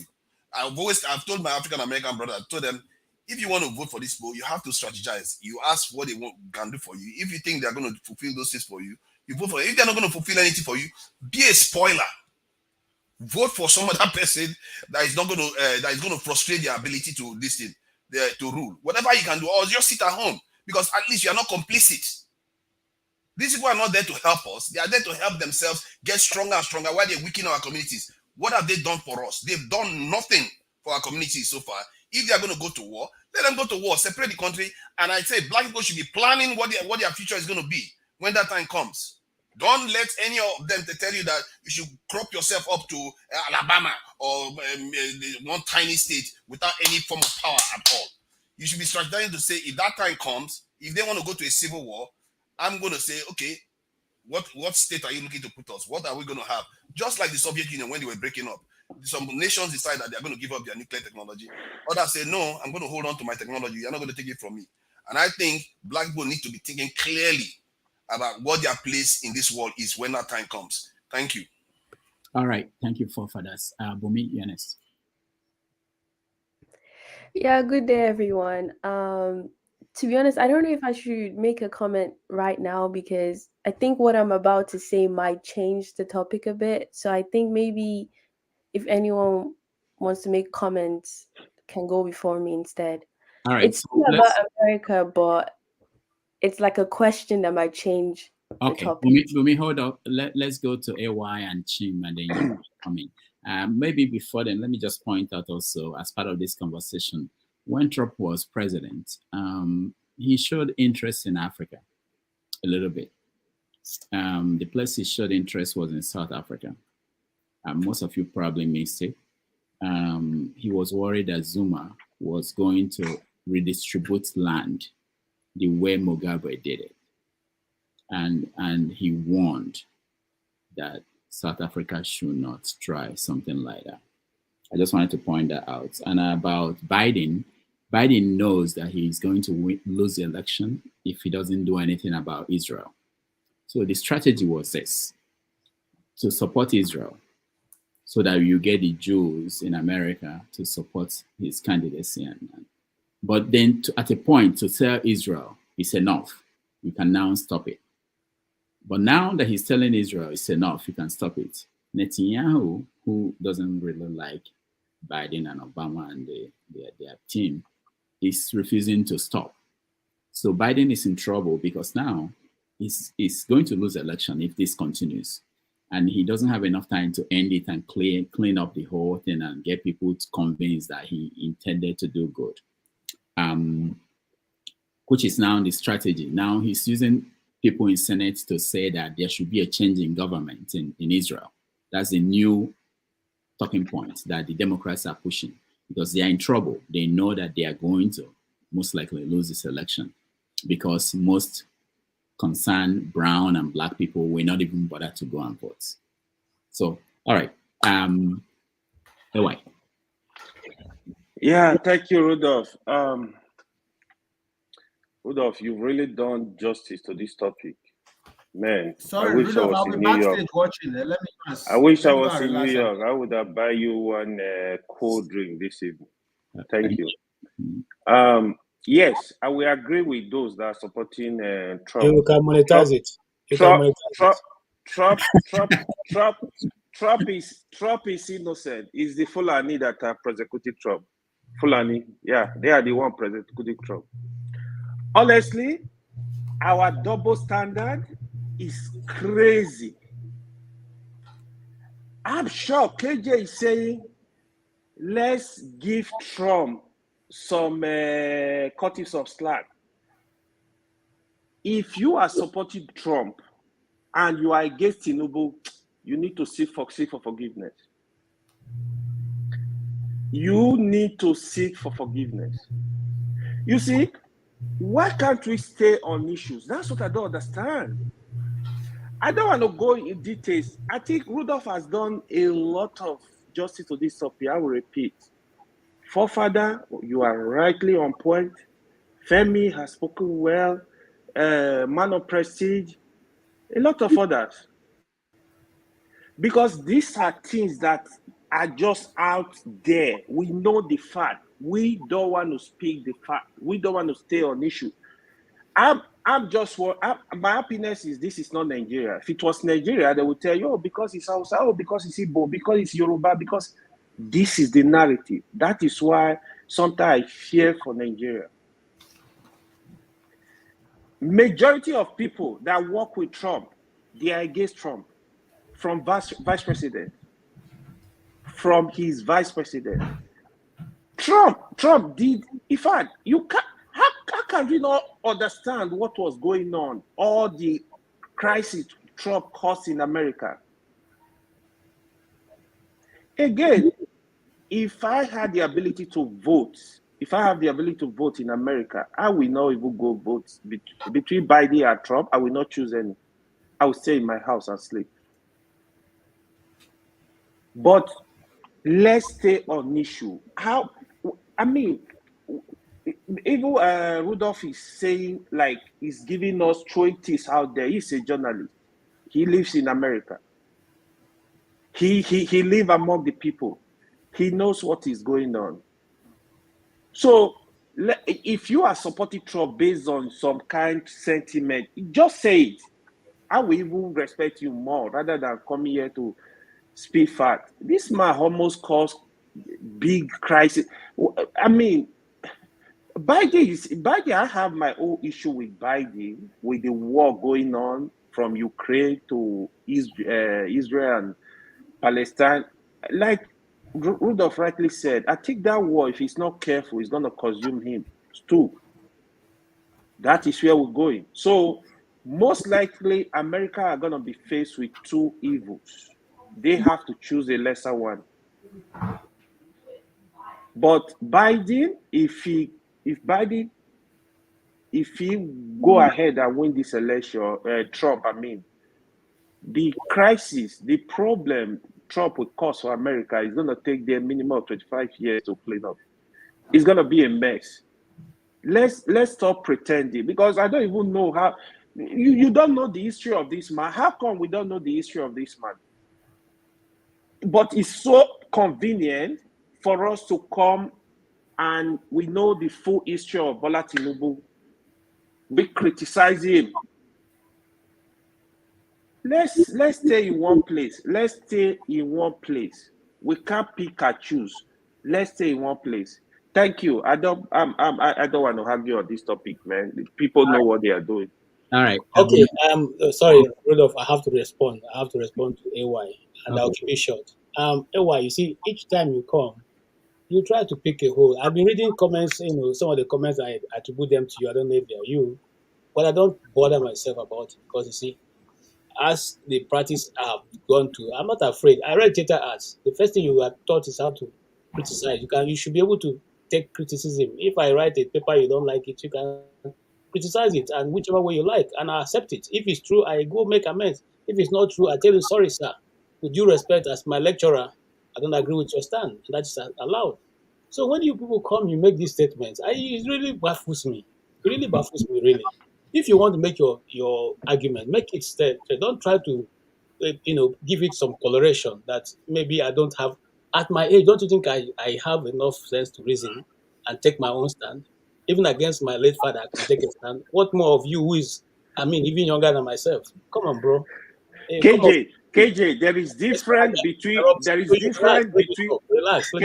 KJ, Relax. there is I don't think you guys difference. like people who are gentle. Let me talk. Sorry. Let me There is talk. I need difference to talk. between No. opinion and Oh, wait. It's my turn. Wait for him. It's my turn. Now, there are many things if you want to check. And listen, I came here, I didn't say support Trump. And if I take a stand, I made my stand very clear to Rudolph in the first place. I said, I stand for truth. And truth, you may not like my truth. That is where I stand. It's okay if you laugh about it. I may be stupid, who knows? But I like my stupidity. It's simple and short. Okay? Now, if you want to look at, the people, it's only when you guys quote, things that are online that you accept they are true. But if the things that are online are also true of other people who are talking, then you go look up a documentary that was done about the election. Okay, it's called 2000 Moles. Okay, it's been there, out there, it's free of charge. You go look also a documentary that's done by independent people on J6, okay, account of J6 is there, it's free of charge. You go look also the release footages that was released by Johnson, the speaker, okay, of the J6 account. It's there, it's free of charge. There are 40,000 hours. You can watch it up and make your own deduction of what it is. But I've not even come with all that. I'm simply saying, and when I say give Trump this thing, not because I just wanted to lay it down because there's no need. I'm not voting for anybody in America. I'm not voting. I'm not even a voter. So what's my business? These are just for academic exercises, and it doesn't go beyond this point. So when you come and say these things, you really look for both sides. For instance, during Obama was the one who deported more people in America than even Trump. Go look at your record. Okay? But we're not even here to look at all those. We're just saying, look, for us as Africans, what is our best bet? What's our best bet? Okay? And I will go for what is our best bet because neither him nor the person who is against us is for us. So please don't do this because I hate it when people come and say I don't think what's the rationale between comparing Tinubu and Donald Trump? Do they stand like them? Do they how do they stand together? How? Okay, one of them is somebody. See, look, they don't even have any measure. Okay, can I ask you a question? Okay, bro, ask me a question. So with all the cases, are you saying you don't believe in American legal system? All the grand jury that indicted Trump, are you saying these are all false cases? What's your point? Listen, is that not sufficient for all? You don't believe? You think America's system, legal system, is Nigeria, or you believe the judges are collecting bribe? No, let us know. Just expatiate. Let me tell you something. Let me tell you something. You see, I quite understand you. I understand you. True. He has 96 cases. Anybody looking at it from the just looking at it on paper, we say this guy is totally evil. Okay? But if you look into some of those cases and the way they have been handled, you begin to question how they come about those cases and all that. Let me give you an example. The one against Fannie Williams, Fannie what? Fannie, the one in that's going on. Okay, the lady who just got to discover that it's her boyfriend that is the one handling the issue. Okay, what is the issue? These are cases that have been looked at by the federal prosecutors who didn't see any merit in it, and she takes it up and she's trying to prosecute it. In the first place, it's not even in her jurisdiction whatsoever. But however, it's being entertained by a lawyer who say, "I want to hear it." So it's going on. But let us go to the one of Avin Bragg. These are also cases that have been looked at before and was not prosecuted by federal prosecutors. But he came in and said, "Look, I'm going to do this." What about the one that's going on with the black woman? What's her name now? Somebody, James, okay, in New York. All right? She campaigned on the fact that I'm going to get Trump. These are all there. And if you elect me as a DA, I'm going to get Trump.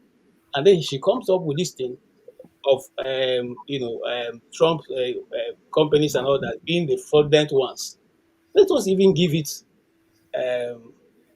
like you said, a lot of cases. But where are they all leading to? Is there anyone that's going to bar Trump from becoming president? None. Not one. Not one of them will stop him from being president. So what am I trying to say here? I'm simply saying that, look, in both sides, look, listen to me. Oh, I'm not saying the Democrats are better, the Republicans are better. It is when I got to this place, I realized that there is third party, which you and I don't know about. That those third parties do not belong to the Democrats or the Republicans. They are both the Republicans and they are the Democrats. They are brought in to play a particular role at a particular time when that need arises. And that's why you sit here now and you tell me, somebody who gave Mike Pence an opportunity to be Vice President of America now will stand up and stand against your guy because you think you are what? Because you are loyal to your guy. In the first place, you were appointed. It is because of him that you were able to become, in the history of America, the Vice President. So you think it's right for him to now get up and say, based on what I know, it's not right, whichever way you look at it. So those more sitting in both parties are called at one time or the other to play a particular role, which I'm not going to go ahead and elaborate. So let me ask. So you also claim that last election was rigged in favor of Biden. You also claim that January 6th was not real. Trump was not involved. Are you still standing on this issue too? Hey, my brother, one of the quote person, we're going to quote him as a talker. So quote him as a talker. You see, that's the problem. You go carry word, they put the person mouth. Then they shave my head when they still there alive now, when they there for the place. Okay, you can clarify. Go I ahead. said here, if and please indulge my lies.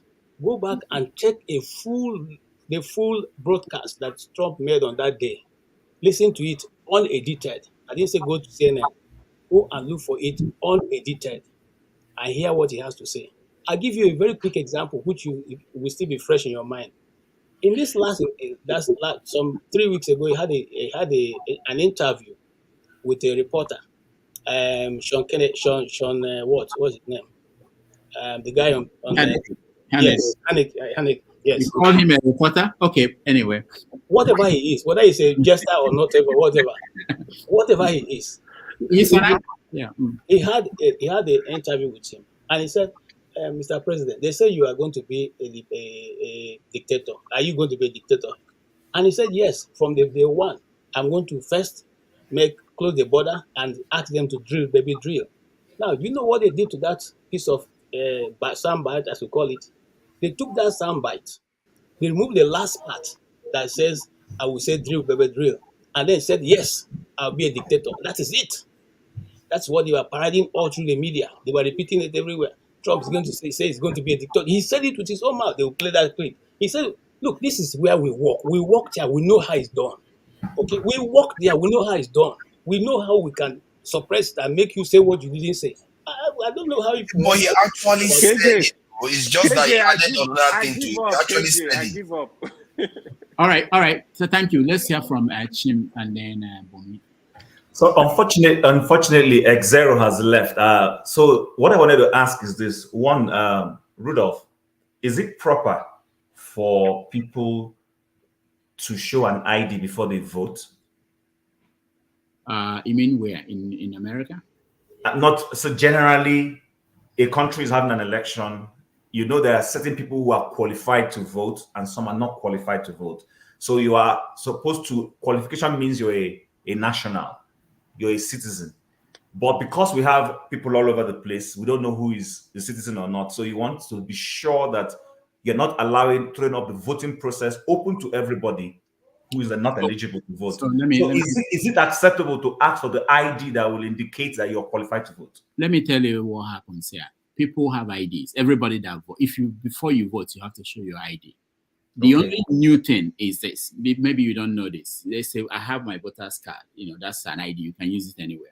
But because the world has changed, now people are feeling that there's no trust anymore. You don't have my voter's card. You can't go and vote with a voter's card. Before it was accepted. When I was in London, when I used to live there, their driver's license didn't have a picture. So when Nigerians came there, a lot of Nigerians, they started driving with other people's driver's license. So now they said, you know what, you guys will have to have a picture. People even go and drive. Hold on. Let me explain so that people understand, because apparently people were getting people to drive for them and get a license with their names. So I'm a Rudolph, I'll drive for you and I get a license for Chim, and Chim will now have a license because there's no picture. That was the trust level at that point. So in voting in America, the trust level used to be simple. You receive your voter's card, it's your ID. You can use it to buy things in stores. You can use it anywhere ID is presented. But this is a new world. And now they feel that there's people voting for other people. So you don't need to go this long explanation. The simple I want to make it clear because people didn't know.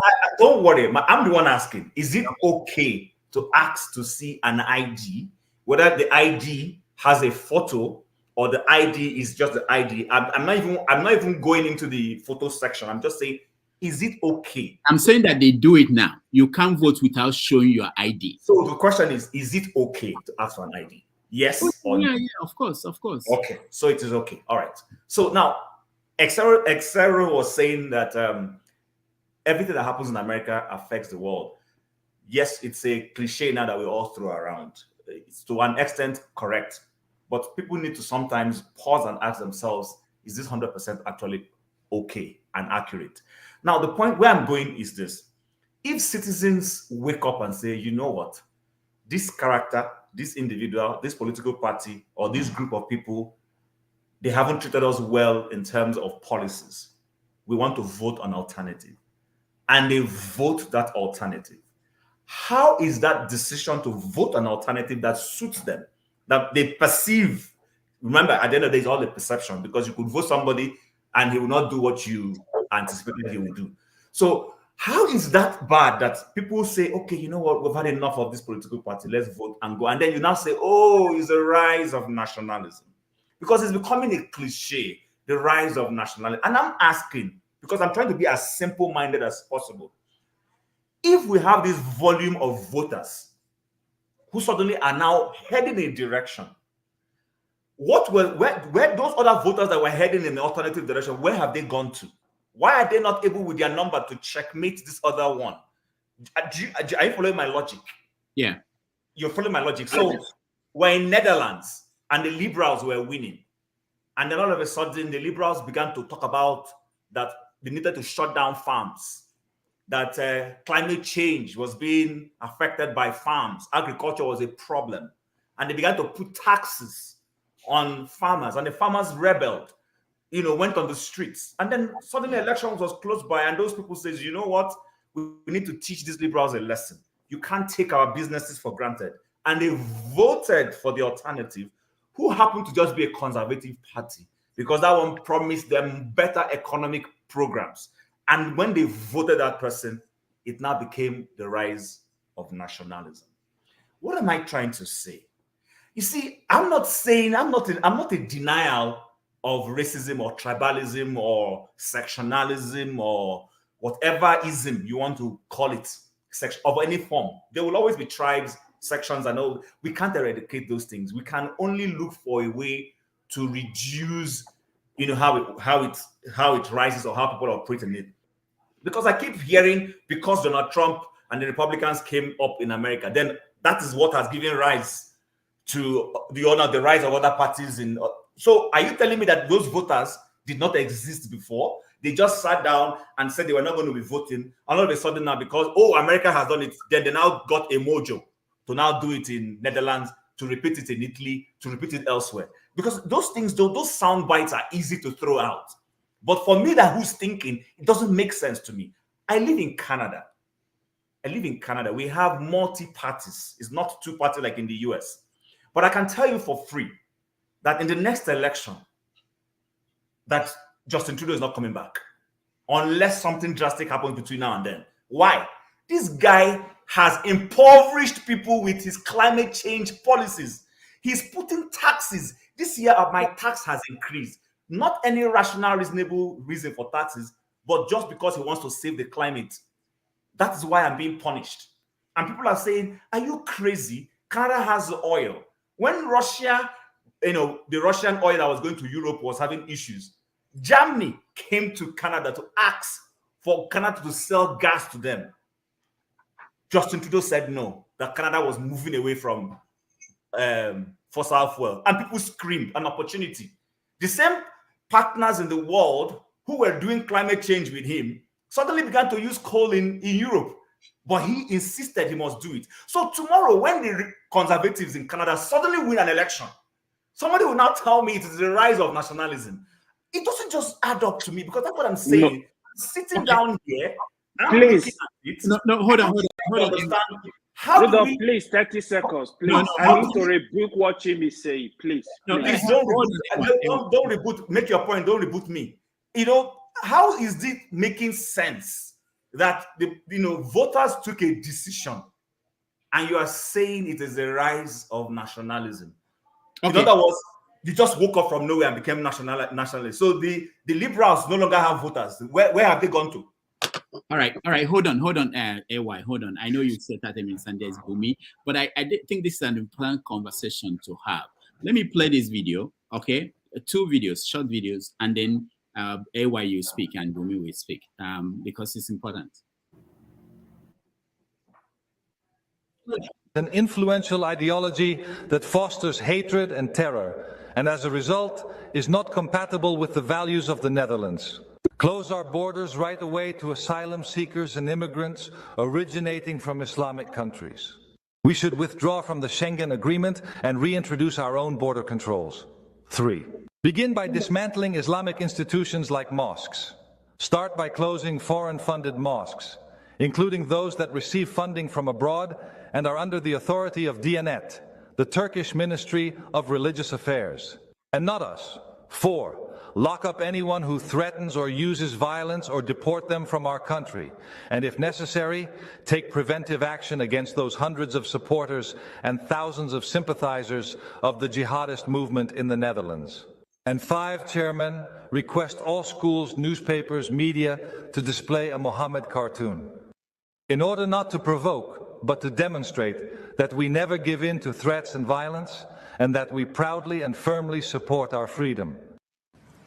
Finally, I have a message for all those Muslims in the Netherlands who do not respect our freedom, our democracy, and our core values.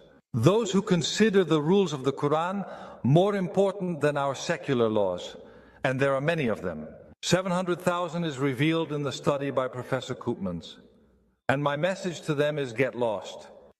Depart to an Islamic country. Then you can enjoy Islamic rules. Those are their rules, but not ours. This is our country. Not your country, but our country. To stay updated, you are more than welcome to follow me. In a white-only country? Not necessarily white-only, but a country that is clearly based on a European model in which whites will basically remain the overwhelming majority in perpetuity. Okay, how do you achieve that? Well, that's an excellent question. Donald Trump has got some first good steps in mind. He wants to make sure no more illegal immigrants come into the country, and he wants to make sure that all illegal immigrants here go back. He wants to end birthright citizenship. He wants to put at least a temporary ban on Muslim immigration. What happens with Asians? What happens with African Americans? What happens with Latinos? What happens to my You presented me with a very limited view of the United States. You're saying the United States is a place anybody can come and turn it into anything you want, and the people who built this country and established its institutions, if they glimmer away, so what? You are promoting a process that will reduce my people to a minority. You want more power for Latinos. That comes at the expense of my people's power. We're 17% of the population, and we only have 3 senators. So therefore, we don't have the political representation that we deserve. And you want more and more and more? Of course, because we only have 3 senators. How much political? At this point, 14 senators. And 50 years from now, how many would you like? Let's talk about 50 years from now. In 2044, yes, white non-Hispanics will become a minority. Yes. Is that what you're afraid of? Mr. Ramos, it's fantastic for you, for my people to lose power and become a minority. That's fantastic for you. How does it feel for me? Because it is our country, Mr. Our country, our It is our country. Don't you think we both have the same rights in this country? I think that despite this nonsense in the Declaration about anybody being anyone, Excuse me, white people, you don't think we are all created equal? No. What you want to do is change this country into an entire nation in which white people will become refugees in their own land So if your vision comes through. You don't want to live alongside Mexicans?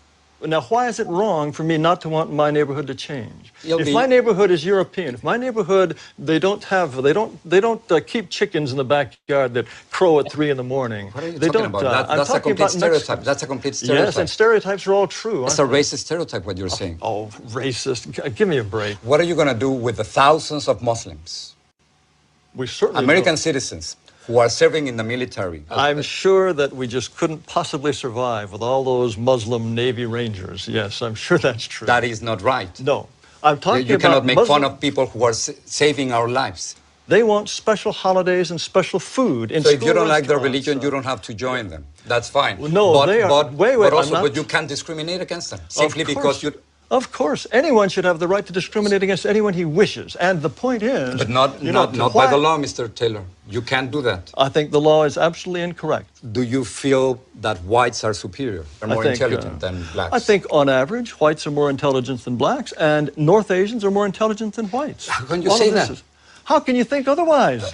Mr. Taylor, Why what are you... would you have to think that a pygmy is, on average, is just as intelligent as a Dane? Why would you think that? The entire record of history is completely consistent with the assumption that black Africans are less intelligent on average than Asians or Caucasians. That's absurd. That's repugnant and absurd. Repugnant to you? Yes, of course. Why would you even entertain the possibility that on average a pygmy is as intelligent as a Japanese? The comparison that you are trying to make, it is simply impossible because of historical circumstances, because economic conditions, because of the More movement. excuses. We have to be willing to say to all those who are non-European, we wish you well, but this territory is for us. And sorry, we have the right to be us, and only we can be us. So you want me to leave?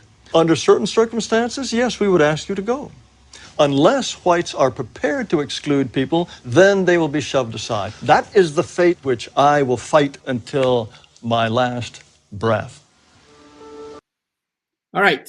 So that's the world we are approaching. That's the world we're going to live in. This is the conversation that will happen. It's inevitable. So whenever we're discussing things about the other parts of the world other than Africa, we have to put them in perspective of what we are facing. It's real. All right. Who did I say? Yeah, let me quickly say. Okay. Sorry, Okay, Rudolph, Eli. how does that correlate with what I just said? The videos I don't agree with the views of that man. So how does that correlate with what I just said? No. I just want to play that before I go. Playing it means I was on a trajectory that was in alignment with that guy. That's my perception Which of what one? you just Which done. of the guys? Which of the guys? I don't know. Especially the second, the very last one. No, that's not what I implied. No, that's not. No, I'm saying, I'm not saying that's what you imply. I'm saying that's my reading. Oh, okay. That's No, my reading.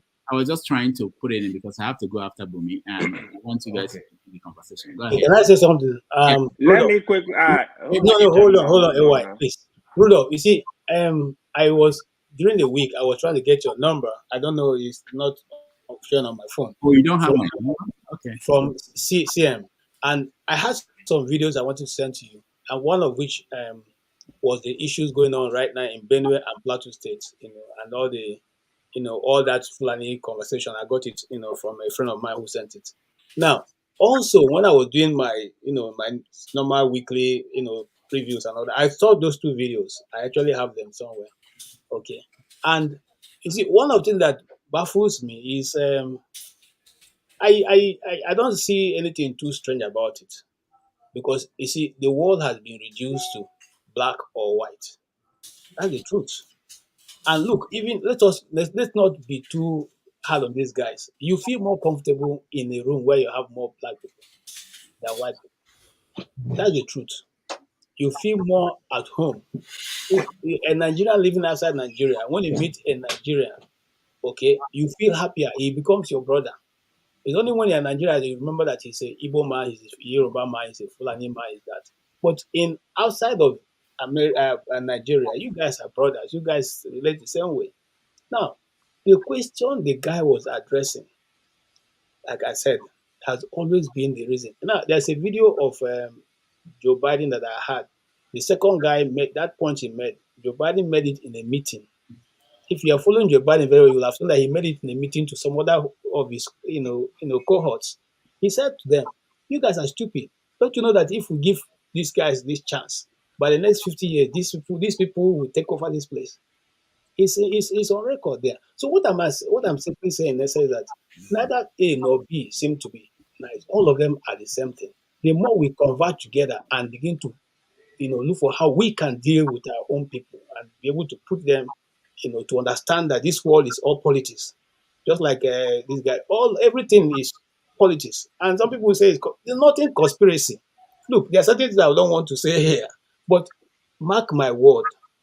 You see, mark my word, and I'm serious. Mark my word. Okay, thank you, KJ. Go ahead. Oh, finish up if you have. I wanted to say something, eh? Oh, okay. You want to tell us a big secret? Okay. Mark your word. Okay, read my lips. Go ahead. What is it? Now, the world is cascading to a point where the new world agenda will come in, and everybody will see where all these things are going to. It's not going to be too far from now. Thank you. Thank you. Chim, I remembered why I remember the videos. When you said nationalism as if it's not going to be bad, that is not a bad thing. So that was what triggered my mind. I said, okay, I have to play. Initially, I played one of them before at the beginning of the show. But the way you talked about nationalism as if it's not going to lead to something, it's something. You're talking about people electing people. No. So what I'm saying is this. I'm saying that when voters make a decision based off other factors that does not favor the dominant liberal views of the world right now, you say it's nationalism. For instance, I'm not saying everything that new PM of Netherlands is saying is 100% accurate. But for goodness sake, somebody left Afghanistan, ran away because the rules in Afghanistan were not okay, gets to the US or gets to Netherlands, and he's trying to replicate the society he ran away from. Are you serious? Those are the things they are addressing. So what I'm saying is this: let people be at liberty to pursue their religion, live their life the way they want to live it. But you can't choose and pick. You can't. There is no church in Saudi Arabia. I just googled it now. So I wanted to be sure so that when I say it, nobody will contest me. Not a single church in Saudi Arabia. But go to the UK. Those who live somewhere in the UK know there's an area in the UK that has become Shariaized. There's an area there, and we say it's okay. And when these people scream, you say they're not right to scream.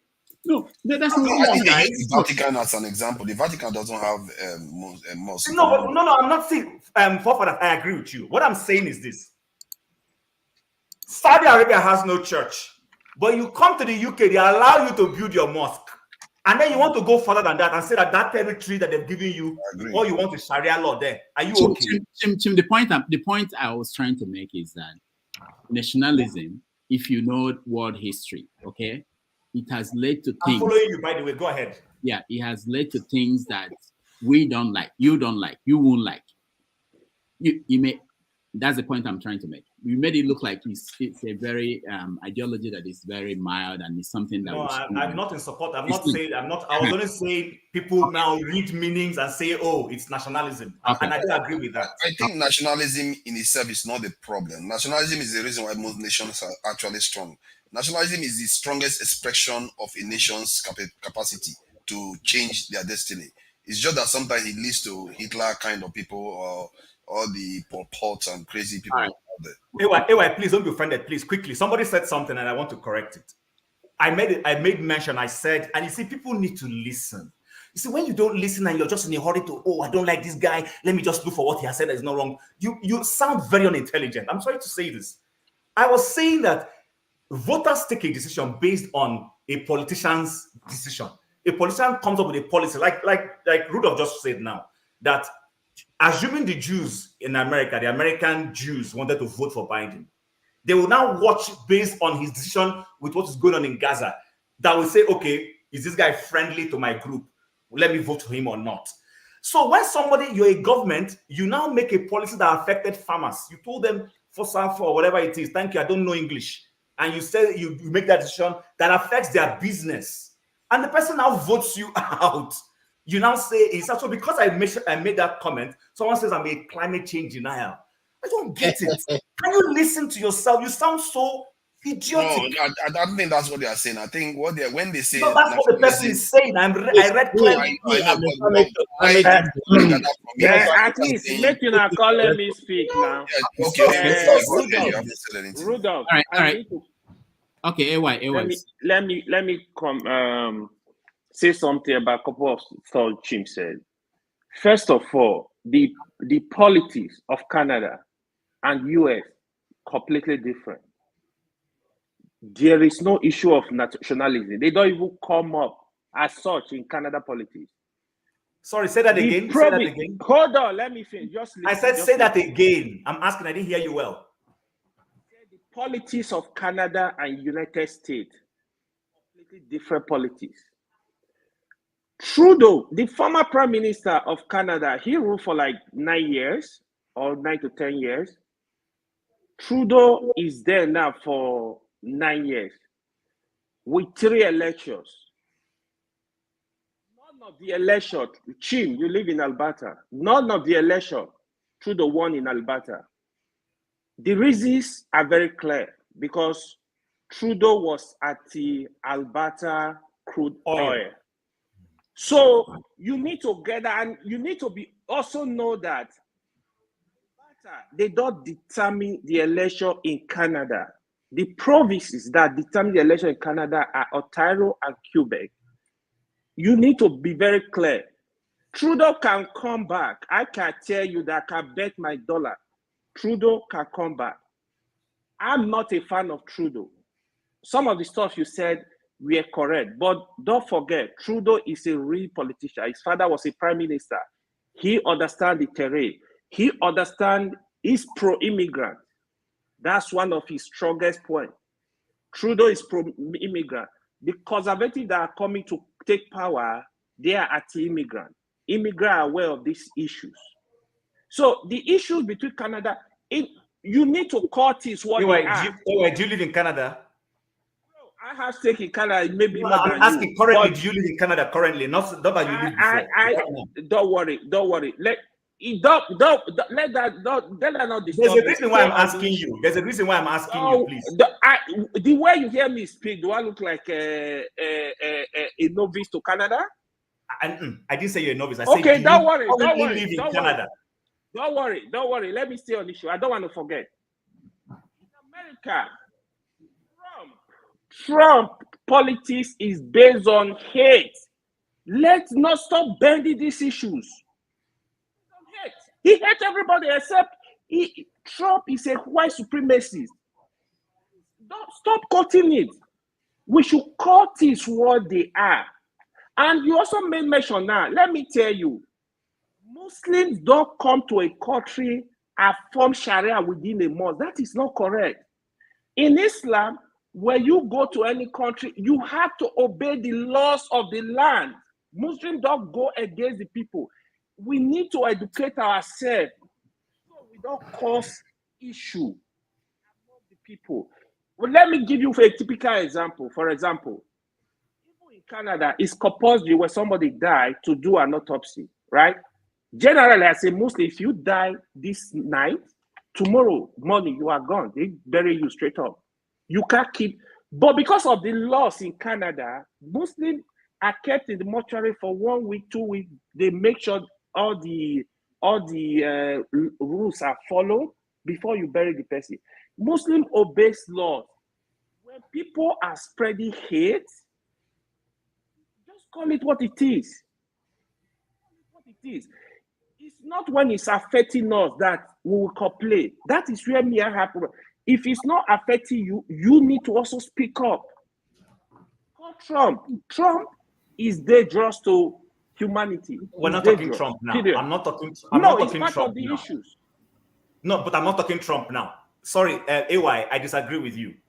I live here. You said the liberals. Did you just know that last week the liberals passed a law, a changed immigration law that has created problem for some immigrants?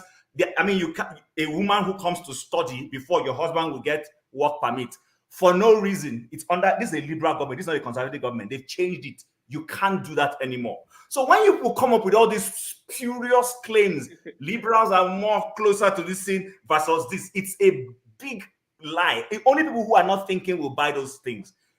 Government makes policies. Listen, government makes policies based on what's on the ground at the moment.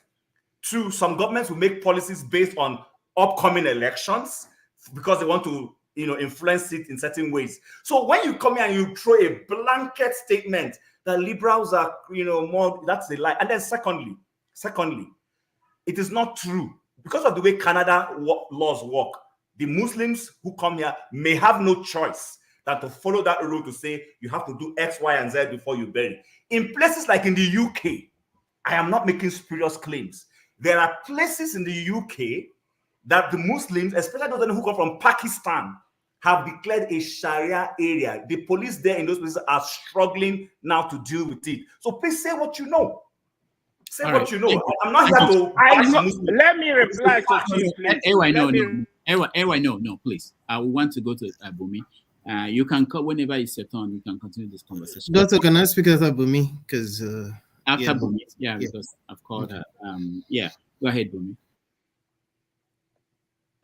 Yeah, thank you, Dr. Damages. It's interesting because the direction I wanted to move to was actually this direction regards to the video you played.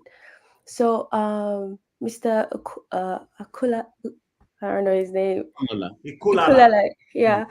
He mentioned something in regards to like America, and he spoke about like the agenda of America, and he said that one agenda that America has is that they want to remain the country that holds power, that controls power, the number one in our world.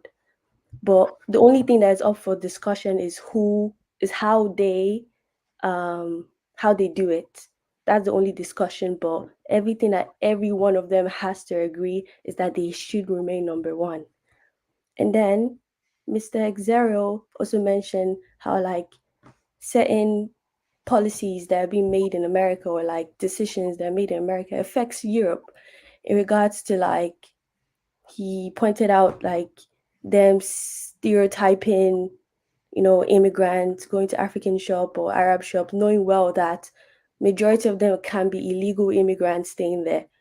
So when he said that, one thing that I got to think of is that most people come back and talk about how strong America is in terms of how great America is. But I'm trying to relate that to our whole Nigeria situation. We talk about how great America is in regards to how much power they hold, but we know how they got that power. We talk about this the Republican Party, the Democrats, and we know their history of how they came to be. But then we have a discussion in regards to who's the better candidate, knowing well that at the end of the day, their decision is to remain number one. So then when we come back and talk about the Nigerian situation in regards to like us being where we are, they also influence that.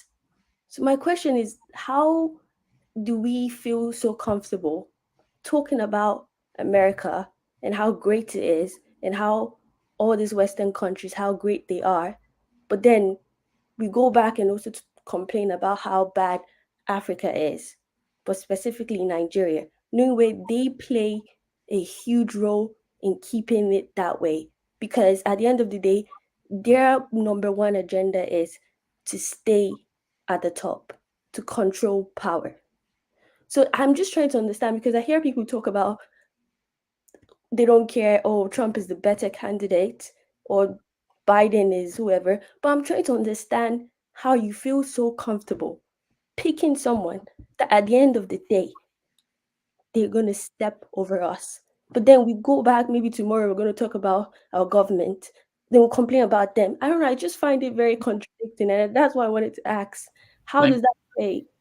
Thank you, Bumi. Thank you so much. When I played the video of that man that had no shirt, that man that was talking, I wanted us to expand the conversation to this in terms of whatever decision that is made here, the impact on us, and their main goal, their major goal And I don't think we consider that when we talk about all these characters. And that's but the last thing I will say before Femi will speak and then I hand over to Fofadas is the Germans.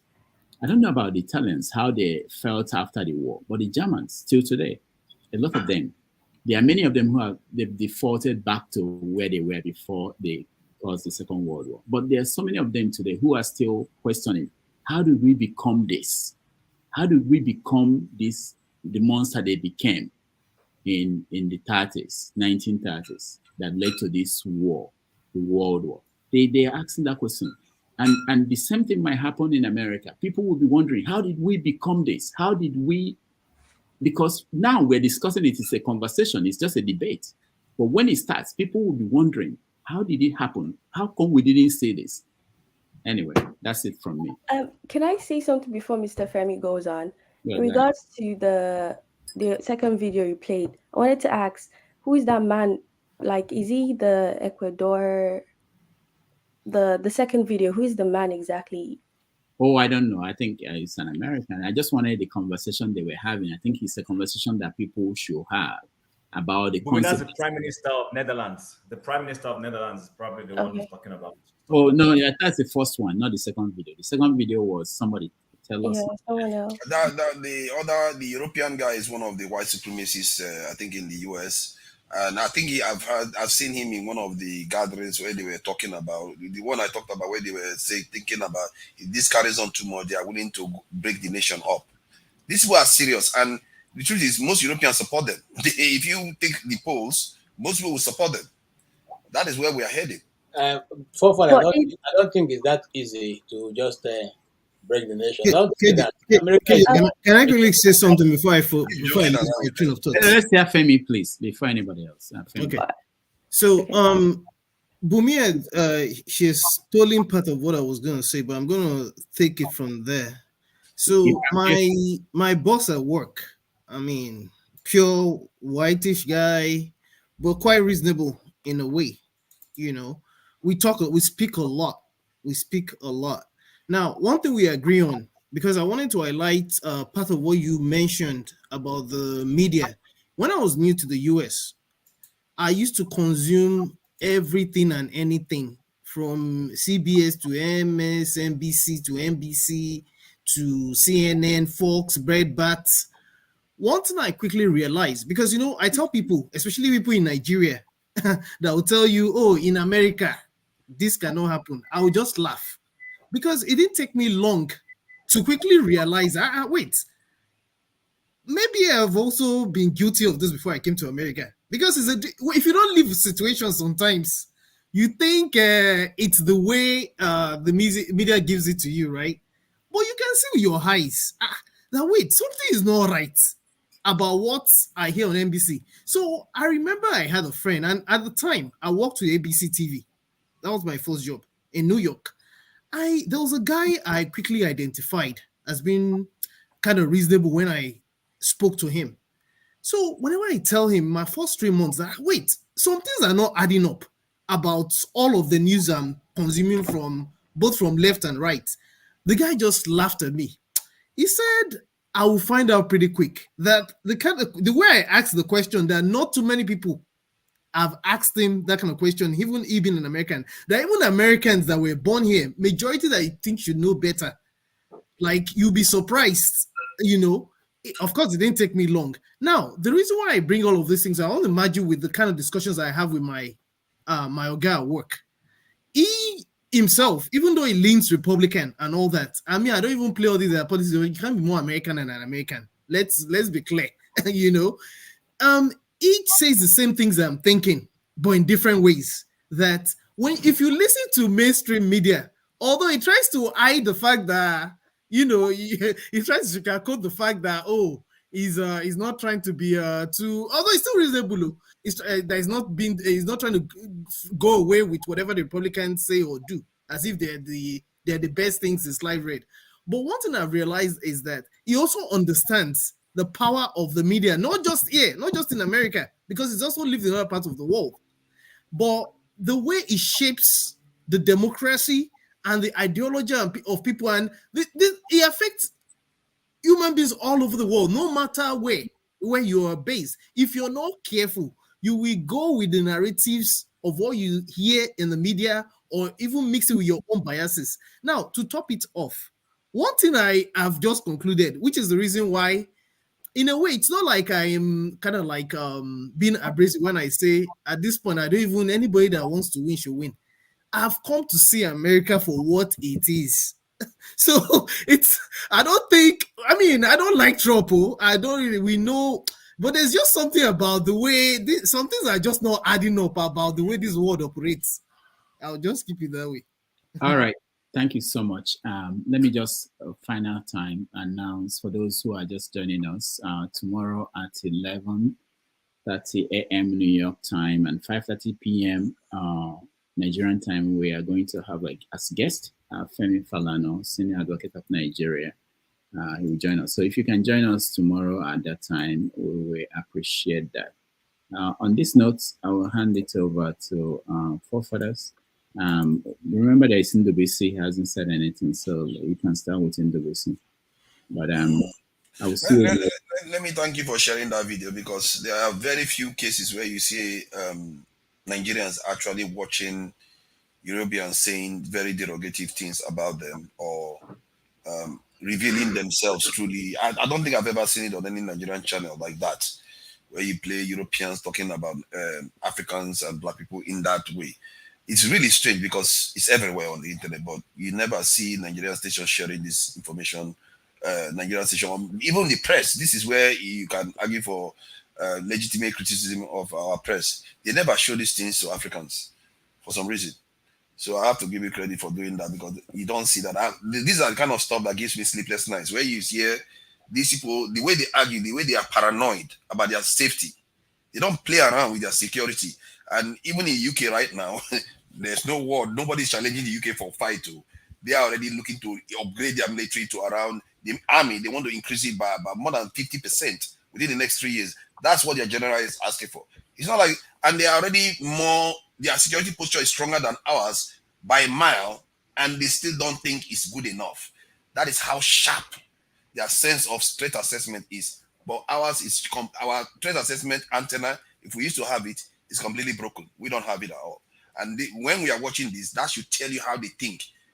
They control America right now, and yet look at how he thinks. You would think they've lost power completely. Thank you. All right, thank you. Just to answer someone on the comment section about Senator Natasha Botti, any update?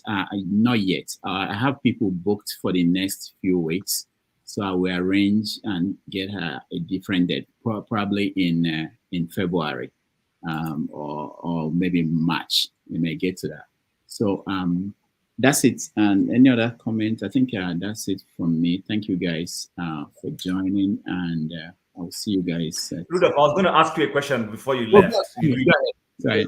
So, good. It had to do with this Zimbabwean land redistribution. Okay. So I'm sure when Mugabe did that thing, I agreed with it. Oh, our Black brothers are being cheated. The Nestles of this world, the Liver brothers are collecting the land. Why not send? So, question, reality check setting for me. Since that land redistribution happened, what have those Black people used that land to do?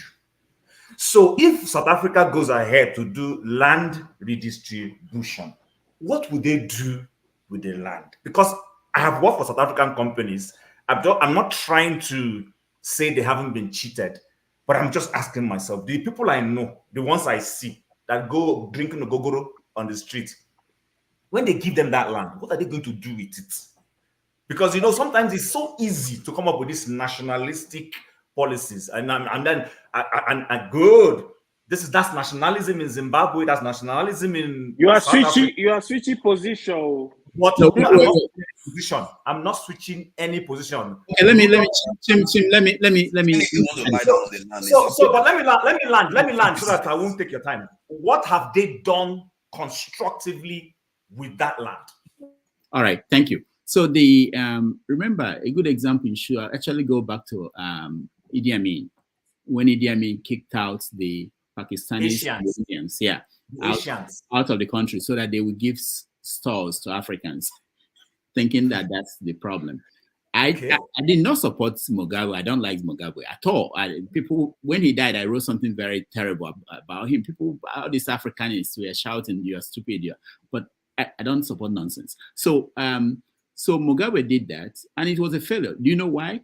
Even if you want to hand over farmland to people, you hand it to people who know about farming. Beautiful. You hand it to old soldiers you fought with in the forest who had no idea what farming is. And you don't hand over everything to black, anyway, that's crap. Now, South Africa,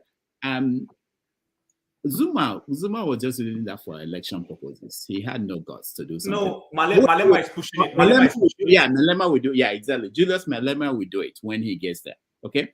The question is not for me, for them, if they want to do that. But the point is that these people, the white people, they control 70% of the land. That's not. It shouldn't be that way.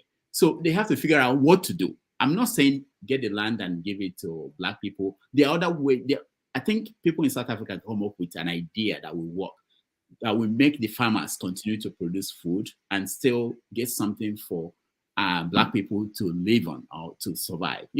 So I don't think it's a difficult thing that they need Rudolph to figure it out. I mean, they can figure it out, the way to work. But one other thing I wanted to point out, when you talk about white America, people, if you're in New York or you're in Boston or Atlanta and other places, you think this country is actually mixed. You think that there are so many black people here or colored people. No, they are not. It's still 70-something% white. America is still 70%. Yep, very correct. So when you see this fear and this kind of paranoia, I understand why they feel that way. And I want us, when we look at how they react, we also transfer it to where we come from. Think about Nigeria and the fear we have. And then we'll be able to understand how the geopolitics of countries and the world, how it works, and think about how we react to things. Anyway, I gotta go. Thank you guys, and all the best. Father, I'm the one first to speak. I need to correct something. I think the South Africans should have a right to take whatever land they want if it's their own and give it to whoever, that's the people that merit it. Yes, you can ask what they do with the land, but if they own the land, I don't want to see black people working as help for white people continuously just because we don't want to succeed in terms of taking the land back. In the case of Zimbabwe, it's because of the sanctions. We forget that there was a crippling sanction that was put on Zimbabwe. That is the reason why the economy is the way it is, not because they took the land from. They don't want Zimbabwe action to be rewarded because they know other African countries will do the same. So if Zimbabwe has succeeded, remove the white farmers, and the economy starts doing well, that's not something they want to happen. So they crippled it and make sure they use that as a kind of cautionary tale to other Africans. And this is what is making South Africa think twice, which means it succeeded. Their purpose for sanctioning Zimbabwe has succeeded.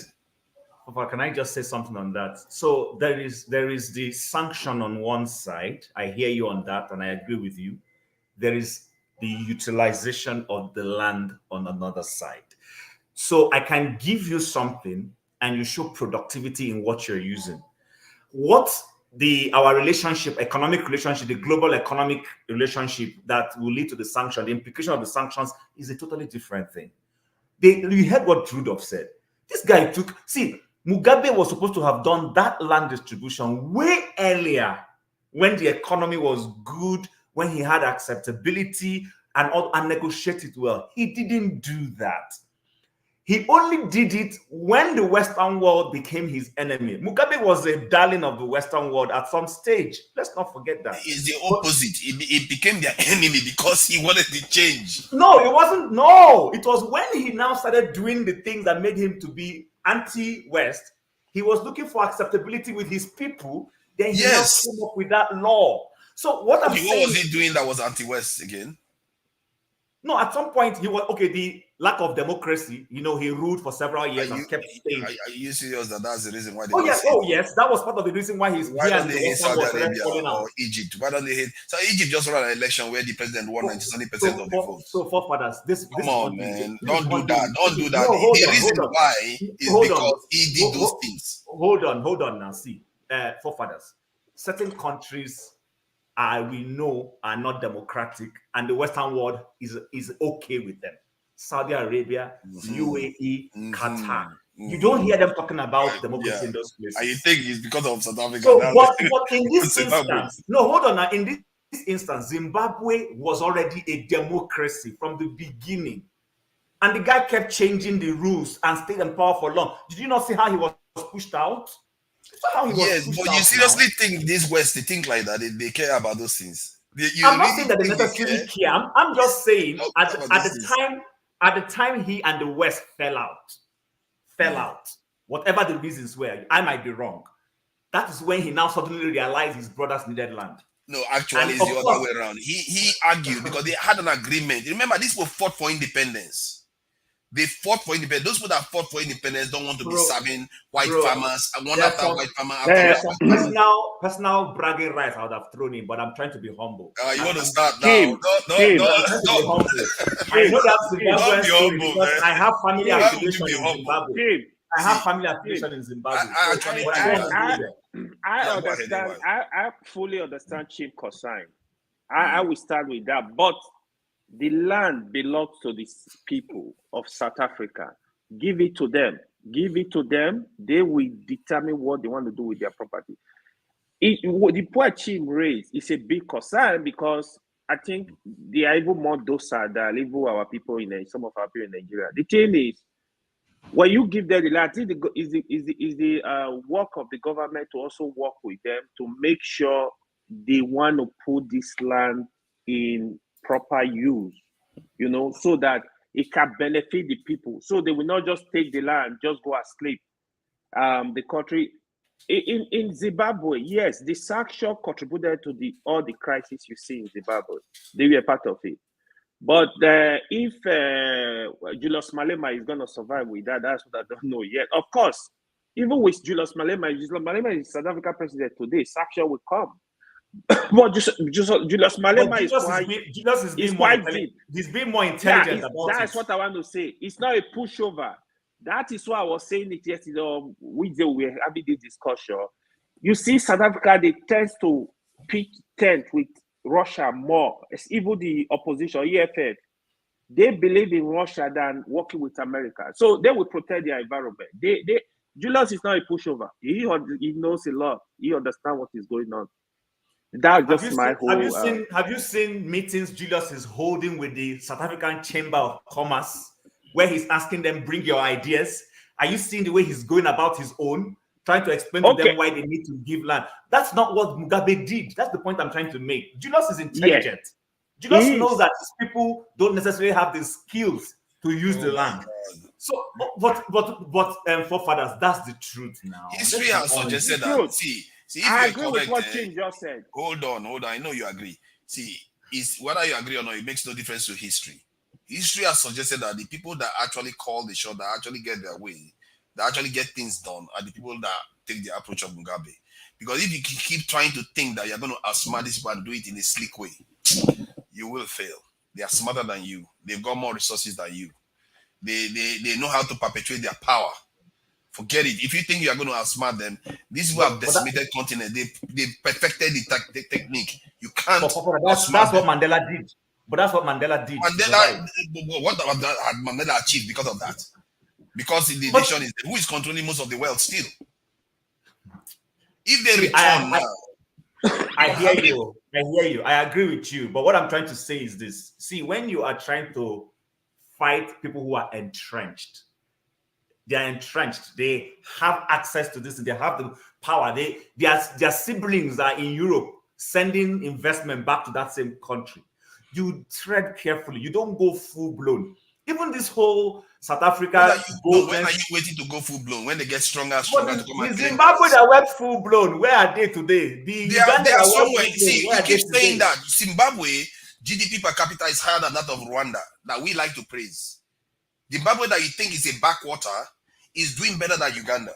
Rwanda, I mean. And Rwanda and Uganda, by the way, and maybe some other Central African countries out there. So Zimbabwe is doing better than who? Rwanda. Did you go and check the GDP per capita? Really? Yeah. Wow. I didn't know that. That's You strange, see, though. some things they brainwash us to think. I was shocked when this American tigress went to Zimbabwe, and she was questioning the Zimbabweans on the street. What did they like about their country? You will be shocked how many of them said their freedom. That shocked me because I felt from the narrative of the West that at least there has to be an.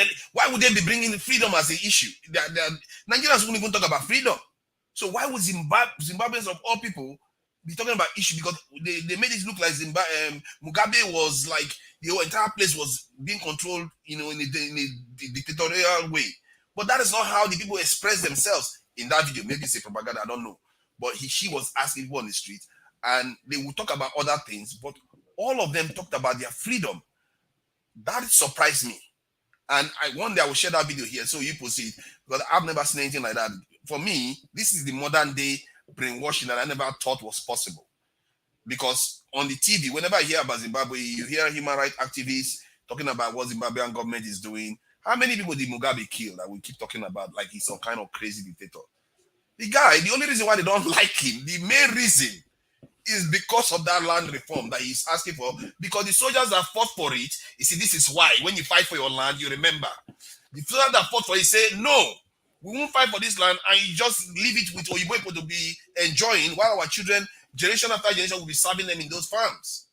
That is not going to happen. The pressure was getting out of control. He had to act, and he did it, and the nation stood behind him. Till today, what do you think they are doing to him? You think they are cursing him? They are very happy with him because he did the right thing by his people. The same thing Stalin did for his people.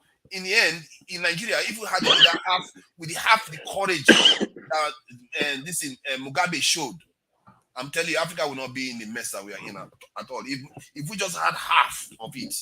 But none of our leaders, look at what the video Rudolph played just now. How many of our channels will ever show such a video of Europeans believing, they strongly believe it too. There was one that was released just how many days ago saying that Africans our intelligence is limited because they went into Europe, they mixed with Neanderthals and Denisovans, so we are less intelligent than they are. They strongly, and if you look at the amount of comments, maybe I will share the video here so you see the amount of comments on that video. You show how strongly these people believe in these things. Hundreds, and it's an old man that is releasing the video saying all these things, and you see hundreds of comments showing that they support this old man's views.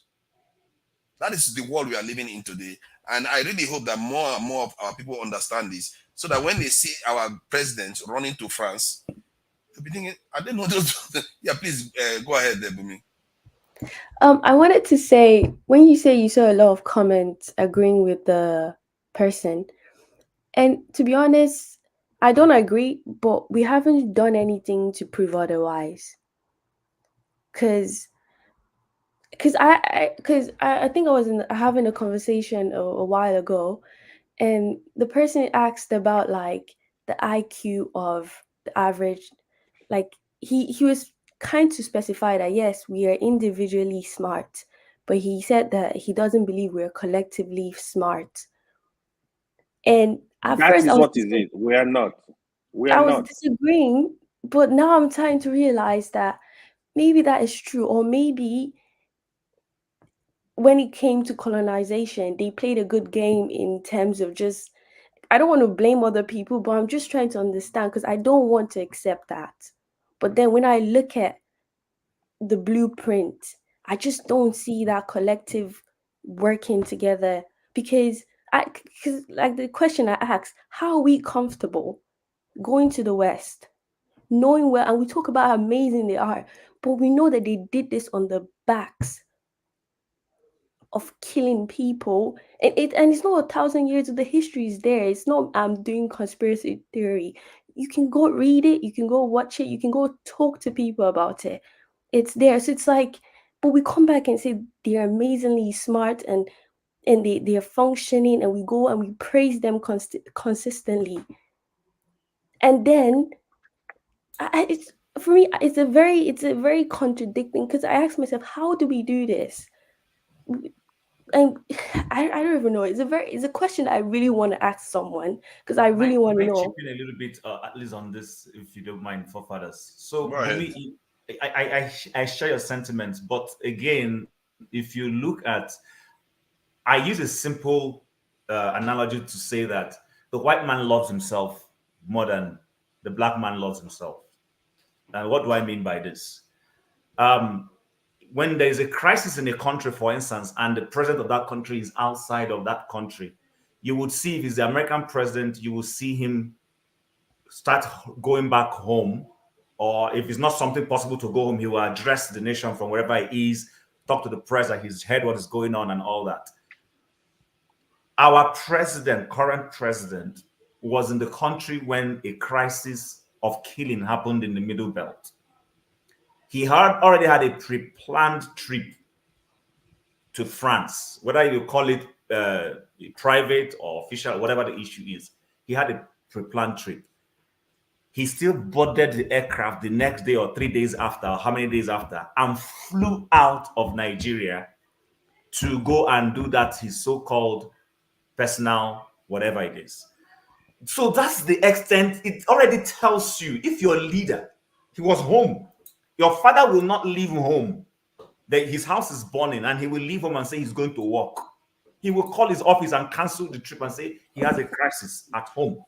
So bring that down to the way we, manage our affairs. You will see that these guys, I've asked this question, and somebody laughed at me.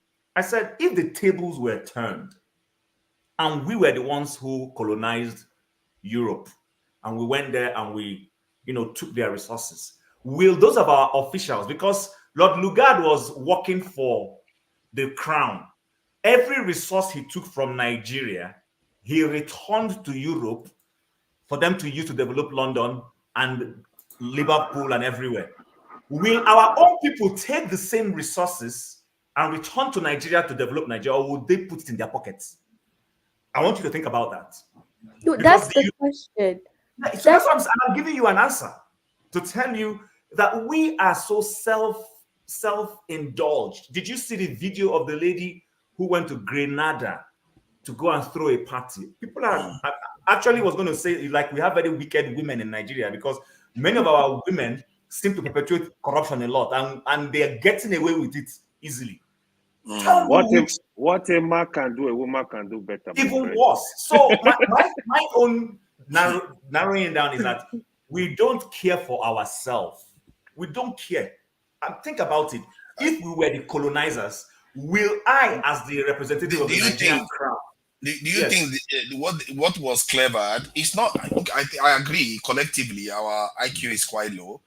But do you think that is a very, very clever technique of misaligning our? Actually, for us, our IQ is not low. But go ahead. No, I don't know. Hold on, Father. Let me call. I don't know why you call it IQ. I will see it. We can't work together. We have that problem. That's collective intelligence. If it's lower. Well, if you call it that, okay. Yeah, because collective intelligence increases when people have a reason to work together. And I think this is one of the biggest tricks they played on us in such a way that they misaligned our perception of our place in the world. In other words, it's almost as if when somebody tells you that everything is okay, but actually there's fire burning outside, but because they reassured you everything is okay, and they didn't allow you to see the fire, you just forget about the fire, and you just start, your children and your children start forgetting about the fire. And hence why you see our people that should not be wasting resources, that should be careful about what they do elsewhere, but they are not doing that because that misalignment of our true place versus our perception of our place in the world. That, I think, maybe that is where this schism is. Sorry, please go ahead. I recently watched I don't know if you guys know Middle Ground or Jubilee. They mostly do all this. It's a YouTube channel. You can check it. They ask questions and they bring a bunch of people, and it's like you find a middle ground or you hear their opinion about something. So something similar was created for Nigerians. And so I watched one today about Gen Zs against African parents. And it was a very hard video to watch. And there was one, and it was basically the elder people were basically trying to put a point across that the Gen Zs are very disrespectful and rebellious. And so one of the Gen Z gave an example and said, there was this senator in Nigeria that was recently accused of embezzlement or something like that. So the Gen Z was asking that, do you expect me to respect that governor? And then the Minister. people, your minister, I mean all of them. So and then the African parents were like, yes, you have to respect that person because it's not your place to judge. And I read the comment, and almost everyone in that comment were pointing out that this is why Nigeria is the way it is. Because if you watch that video, the African parents were accusing the Gen Zs of making the country the way it is in terms of their railroad. Oh, what a hubris. They created the problem and And blaming the young ones. Unbelievable. they were literally telling the Gen Zs that if they want to change the Nigerian situation, they need to do it with sense. They cannot be so aggressive about it. They need to play the game. And the Gen Zs What are saying, game? That is the trick. What game? Game of playing dead? I don't. It's never worked. the Gen Zs were trying to tell them that, like, these people are killing us. We can't play games. We can't survive that. You guys were able to have free education. Maybe food wasn't a huge problem. All this accommodation. They don't have that luxury. And then the African parents were telling them that rebelling is not the solution. But they're also saying that they also need to change the country. It was just a very hard video to watch. And I think, and they were bringing religion to it. But at the same time, they also brought tradition and culture. And I'm like, how do you expect me to follow religion? But in the same conversation, you're bringing our tradition into that same it's like they contradict each other. It's like you're telling me that I'm not being modest because it goes against the Christian religion because I'm showing my body and everything. But then when you bring the tradition, culture, or you bring the way of life of the ancestors, they were quite openly free. It's not that they were dressing in all. So it's like they contradict themselves, and I was just like, Bumi, can I come in? Yeah. I'm sure that Okay, Jen, I'm beginning to admire you more and more. I don't know why, but it's okay. Go ahead. Listen, I disagree with you on almost everything, but I'm admiring your tenacity, but it's okay. There was a time, I'm sure you were not born then. There was a Nigerian musician called Sonny Okosu. And he sang a song those days that they used to play it a lot then. It was called Which Way Nigeria? Which way Nigeria? I want to know. You see, it's been long we've been asking this question. And the question has continuously to span around different ages and time and situation in Nigeria. When I tell you that I went to a university where I had meal ticket, you would think it was during when the Nnamdi Azikiwe was a small boy. No, I went to university in the 1995. Actually, I got admitted in 95. And 1995. I'm not saying 29, I mean 1990. 95, you're still giving meal ticket. That's what I'm telling you. The 80s. I didn't even know that. I used meal tickets. From federal universities where? Yes, federal university. Wow. I paid my hostel and my meal ticket, everything was 45 naira. 45 naira. Out of that 45 naira, when the university is over, you go to the student affairs and they'll calculate mileage from where you live to where your parents live. And they'll give you money to transport back to your location. I'm talking about 1995. Now, you see, the situation is that we ourselves have lost the sense that we are Black people and have a culture. And we have also allowed our institutions to get decayed and rotten, so much so that nobody wants to bring people who are offenders to the law and be tried and probably face the consequence of their action. It wasn't so before. People were afraid to steal before. People are afraid for you to go to school and your father you are pointed at and they say, look at you, your father, they say your father stole government money. It was unheard of. Okay? In fact, it was better for you to be for them to say your father is a petition writer. He always accusing people of stealing, so that those people are brought to book. Okay, you made name that way, much more than now it is that if you steal money now, you steal for the one for the judiciary, you steal the one you are going to use to block other people, and then you finally steal your own.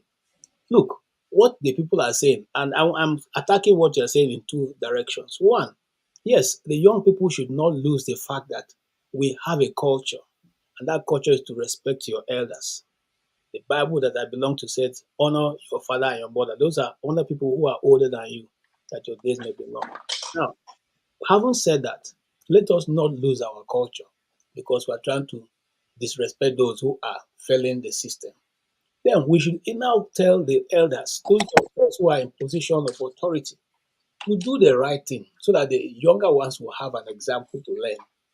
You see, but in the culture, in the culture where they are not doing the right thing, and let's face it, in the 60s, 70s. The other thing you have. Hold on, let me just make my point so you understand, because you are saying they should respect the elders. You have to also accept that in the 60s, 70s, 80s, they were young leaders in Nigeria that took over. They didn't exactly bow down to the old generation. And now this old generation have gotten to power. They were like, oh, everybody else don't do what we did when we all took over power because we thought we're doing the right thing by the nation. So how do you square that by saying we have to? It can't be unquestioning. You have to question everything these days, given where we are. If you had allowed me, I would have probably get there. Sure. The developed countries that are working, they're not working because their younger ones were accusing them and harassing them and insulting them. Doesn't give you any result.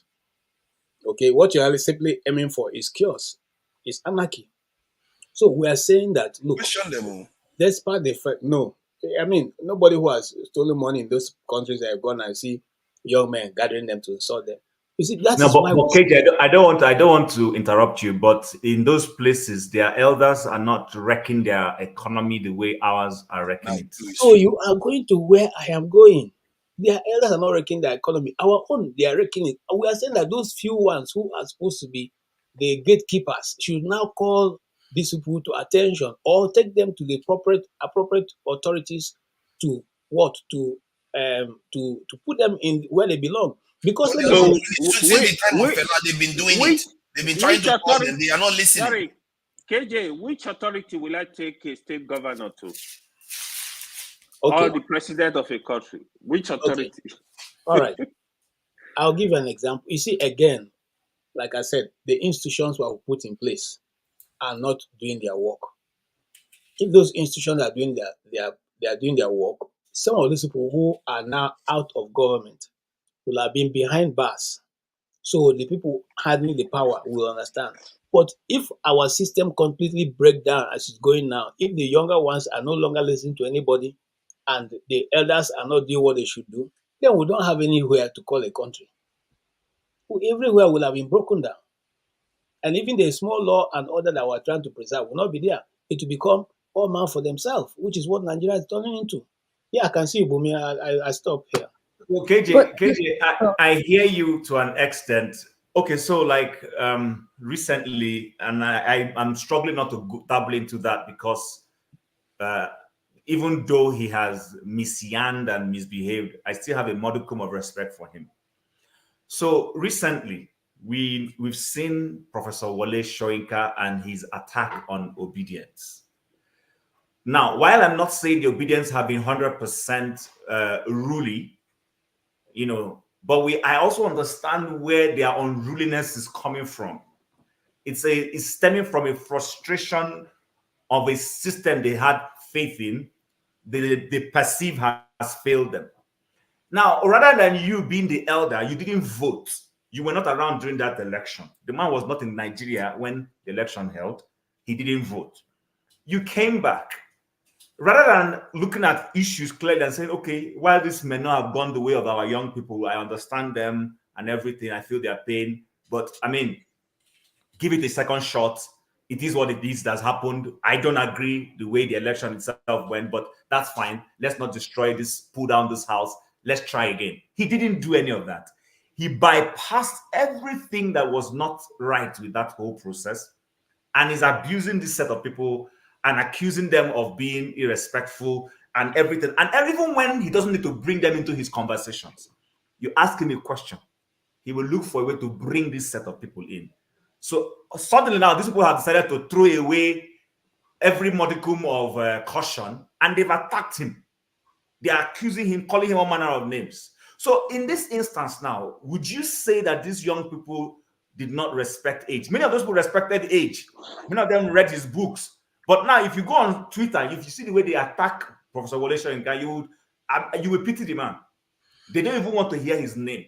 So what I'm trying to say in a nutshell is our elders, another person I heard recently is the former governor of Osun State. What's that man's name, please? Akande. Is that his name? He celebrated a birthday recently, the guy who's very close to Tinubu. And he said something to the effect that baboons and... is that his? Yes. He said something that some terrible people have taken over Nigeria. And they asked him, and he said it's Yahoo boys. And people laughed and said, look at this man. He said we shouldn't allow those people to come into politics. And so someone, you know where I'm going with this. Someone like, are you kidding me? The man you supported, you were his friend, you saw the way he ran his election, and you are now calling Yahoo boys that are trying to survive. And so you see those elders, they choose and pick the kind of things they want. You know, I don't think it's right for you to say, I'm an elder. You know what I think about this? I think this is another aspect that I think maybe we should start considering within, our discourse. I believe in cyclical aspects to societies, whereby there are times that you have to be more questioning than others, and there are times when you have to be more vigilant for your safety than others. And like, if society is going through, because I know Asian people used to practice that kind of stuff once, when society is going through a lot of problems, that there should be a space for questioning. That's the kind of culture you want. And I'm sure somewhere in the past we had that. That is why you saw young people emerge, even female rulers emerge, because things have to change. But the young ones should not expect the older ones to grant them the passage. They have to earn it. They have to earn their way. And I think if the generation wants to question the elder, they need to question them. And there are also other elders that will support them. They should know that too. If I'm considered an elder, I will support them for questioning them, because what is happening right now needs serious questioning. What do you think about this stuff? Let me share my own view, right? So, you see, this culture we're talking about, some elders actually use it to their advantage. I will stick with a system. To be honest, if I question somebody that is older than me, it doesn't mean I'm disrespecting him. We can be respectful, but question things. Because what is going on with this so-called culture we're talking about is some elders doing what is not correct, even as a father. And they don't want anybody to ask questions. I don't share that view. I think everybody should be accountable. Elders, the young ones. It doesn't remove respect. It doesn't mean you are not going to respect your elders. That is where we're getting it wrong. We need to kind of like draw a line and kind of understand, question things. We should be able to question things respectfully. It's not that I'm disrespecting you, I'm insulting you. No. So, because if you allow the way we stick to this culture, another is going to say something that is not correct, everybody is going to like, oh, because it's an elder, don't ask questions. I think it's a problem. Yeah, even when it comes to governance, like it's just like what you said, BC Akonde said now. If a journalist is there that is younger, why can't you ask questions? Hey, Baba BC, what exactly are you saying? Can you expatiate? You ask questions. So I think we need to draw a line, have it kind of like differentiate between what is defined as respect and what is defined as questioning things. You can question. I don't think they should, even as a father, even I think people should be accountable. You can't be doing one thing and telling people to do different thing. Follow what I say, but don't do what I do. I don't agree with They that. will die and go and leave the world. Yeah, for it should be leadership by example. In this sense, shut up when you die and go. elders should show example. Elders in any form show example to the younger one. If you are going wrong, the younger one they should be able to call you to order, ask questions. Thank you. Yeah, Loco. Thank you for joining us, Loco. You've been very, very quiet and calm. I don't know whether you're there. I can't see your face. He's a form gentleman now. Some I days think people yeah, it's for me gentleman. No see I go to say No, I gentleman. see your face. So what do you think about some of the videos we saw earlier on about Dr. Rudolph played a video of Europeans talking about how we are not as intelligent people, and how they have to make sure they maintain their power in the US, and this is partly what is driving the popularity of Trump.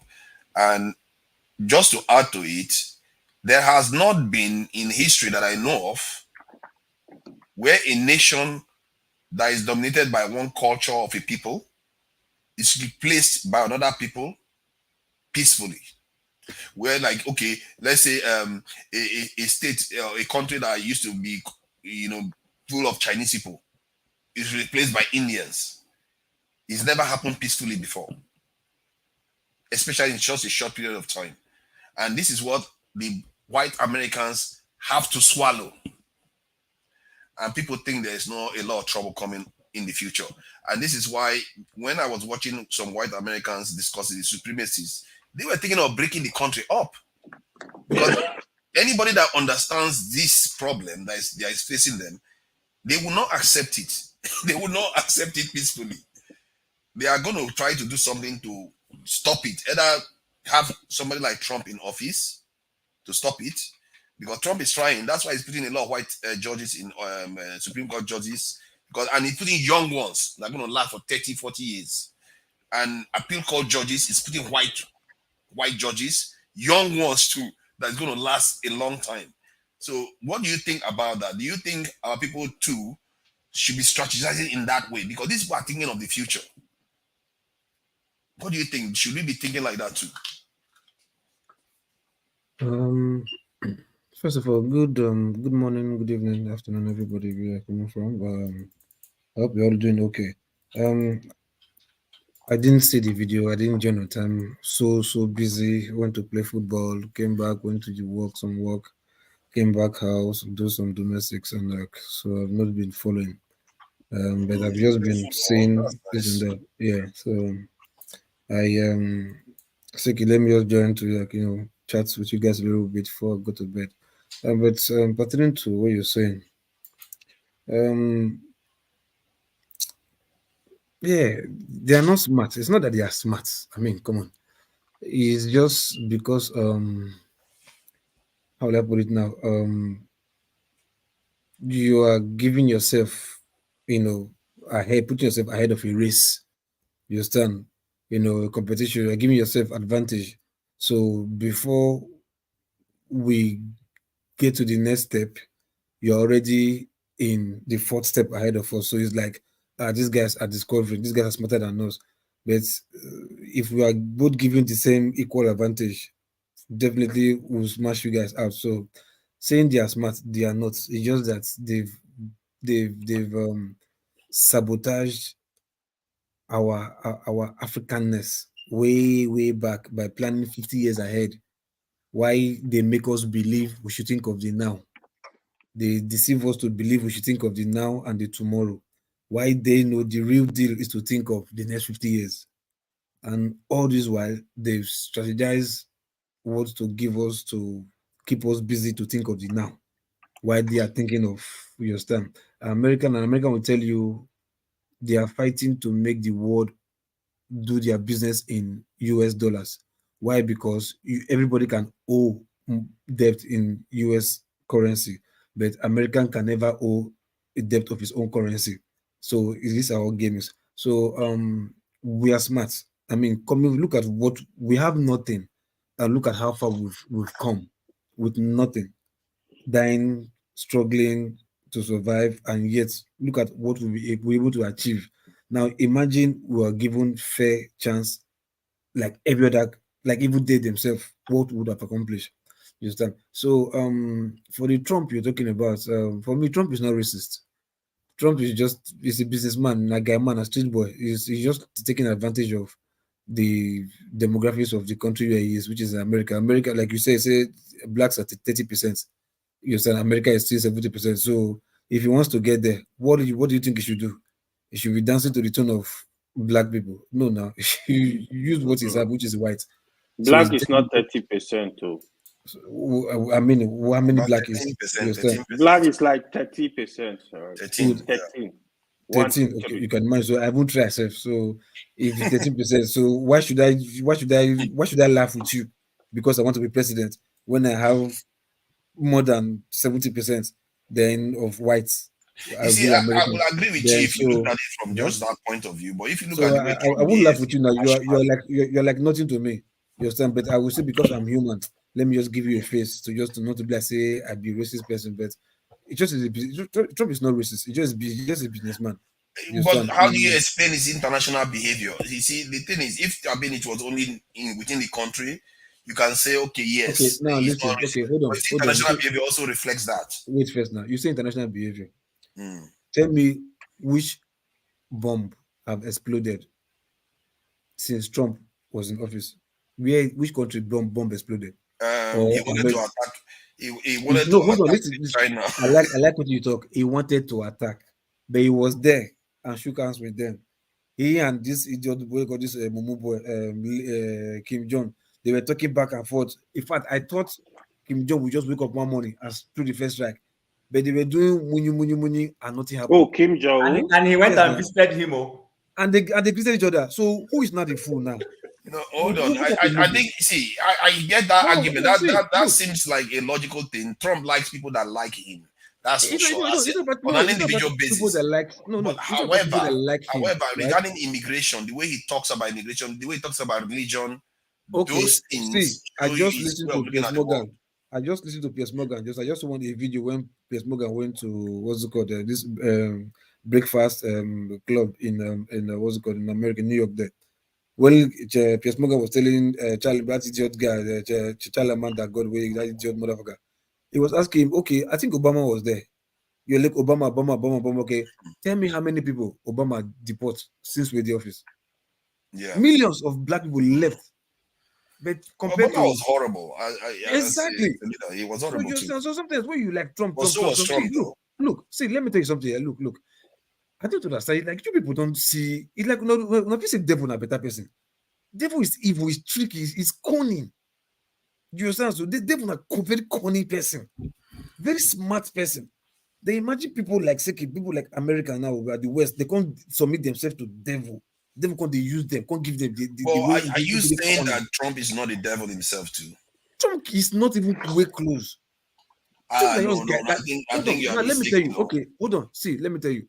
If you've seen several times when Trump has gone to maybe all this UN, G7 meeting, G20, whatever, if you're snapping photograph, how do you see Trump behave? He wants to be number one. The crazy, be American president. He wants to be number. He go push you from back. He go use some. What's the difference between that? That's a quite I tell you. Look, I'm not understanding your point too. I'm so confused, man. No problem. That means you get to articulate. You get to. You are everywhere, man. I tell you. I'm not. You are like MTN. No, hold on now. I tell you how things work in life. You understand?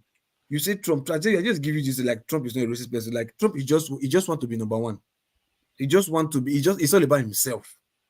You understand? So that's what I'm saying. It's not like you can be both though. You can be racist and still want to be number one. No, see what the card is playing. It's making you feel that he's a racist person. Trump is not. I've seen videos several times. Trump is a racist. I beg. No, hold on. See, hold on. Look. He's not right. They play game with white people so that he will get sympathy for white people to vote for him. Because, like I said, they are still the majority. Black not reach anything. You understand? So if he wants to be there, you are literally saying that he needs to be racist to get elected. Okay. I want to ask you. Wait. You waited in America. Tell me, the population of black voters in America that wants to vote for Trump compared to the last time he entered, which do you think is more? Do you think they are increasing or they are reducing? They are actually increasing, no, from what I know. What? Okay, I know. So all the black people they increase, they're not getting sense now. No, I think their eye is now opening. Their eye both is opening. sides Like, are deceiving them. That's what they have discovered. I think. Sorry? I think what they discovered is that both sides are deceiving them.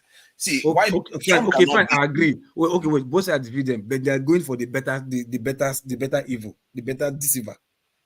They are more split. They are the men now are going towards Trump.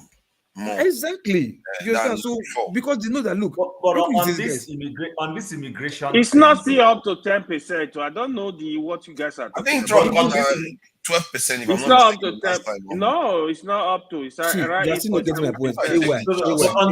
On this immigration thing, though, you know, because sometimes we use this immigration thing to determine who.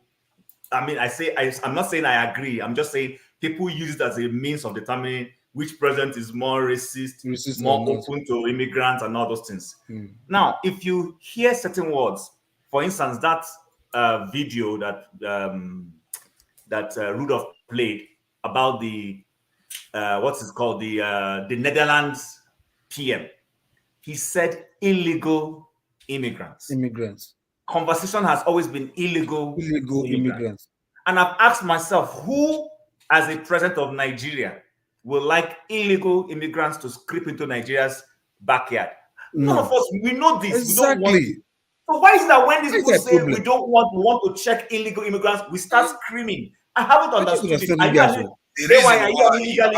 have to look at the reason why. You see, they are not against illegal immigrants per se. They are against illegal immigrants that are not Europeans. Trump said it himself that he would rather have Swedish people come and people from Europe. They are against people that are not white. Okay, see now, look. So let me.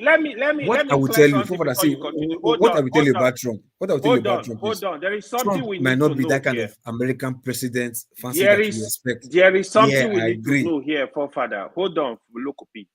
America is a country of illegal immigrants. Scam. The population. Hold on. No, not illegal immigrants. Migrants. I will correct you. Migrants. Migrants. It's a nation of immigrants, not a nation of illegal immigrants. Or immigrants, like that. Yeah. No, it's immigrants, not. Forefather. Population of illegal immigrants in America is over 20 million. You need to get this number right. I know what I'm talking about. See, listen, wait now. America is made up of. See, America is made up of. Hold on. The Trump that is talking, majority of his workers he used for construction, they are illegal immigrants. No. They're migrants. Okay, I give up. Or immigrants. Illegal immigrants. You are talking migrants. Okay, wait. In what? In construction? I'm not saying legal. Illegal immigrants. No. Hold on. You say he used in what? In doing what? He used them for what? He used them for construction. Construction. For work for many years. So the numbers are there. This is not Nigeria where we just talk. The numbers are out there. When it comes to construction, now even his father, now even real estate person, not even himself. He just took after his father. I beg. Say your UK. I beg. He just took after his father. You took after his father. Going on in America. Worship your king. Go and beg that for your king. Leave America alone. You still did not address. You still did not address the validity of what I'm saying. I am saying which government anywhere in the world turns a blind eye to illegal immigrants, especially when the volume coming in at a time now has increased. Nigeria's illegal immigrants is the thing that is causing the deaths everywhere. And I don't want to use the term we're using for them, but we know they're illegal immigrants. No, because Mr. AY. Sorry? Most of the problem in Nigeria is caused by Nigerians. Hold on.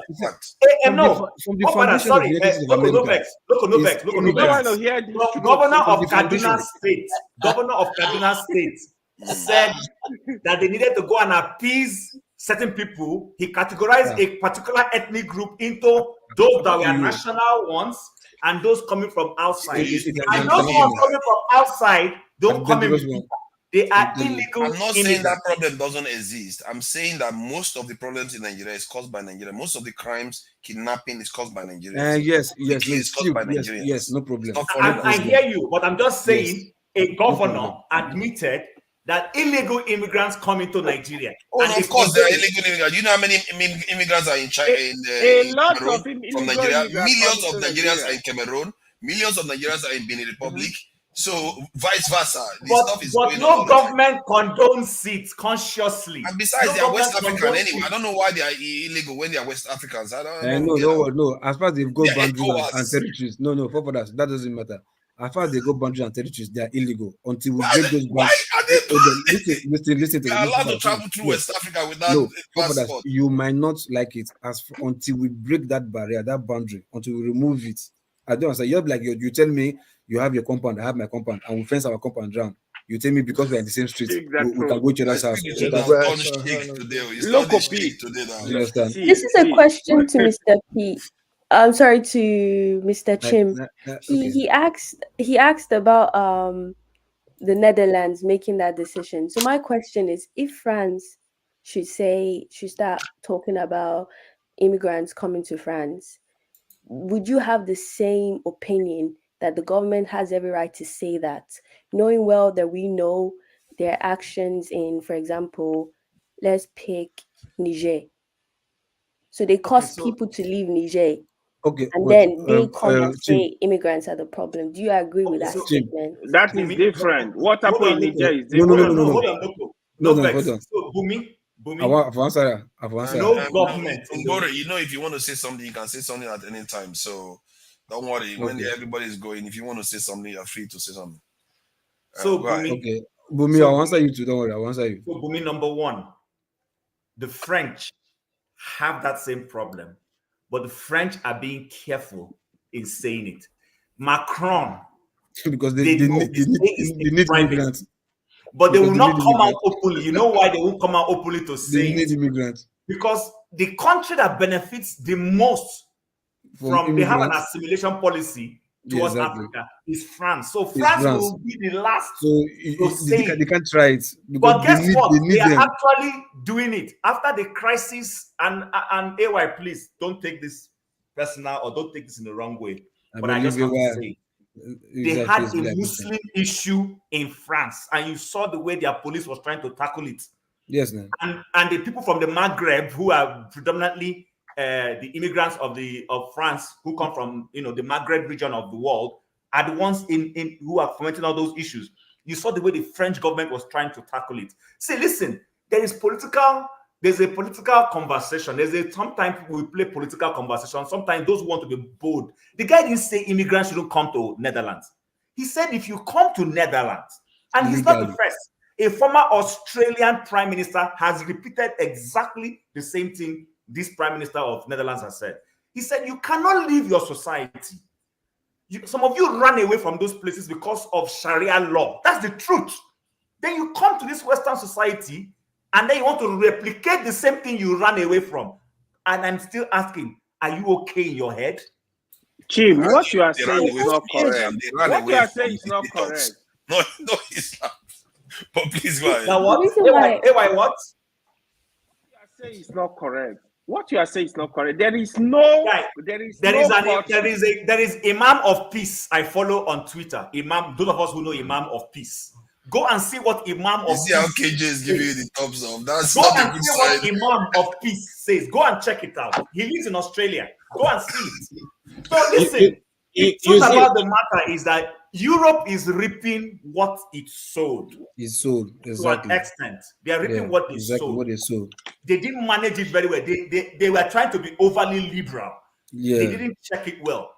Listen, I think they are smart. Europeans are smart. They're not smart. They're smart. They're not smart. They're not smart. They're taking what they wanted, and now they are pushing back. They are very, very clever. They are not going to allow Islam push them over because they have dinner. If you're still around, I'll come back. See, if anybody has had practice expanding their faith, Europeans have had practice expanding, so they recognize game when they see game. They know Islam is there to expand and take over. When they see them, like, hey, we play that game and retire from it. Don't even test us. And this is why they push back. And we don't understand that game at all, but they do. And when I say that they've gotten what they want, they've gotten the people, but they will not let those people change them. Bumi, somebody has answered very well. Somebody has answered on the column. You can see what Fumi wrote. That's to tell you that I'm not making up this story. Oh no, I may not agree with Fumi all the time, but look at what she wrote. I didn't say you didn't make up the story. I agree, it's true. No, not you, forefathers. I'm talking about Bumi. No, Mr. Chin, before you go, because I also have to go. I'm not saying you're wrong, but what I was trying to point out is that the West or Netherlands has every right to say those things. Mhm. But I was just trying to let you know that they will forever keep on saying those things because they have the power to pick and choose who comes and goes. So when they say legal or illegal immigrants, they decide who is. They actually for example, the Nigerians. We know we have bad leaders, yes, but we also know they also help guide those bad leaders. Mhm. So they indirect. What I will say simply is this. See, no, there is no altruistic nation anywhere in the world. No nation has your interests better than you. Anything America, and forefathers always says this here, America is chasing, Netherlands is chasing, UK is chasing, is their interest. I'm not angry with France if France is welcoming Tinubu and we are crying. That's our business. It's their interest. If the guy is going to align his policies to suit France, France will perpetuate it. We embrace it. I'm saying that they are not crying. I'm saying they are not crying. They have just gotten the amount of numbers that they need. Right now it's too much. Now they're saying stop. So that's what I'm trying to Fine. Fine. Yes, fine. I agree with you on that. Bumi, do this right. Bumi, do this right. Look, if their interest is in Africa, you understand, or any particular countries, let's say Africa in general, and yes, maybe sometimes they open their borders because some countries open their borders for immigrants to come. And even once they come and they become migrants or whatever, or maybe citizens, and they have the residency, they can close the border. Okay, we don't want any more. But people will still be trooping, and then you become illegal migrants. You understand? No country is refusing to accept anybody. If there's need for migrants to come, they will open their borders, and we announce through job, tell you, oh, well, Canada is looking for, like, we're in Canada, UK, they are looking for workers. Yeah, they open their borders for people to come in. And when they think, yes, they have the number of migrants or immigrants that they have, they can close the border, and every other person that comes through another means will become illegal, and they can start pushing you back. Everybody has a capacity to receive everybody, so you don't blame them. It's just I interest. live in Canada. When we talk about these illegal immigrants, do you know that Canada has one of the toughest immigration policies? AY here knows the truth. They change it every day. It's easier to get into America than to come to Canada. Meanwhile, Canada's population is just 40 million. America is 300 and something million people. But Exactly. the Canadians, if you come in here illegally, even if it takes 20 years to deport you, after 20 years of assessing that you need to go, they will throw you away. They will fish you out and throw you. Canada is that mean. So don't even take it. That's why the population is 40 million. They know what they are doing. But guess what they do? When there is problem in Rwanda, there is problem in Sierra Leone, they will quickly go there and carry people and call them refugees. They welcome more refugees. Why? Because it's cheaper labor for them in the long run. They have done you a favor. But you that wants to come here properly in whatever way, either illegally or legally, you will go through hell to come in. But what difference does it even make? It really doesn't make any difference. In the end, they take people when they need them and get rid of them when they don't need them. That is it. And let me just add quickly. It's like a chess game. 30 seconds. Guys, can I say something? Okay, go ahead. Go ahead, please. Guys, can I say something? Yep. You are delayed. Yeah, I have been coming in and going out because my phone. I will tell a little story and I'll get right into what I want to say. In Nigeria, like I said, when I was growing up, I was the bottom, bottom of underprivileged. When I went to the interview to become a student midwife, the 12 members that made up the panel of the interview each had in his own pocket who they wanted to go. Only the one of them that was a Caucasian, Miss Quast, that it does not matter the point they brought.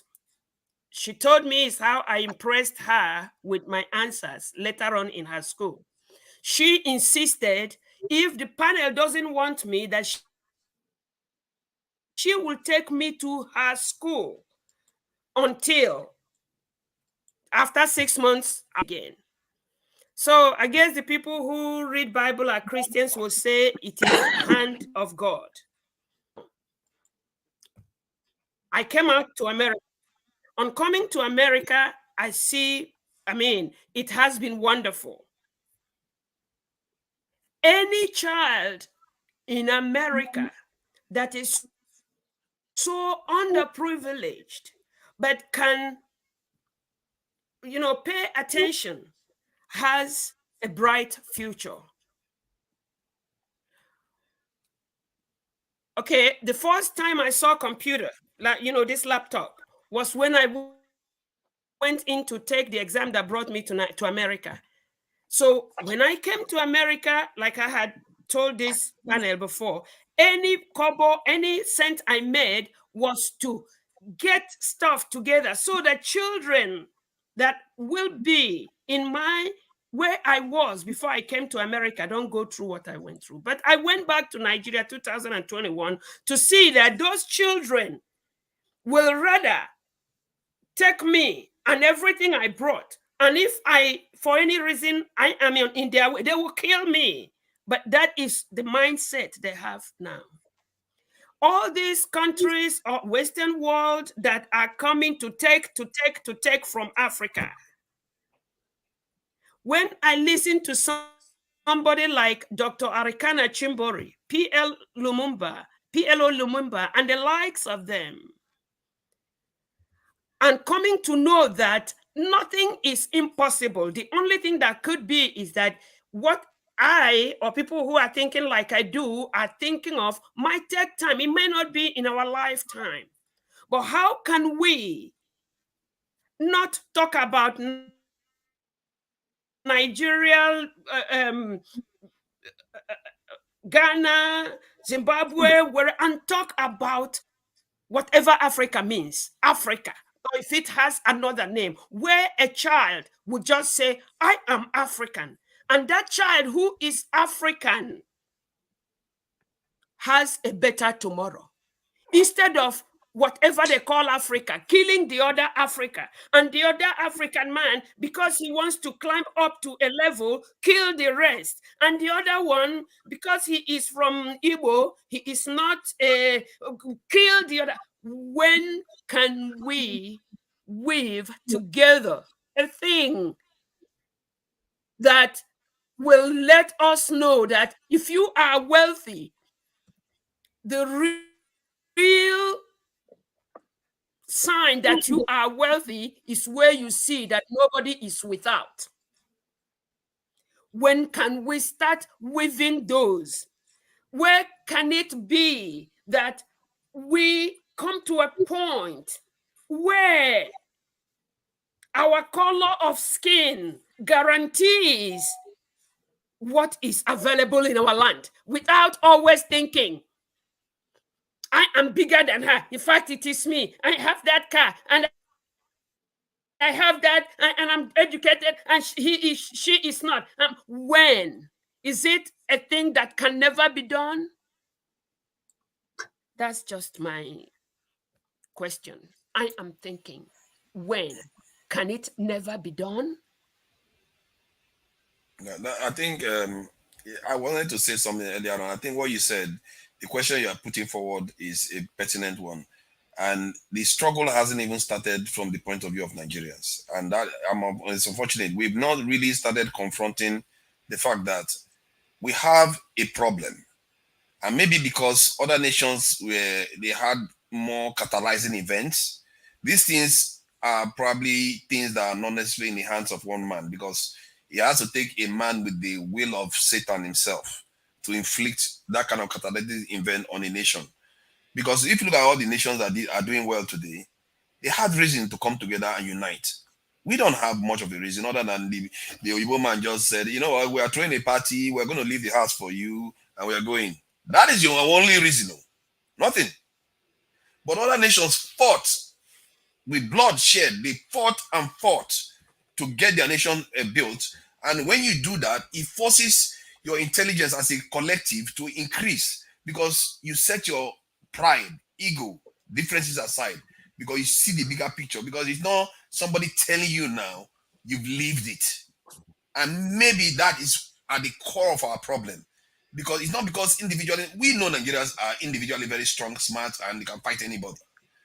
But there's no real ingredient to put us together to build something strong. When you say when you say fight, we fought, like other countries fought, like this and that, people shed blood, this and that. I think you might want to ask yourself, like, how many years those era was, you understand? Like in this century that we are right now, that kind of war or fight can never, ever see the light of day again. I'm talking about 50, 60 years ago. That's what I'm saying now. That era, you understand, the way they were fighting, people fighting for their countries, or people were attacking other countries, whatever. That era will never ever surface in this lifetime again. It's already happening again. No, hold on. I think I'm telling you, it will never.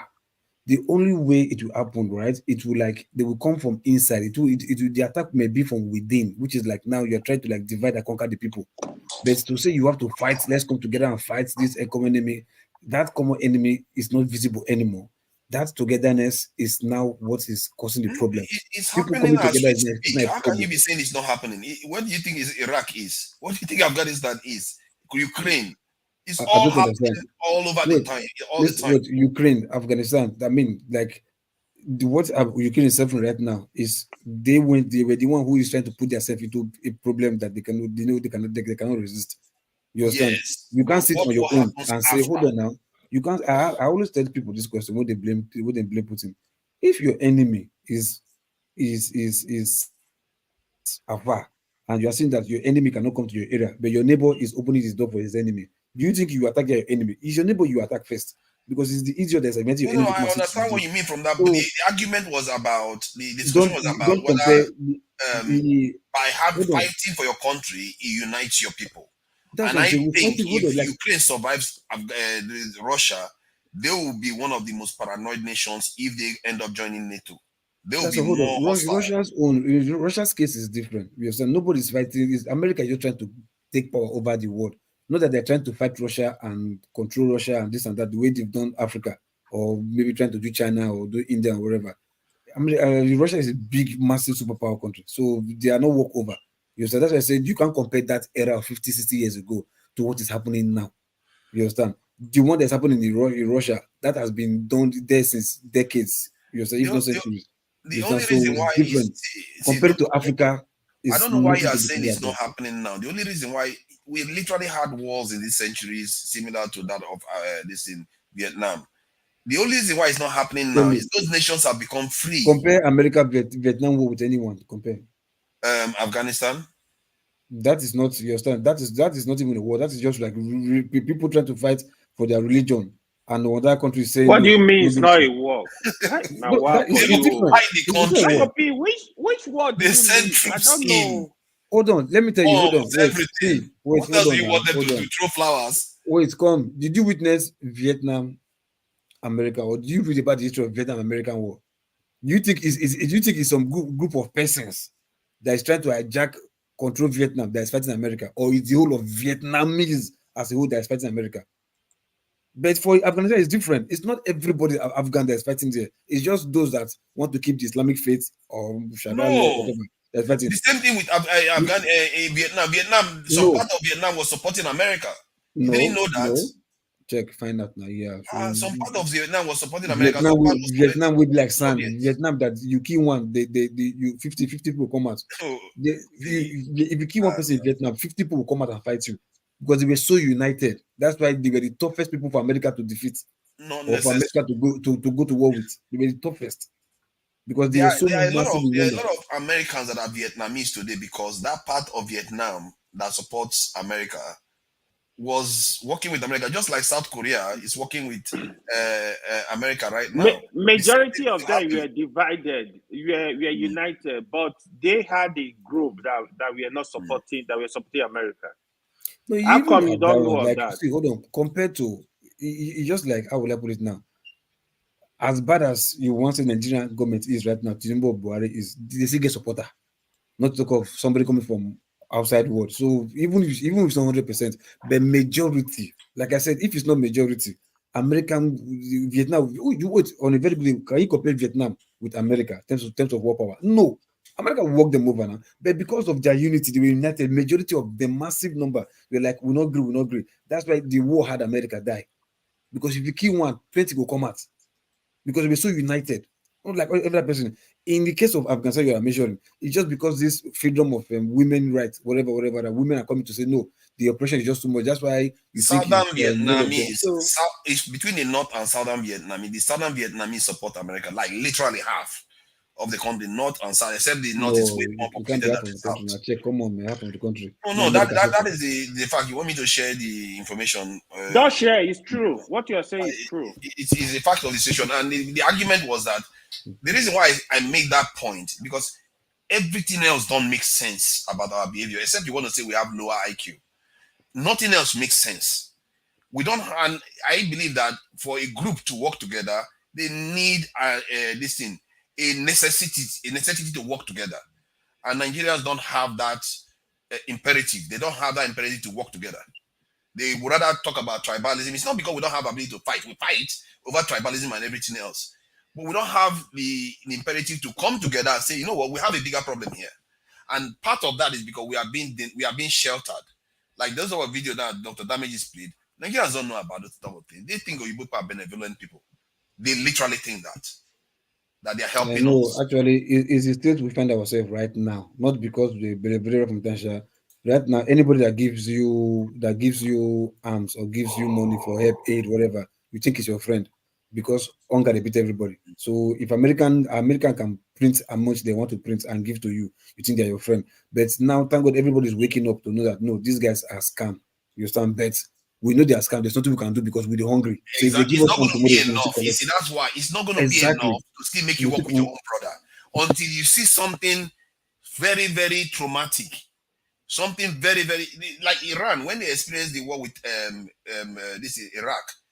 From what I gather, they swore they would never fight at home anymore. And they swore they would never allow the West to dominate them anymore. And they never looked back. And that is what that force drives them more than the hate for dictatorship. That they could have been.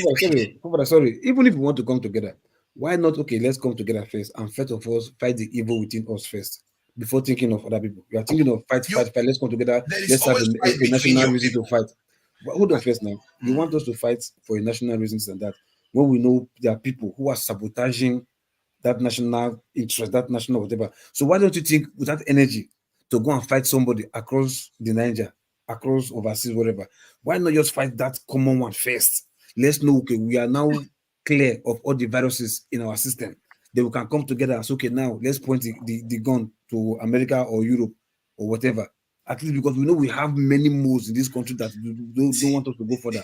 The problem is that if you fight yourself, focus our direction first. Yourself, what do you think will happen? No, you're not fighting. See, hold on. I'm not fighting you. You're not fighting me. Two of us know who is the common enemy.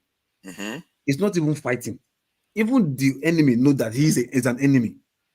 But because he has money and power, he wants to oppress. They know. So why not? Then what do you mean by the fight? Then I don't understand. It's not. It might not be fight, physical fight, carrying gun, destroying, burning, shooting. No. It's like chase them out in whatever way we know we can. If it's via election, if it's via like civil disobedience, it's okay. Look at hold on. Did you see any video? Is anybody here from France? I saw one video. I don't know where that happened anyway. So let me know. Discuss anybody. Maybe it's a skid where some tractor drivers, whatever, they went to take those who they blocked the whole major road. They were driving slowly on the. They were slowly, millions in thousands of trucks on the road. So we're even taking them. What's it called? Germany. Is it Germany or France? I think it's France. No, it says France. It says France. Germans don't farm like that. They've been on this thing for over 2 weeks now. And they took there's one truck that was carrying poop from people's house, went to McDonald's and pushing it, biscuiting it in there. You understand? So look, if we can have that kind of stuff coming together and fight this common enemy, trust me, for fathers. If we say let's go and fight America because we think fight our country, no, the country is not united first. So fighting what is not united is a waste of time. They will still they will have a crack to defeat us. So if we know the common this and fight them, let's do that first, for fathers. Leave this international. I just wanted to confirm something that KJ said. It turns out that all of us are correct. Romania, France, France and Germany, they are carrying their trucks, blocking the road. So all the countries are doing it. So, but the point that you're making that we should do it locally first, like find a way to kick them out of the country. You need unity amongst your people to be able to do that. Those people are not stupid. They have money. They have real money. They will bribe your people. Hold on first. Wait. Now let me ask one simple question. Now, they have money, right? What is happening in France and Germany or whatever country happening right now? Do you think the government do not have money to give everybody, bribe all of them, and let them not do it? They're like, no. So it's not about money sometimes. You see, there's a power differential between them and us. Like France now, they are powerful. Nobody's messing with their country. So the people can do whatever they like. They are protected. But we are different. If you try to do that and they know they are going to lose out, they just have to get one of your brothers and say, you know what, that guy, I don't like him. How much do you want? They'll give him the money he wants. And he will do you in. Okay, for that's no problem. You see that my brother, we compromise. Me and you join together. One of us compromise. Then we deal with them or flush them or we communicate. That is the battle. I agree with you on that, but that is a battle. And you need a will of steel to do it because it's not that will of steel you need. Then let's ramp it up. Let's ramp it up. Nigerians will see you as a madman. No, listen to me. Yeah, that is it. Now that you feel. Because of what people will think about you, people will think of you. They will not just think, they'll come for you. See, hold on. Look, I'll tell you something. Look, the problem is because that my brother, when they give money, he chop him. Then because blood, I will like, you're my guy, and that is my brother. I will not have to compromise. I will not fold my hand because it's my brother.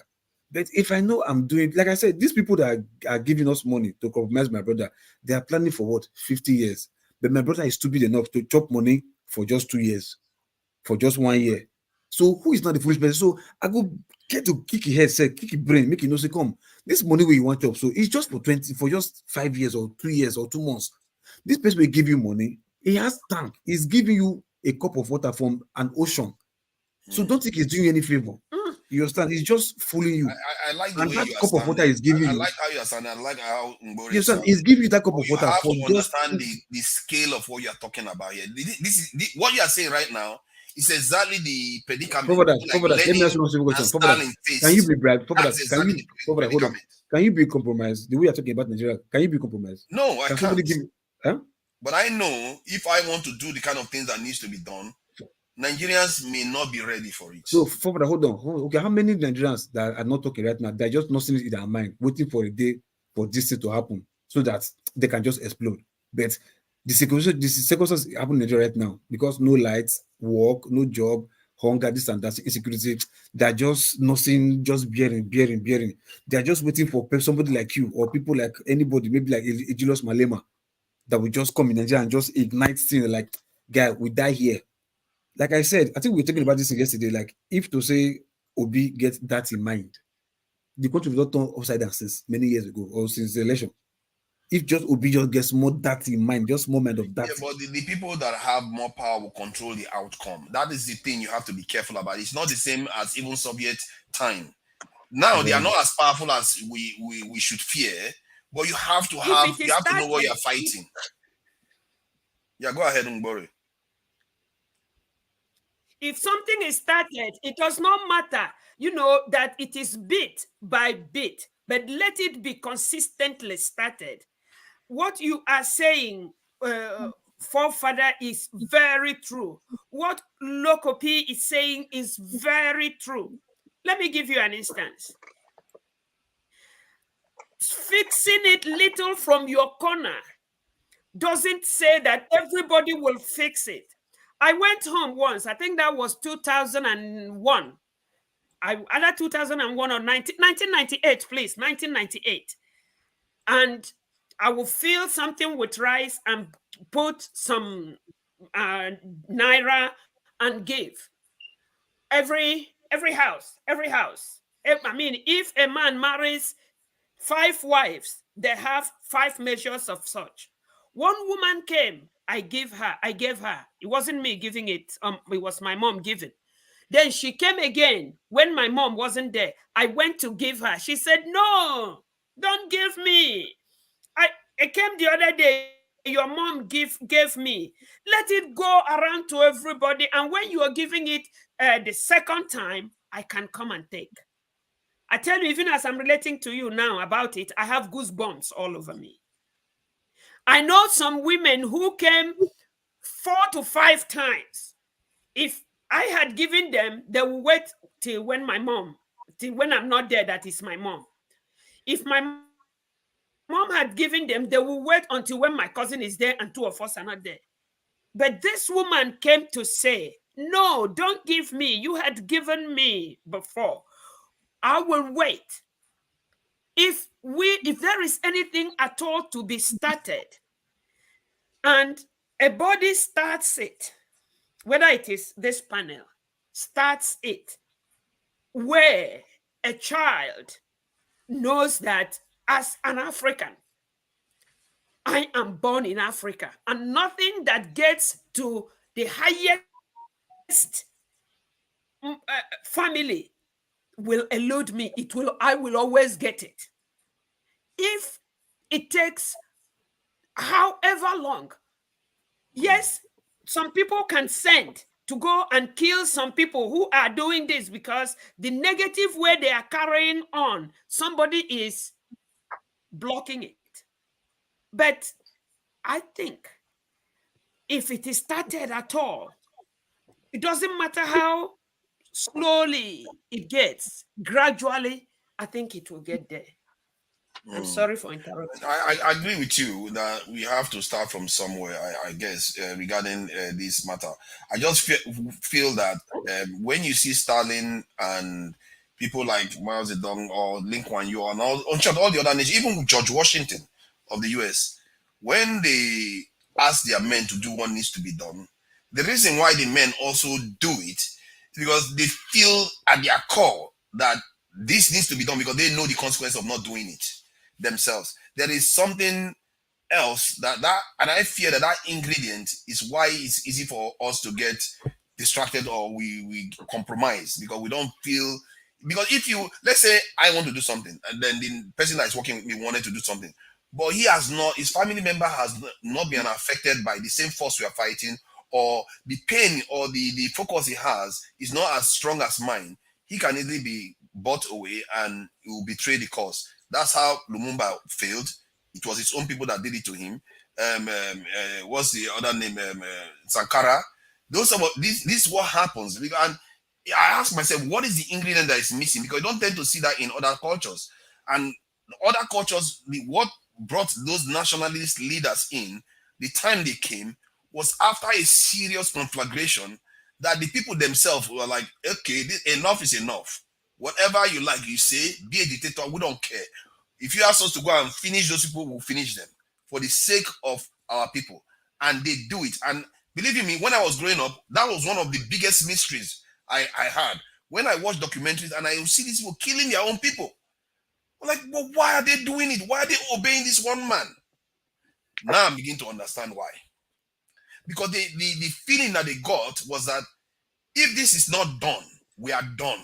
That's their whole world is done because they know the consequences of not doing it. And I don't think Nigerians are anywhere near that level of willing to make the necessary sacrifices to get us back to a place. We don't even talk about our place in the world.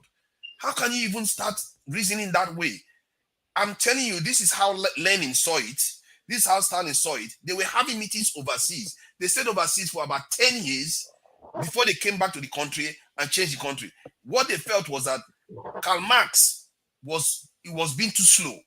That what they are seeing in their country, if they don't change the trajectory of that country, they are going to be like serfs, like servants to the Western Europeans. And they wanted to stop that from happening. And the terrible things they did to accomplish it is unbelievable.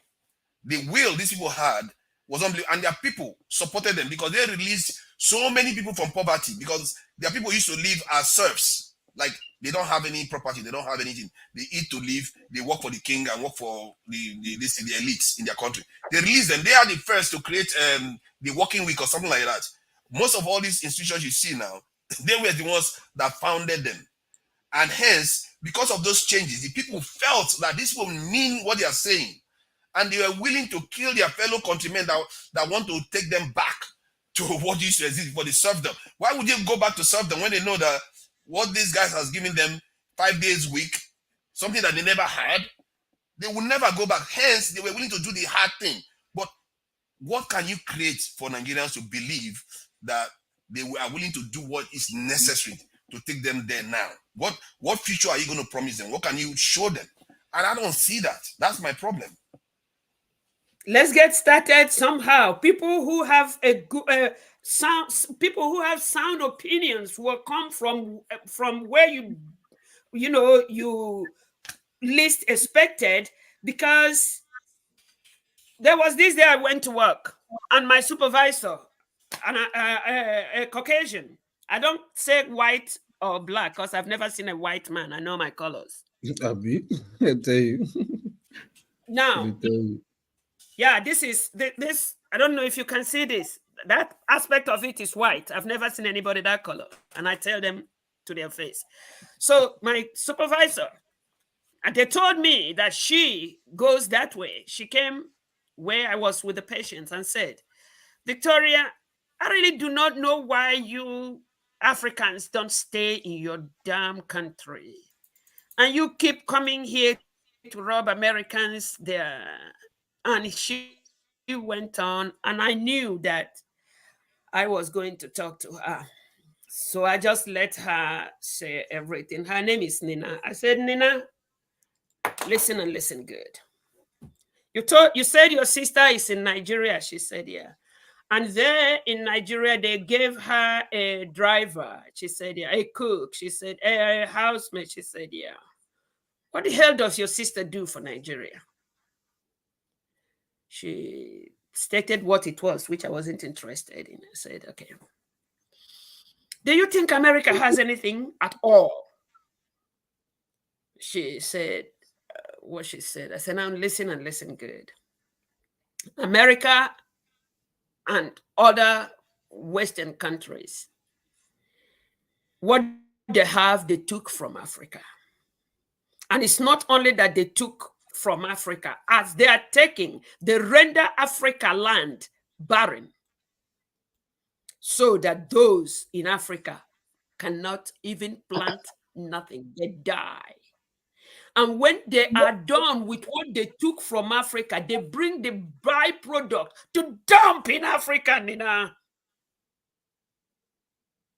And I am here. I find those that came to Africa to take from Africa everything. Who asked them for visa? What visa did they come in with? Do you know what it takes me to come here, myself and any other African you see? Now I come here. The first time I attempted your board of nursing exam,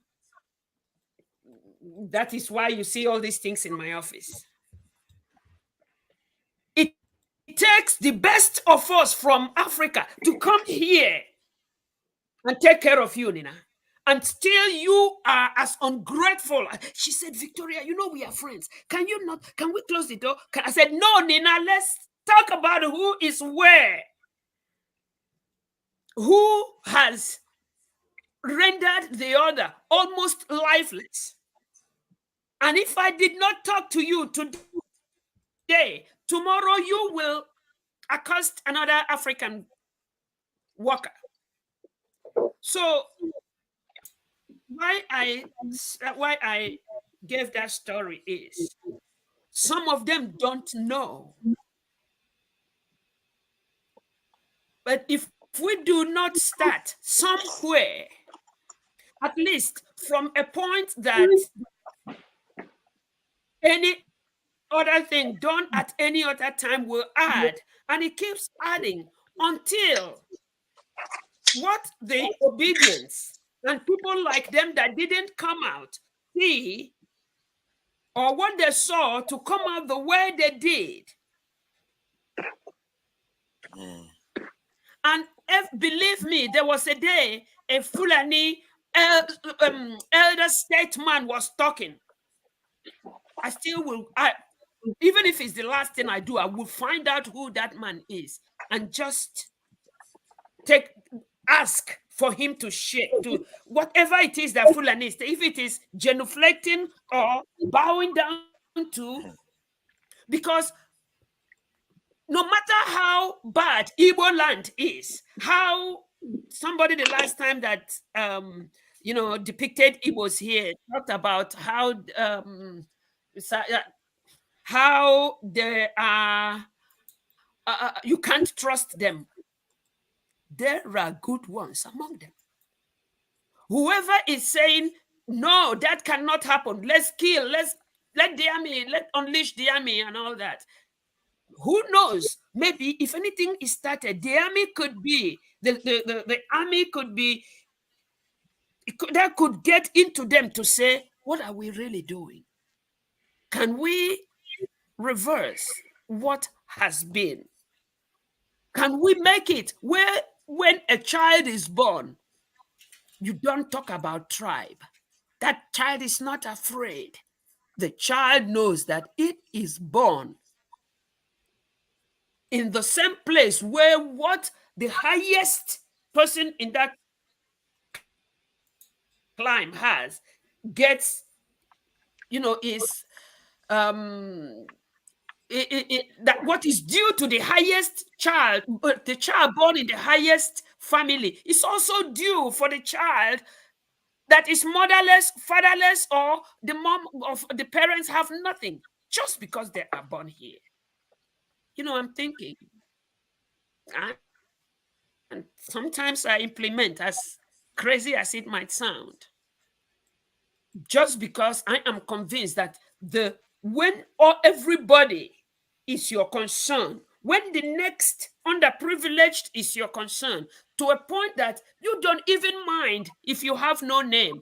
Like they will accost me and say, so if you gave this, can you put your name here? No, I don't want to know. I don't want anybody to know that I gave nothing. What then the reward? No, the reward is that I can do it. Yeah, I don't want everybody to think like that, but I'm saying that when you are not the issue, what a big, significant portfolio you have is not the issue. The issue is the next, how you can make it better for the next person. It will survive. It might not take root and, flourish overnight, but it will survive. Thank you. I Speak the Truth has been here for a bit. Thank you for your patience. I Speak the Truth. And, you've been listening to us. I see that you are sporting your I think I can. Interfather this thing headgear. Thank you. I Speak the Truth. You drove my friend away. Who is that? No. He was trolling somebody. I don't want to discuss here. I go meet her for background. Me? Yeah, you drove my friend away. Yeah, no, I was playing with her. Cool. Yeah, I know. I was just playing. So, as I was asking, do you think we need something extra for us to actually concentrate as a people in Nigeria and globally to actually get things done? Because you saw what happened after George Floyd. Right. Within the community, there was a convulsion and people try to do something together. Can you imagine that happening a millionfold. That is kind of stuff that changes the people. But then again, what do you think? In what aspect? In terms of galvanizing them to build something to prevent that from happening to them again. Because what I find is, like, I can give you examples from Vietnam, North Korea, South Korea, even Japan that lost the war. All of them are more developed. Singapore, all of them had very traumatic events in the last 70 years, and they went on to build very strong nations. Okay, so maybe that is an ingredient. So in terms of us as Nigerians and most Africans, we didn't fight. And guess what? Even in Africa, it correlates. Like in Algeria now, they also fought hard against the French, and they are one of the most independent African countries they see today. South Africa fought against Europeans too in a armed conflict, and they expressed more independence. Their armed conflict wasn't very strong. I wouldn't describe it as on the scale of Algeria, but even the one that they had correlates with the level of independence that they exert today. The same goes for Zimbabwe.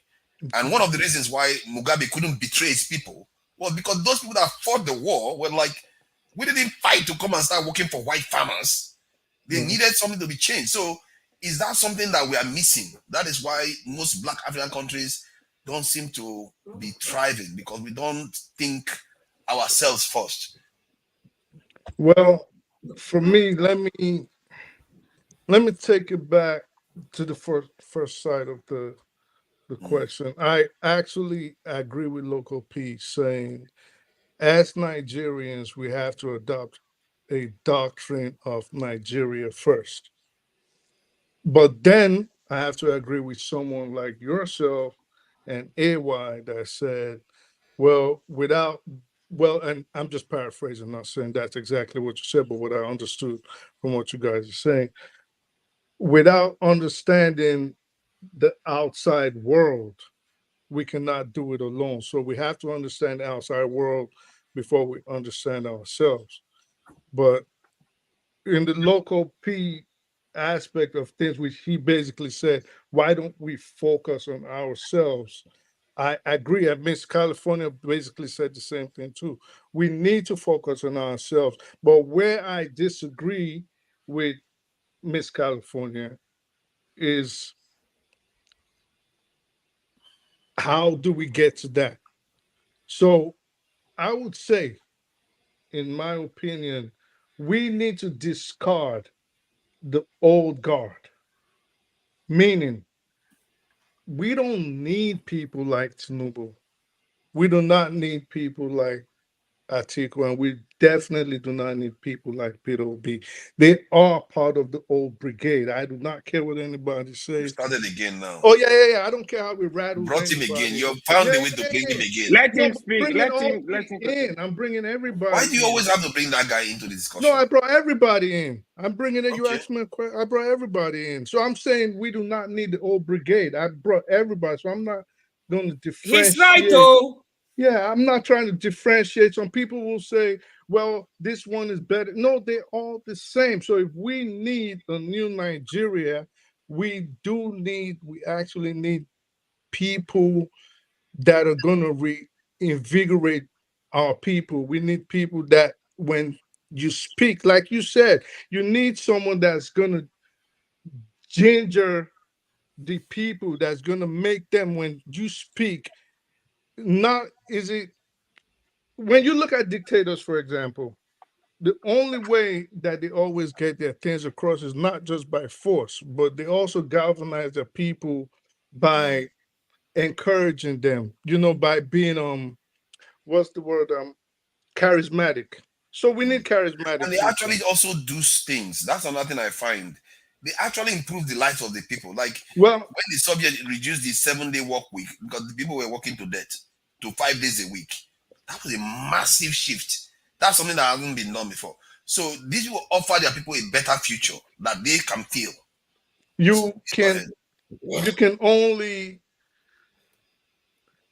Every one of us here has an opinion. Like they always say, opinions are like AOs. Everybody has one. So you can offer whatever you want to offer. Even if it's good, people are not going to follow you except they believe you. And this is why Nigeria, we always have a problem in terms of leadership, because most times we do not believe our leaders, because we know they're going there not to do anything but to steal. So we usually know, like, okay, he might be brilliant and he might hate corruption, but in between there's going to be something that's usually tribal or religious. Excuse me, I was drinking something. So it's usually one of those two. So we know that. So we need someone that's going to galvanize us, and we absolutely do not have that in this old brigade. We need new people. We need new ideas. We need new people that are going to speak, and the people are going to be like, yes, you're here talking about, oh, well, some people are illegal immigrants from outside Nigeria, and some people are actually Nigerians. This is true, but how do we make that distinction without causing a friction amongst the people of Nigeria? And that leads me to say, we need new people. Oh, again, we have to juxtapose that with, oh, is it necessarily young people? In my opinion, yes, but credible young people. So this Betty Edu, for example, we've had people like Betty Edu. We've had people like the former Speaker of the House, Dimeji Bankole, and they were trash. They were horrible. They only came there to steal. So one thing that I'm really concerned about is, why are the youth of Nigeria not trying to form their own movement? Why are they not trying to form a political party? They are trying. I think I do see them emerge now and again, but something tells me that Nigeria is such a hostile environment for these things. And if you look, and I think historically it correlates too. Like I said, the Lenin was jailed twice, if I'm not mistaken, in Siberia or something. Then he left the country for decades. So most of these people, and this is where the diasporas come in now in the context of Nigeria. The ones that are overseas are often the ones that change things. Many of these leaders that go on to change their country, some of them are overseas, where they got their consciousness, they got their vision and what they are going to do in their country before they are even arrived back in their country. And maybe that is what needs to happen here. The diaspora, because in Nigeria, when you do that kind of stuff, the environment is so hostile because people controlling it, we all know the people that are controlling it, and they work with our leaders all the time. Can you imagine operating in that kind of environment? But I think, okay, so in my opinion, and this is not to sound condescending, I think common sense should tell us that there's only two sets of people that can change that country. And if we have to go with exposure, I'm not going to necessarily say intelligence. If we have to go with exposure, then we do need people that have experience in certain aspects of nation building, and most of them reside outside Nigeria, like you rightly said. The second type of person that can change Nigeria is someone from within the establishment itself, meaning not necessarily someone from like the southern part of Nigeria, because the northern part is going to push away. But I think people that are actually in power, meaning the northern part, I think a person with conscience from the core north that has been in power. Now, who's that person? We don't know. But if we are hoping for Nigerians themselves to do it, it's going to be hard.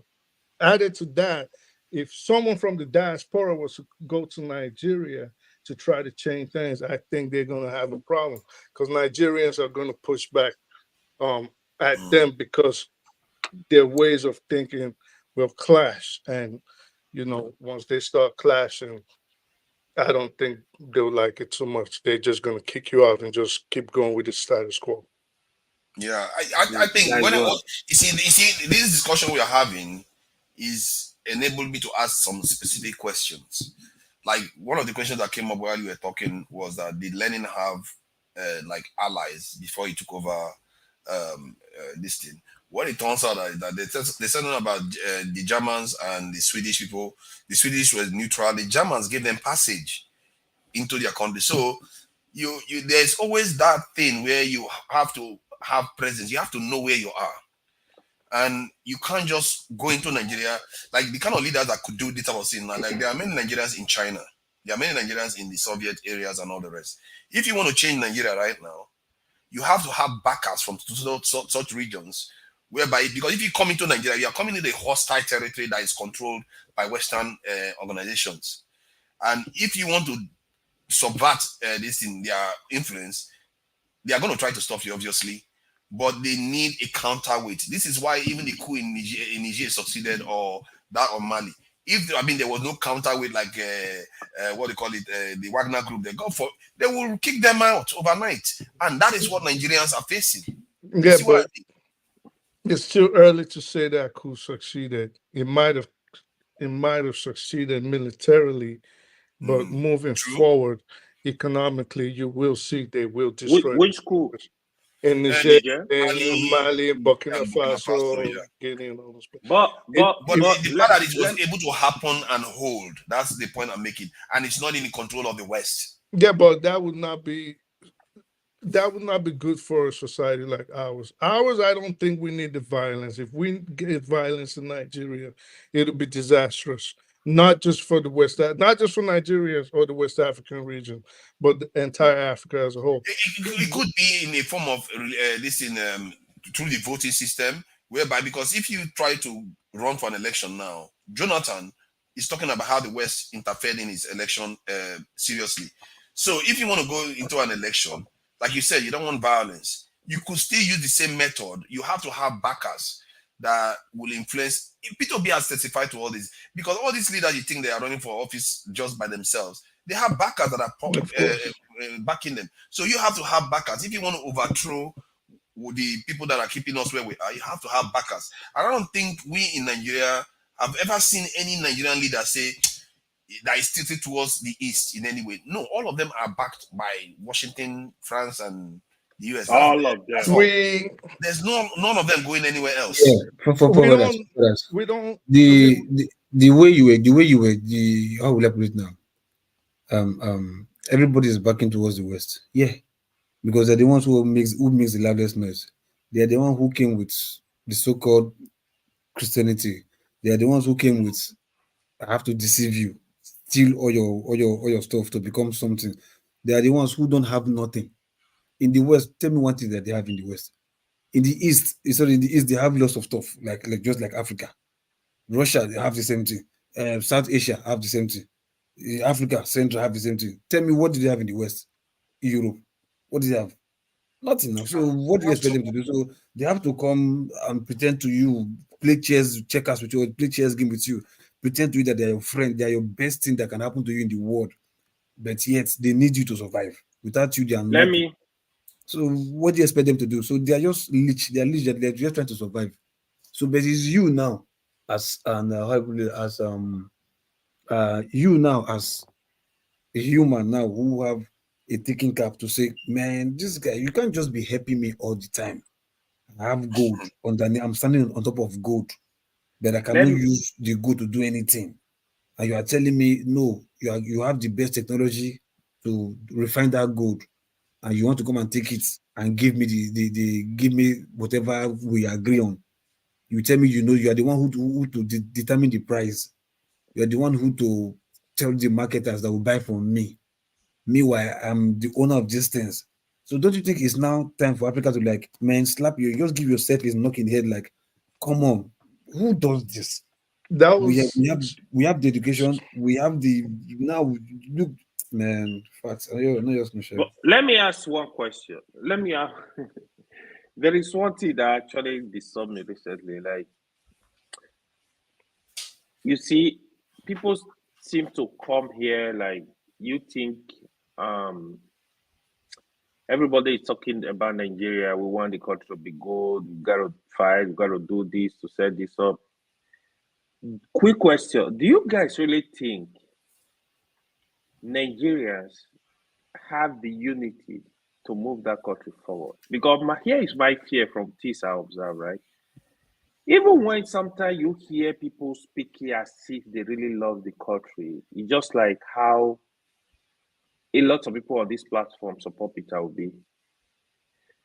You would think if you go deep and investigate, you see it's just a selfish interest. Like they supported Peter Obi not because of the country. They're thinking of what he will do for the country. That is why, even if I usually say it, even if Peter Obi is in power today, is this set of people you will see even when he's doing anything wrong, they will not see it as wrong because their loyalty is not to the country. When you have loyalty to your country, I think you'll be able to protect a lot of things. Sometimes I question this unity. I kind of, yeah, I might be wrong. I really think, do we really have this unity? Do we have the trust to work together as a nation and move this country forward? You know what I think? I think it might take some element of new and creative thinking.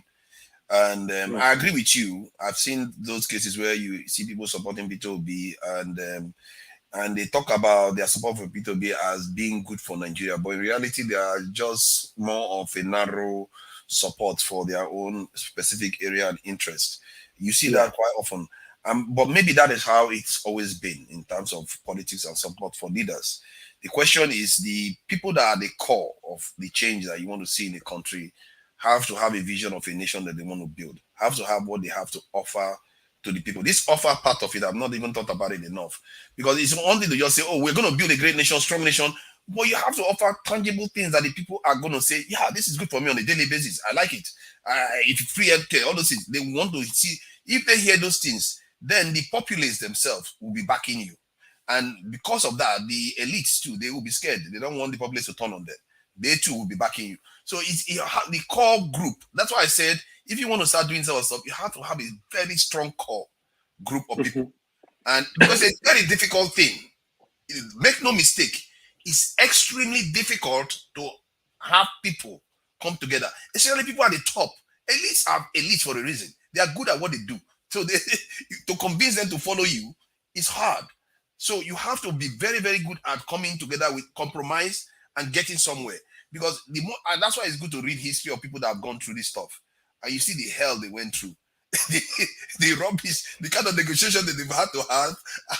You know how many times they have meetings and they fight?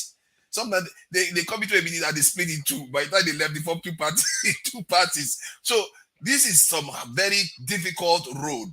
And if you know the direction you're heading, I think it gives people a little bit of focus. But if you are not aware, you could just go and start it and fight with your fellow travelers, and then you just lose track. This is focus on what you actually need to be doing. Especially in our own context. Our own context is harder actually, because there's no real galvanizing thing that is forcing us together. There is no real thing out there. You can't. It's hard to tell a Nigerian today that, well, you know all these Oyibo people. Hey, you don't trust them. They are the ones. No, they will believe you, but it's not enough. They have to feel it. They have to know it. That is the problem. I get your point. True, yeah, true what you said. Like they have to feel it. Like they have to be something. But since how would I put it down? Since it's not there, for me, the only common thing that I think that can unite everybody together is problem. That's you understand? Just where are you going to get the problem from? No, hold on. I mean, hold on. I'm going somewhere now. Where's the problem? As in, problem may not be like something like inconvenience. As in, your surrounding is not just okay. In all ramification, it's not okay. There's problem everywhere. So you can't continue with that problem. You are dying psychologically. You are just frustrated. That is like, so that frustration, like, see, man, bro, I beg, we got to do something. If not there, one day more die. I don't feel crazy. I don't feel mad. That's what I mean problem. Because look at churches today. Why do you think we have large following in the church? Even if they are stupid, that the Jew is saying doing nonsense, but yet they still have followers because they believe they have problem. And if they go to that church or so-called meet their Jew will solve their problem. Many people are not going to church because they love God or because they are Christians or because they are going there to solve problem. They are going there for their needs, their problem to be solved. and they want somebody that will tell them what will follow and trap them to be satisfied what they believe or what they want. You understand? So, like I said, when we have that common problem, you understand? Okay, let's give me for instance, what do you think Peter Obi said magically that he was able to garner such follower for just following? Nothing now, because he just like, oh, this one just said we have problem. This guy said he wants us to be manufacturing, and we've seen on social media like Nigerians can really manufacture things and sell like China. Then every Nigerians have seen it that we have the skills and talent to do it, but the government is not supporting. No, it's not creating the environment. So there's a government who can come and say let's manufacture. So yeah, but is there another way to galvanize the people, like on a national scale, to unite? Because in the end, the essential ingredient is unity. That is what those type of conflicts make to people. It forces them to unite against, not because they love each other, but just out of necessity. They have to work together. No, it's not possible. You know why? Because there's greed already. There's greed embedded in our blood. As in, it is possible. No, what I mean, like, hold on. See, I speak literature. One person says, like, look, I see people in their midst, especially in the Christian world, when like, oh, holier than thou. You see them in church speaking in tongues. Give them. Before it used to be on Monday, you see their true character because they want to be holy on Sunday. But these days, because of the situation of the country, they can only be shimbo in the church premises. Once they come out from that church compound, that same Sunday, they become vampires. You see somebody carrying Bible in the armpit, is still willing to fight you because things are not okay. Nothing is okay. From church to barbarism. I'm telling you, so that's why I said, you see that common thing, that wickedness, that I have to shine your eye, I have to survive, I have to live off my enemy, I have to take advantage of whatever I see. I don't mind if my enemy go down or somebody go down, so far I survive. You start, that greed is already there. So that's why I said, if you say we want to put something first, the greed is there already. And how can that greed be taken out? It go hard. Because it has now been our blood. I think that's quite a solid point you're making. So it's only when we know that there's nothing for anybody to gain. Everybody is suffering equally. That is the only time I think, oh, we will not, like, my brother, I know feed that, you know feed that. Please, let's join together. I will not be begging you. Please, let's join together. Well, how do you create the suffering condition then? How do you create that condition that will get them to know that, oh, they are all in screwed up? Because you can't create that condition. The condition is already there. It's there. You can't create it. It's there. No, but not everybody, the elites, are not going to give you space to go and meet do. That's why not feeling it. You have to greed now. I say greed. We have to draw that line in the sand. You cannot go to your oppressor and beg your oppressor to give you. It's not possible. You're never gonna get it. So if people really want freedom in Nigeria, we have, or I don't know if I'll say we, or they have to create a movement where they know it is a us versus them situation. Can I just ask a question? Yeah. Has Nigeria ever had a leader that proposes to, that's the policies, or political parties, leader, has he ever proposed, like, any party proposed, like, targeting the rich in any way, like, okay, we are going to limit so and so this in, we're going to pass law against certain corrupt practices that is very, very, very strong, that is targeting the rich but not the general public? Has there been any leader like that? Yeah, they try to kill them twice. In Nigeria? Murtala and Buhari the first time in 83.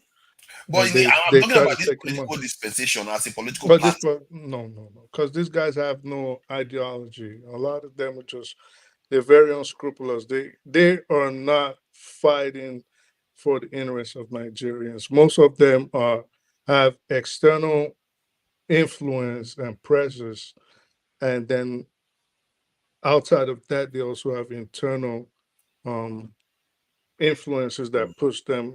Nigerians get into power, and the first thing they say, oh, you got to take care of your family because you don't want to be that person that got there and didn't do anything, and then look at people like Latif Jakonde and look at what happened to them, and they ended up poor. And they do that. That's the first thing they do. Oh yeah. And then second, they like, Oh listen, yeah, Nigeria too. you need money.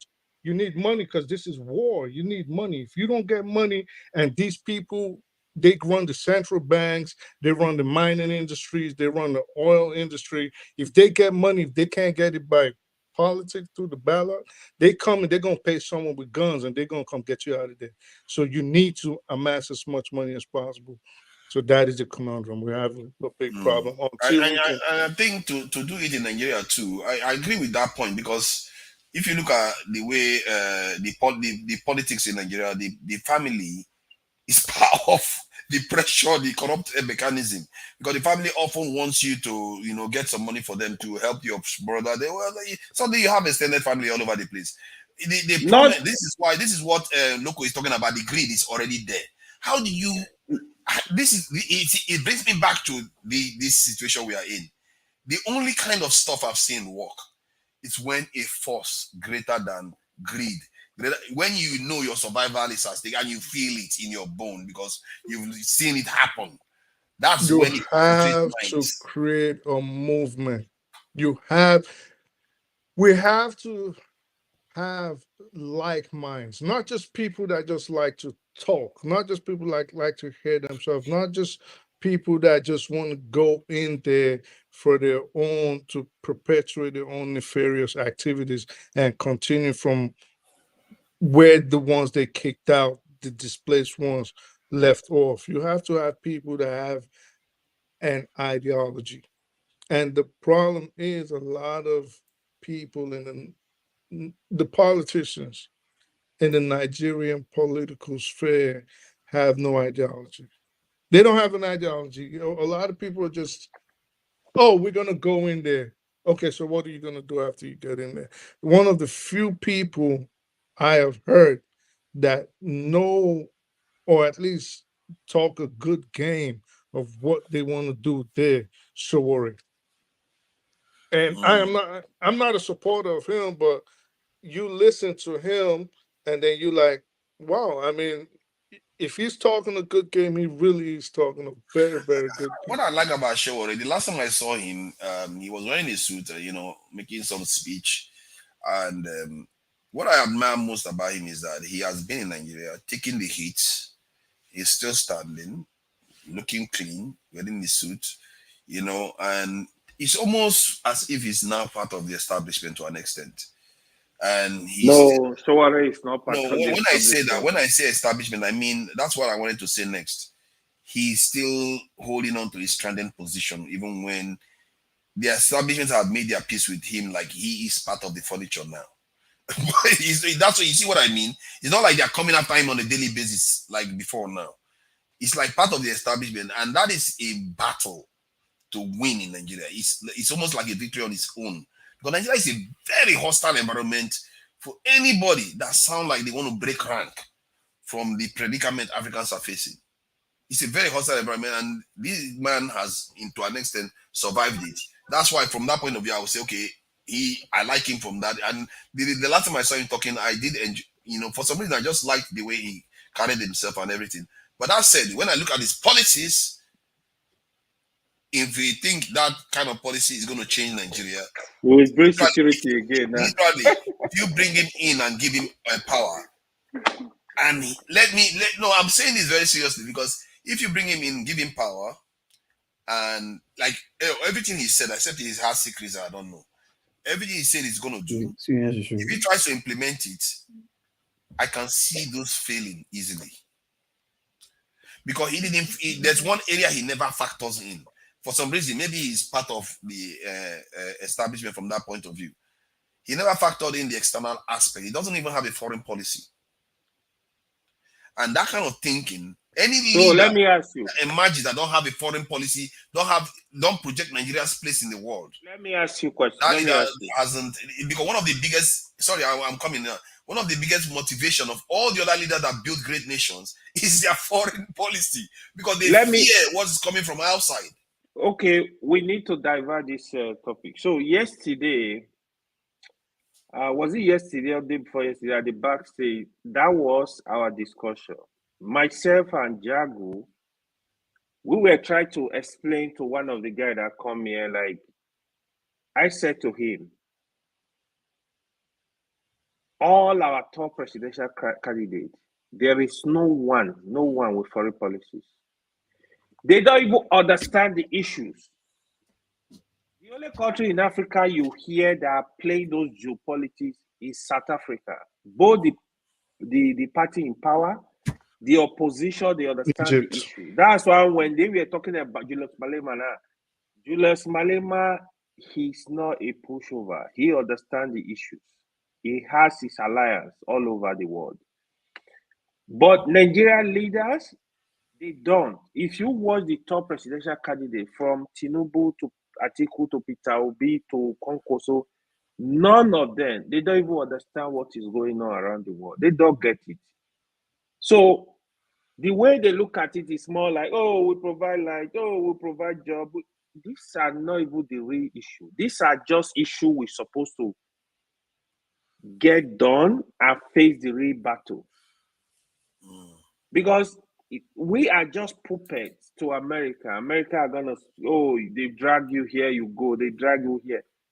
It is high time Nigeria, we understand, we protect the interests of their people. If you have to work with Russia to get the interest protected, work with Russia. If you have to work with China to get it done, do it. If you have to work with India to get it, it's all about interest.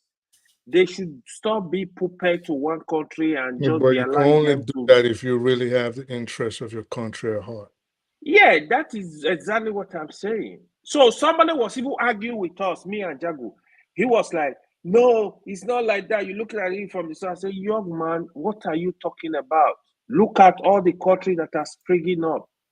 Little boys ruling countries, they are giving hard time to people. Like, you gotta position yourself for you to be able to have all this discussion. But they're not doing it. People is if you don't do that, nobody will ever take you seriously.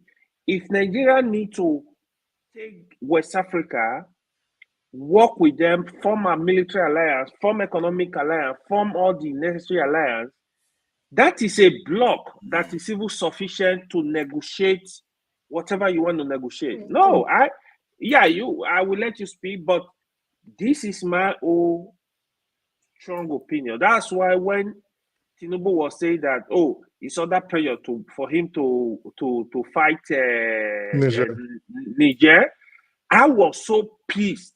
That would have been the worst mistake ever. I was like, yeah, are you really saying it? Why are you? Who is saying it to me? In fact, as you are saying it to me, you are even saying it to people. Like, are you crazy? So it shows they don't understand what we pass it through. They don't understand the issue. They don't understand the struggle. Even the last week, the video we were watching, Tinubu was like, oh, we got to train more. I said them to them. Said that to where? When I see this kind of stuff, I'm afraid they don't understand what is going on. They don't understand the issues. Because as a president, if you understand what you do, you understand what is going on, you will not make such statements. I see it deeper than the way we see it in the survey, like everybody was laughing. These issues are deep. They don't get it. Yeah. God help us. Under normal circumstances, Africa as a whole should be a bloc. I agree. agree. Under normal circumstances, we should have free migration like the Schengen, like the EU. Yeah.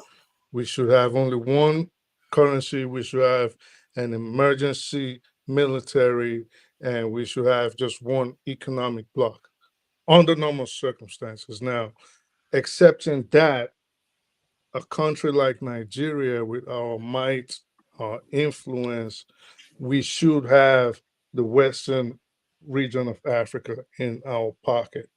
We don't have that. We can't even manage our own country. So what should we do? Exactly my point. Maybe because opinion. our president keep running to France every time. Now, instead of him to be taking over West Africa, he's going to France. The French control West Africa. Apart from those three countries that are that push them out of their country, they control the entire space. Until Nigeria is willing to confront the French, because ECOWAS shouldn't have only been a trading bloc. It should have been a military alliance too. But it actually is. We have ECOMOG. Instead, they created ECOMOG, but don't make it an alliance. You see, that should show you the ingredients that were there to prevent us from coming together. Because if they had, that's just that extra leap. If they had made it and said ECOMOG is also a military pact between nations, you attack one, you attack all, it will stabilize the region. You will not even see one coup. Because if there's a coup, that is an attack on that nation, and the others will stop you. But they made sure that ingredient was not inserted there. And I did ask a military guy that came here. I don't know whether it was Mustafa or one other military guy. And he went on to say that it is because of the French countries that whenever they talk to their military, they say that because they've already had an agreement with the French from their independence that tied them to the French. So how do you break that? And except our West African French Francophone countries are willing to do that. And the problem with them is that whenever they try to do such things, the French come and intervene. Literally, they have soldiers in their countries. There are French soldiers in Benin Republic right now. There are French soldiers in Cote d'Ivoire. How do you overthrow? Technically, that's an occupation, but we pretend as if it's not happening. Occupation whereby if a nation wants to do whatever they like, suddenly they have a problem with the French. And Nigeria is sitting there allowing it to happen. Nigeria should be the one screaming from the roof, saying, look at what French is doing in our neighborhood. They are causing trouble for us. Buhari tried, Buhari, there was a time during Buhari regime, there was a protest in Abuja where people came out and protested that the French is causing problem in West Africa. But that died down very quickly. Our people are just not ready. And I think if we want to really combat this thing, we have to think strategically. We have to work with other people, because this challenge we are facing right now is you can't take on the West on your own. You can't. Let me highlight this. The only Nigerian politician that I've heard that appears to understand this fully and has also looked to do something in that direction was Natasha Akpoti. Over that, you're still bringing on take on the West, right? Like as if we have to face them head on. No, that's not what he's saying. So that's not what he's saying. Okay, are you saying taking on the West is first of all taking on ourselves to make sure those bad leaders will get them out? Is that what you mean by taking on the West? Yes, you have to get those leaders that have compromised our independence, because what is happening right now is that we have to change the equation with them. They are doing their own thing. And in a way, you can also argue that it's like taking them on, but we're not talking about taking them on in terms of war. It's about taking them on in terms of ensuring that we are an independent people. We should be able to say, okay, we want to have alliances, trade agreement, trade more with our next door neighbors than we trade with Western countries. We trade more. Nigeria actually exports more to Western countries than with our neighbors. We don't even trade with our neighbors. And we don't exactly manufacture very advanced things. So why is that not happening? It tells you that something is stifling our ability to work together. And that needs to be confronted. So when you see people like Anthony Blinken coming to Nigeria, what do you think he came to do? He came to visit your guys? No. He came to plant something for the next 20 or 50 years. Hi, don't say that. So I tell you. I wanted to say something about that Akpoti. One of the things she said was that I think she was being interviewed in Nigerian TV. And I noticed that the way the Nigerian reporter was questioning her, it was coming across like a little bit aggressive. And she came out openly and said that the Europeans don't want to help black nations, but Russians see it differently. That they believe that they need to help us develop because they will form an alliance with them too. That this is why they were willing to build Ajakuta Steel for us, that they built it up to 98%. And if you look at the history of Russia, they actually go their way to help their allies. And she's saying that these things, Nigeria should be looking out for them. And I think that amongst all the politicians, she's one of the few that try to think strategically. The rest, don't even Showore doesn't. It's only Nigeria he thinks. He doesn't think overseas, like how do we ally ourselves in the world so that we can actually get what we want. Well, that should be, I think, like I started off, you cannot understand your country if you do not understand the world. So, but any serious leader in Nigeria that governs the country has to take into account first. It has to be Nigeria first. That is the bottom line. First, second, third, fourth, 15. It has to be Nigeria first. You have to take care of your internal problems, and then you start thinking outside of that. Now, what I was trying to say before you started talking was, under normal circumstances, Africa should be one militarily, immigration wise, economically, trading, all that. We have to be one. Barring that, Nigeria has to have the Western bloc of Africa in its pocket. That hasn't been achieved for neo-colonial reasons, and also for the fact that our leaders themselves are not serious people. Okay, so we have those problems that we have to handle. Now, how do we handle ours? Forefather, something I was trying to explain to you in the comment section when you kept saying, well, we don't trade with each other. We don't trade with each other. We can't trade with each other. There's an unwritten rule the way Africa is being run. The world is based on hierarchy. The hierarchy in hierarchy of the world, Africa is at the bottom. So it doesn't stop us from trading with each other. So, well, because most of the bilateral agreements that we have with the West give the West first rights of refusal in anything. So before you can offer your own brother something, the outsider already said, well, you have to offer it to me. I dictate the price. I dictate how it is refined. I dictate how much it is sold. And if you violate those terms in any ways, these are the consequences. So the consequences come in terms of sanctions, for example. So it is not that Africa is that hard to run. I think one of the problems also is a lot of times the leaders get there and they may want to do something and they tell them like, oh God, by law, you cannot do this. And they show him why he cannot do it. And if you do it, these are the sanctions. These are the consequences. These are the consequences. This is what you will face. But don't you think that now it's a little bit easier for us to defy because the sanctions can be broken now? No, nations that are defying it just easily. Russia economy is doing fine. You can't just Russia economy. Russia can defy stuff because Russia is powerful. You cannot. But I agree with you now. But the point I'm making is that sanctions are only effective if we are being denied access to certain goods. Not those just goods can be rich. You can get them from China. You can get them from India. You can't. You can get them from. You can't. When it gets down to the crux of it, when they hit you with a bunch of sanctions, the people that you think are your allies will abide by the terms of those sanctions they're hitting you with. So if they say China has not abided by it in any way. No, forefathers. You just said if Nigeria should defy. Okay, and if we defy, we can trade with China.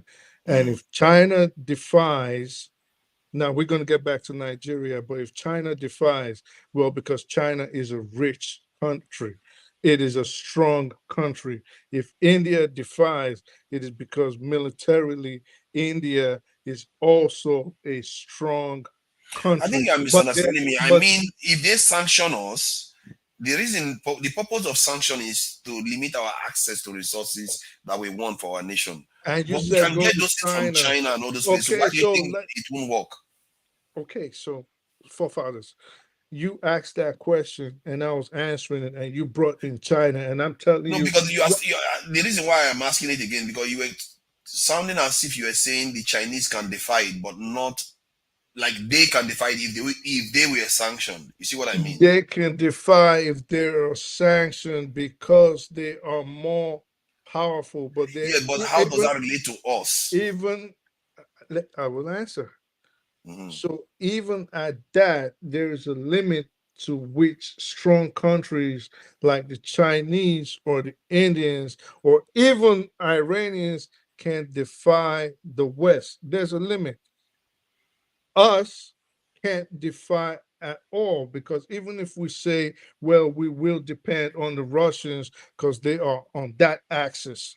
So if we can't trade with the West, we will trade with Russia, or we will trade with China, or whoever else we think, even North Korea, for example. Exactly. The funny thing is, those countries are not strong enough technologically, first of all, to have our back. And if push comes to shove, they will join the West in kicking us over the cliff. Can you give me an example of a case they joined the West? Well, the basic case is, for example, Libya. I'll give you Libya, for example.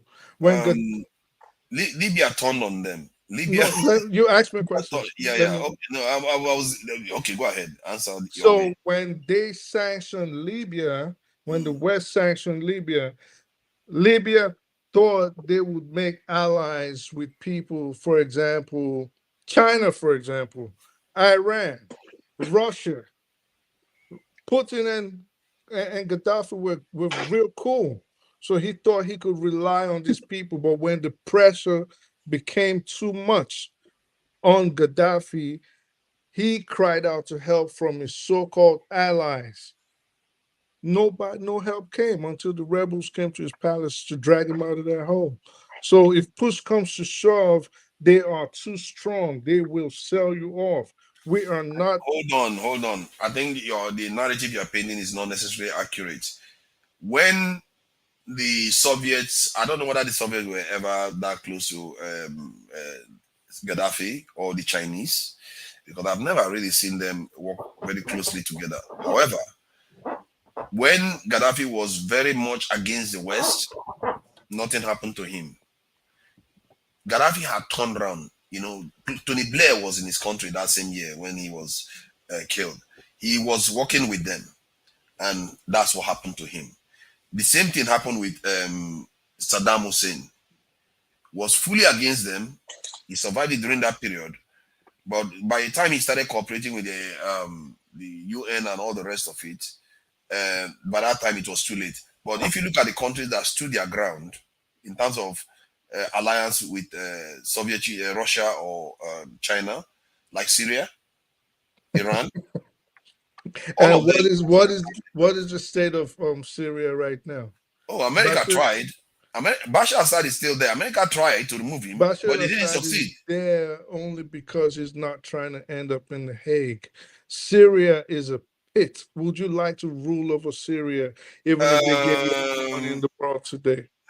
See, your thinking is that better to be slave in a castle than. I never said that.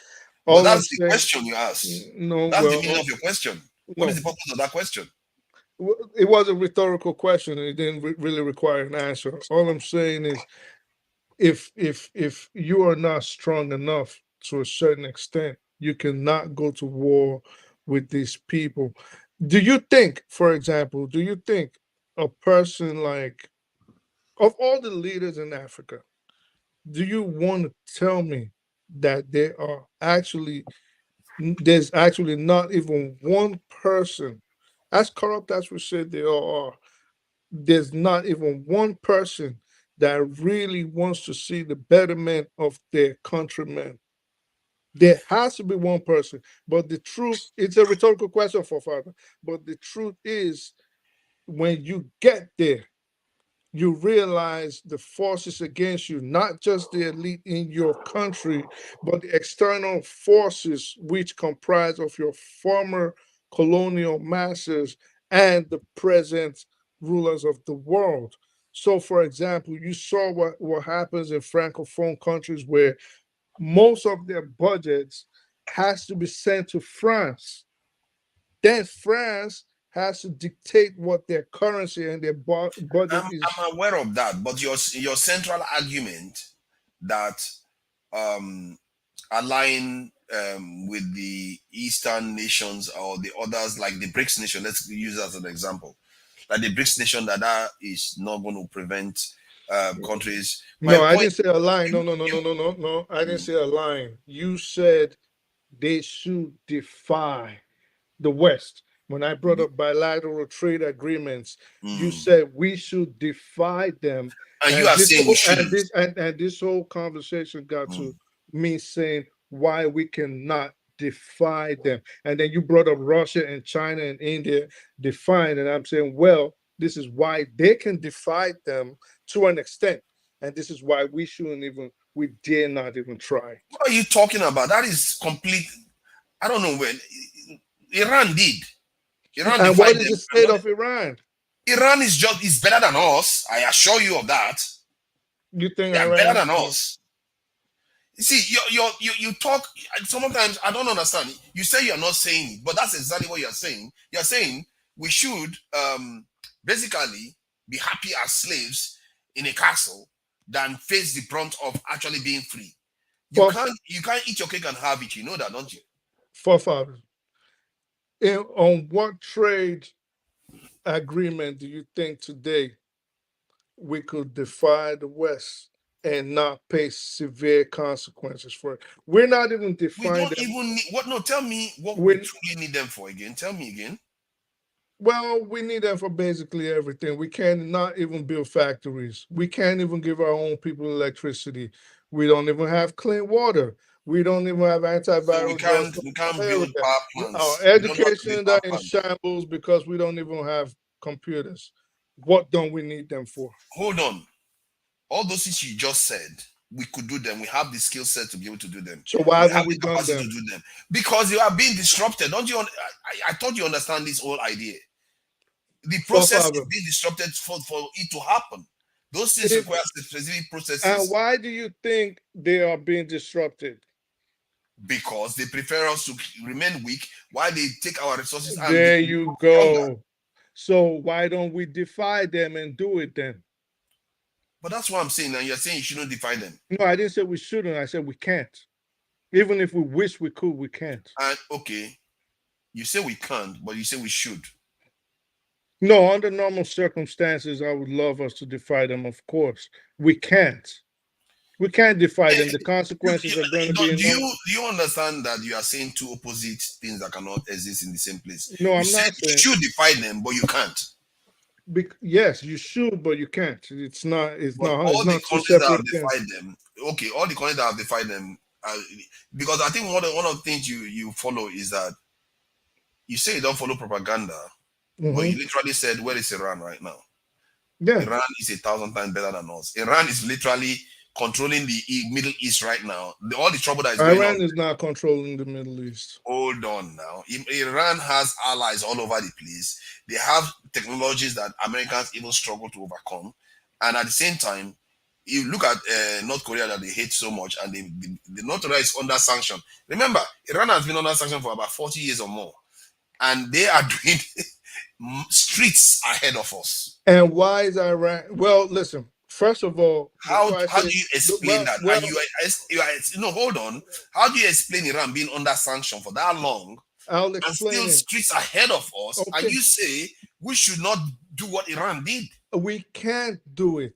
And why is Iran under sanctions? And that is why the economy is in shambles. Fathers, hold up. Let me answer. Hold up.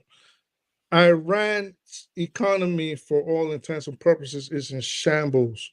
At the same time, Iran can go to war with the United States and its allies because Iran is not a new civilization. Iran is a very powerful nation. Iran has been in existence for thousands of years. They know how this earth